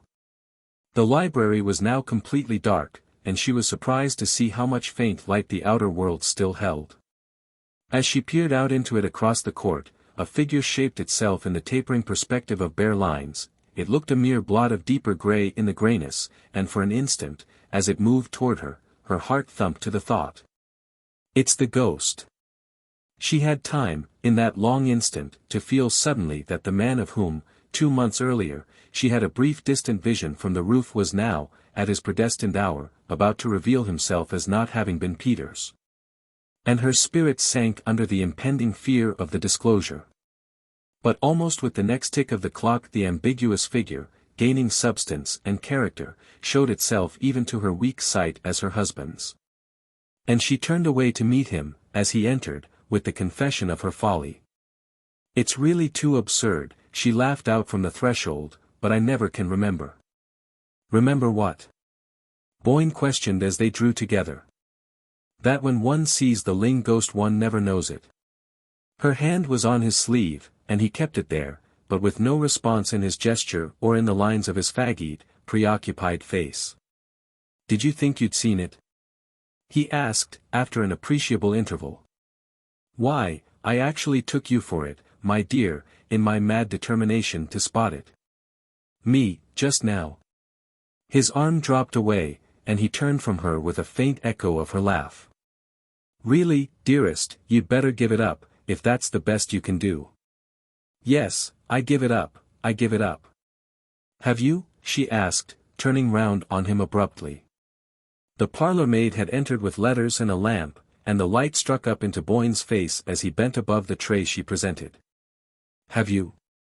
Mary perversely insisted, when the servant had disappeared on her errand of illumination. "Have I what?" he rejoined absently, the light bringing out the sharp stamp of worry between his brows as he turned over the letters. "I never tried," he said, tearing open the wrapper of a newspaper.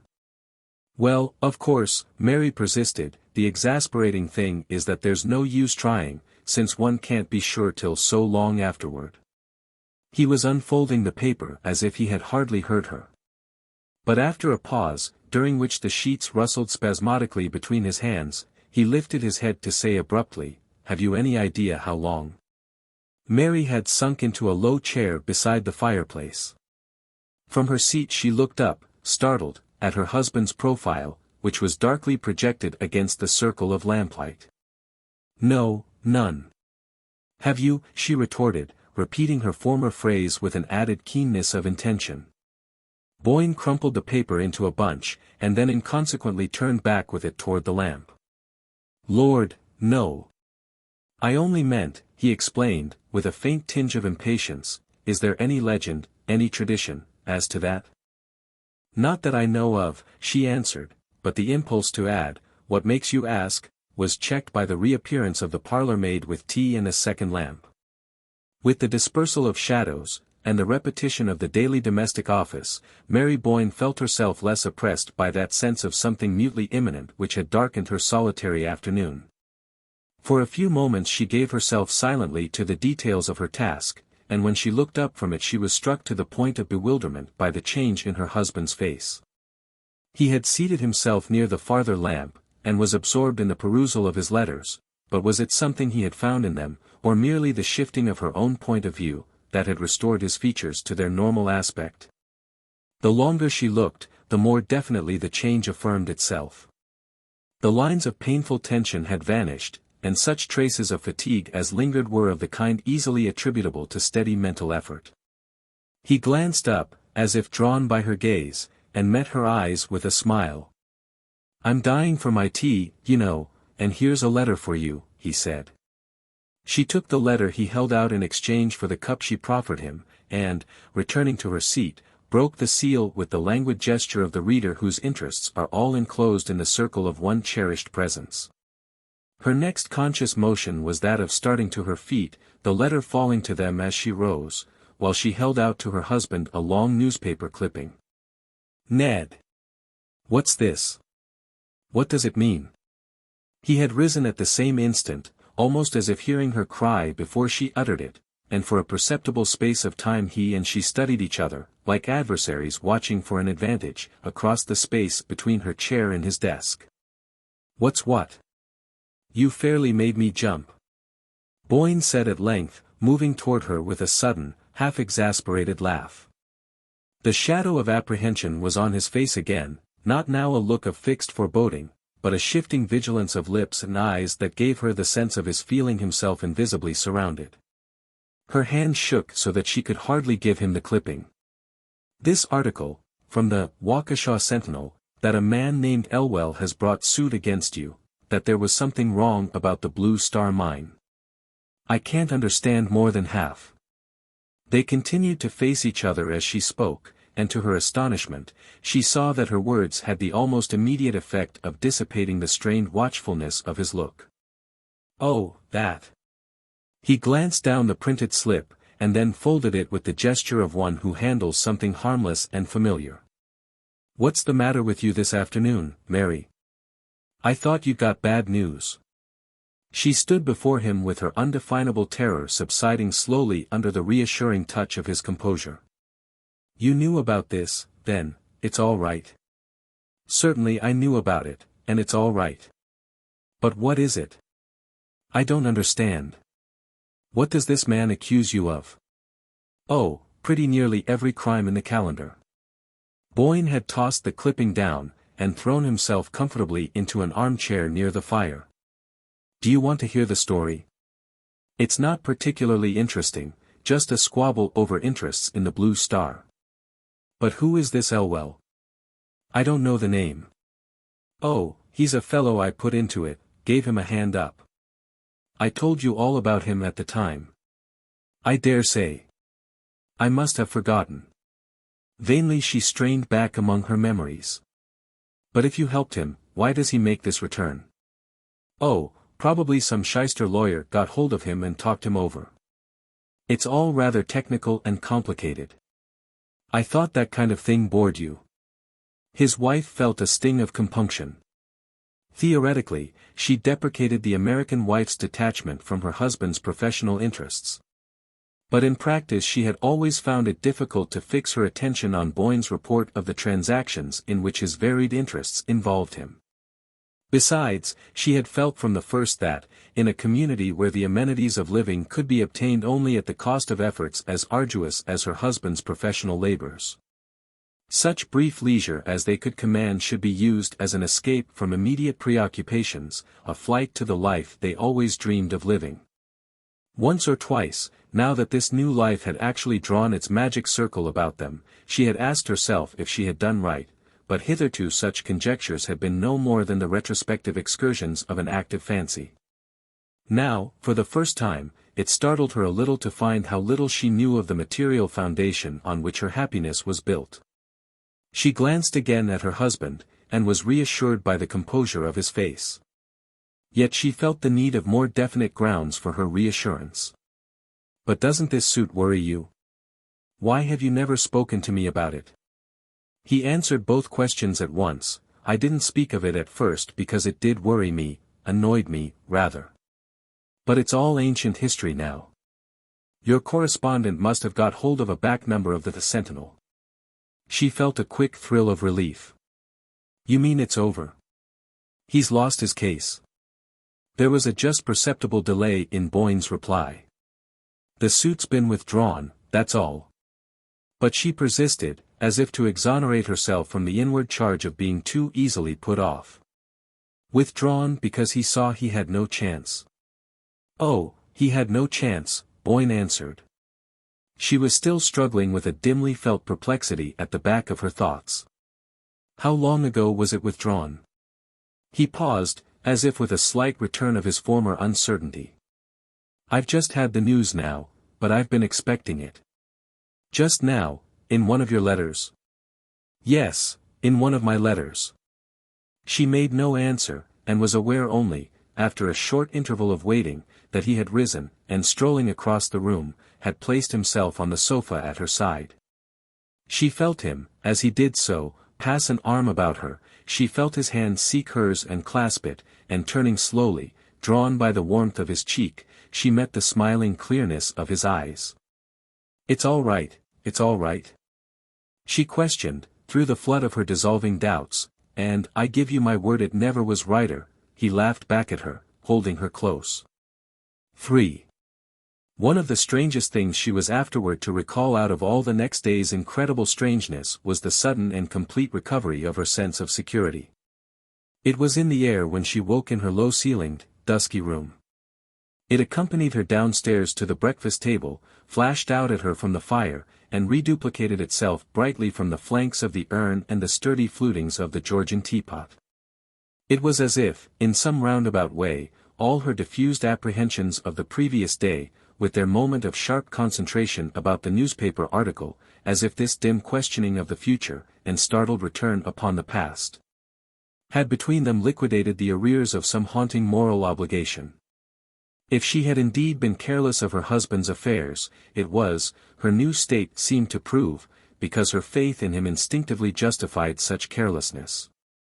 And his right to her faith had overwhelmingly affirmed itself in the very face of menace and suspicion. She had never seen him more untroubled, more naturally and unconsciously in possession of himself, than after the cross-examination to which she had subjected him. It was almost as if he had been aware of her lurking doubts, and had wanted the air cleared as much as she did. It was as clear, thank heaven, as the bright outer light that surprised her almost with a touch of summer when she issued from the house for her daily round of the gardens. She had left Boyne at his desk, indulging herself, as she passed the library door, by a last peep at his quiet face, where he bent, pipe in his mouth, above his papers, and now she had her own morning's task to perform. The task involved on such charmed winter days almost as much delighted loitering about the different quarters of her domain as if spring were already at work on shrubs and borders. There were such inexhaustible possibilities still before her, such opportunities to bring out the latent graces of the old place, without a single irreverent touch of alteration, that the winter months were all too short to plan what spring and autumn executed. And her recovered sense of safety gave, on this particular morning, a peculiar zest to her progress through the sweet, still place. She went first to the kitchen garden, where the espaliered pear trees drew complicated patterns on the walls, and pigeons were fluttering and preening about the silvery slated roof of their cot. There was something wrong about the piping of the hothouse, and she was expecting an authority from Dorchester, who was to drive out between trains and make a diagnosis of the boiler. But when she dipped into the damp heat of the greenhouses, among the spiced scents and waxy pinks and reds of old-fashioned exotics, even the flora of Ling was in the note. She learned that the great man had not arrived, and the day being too rare to waste in an artificial atmosphere, she came out again and paced slowly along the springy turf of the bowling green to the gardens behind the house. At their farther end rose a grass terrace, commanding, over the fish pond and the yew hedges, a view of the long house front, with its twisted chimney stacks and the blue shadows of its roof angles, all drenched in the pale gold moisture of the air. Seen thus, across the level tracery of the yews, under the suffused, mild light, it sent her, from its open windows and hospitably smoking chimneys, the look of some warm human presence, of a mind slowly ripened on a sunny wall of experience. She had never before had so deep a sense of her intimacy with it, such a conviction that its secrets were all beneficent, kept, as they said to children, for one's good. So complete a trust in its power to gather up her life and Ned's into the harmonious pattern of the long, long story it sat there weaving in the sun. She heard steps behind her, and turned, expecting to see the gardener, accompanied by the engineer from Dorchester. But only one figure was in sight, that of a youngish, slightly built man, who, for reasons she could not on the spot have specified, did not remotely resemble her preconceived notion of an authority on hothouse boilers. The newcomer, on seeing her, lifted his hat, and paused with the air of a gentleman, perhaps a traveler, desirous of having it immediately known that his intrusion is involuntary. The local fame of Ling occasionally attracted the more intelligent sightseer, and Mary half expected to see the stranger dissemble a camera, or justify his presence by producing it. But he made no gesture of any sort, and after a moment she asked, in a tone responding to the courteous deprecation of his attitude, "Is there anyone you wish to see?" "I came to see Mr. Boyne," he replied. His intonation, rather than his accent, was faintly American, and Mary, at the familiar note, looked at him more closely. The brim of his soft felt hat cast a shade on his face, which, thus obscured, wore to her short-sighted gaze a look of seriousness, as of a person arriving, on business, and civilly but firmly aware of his rights. Past experience had made Mary equally sensible to such claims, but she was jealous of her husband's morning hours, and doubtful of his having given anyone the right to intrude on them. "Have you an appointment with Mr. Boyne?" she asked. He hesitated, as if unprepared for the question. "Not exactly an appointment," he replied. "Then I'm afraid, this being his working time, that he can't receive you now. Will you give me a message, or come back later?"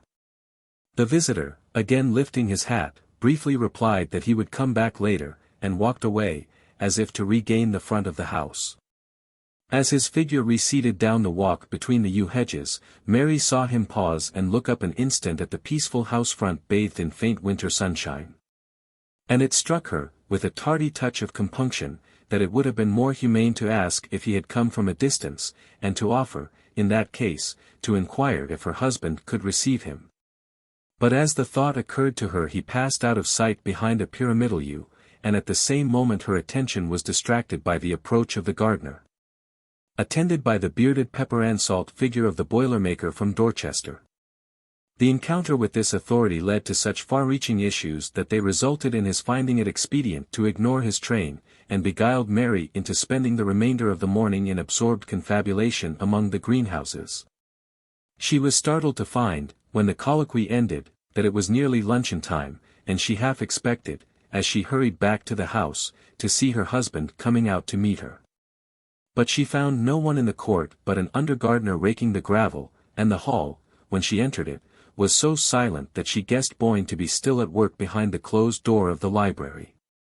Not wishing to disturb him, she turned into the drawing-room, and there, at her writing table, lost herself in renewed calculations of the outlay to which the morning's conference had committed her. The knowledge that she could permit herself such follies had not yet lost its novelty.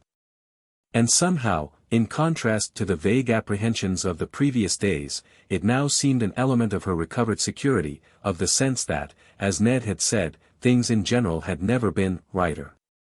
She was still luxuriating in a lavish play of figures when the parlour-maid, from the threshold, roused her with a dubiously worded inquiry as to the expediency of serving luncheon. It was one of their jokes that Trimmle announced luncheon as if she were divulging a state secret, and Mary, intent upon her papers, merely murmured an absent-minded assent. She felt Trimmle wavering expressively on the threshold as if in rebuke of such offhand acquiescence, then her retreating steps sounded down the passage, and Mary, pushing away her papers, crossed the hall, and went to the library door. It was still closed, and she wavered in her turn, disliking to disturb her husband, yet anxious that he should not exceed his normal measure of work. As she stood there, balancing her impulses, the esoteric Trimmle returned with the announcement of luncheon, and Mary, thus impelled, opened the door and went into the library. Boyne was not at his desk, and she peered about her, expecting to discover him at the book-shelves, somewhere down the length of the room, but her call brought no response, and gradually it became clear to her that he was not in the library. She turned back to the parlour-maid. "Mr. Boyne must be upstairs. Please tell him that luncheon is ready." The parlour-maid appeared to hesitate between the obvious duty of obeying orders and an equally obvious conviction of the foolishness of the injunction laid upon her. The struggle resulted in her saying doubtfully, "If you please, madam, Mr. Boyne's not upstairs. Not in his room." "Are you sure?" "I'm sure, madam."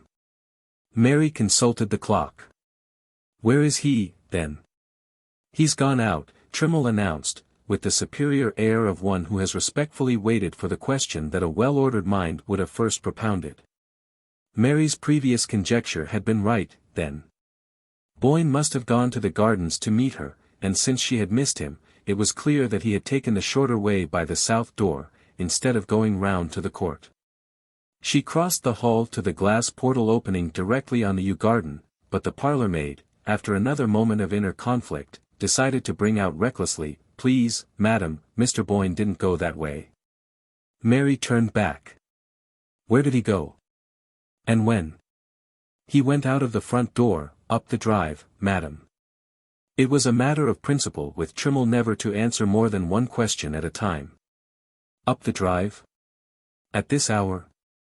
Mary went to the door herself, and glanced across the court through the long tunnel of bare limes. But its perspective was as empty as when she had scanned it on entering the house. "Did Mr. Boyne leave no message?" she asked. Trimmel seemed to surrender herself to a last struggle with the forces of chaos. "No, madam. He just went out with the gentleman." "The gentleman? What gentleman?" Mary wheeled about, as if to front this new factor. "The gentleman who called, madam," said Trimmel, resignedly. "When did a gentleman call?"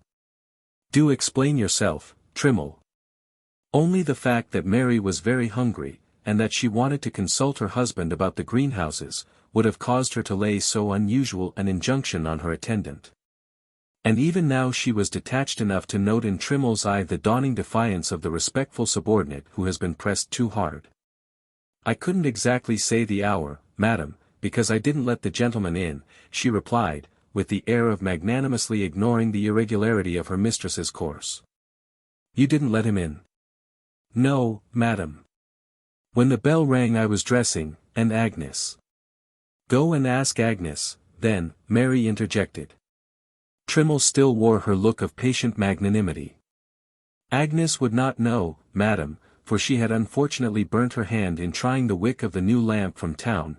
Trimmel, as Mary was aware, had always been opposed to the new lamp, and so Mrs. Dockett sent the kitchen maid instead. Mary looked again at the clock. "It's after 2. Go and ask the kitchen maid if Mr. Boyne left any word." She went into luncheon without waiting, and Trimmel presently brought her there the kitchen maid's statement that the gentleman had called about 1 o'clock, that Mr. Boyne had gone out with him without leaving any message. The kitchen maid did not even know the caller's name, for he had written it on a slip of paper, which he had folded and handed to her, with the injunction to deliver it at once to Mr. Boyne. Mary finished her luncheon, still wondering, and when it was over, and Trimmel had brought the coffee to the drawing-room, her wonder had deepened to a first faint tinge of disquietude. It was unlike Boyne to absent himself without explanation at so unwonted an hour, and the difficulty of identifying the visitor whose summons he had apparently obeyed made his disappearance the more unaccountable. Mary Boyne's experience as the wife of a busy engineer, subject to sudden calls and compelled to keep irregular hours, had trained her to the philosophic acceptance of surprises. But since Boyne's withdrawal from business he had adopted a Benedictine regularity of life. As if to make up for the dispersed and agitated years, with their stand-up lunches and dinners rattled down to the joltings of the dining car, he cultivated the last refinements of punctuality and monotony, discouraging his wife's fancy for the unexpected, and declaring that to a delicate taste there were infinite gradations of pleasure in the fixed recurrences of habit. Still, since no life can completely defend itself from the unforeseen, it was evident that all Boyne's precautions would sooner or later prove unavailable. And Mary concluded that he had cut short a tiresome visit by walking with his caller to the station, or at least accompanying him for part of the way. This conclusion relieved her from farther preoccupation, and she went out herself to take up her conference with the gardener. Thence she walked to the village post office, a mile or so away. And when she turned toward home, the early twilight was setting in. She had taken a footpath across the downs, and as Boyne, meanwhile, had probably returned from the station by the highroad, there was little likelihood of their meeting on the way. She felt sure, however, of his having reached the house before her, so sure that, when she entered it herself, without even pausing to inquire of Trimmel, she made directly for the library. But the library was still empty, and with an unwonted precision of visual memory she immediately observed that the papers on her husband's desk lay precisely as they had lain when she had gone in to call him to luncheon. Then of a sudden she was seized by a vague dread of the unknown. She had closed the door behind her on entering, and as she stood alone in the long, silent, shadowy room, her dread seemed to take shape and sound, to be there audibly breathing and lurking among the shadows. Her short-sighted eyes strained through them, half discerning an actual presence, something aloof, that watched and knew, and in the recoil from that intangible propinquity she threw herself suddenly on the bell rope and gave it a desperate pull. The long, quavering summons brought Trimmel in precipitately with a lamp, and Mary breathed again at this sobering reappearance of the usual. "You may bring tea if Mr. Boyne is in," she said, to justify her ring. "Very well, madam." "But Mr. Boyne is not in," said Trimmel, putting down the lamp.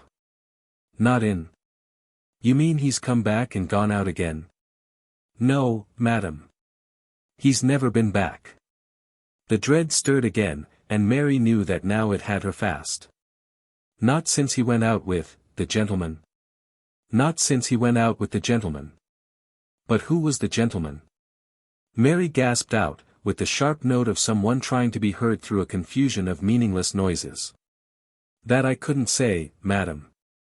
Trimmle, standing there by the lamp, seemed suddenly to grow less round and rosy, as though eclipsed by the same creeping shade of apprehension. But the kitchen maid knows, wasn't it the kitchen maid who let him in?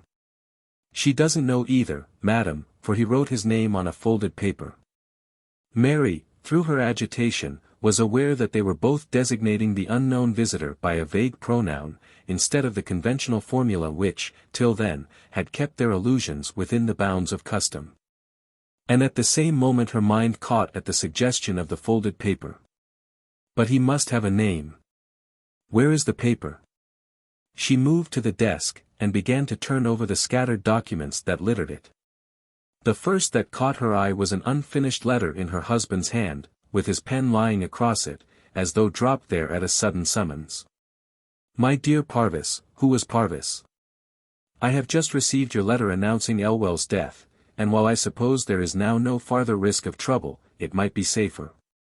She tossed the sheet aside, and continued her search.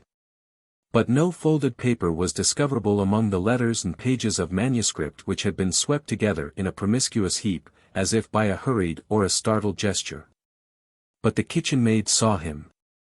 Send her here, she commanded, wondering at her dullness in not thinking sooner of so simple a solution. Trimmle, at the behest, vanished in a flash, as if thankful to be out of the room, and when she reappeared, conducting the agitated underling, Mary had regained her self-possession, and had her questions pat. The gentleman was a stranger, yes, that she understood. But what had he said? And, above all, what had he looked like? The first question was easily enough answered, for the disconcerting reason that he had said so little, had merely asked for Mr. Boyne, and, scribbling something on a bit of paper, had requested that it should at once be carried in to him. Then you don't know what he wrote? You're not sure it was his name? The kitchen maid was not sure, but supposed it was, since he had written it in answer to her inquiry as to whom she should announce. And when you carried the paper into Mr. Boyne, what did he say? The kitchen maid did not think that Mr. Boyne had said anything, but she could not be sure, for just as she had handed him the paper and he was opening it, she had become aware that the visitor had followed her into the library, and she had slipped out, leaving the two gentlemen together.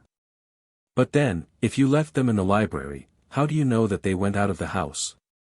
This question plunged the witness into momentary inarticulateness, from which she was rescued by Trimmle, who, by means of ingenious circumlocutions, elicited the statement that before she could cross the hall to the back passage she had heard the gentleman behind her, and had seen them go out of the front door together.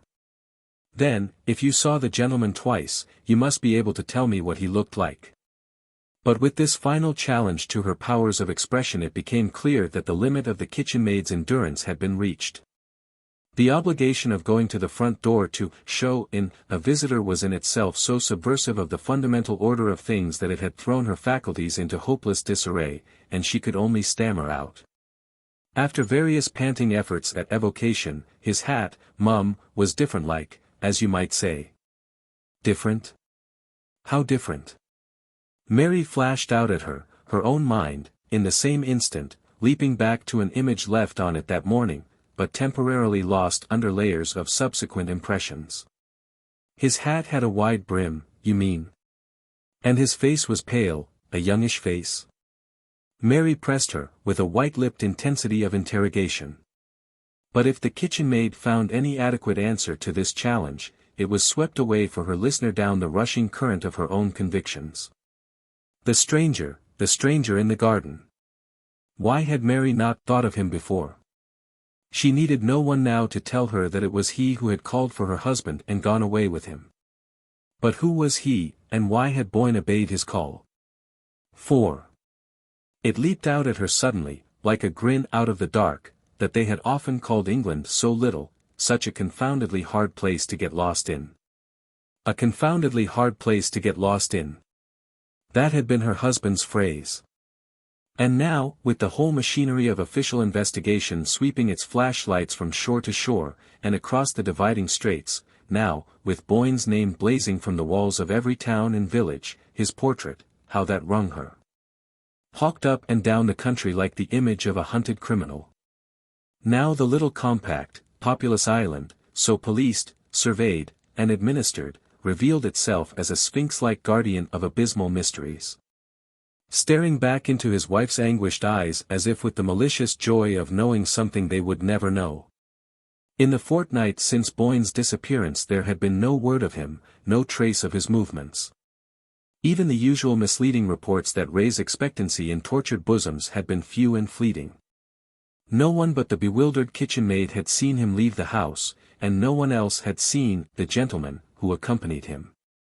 All inquiries in the neighborhood failed to elicit the memory of a stranger's presence that day in the neighborhood of Ling. And no one had met Edward Boyne, either alone or in company, in any of the neighboring villages, or on the road across the downs, or at either of the local railway stations.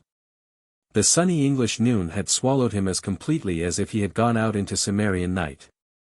Mary, while every external means of investigation was working at its highest pressure, had ransacked her husband's papers for any trace of antecedent complications, of entanglements or obligations unknown to her. That might throw a faint ray into the darkness. But if any such had existed in the background of Boyne's life, they had disappeared as completely as the slip of paper on which the visitor had written his name. There remained no possible thread of guidance except, if it were indeed an exception, the letter which Boyne had apparently been in the act of writing when he received his mysterious summons. That letter, read and reread by his wife, and submitted by her to the police, yielded little enough for conjecture to feed on. I have just heard of Elwell's death, and while I suppose there is now no farther risk of trouble, it might be safer, that was all. The risk of trouble was easily explained by the newspaper clipping which had apprised Mary of the suit brought against her husband by one of his associates in the Blue Star enterprise. The only new information conveyed in the letter was the fact of its showing Boyne, when he wrote it, to be still apprehensive of the results of the suit, though he had assured his wife that it had been withdrawn. And though the letter itself declared that the plaintiff was dead. It took several weeks of exhaustive cabling to fix the identity of the Parvis to whom the fragmentary communication was addressed, but even after these inquiries had shown him to be a Waukesha lawyer. No new facts concerning the Elwell suit were elicited. He appeared to have had no direct concern in it, but to have been conversant with the facts merely as an acquaintance, and possible intermediary, and he declared himself unable to divine with what object Boyne intended to seek his assistance. This negative information, sole fruit of the first fortnight's feverish search, was not increased by a jot during the slow weeks that followed. Mary knew that the investigations were still being carried on, but she had a vague sense of their gradually slackening, as the actual march of time seemed to slacken. It was as though the days, flying horror-struck from the shrouded image of the one inscrutable day, gained assurance as the distance lengthened, till at last they fell back into their normal gait. And so with the human imaginations at work on the dark event. No doubt it occupied them still, but week by week and hour by hour it grew less absorbing, took up less space. Was slowly but inevitably crowded out of the foreground of consciousness by the new problems perpetually bubbling up from the vaporous cauldron of human experience. Even Mary Boyne's consciousness gradually felt the same lowering of velocity. It still swayed with the incessant oscillations of conjecture, but they were slower, more rhythmical in their beat. There were moments of overwhelming lassitude when, like the victim of some poison which leaves the brain clear, but holds the body motionless, she saw herself domesticated with the horror. Accepting its perpetual presence as one of the fixed conditions of life. These moments lengthened into hours and days, till she passed into a phase of stolid acquiescence. She watched the familiar routine of life with the incurious eye of a savage on whom the meaningless processes of civilization make but the faintest impression. She had come to regard herself as part of the routine, a spoke of the wheel, revolving with its motion, she felt almost like the furniture of the room in which she sat, an insensate object to be dusted and pushed about with the chairs and tables. And this deepening apathy held her fast at Ling, in spite of the urgent entreaties of friends and the usual medical recommendation of change. Her friends supposed that her refusal to move was inspired by the belief that her husband would one day return to the spot from which he had vanished, and a beautiful legend grew up about this imaginary state of waiting. But in reality she had no such belief. The depths of anguish enclosing her were no longer lighted by flashes of hope. She was sure that Boyne would never come back, that he had gone out of her sight as completely as if death itself had waited that day on the threshold. She had even renounced, one by one, the various theories as to his disappearance which had been advanced by the press, the police, and her own agonized imagination. In sheer lassitude her mind turned from these alternatives of horror, and sank back into the blank fact that he was gone. No, she would never know what had become of him, no one would ever know. But the house knew. The library in which she spent her long, lonely evenings knew. For it was here that the last scene had been enacted, here that the stranger had come, and spoken the word which had caused Boyne to rise and follow him. The floor she trod had felt his tread, the books on the shelves had seen his face, and there were moments when the intense consciousness of the old, dusky walls seemed about to break out into some audible revelation of their secret. But the revelation never came, and she knew it would never come.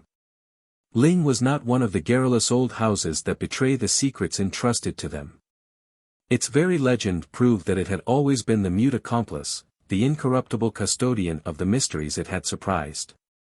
And Mary Boyne, sitting face to face with its portentous silence, felt the futility of seeking to break it by any human means. 5.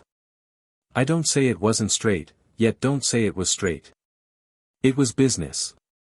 Mary, at the words, lifted her head with a start, and looked intently at the speaker. When, half an hour before, a card with Mr. Parvis on it had been brought up to her, she had been immediately aware that the name had been a part of her consciousness ever since she had read it at the head of Boyne's unfinished letter. In the library she had found awaiting her a small neutral-tinted man with a bald head and gold eyeglasses, and it sent a strange tremor through her to know that this was the person to whom her husband's last known thought had been directed. Parvis, civilly, but without vain preamble, in the manner of a man who has his watch in his hand, had set forth the object of his visit. He had run over to England on business, and finding himself in the neighborhood of Dorchester, had not wished to leave it without paying his respects to Mrs. Boyne. Without asking her, if the occasion offered, what she meant to do about Bob Elwell's family. The words touched the spring of some obscure dread in Mary's bosom. Did her visitor, after all, know what Boyne had meant by his unfinished phrase? She asked for an elucidation of his question, and noticed at once that he seemed surprised at her continued ignorance of the subject. Was it possible that she really knew as little as she said? I know nothing, you must tell me, she faltered out. And her visitor thereupon proceeded to unfold his story. It threw, even to her confused perceptions, an imperfectly initiated vision, a lurid glare on the whole hazy episode of the Blue Star Mine. Her husband had made his money in that brilliant speculation at the cost of getting ahead of some one less alert to seize the chance. The victim of his ingenuity was young Robert Elwell, who had put him on to the Blue Star scheme. Parvis, at Mary's first startled cry, had thrown her a sobering glance through his impartial glasses.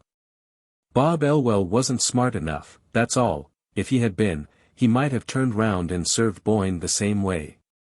It's the kind of thing that happens every day in business. I guess it's what the scientists call the survival of the fittest, said Mr. Parvis, evidently pleased with the aptness of his analogy. Mary felt a physical shrinking from the next question she tried to frame. It was as though the words on her lips had a taste that nauseated her. But then, you accuse my husband of doing something dishonorable? Mr. Parvis surveyed the question dispassionately.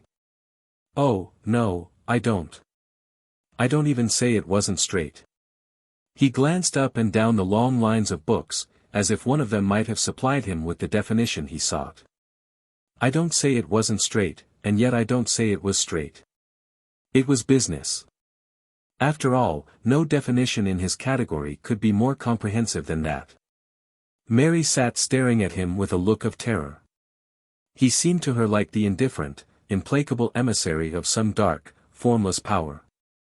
But Mr. Elwell's lawyers apparently did not take your view, since I suppose the suit was withdrawn by their advice. Oh, yes, they knew he hadn't a leg to stand on, technically. It was when they advised him to withdraw the suit that he got desperate. You see, he'd borrowed most of the money he lost in the Blue Star, and he was up a tree.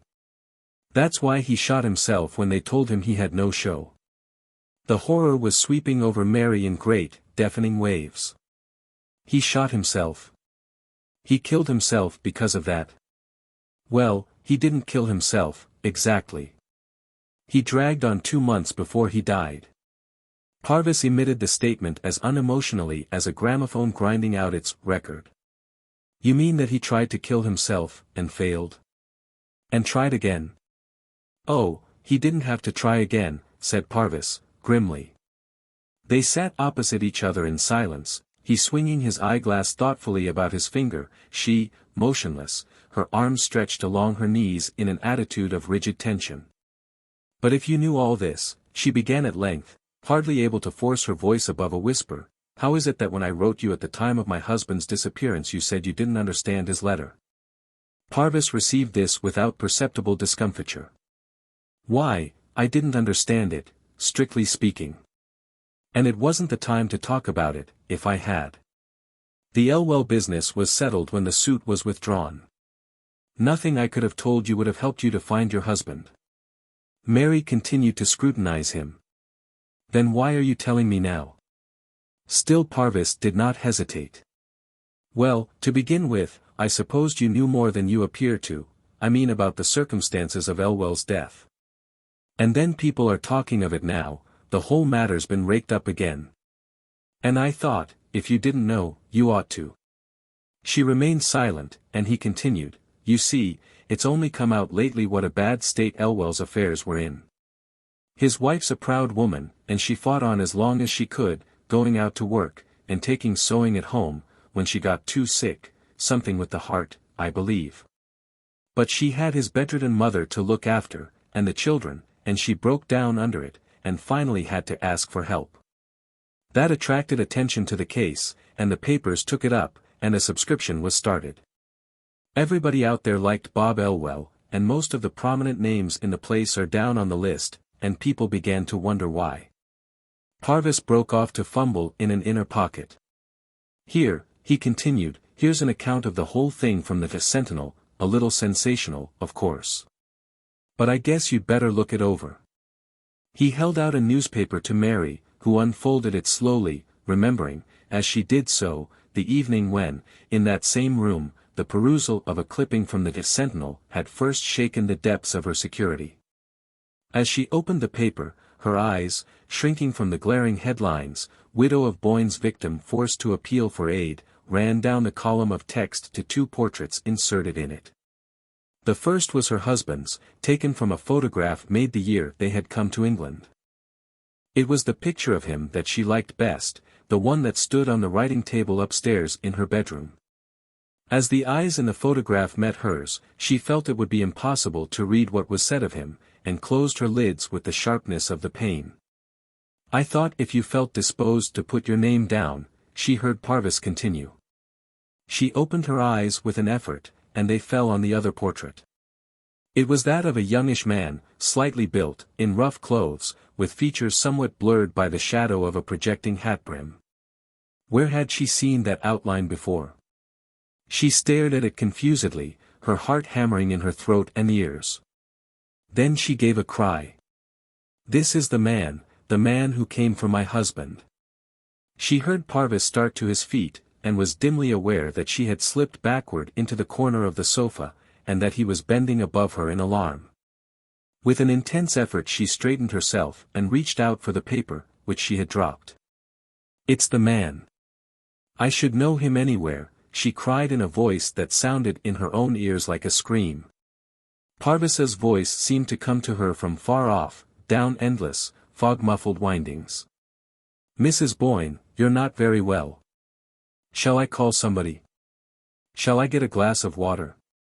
No, no, no. She threw herself toward him, her hand frantically clenching the newspaper. I tell you, it's the man. I know him. He spoke to me in the garden. Parvis took the journal from her, directing his glasses to the portrait. It can't be, Mrs. Boyne. It's Robert Elwell. Robert Elwell? Her white stare seemed to travel into space. Then it was Robert Elwell who came for him. Came for Boyne. The day he went away. Parvis's voice dropped as hers rose. He bent over, laying a fraternal hand on her, as if to coax her gently back into her seat. Why, Elwell was dead. Don't you remember? Mary sat with her eyes fixed on the picture, unconscious of what he was saying. Don't you remember Boyne's unfinished letter to me, the one you found on his desk that day? It was written just after he'd heard of Elwell's death. She noticed an odd shake in Parvis's unemotional voice. Surely you remember that, he urged her. Yes, she remembered, that was the profoundest horror of it. Elwell had died the day before her husband's disappearance, and this was Elwell's portrait, and it was the portrait of the man who had spoken to her in the garden. She lifted her head and looked slowly about the library. The library could have borne witness that it was also the portrait of the man who had come in that day to call Boyne from his unfinished letter. Through the misty surgings of her brain she heard the faint boom of half-forgotten words, words spoken by Alida Stair on the lawn at Pangbourne before Boyne and his wife had ever seen the house at Ling. Or had imagined that they might one day live there. This was the man who spoke to me, she repeated. She looked again at Parvis. He was trying to conceal his disturbance under what he imagined to be an expression of indulgent commiseration, but the edges of his lips were blue. He thinks me mad. But I'm not mad, she reflected, and suddenly there flashed upon her a way of justifying her strange affirmation. She sat quiet, controlling the quiver of her lips, and waiting till she could trust her voice to keep its habitual level. Then she said, looking straight at Parvis, will you answer me one question, please? When was it that Robert Elwell tried to kill himself? When? Parvis stammered. Yes, the date. Please try to remember. She saw that he was growing still more afraid of her. I have a reason, she insisted gently. Yes. Only I can't remember. About 2 months before, I should say. I want the date, she repeated. Parvis picked up the newspaper. We might see here, he said, still humoring her. He ran his eyes down the page. Here it is. Last October, the. She caught the words from him. The 20th, wasn't it? With a sharp look at her, he verified. Yes, the 20th. Then you did know. I know now. Her white stare continued to travel past him. Sunday, the 20th, that was the day he came first. Parvis's voice was almost inaudible. Came here first. Yes. You saw him twice, then? Yes, twice. She breathed it at him with dilated eyes. He came first on the 20th of October. I remember the date because it was the day we went up Meldon Steep for the first time. She felt a faint gasp of inward laughter at the thought that but for that she might have forgotten. Parvis continued to scrutinize her, as if trying to intercept her gaze. We saw him from the roof, she went on. He came down the lime avenue toward the house. He was dressed just as he is in that picture. My husband saw him first. He was frightened, and ran down ahead of me, but there was no one there. He had vanished. Elwell had vanished? Parvis faltered. Yes. Their two whispers seemed to grope for each other. I couldn't think what had happened. I see now. He tried to come then, but he wasn't dead enough, he couldn't reach us. He had to wait for 2 months. And then he came back again, and Ned went with him. She nodded at Parvis with the look of triumph of a child who has successfully worked out a difficult puzzle. But suddenly she lifted her hands with a desperate gesture, pressing them to her bursting temples. "Oh, my God! I sent him to Ned, I told him where to go. I sent him to this room," she screamed out. She felt the walls of the room rush toward her, like inward falling ruins, and she heard Parvis, a long way off, as if through the ruins, crying to her, and struggling to get at her. But she was numb to his touch, she did not know what he was saying. Through the tumult she heard but one clear note, the voice of Alida Stair, speaking on the lawn at Pangbourne. "You won't know till afterward," it said. "You won't know till long, long afterward." The letters. 1. Up the long hill from the station at Steep Cloud, Lizzie West climbed in the cold spring sunshine. As she breasted the incline, she noticed the first waves of wisteria over courtyard railings and the high lights of new foliage against the walls of ivy-matted gardens. And she thought again, as she had thought 100 times before, that she had never seen so beautiful a spring. She was on her way to the Deering's house, in a street near the hilltop, and every step was dear and familiar to her. She went there 5 times a week to teach little Juliet Deering, the daughter of Mr. Vincent Deering, the distinguished American artist. Juliet had been her pupil for 2 years, and day after day, during that time, Lizzie West had mounted the hill in all weathers. Sometimes with her umbrella bent against a driving rain, sometimes with her frail cotton parasol unfurled beneath a fiery sun, sometimes with the snow soaking through her patched boots or a bitter wind piercing her thin jacket. Sometimes with the dust whirling about her and bleaching the flowers of the poor little hat that had to carry her through, till next summer. At first the ascent had seemed tedious enough, as dull as the trudge to her other lessons. Lizzie was not a heaven-sent teacher. She had no born zeal for her calling, and though she dealt kindly and dutifully with her pupils, she did not fly to them on winged feet. But one day something had happened to change the face of life, and since then the climb to the Deering house had seemed like a dream flight up a heavenly stairway. Her heart beat faster as she remembered it, no longer in a tumult of fright and self-reproach, but softly, peacefully, as if brooding over a possession that none could take from her. It was on a day of the previous October that she had stopped, after Juliet's lesson, to ask if she might speak to Juliet's papa. One had always to apply to Mr. Deering if there was anything to be said about the lessons. Mrs. Deering lay on her lounge upstairs, reading greasy relays of dog-eared novels, the choice of which she left to the cook and the nurse, who were always fetching them for her from the cabinet to lecture. And it was understood in the house that she was not to be bothered about Juliet. Mr. Deering's interest in his daughter was fitful rather than consecutive. But at least he was approachable, and listened sympathetically, if a little absently, stroking his long, fair mustache, while Lizzie stated her difficulty or put in her plea for maps or copybooks. Yes, yes, of course, whatever you think right, he would always assent, sometimes drawing a 5-franc piece from his pocket and laying it carelessly on the table, or oftener saying, with his charming smile, "Get what you please. And just put it on your account, you know."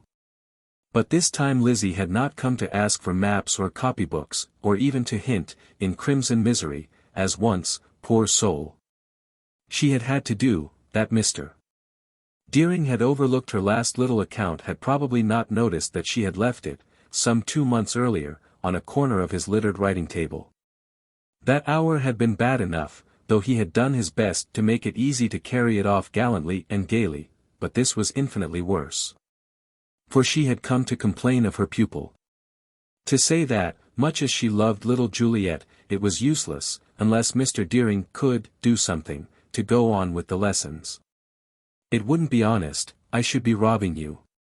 I'm not sure that I haven't already," she half laughed, through mounting tears, as she put her case. Little Juliet would not work, would not obey.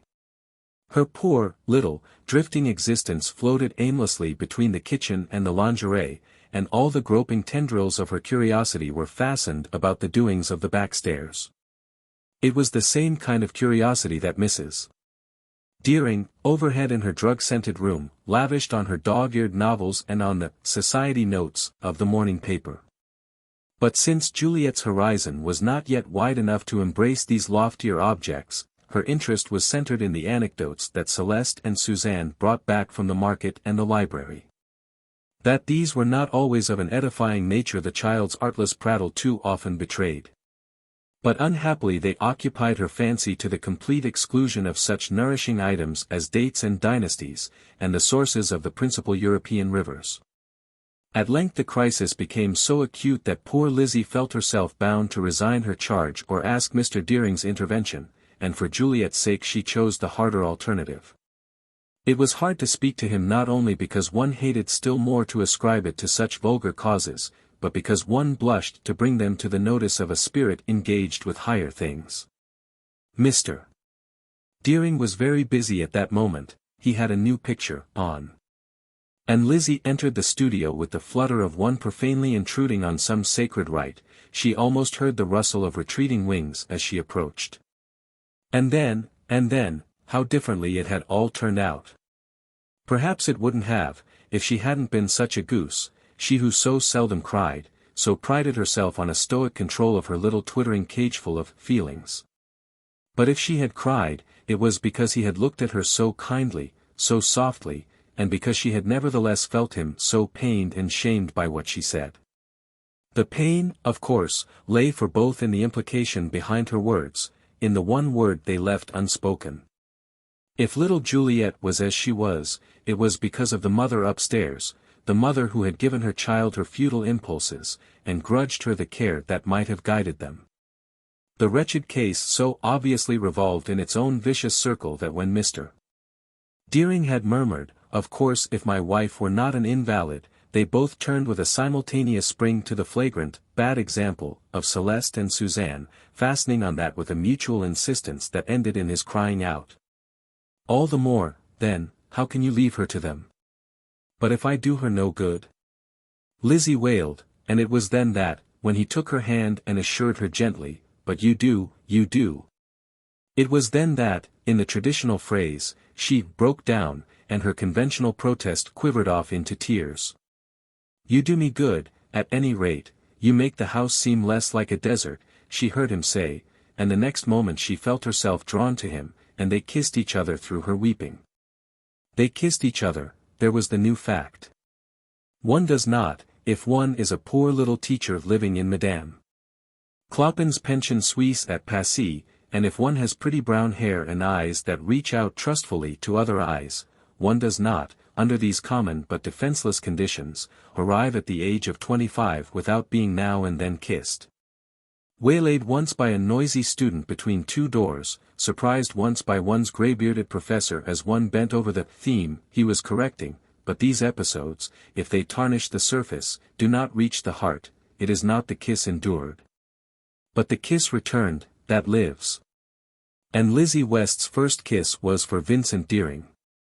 As she drew back from it, something new awoke in her, something deeper than the fright and the shame, and the penitent thought of Mrs. Deering. A sleeping germ of life thrilled and unfolded, and started out blindly to seek the sun. She might have felt differently, perhaps, the shame and penitence might have prevailed, had she not known him so kind and tender, and guessed him so baffled, poor, and disappointed. She knew the failure of his married life, and she divined a corresponding failure in his artistic career.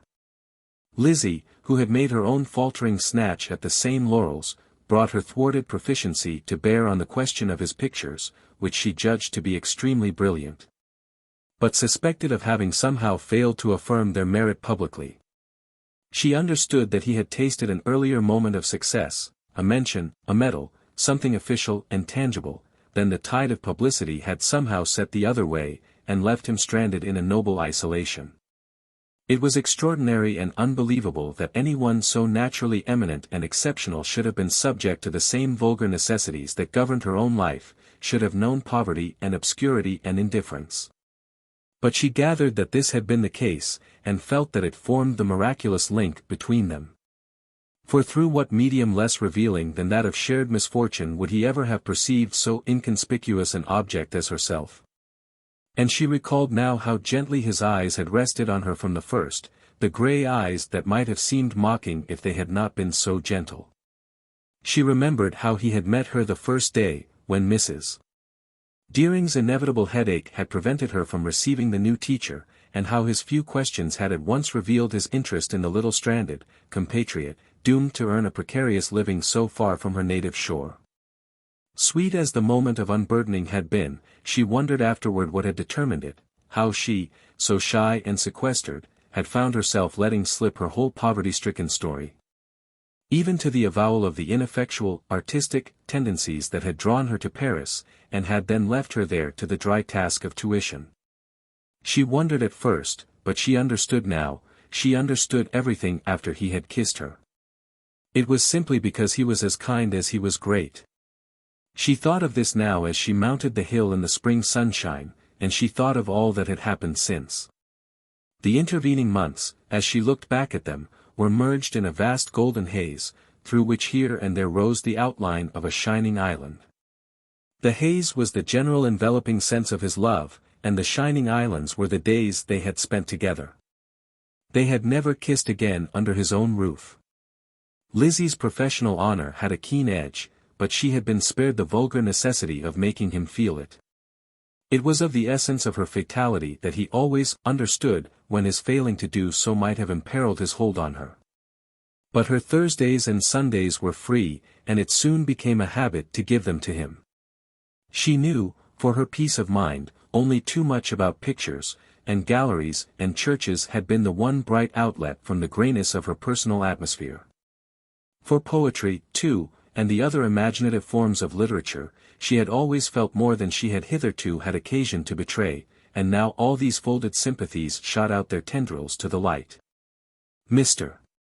Deering knew how to express with unmatched clearness and competence the thoughts that trembled in her mind. To talk with him was to soar up into the azure on the outspread wings of his intelligence, and look down dizzily yet distinctly on all the wonders and glories of the world. She was a little ashamed, sometimes, to find how few definite impressions she brought back from these flights, but that was doubtless because her heart beat so fast when he was near, and his smile made his words like a long quiver of light. Afterward, in quieter hours, fragments of their talk emerged in her memory with wondrous precision, every syllable as minutely chiseled as some of the delicate objects in crystal or ivory that he pointed out in the museums they frequented. It was always a puzzle to Lizzie that some of their hours should be so blurred and others so vivid. On the morning in question she was reliving all these memories with unusual distinctness, for it was a fortnight since she had seen her friend. Mrs. Deering, some 6 weeks previously, had gone to visit a relation at St. Raphael, and, after she had been a month absent, her husband and the little girl had joined her. Lizzie's adieus to Deering had been made on a rainy afternoon in the damp corridors of the aquarium at the Trocadero. She could not receive him at her own pension. That a teacher should be visited by the father of a pupil, especially when that father was still, as Madame Clopin said, si bien, was against that lady's austere Helvetian code. From Deering's first tentative hint of another solution Lizzie had recoiled in a wild unreasoned flurry of all her scruples. He took her no, no, no. As he took all her twists and turns of conscience, with eyes half tender and half mocking, and an instant acquiescence which was the finest homage to the lady she felt he divined and honored in her. So they continued to meet in museums and galleries, or to extend, on fine days, their explorations to the suburbs, where now and then, in the solitude of grove or garden, the kiss renewed itself, fleeting, isolated, or prolonged in a shy, silent pressure of the hand. But on the day of his leave-taking the rain kept them under cover. And as they threaded the subterranean windings of the aquarium, and Lizzie looked unseeingly at the monstrous faces glaring at her through walls of glass, she felt like a poor drowned wretch at the bottom of the sea, with all her glancing sunlit memories rolling over her like the waves of its surface. "You'll never see him again, never see him again," the waves boomed in her ears through his last words. And when she had said good-bye to him at the corner, and had scrambled, wet and shivering, into the Passy omnibus, its great, grinding wheels took up the derisive burden, never see him again. All that was only 2 weeks ago, and here she was, as happy as a lark, mounting the hill to his door in the spring sunshine. So weak a heart did not deserve such a radiant fate. And Lizzie said to herself that she would never again distrust her star. 2. The cracked bell tinkled sweetly through her heart as she stood listening for the scamper of Juliet's feet. Juliet, anticipating the laggard Suzanne, almost always opened the door for her governess, not from any unnatural zeal to hasten the hour of her studies, but from the irrepressible desire to see what was going on in the street. But on this occasion Lizzie listened vainly for a step, and at length gave the bell another twitch. Doubtless some unusually absorbing incident had detained the child below stairs, thus only could her absence be explained. A third ring produced no response, and Lizzie, full of dawning fears, drew back to look up at the shabby, blistered house. She saw that the studio shutters stood wide, and then noticed, without surprise, that Mrs. Deering's were still unopened. No doubt Mrs. Deering was resting after the fatigue of the journey. Instinctively Lizzie's eyes turned again to the studio, and as she looked, she saw Deering at the window. He caught sight of her, and an instant later came to the door. He looked paler than usual, and she noticed that he wore a black coat. I rang and rang, where is Juliet? He looked at her gravely, almost solemnly. Then, without answering, he led her down the passage to the studio, and closed the door when she had entered. My wife is dead, she died suddenly 10 days ago. Didn't you see it in the papers? Lizzie, with a little cry, sank down on the rickety divan. She seldom saw a newspaper, since she could not afford one for her own perusal, and those supplied to the pensionkloppen were usually in the hands of its more privileged lodgers till long after the hour when she set out on her morning round. No. I didn't see it, she stammered. Deering was silent. He stood a little way off, twisting an unlit cigarette in his hand, and looking down at her with a gaze that was both hesitating and constrained. She, too, felt the constraint of the situation, the impossibility of finding words that, after what had passed between them, should seem neither false nor heartless, and at last she exclaimed, standing up, "Poor little Juliet! Can't I go to her? Juliet is not here. I left her at St. Raphael with the relations with whom my wife was staying." "Oh," Lizzie murmured, feeling vaguely that this added to the difficulty of the moment. How differently she had pictured their meeting. "I'm so sorry for her," she faltered out. Deering made no reply, but, turning on his heel, walked the length of the studio, and then halted vaguely before the picture on the easel. It was the landscape he had begun the previous autumn, with the intention of sending it to the salon that spring. But it was still unfinished, seemed, indeed, hardly more advanced than on the fateful October day when Lizzie, standing before it for the first time, had confessed her inability to deal with Juliet.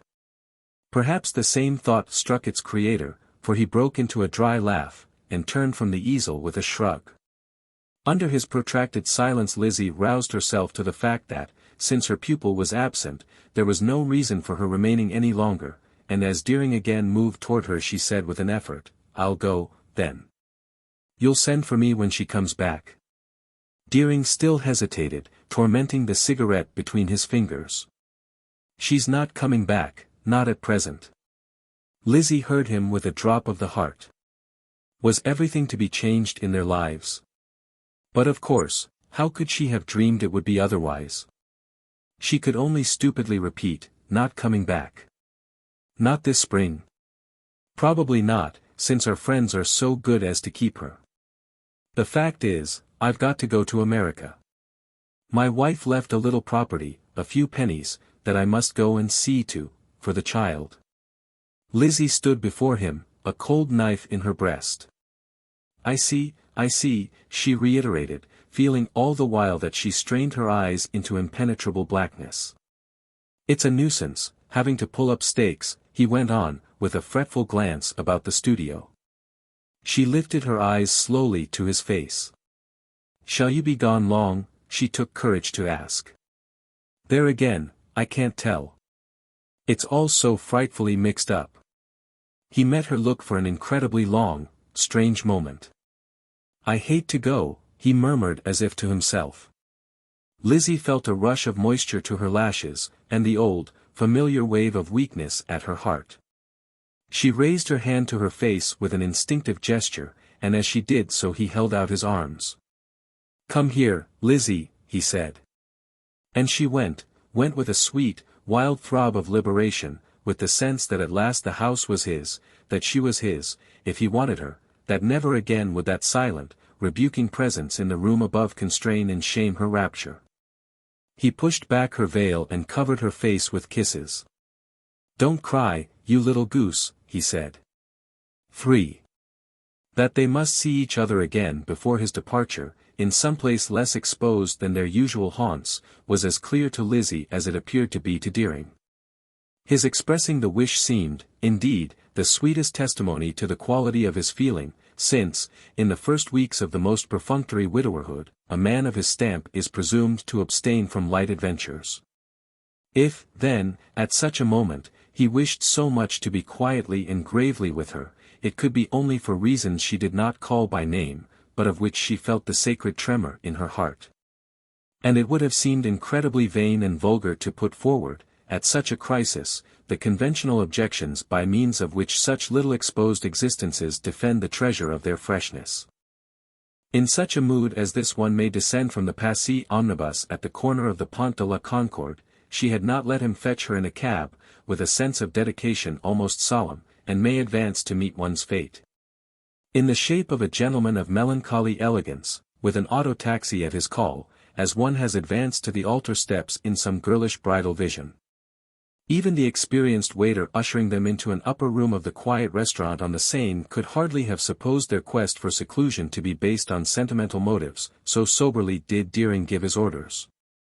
While his companion sat small and grave at his side. She did not, indeed, mean to let her private pang obscure their hour together. She was already learning that Deering shrank from sadness. He should see that she had courage and gaiety to face their coming separation, and yet give herself meanwhile to this completer nearness, but she waited, as always, for him to strike the opening note. Looking back at it later, she wondered at the mild suavity of the hour. Her heart was unversed in happiness, but he had found the tone to lull her apprehensions, and make her trust her fate for any golden wonder. Deepest of all, he gave her the sense of something tacit and confirmed between them, as if his tenderness were a habit of the heart hardly needing the support of outward proof. Such proof as he offered came, therefore, as a kind of crowning luxury, the flower of a profoundly rooted sentiment, and here again the instinctive reserves and defenses would have seemed to vulgarize what his trust ennobled.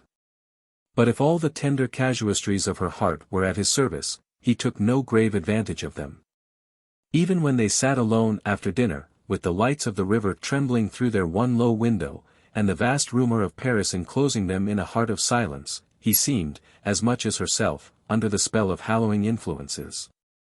She felt it most of all as she yielded to the arm he presently put about her, to the long caress he laid on her lips and eyes. Not a word or gesture missed the note of quiet union, or cast a doubt, in retrospect.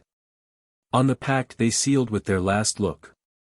That pact, as she reviewed it through a sleepless night, seemed to have consisted mainly, on his part, in pleadings for full and frequent news of her, on hers in the assurance that it should be given as often as he asked it. She had felt an intense desire not to betray any undue eagerness, any crude desire to affirm and define her hold on him. Her life had given her a certain acquaintance with the arts of defense. Girls in her situation were commonly supposed to know them all, and to use them as occasion called. But Lizzie's very need of them had intensified her disdain. Just because she was so poor, and had always, materially, so to count her change and calculate her margin, she would at least know the joy of emotional prodigality, would give her heart as recklessly as the rich their millions. She was sure now that Deering loved her, and if he had seized the occasion of their farewell to give her some definitely worded sign of his feeling, if, more plainly, he had asked her to marry him, his doing so would have seemed less like a proof of his sincerity than of his suspecting in her the need of a verbal warrant.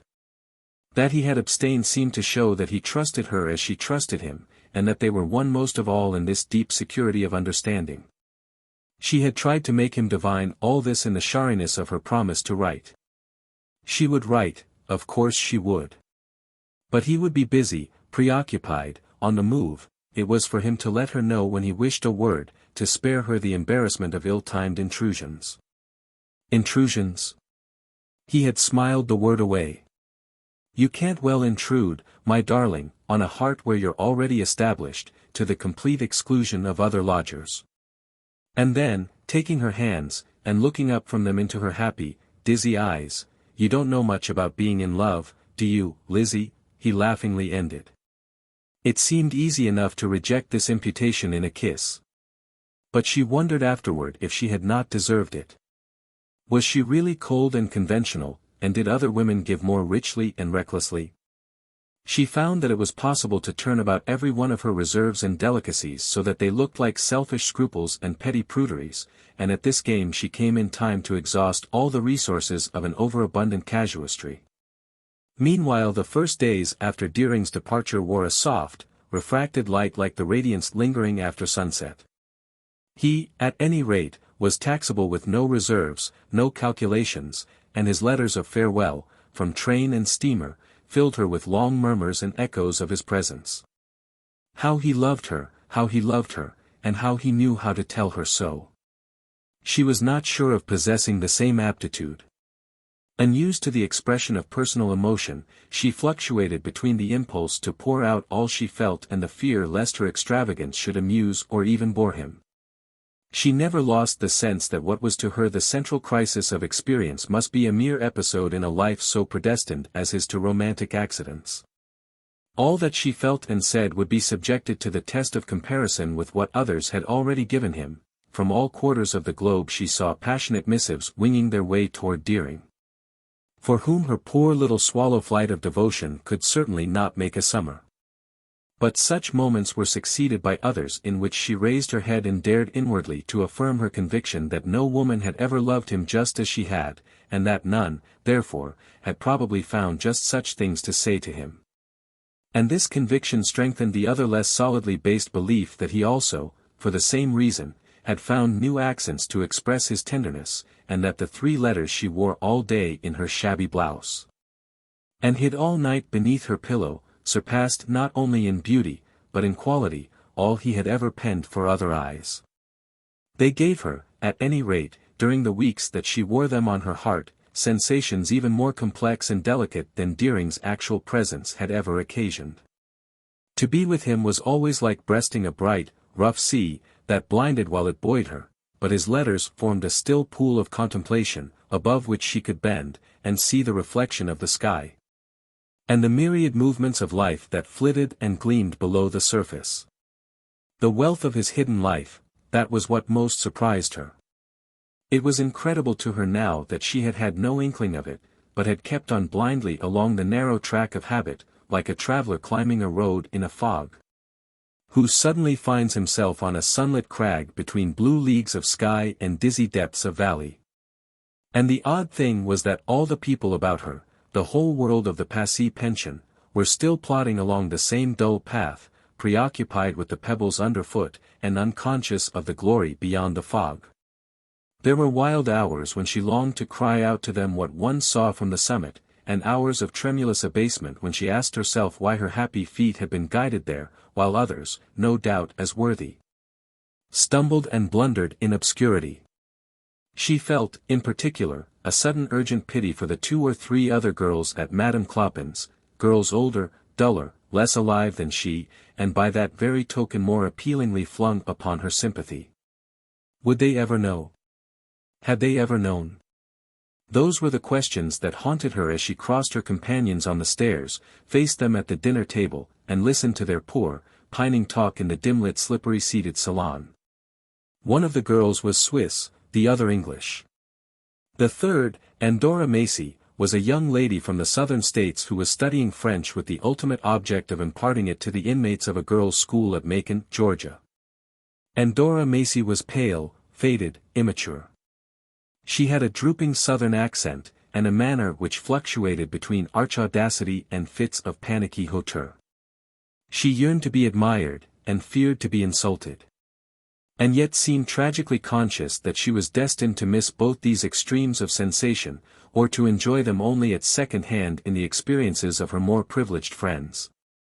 It was perhaps for this reason that she took a wistful interest in Lizzie, who had shrunk from her at first, as the depressing image of her own probable future, but to whom she had now suddenly become an object of sentimental pity. 4. Miss Macy's room was next to Miss West's, and the Southerner's knock often appealed to Lizzie's hospitality when Madame Clopin's early curfew had driven her boarders from the salon. It sounded thus one evening just as Lizzie, tired from an unusually long day of tuition, was in the act of removing her dress. She was in too indulgent a mood to withhold her "come in," and as Miss Macy crossed the threshold, Lizzie felt that Vincent Deering's first letter, the letter from the train, had slipped from her loosened bodice to the floor. Miss Macy, as promptly noting the fact, darted forward to recover the letter. Lizzie stooped also, fiercely jealous of her touch. But the other reached the precious paper first, and as she seized it, Lizzie knew that she had seen whence it fell, and was weaving round the incident a rapid web of romance. Lizzie blushed with annoyance. "It's too stupid, having no pockets. If one gets a letter as she is going out in the morning, she has to carry it in her blouse all day." Miss Macy looked at her with swimming eyes. "It's warm from your heart," she breathed, reluctantly yielding up the missive. Lizzie laughed, for she knew better. She knew it was the letter that had warmed her heart. Poor Andorra Macy! She would never know. Her bleak bosom would never take fire from such a contact.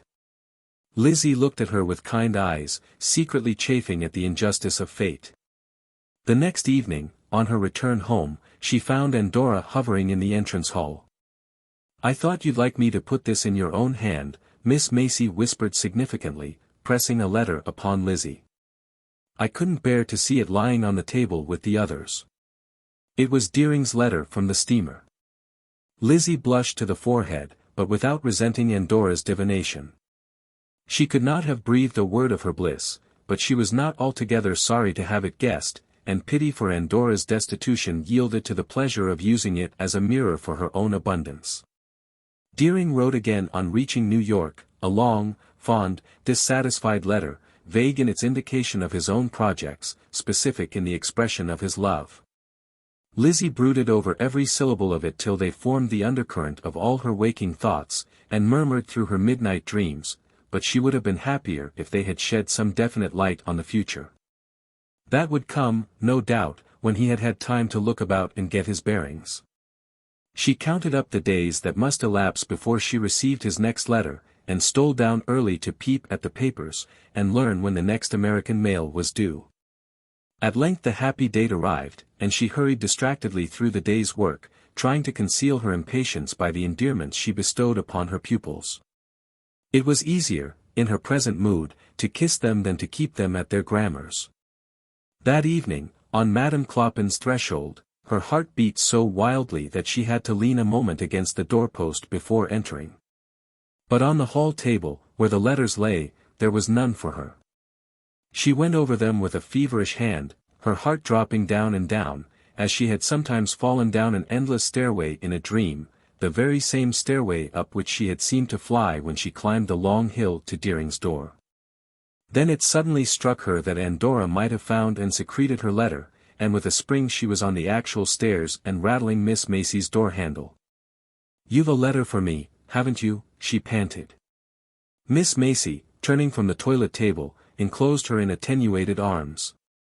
"Oh, darling, did you expect one today? Do give it to me," Lizzie pleaded with burning eyes. "But I haven't any. There hasn't been a sign of a letter for you."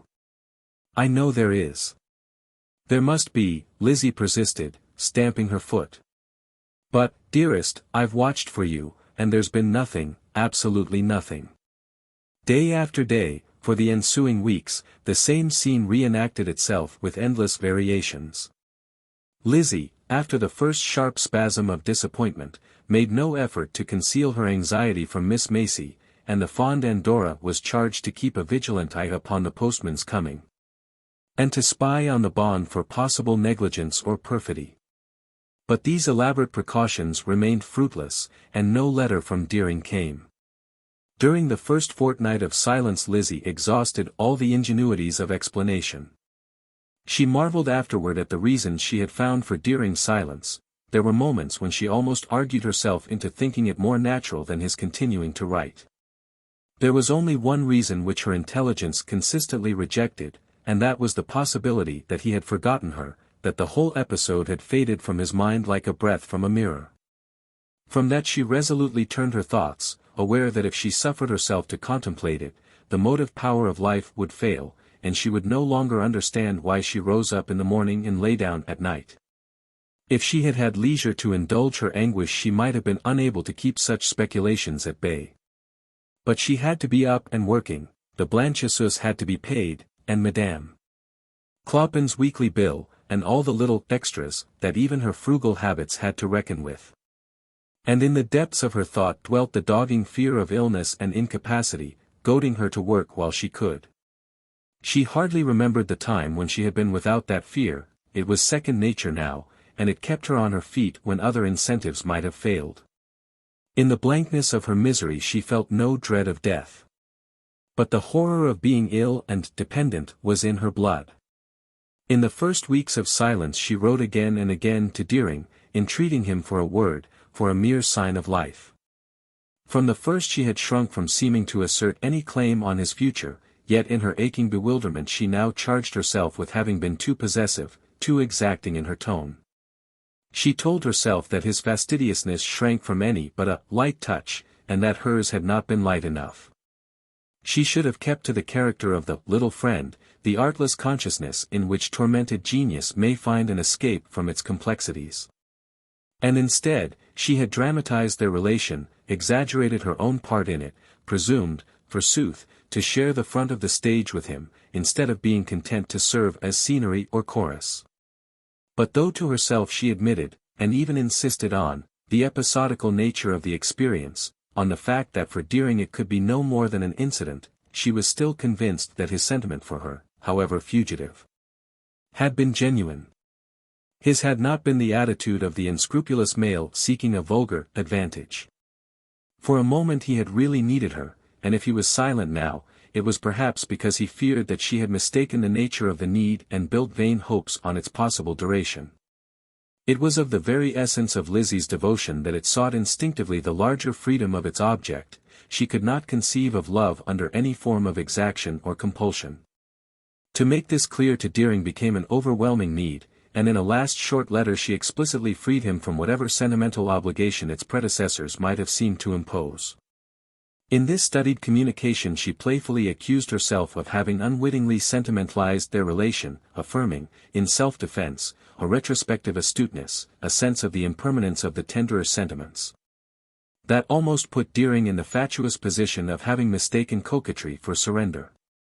And she ended gracefully with a plea for the continuance of the friendly regard which she had always understood to be the basis of their sympathy.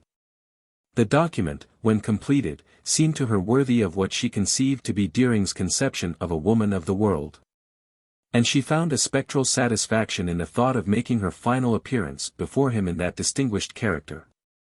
But she was never destined to learn what effect the appearance produced, for the letter, like those it sought to excuse, remained unanswered. 5. The fresh spring sunshine which had so often attended Lizzie West in her dusty climb up the hill of St. Cloud beamed on her, some 2 years later, in a scene and a situation of altered import. The horse-chestnuts of the Champs-Élysées filtered its rays through the symmetrical umbrage enclosing the gravelled space about Doran's restaurant, and Miss West, seated at a table within that privileged circle, presented to the light a hat much better able to sustain its scrutiny than those which had sheltered the brow of Juliet Deering's instructress. Her dress was in keeping with the hat, and both belonged to a situation rich in such possibilities as the act of a leisurely luncheon at Doran's in the opening week of the Salon. Her companions, of both sexes, confirmed and emphasized this impression by an elaborateness of garb and an ease of attitude implying the largest range of selection between the forms of Parisian idleness. And even Andorra Macy, seated opposite, as in the place of co-hostess or companion, reflected, in coy greys and mauves, the festal note of the occasion. This note reverberated persistently in the ears of a solitary gentleman straining for glimpses of the group from a table wedged in the remotest corner of the garden, but to Miss West herself the occurrence did not rise above the usual. For nearly a year she had been acquiring the habit of such situations, and the act of offering a luncheon at Dorrance to her cousins, the Harvey Mearses of Providence, and their friend Mr. Jackson Ben, produced in her no emotion beyond the languid glow which Mr. Ben's presence was beginning to impart to such scenes. "It's frightful, the way you've got used to it," and Dora Macy had wailed in the first days of her friend's transfigured fortune. When Lizzie West had waked one morning to find herself among the heirs of an old and miserly cousin whose testamentary dispositions had formed, since her earliest childhood, the subject of pleasantry and conjecture in her own improvident family. Old Hezron Mears had never given any sign of life to the luckless Wests. Had perhaps hardly been conscious of including them in the carefully drawn will which, following the old American convention, scrupulously divided his hoarded millions among his kin. It was by a mere genealogical accident that Lizzie, falling just within the golden circle, found herself possessed of a pittance sufficient to release her from the prospect of a long grey future in Madame Clopin's pension. The release had seemed wonderful at first, yet she presently found that it had destroyed her former world without giving her a new one. On the ruins of the old pension life bloomed the only flower that had ever sweetened her path. And beyond the sense of present ease, and the removal of anxiety for the future, her reconstructed existence blossomed with no compensating joys. She had hoped great things from the opportunity to rest, to travel, to look about her, above all, in various artful feminine ways, to be nice to the companions of her less privileged state. But such widenings of scope left her, as it were, but the more conscious of the empty margin of personal life beyond them. It was not till she woke to the leisure of her new days that she had the full sense of what was gone from them. Their very emptiness made her strain to pack them with transient sensations. She was like the possessor of an unfurnished house, with random furniture and bric-a-brac perpetually pouring in, on approval. It was in this experimental character that Mr. Jackson Ben had fixed her attention, and the languid effort of her imagination to adjust him to her requirements was seconded by the fond complicity of Andorra and the smiling approval of her cousins. Lizzie did not discourage these demonstrations. She suffered serenely Andora's allusions to Mr. Ben's infatuation, and Mrs. Mears's casual boast of his business standing. All the better if they could drape his narrow square-shouldered frame and round unwinking countenance in the trailing mists of sentiment. Lizzie looked and listened, not unhopeful of the miracle. "I never saw anything like the way these Frenchmen stare. Doesn't it make you nervous, Lizzie?" Mrs. Mears broke out suddenly, ruffling her feather boa about an outraged bosom. Mrs. Mears was still in that stage of development when her countrywomen taste to the full the peril of being exposed to the gaze of the licentious gull. Lizzie roused herself from the contemplation of Mr. Ben's round baby cheeks and the square blue jaw resting on his perpendicular collar. "Is some one staring at me?" she asked with a smile. "Don't turn round, whatever you do. There, just over there, between the rhododendrons, the tall fair man alone at that table.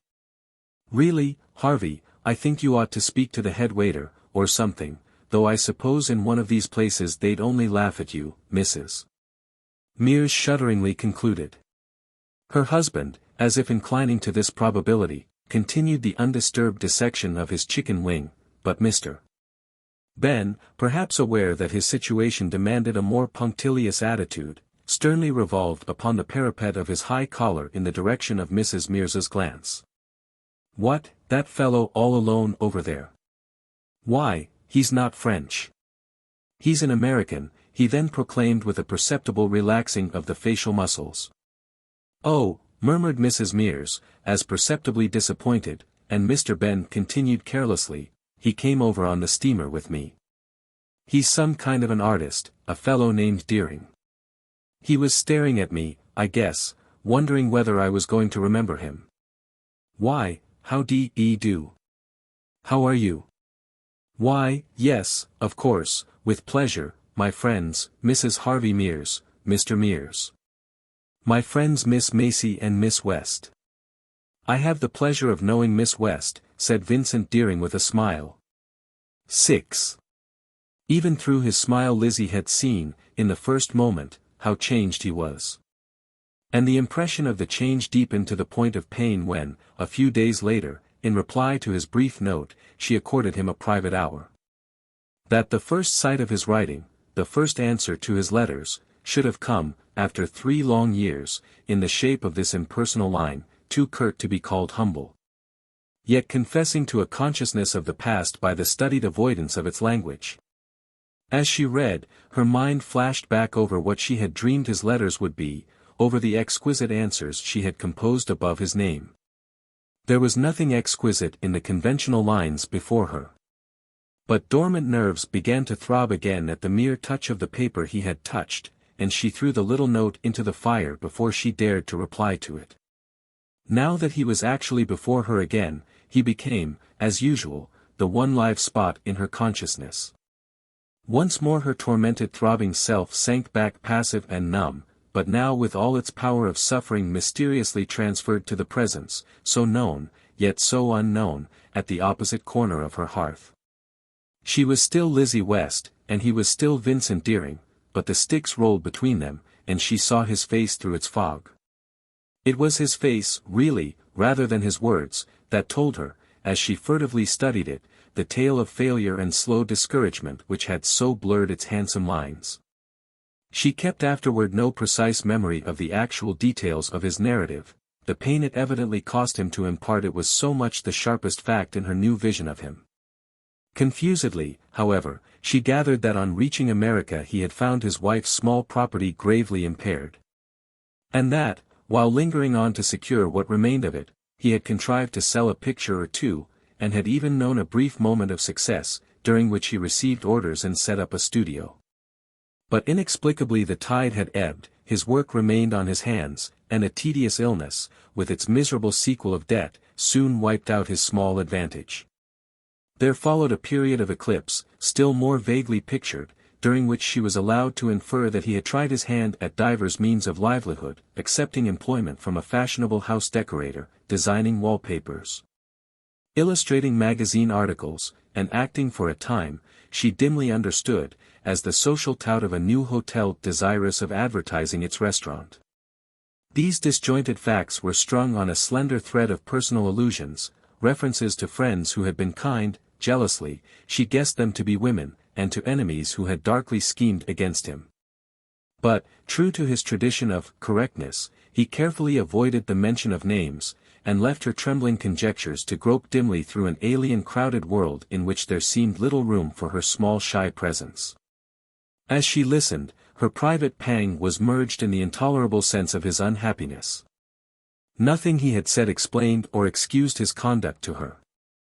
But he had suffered, he had been lonely, had been humiliated, and she suddenly felt, with a fierce maternal rage, that there was no conceivable justification for any scheme of things in which such facts were possible. She could not have said why, she simply knew that it hurt too much to see him hurt. Gradually it came to her that her unconsciousness of any personal grievance was due to her having so definitely determined her own future. She was glad she had decided, as she now felt she had, to marry Jackson Ben, if only for the sense of detachment it gave her in dealing with the case of Vincent Deering. Her personal safety ensured her the requisite impartiality, and justified her in dwelling as long as she chose on the last lines of a chapter to which her own act had deliberately fixed the close. Any lingering hesitations as to the finality of her decision were dispelled by the imminent need of making it known to Deering. And when her visitor paused in his reminiscences to say, with a sigh, "But many things have happened to you too," his words did not so much evoke the sense of her altered fortunes as the image of the protector to whom she was about to entrust them. "Yes, many things, it's 3 years," she answered. Deering sat leaning forward, in his sad exiled elegance, his eyes gently bent on hers, and at his side she saw the solid form of Mr. Jackson Ben, with shoulders preternaturally squared by the cut of his tight black coat, and a tall shiny collar sustaining his baby cheeks and hard blue chin. Then the vision faded as Deering began to speak. 3 years, he repeated, musingly taking up her words. "I've so often wondered what they'd brought you." She lifted her head with a quick blush, and the terrified wish that he should not, at the cost of all his notions of correctness, lapse into the blunder of becoming personal. You've wondered. She smiled back bravely. Do you suppose I haven't? His look dwelt on her. Yes, I dare say that was what you thought of me. She had her answer pat. Why, frankly, you know, I didn't think of you. But the mounting tide of her poor dishonored memories swept it indignantly away. If it was his correctness to ignore, it could never be hers to disavow. Was that what you thought of me? She heard him repeat in a tone of sad insistence. And at that, with a quick lift of her head, she resolutely answered, how could I know what to think? I had no word from you. If she had expected, and perhaps almost hoped, that this answer would create a difficulty for him, the gaze of quiet fortitude with which he met it proved that she had underestimated his resources. No, you had no word. I kept my vow, he said. Your vow? That you shouldn't have a word, not a syllable. Oh, I kept it through everything. Lizzie's heart was sounding in her ears the old confused rumor of the sea of life, but through it she desperately tried to distinguish the still small voice of reason. What was your vow? Why shouldn't I have had a syllable from you? He sat motionless, still holding her with a look so gentle that it almost seemed forgiving. Then abruptly he rose, and crossing the space between them, sat down in a chair at her side. The deliberation of his movement might have implied a forgetfulness of changed conditions, and Lizzie, as if thus viewing it, drew slightly back. But he appeared not to notice her recoil, and his eyes, at last leaving her face, slowly and approvingly made the round of the small bright drawing-room. This is charming. Yes, things have changed for you, he said. A moment before she had prayed that he might be spared the error of a vain return upon the past. It was as if all her retrospective tenderness, dreading to see him at such a disadvantage, rose up to protect him from it. But his evasiveness exasperated her, and suddenly she felt the inconsistent desire to hold him fast, face to face with his own words. Before she could reiterate her question, however, he had met her with another. You did think of me, then? Why are you afraid to tell me that you did? The unexpectedness of the challenge wrung an indignant cry from her. Didn't my letters tell you so enough? Ah, your letters. Keeping her gaze on his in a passion of unrelenting fixity, she could detect in him no confusion, not the least quiver of a sensitive nerve. He only gazed back at her more sadly. They went everywhere with me, your letters, he said. Yet you never answered them. At last the accusation trembled to her lips. Yet I never answered them. Did you ever so much as read them, I wonder? All the demons of self-torture were up in her now, and she loosed them on him, as if to escape from their rage. Deering hardly seemed to hear her question.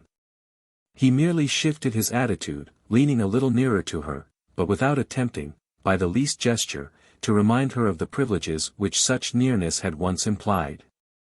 There were beautiful, wonderful things in them, he said, smiling. She felt herself stiffen under his smile. You've waited 3 years to tell me so. He looked at her with grave surprise. And do you resent my telling you even now? His parries were incredible. They left her with a breathless sense of thrusting at emptiness, and a desperate, almost vindictive desire to drive him against the wall and pin him there. No. Only I wonder you should take the trouble to tell me, when at the time. And now, with a sudden turn, he gave her the final surprise of meeting her squarely on her own ground. When at the time I didn't. But how could I, at the time? Why couldn't you? You've not yet told me. He gave her again his look of disarming patience. Do I need to? Hasn't my whole wretched story told you? Told me why you never answered my letters? Yes, since I could only answer them in one way, by protesting my love and my longing. There was a long pause of resigned expectancy on his part, on hers, of a wild confused reconstruction of her shattered past.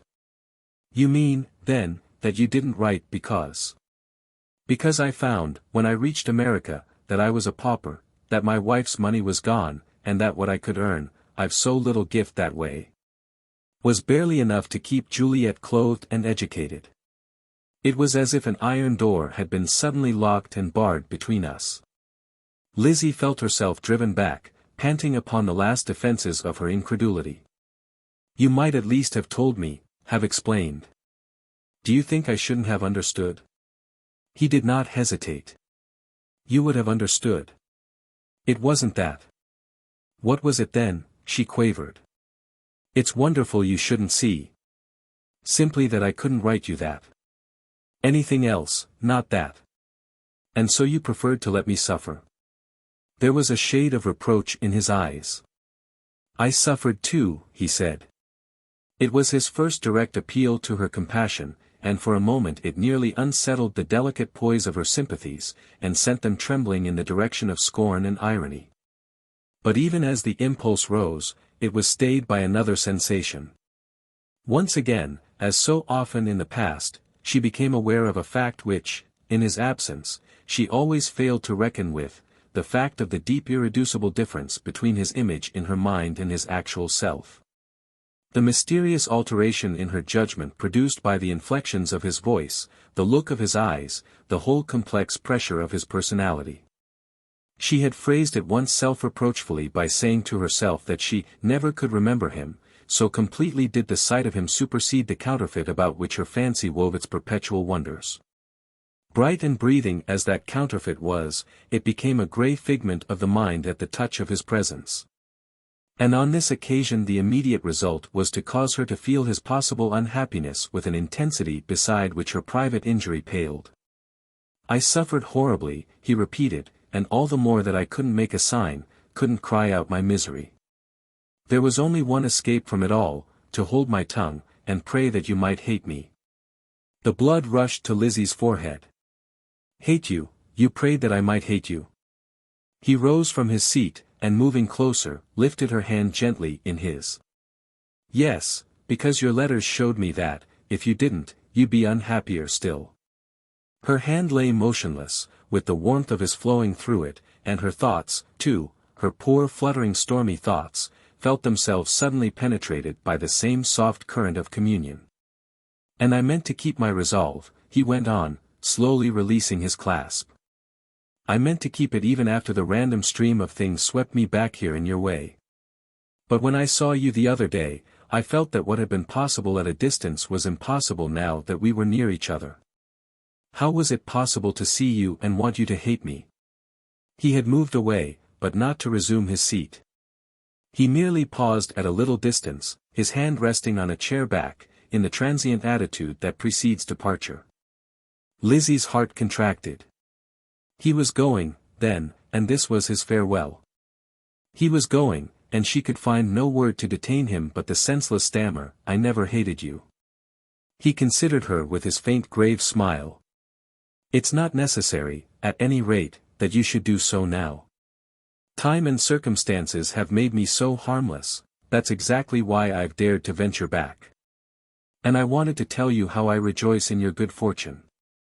It's the only obstacle between us that I can't bring myself to wish away. Lizzie sat silent, spellbound, as she listened, by the sudden evocation of Mr. Jackson Ben. He stood there again, between herself and Deering, perpendicular and reproachful, but less solid and sharply outlined than before, with a look in his small hard eyes that desperately wailed for re-embodiment.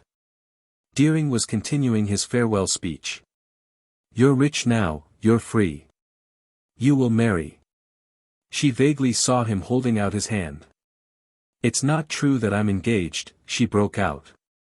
They were the last words she had meant to utter.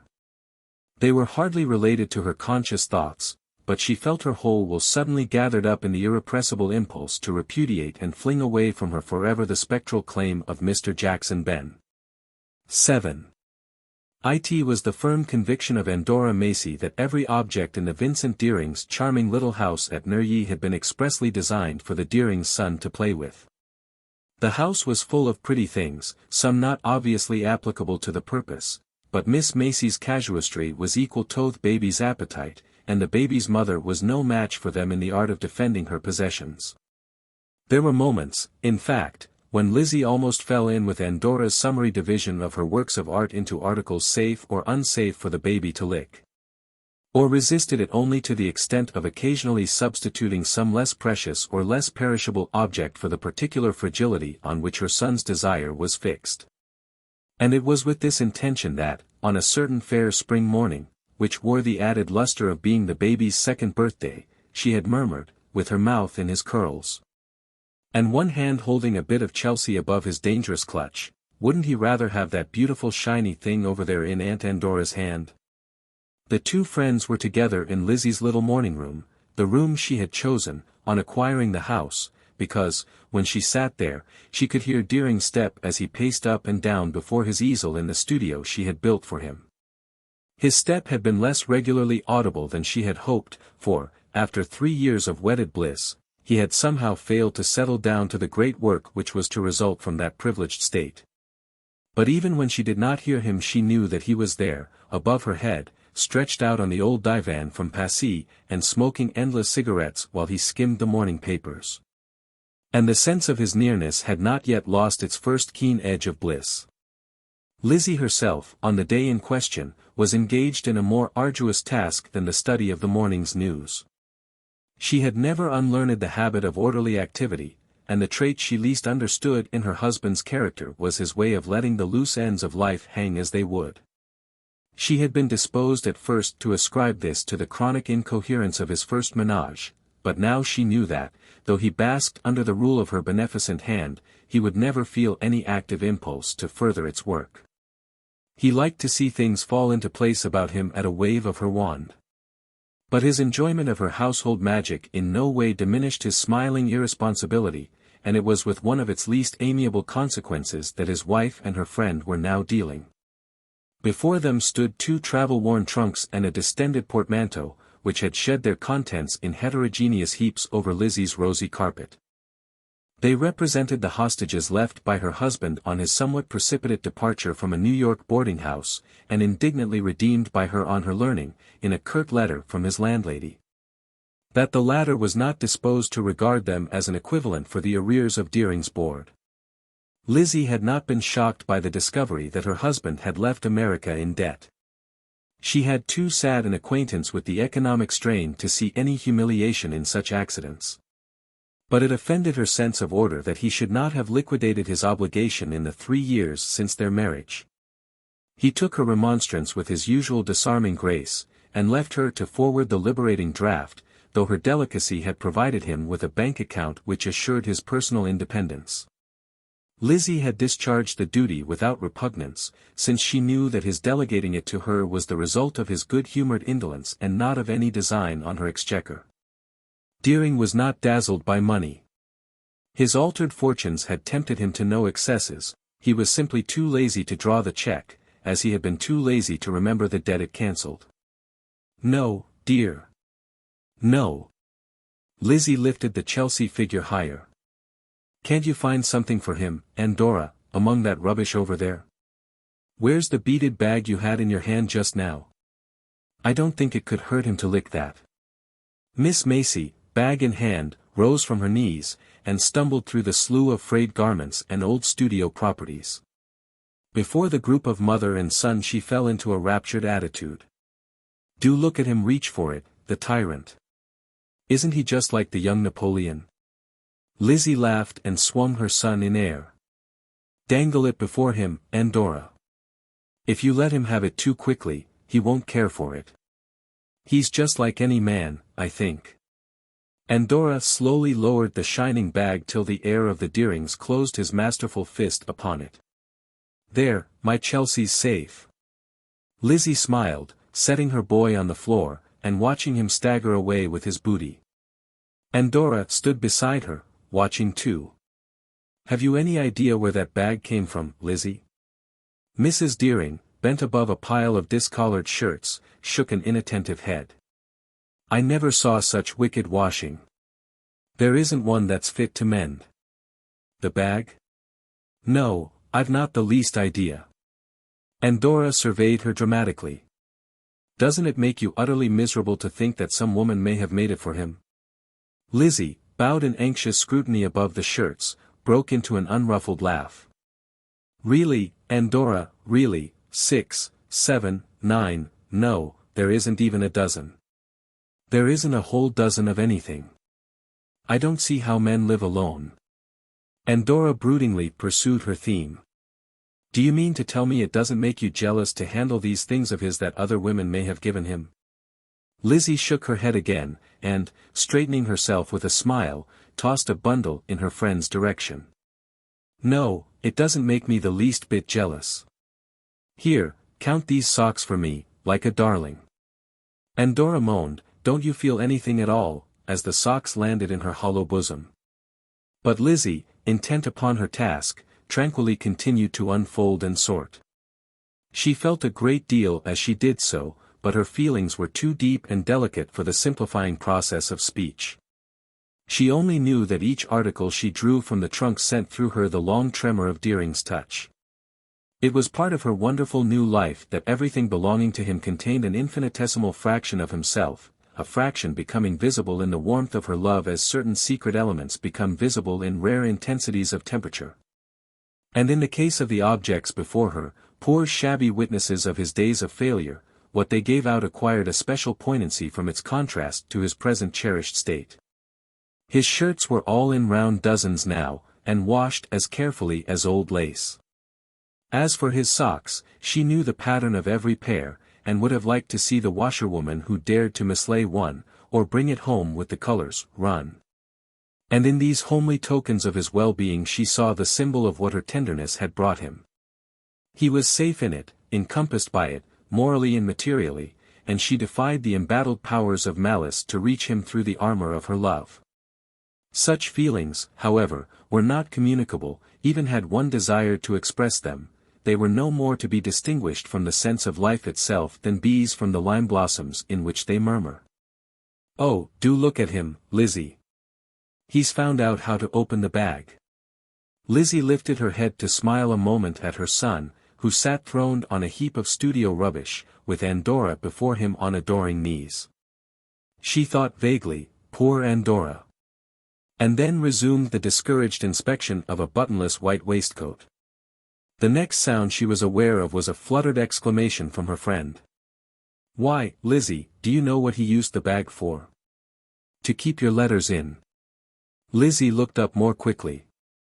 She was aware that Andorra's pronoun had changed its object, and was now applied to Deering.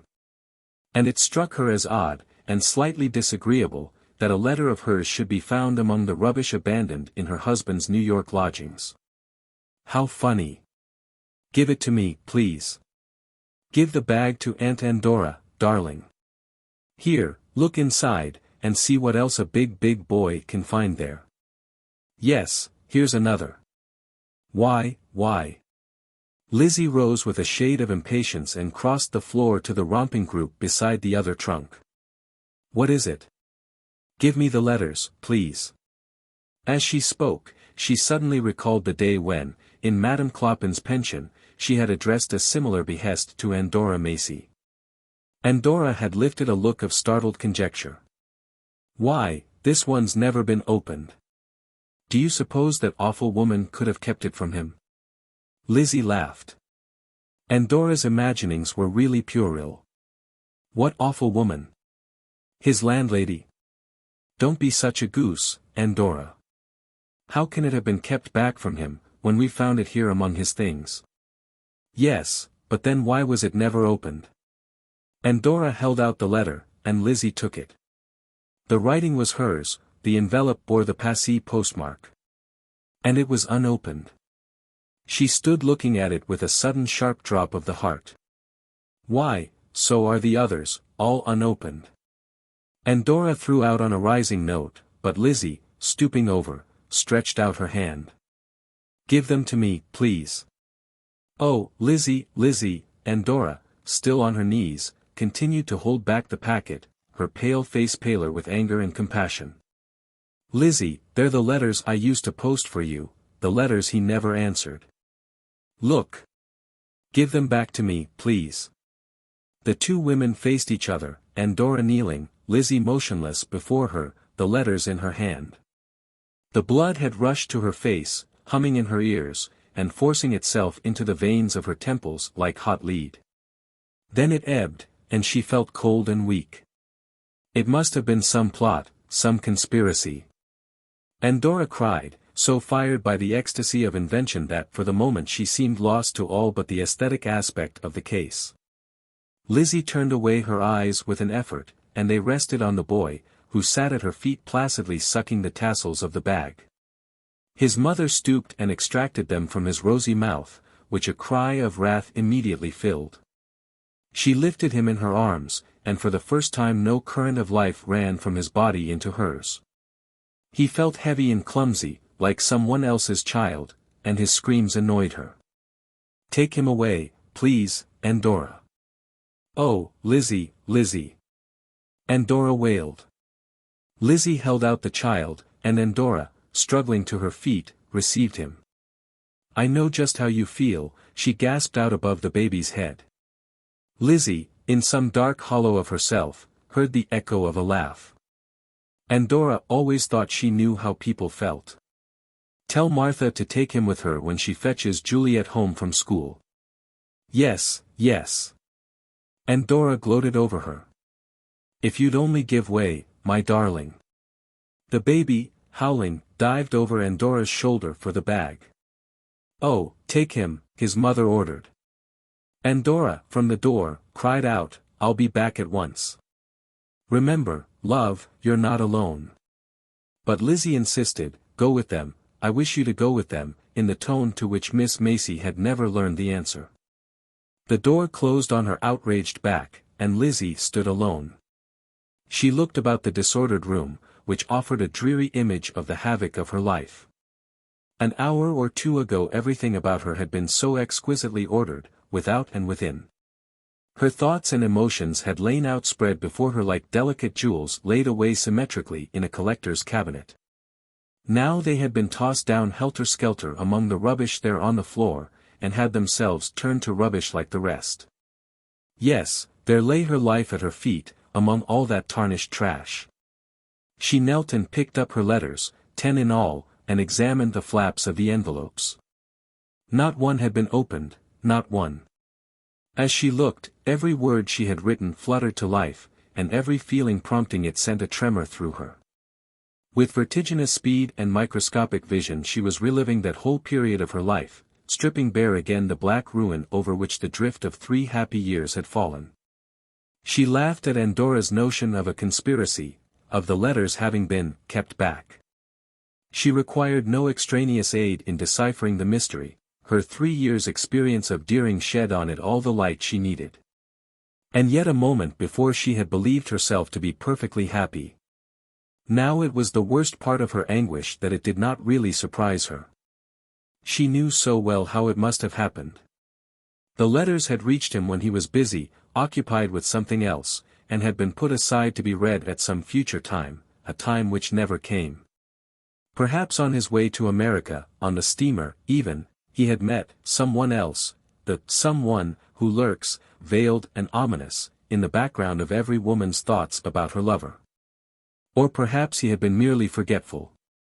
She had learned from experience that the sensations which he seemed to feel with the most exquisite intensity left no reverberations in his mind, that he did not relive either his pleasures or his pains. She needed no better proof of that than the lightness of his conduct toward his daughter. He seemed to have taken it for granted that Juliet would remain indefinitely with the friends who had received her after her mother's death.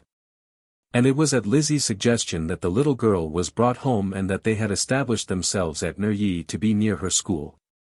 But Juliet once with them, he became the model of a tender father, and Lizzie wondered that he had not felt the child's absence, since he seemed so affectionately aware of her presence.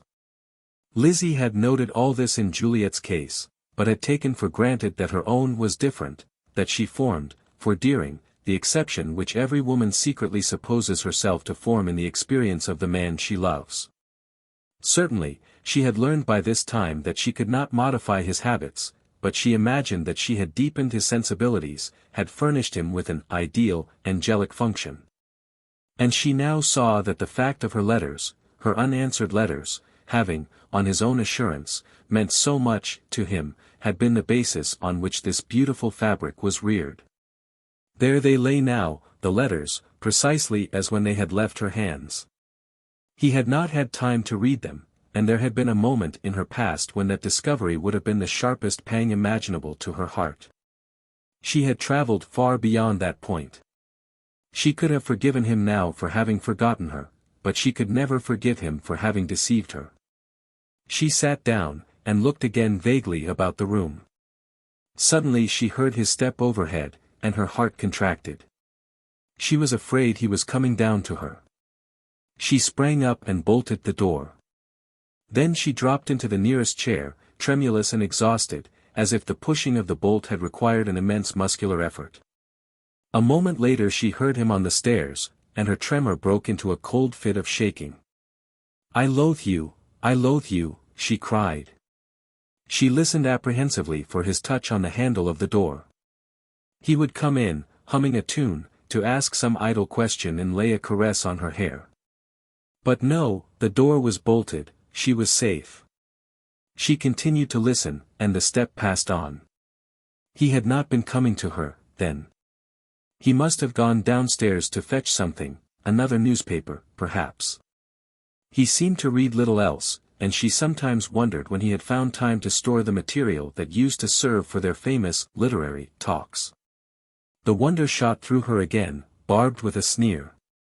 At that moment it seemed to her that everything he had ever done and been was a lie.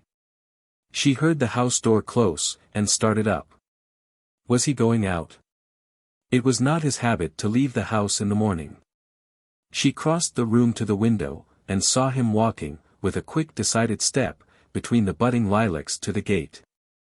What could have called him forth at that unwonted hour? It was odd that he should not have told her. The fact that she thought it odd suddenly showed her how closely their lives were interwoven. She had become a habit to him, and he was fond of his habits. But to her it was as if a stranger had opened the gate and gone out. She wondered what he would feel if he knew that she felt that. In an hour he will know, she said to herself, with a kind of fierce exultation, and immediately she began to dramatize the scene. As soon as he came in she meant to call him up to her room and hand him the letters without a word. For a moment she gloated on the picture, then her imagination recoiled from it. She was humiliated by the thought of humiliating him. She wanted to keep his image intact, she would not see him. He had lied to her about her letters, had lied to her when he found it to his interest to regain her favor. Yes, there was the point to hold fast. He had sought her out when he learned that she was rich. Perhaps he had come back from America on purpose to marry her, no doubt he had come back on purpose. It was incredible that she had not seen this at the time. She turned sick at the thought of her fatuity and of the grossness of his arts. Well, the event proved that they were all he needed. But why had he gone out at such an hour? She was irritated to find herself still preoccupied by his comings and goings. Turning from the window, she sat down again. She wondered what she meant to do next. No, she would not show him the letters. She would simply leave them on his table and go away. She would leave the house with her boy and Endora. It was a relief to feel a definite plan forming itself in her mind, something that her uprooted thoughts could fasten on. She would go away, of course, and meanwhile, in order not to see him, she would feign a headache, and remain in her room till after luncheon. Then she and Endora would pack a few things, and fly with the child while he was dawdling about upstairs in the studio. When one's house fell, one fled from the ruins, nothing could be simpler, more inevitable. Her thoughts were checked by the impossibility of picturing what would happen next. Try as she would, she could not see herself and the child away from Deering. But that, of course, was because of her nervous weakness. She had youth, money, energy, all the trumps were on her side. It was much more difficult to imagine what would become of Deering. He was so dependent on her, and they had been so happy together. The fact struck her as illogical, and even immoral, and yet she knew he had been happy with her. It never happened like that in novels. Happiness, built on a lie, always crumbled, and buried the presumptuous architect beneath the ruins. According to the laws of every novel she had ever read, Deering, having deceived her once, would inevitably have gone on deceiving her. Yet she knew he had not gone on deceiving her. She tried again to picture her new life. Her friends, of course, would rally about her. But the prospect left her cold. She did not want them to rally. She wanted only one thing, the life she had been living before she had given her baby the embroidered bag to play with. Oh, why had she given him the bag? She had been so happy, they had all been so happy. Every nerve in her clamored for her lost happiness, angrily, unreasonably, as the boy had clamored for his bag. It was horrible to know too much. There was always blood in the foundations. Parents kept things from children, protected them from all the dark secrets of pain and evil. And was any life livable unless it were thus protected? Could anyone look in the Medusa's face and live? But why should she leave the house, since it was hers? Here, with her boy and Andorra, she could still make for herself the semblance of a life. It was Deering who would have to go. He would understand that as soon as he saw the letters. She pictured him in the act of going, leaving the house as he had left it just now. She saw the gate closing on him for the last time. Now her vision was acute enough, she saw him as distinctly as if he were in the room. Ah, he would not like returning to the old life of privations and expedients. And yet she knew he would not plead with her. Suddenly a new thought rushed through her mind. What if Andorra had rushed to him with the tale of the discovery of the letters, with the "fly, you are discovered," of romantic fiction? What if he had left her for good? It would not be unlike him, after all. Under his wonderful gentleness he was always evasive and inscrutable. He might have said to himself that he would forestall her action, and place himself at once on the defensive. It might be that she had seen him go out of the gate for the last time. She looked about the room again, as if this thought had given it a new aspect. Yes, this alone could explain her husband's going out. It was past 12 o'clock, their usual luncheon hour, and he was scrupulously punctual at meals, and gently reproachful if she kept him waiting. Only some unwanted event could have caused him to leave the house at such an hour and with such marks of haste. Well, perhaps it was better that Andorra should have spoken. She mistrusted her own courage. She almost hoped the deed had been done for her. Yet her next sensation was one of confused resentment. She said to herself, why has Andorra interfered? She felt baffled and angry, as though her prey had escaped her. If Deering had been in the house, she would have gone to him instantly and overwhelmed him with her scorn. But he had gone out, and she did not know where he had gone, and oddly mingled with her anger against him was the latent instinct of vigilance, the solicitude of the woman accustomed to watch over the man she loves. It would be strange never to feel that solicitude again, never to hear him say, with his hand on her hair, "Why, you foolish child, were you worried? Am I late?" The sense of his touch was so real that she stiffened herself against it, flinging back her head as if to throw off his hand. The mere thought of his caress was hateful, yet she felt it in all her traitorous veins. Yes, she felt it, but with horror and repugnance. It was something she wanted to escape from, and the fact of struggling against it was what made its hold so strong. It was as though her mind were sounding her body to make sure of its allegiance, spying on it for any secret movement of revolt. To escape from the sensation, she rose and went again to the window. No one was in sight. But presently the gate began to swing back, and her heart gave a leap, she knew not whether up or down. A moment later the gate opened slowly to admit a perambulator, propelled by the nurse and flanked by Juliet and Andorra.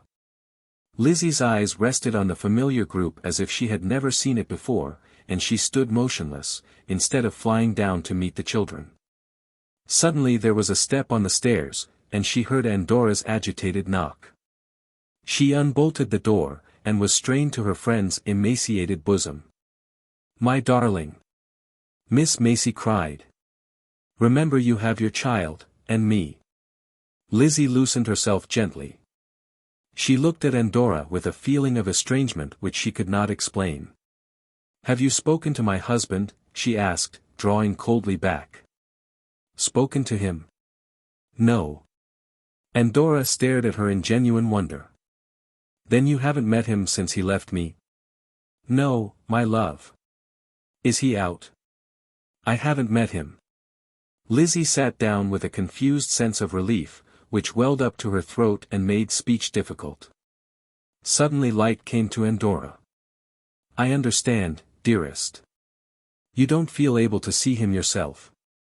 You want me to go to him for you. She looked about her, scenting the battle.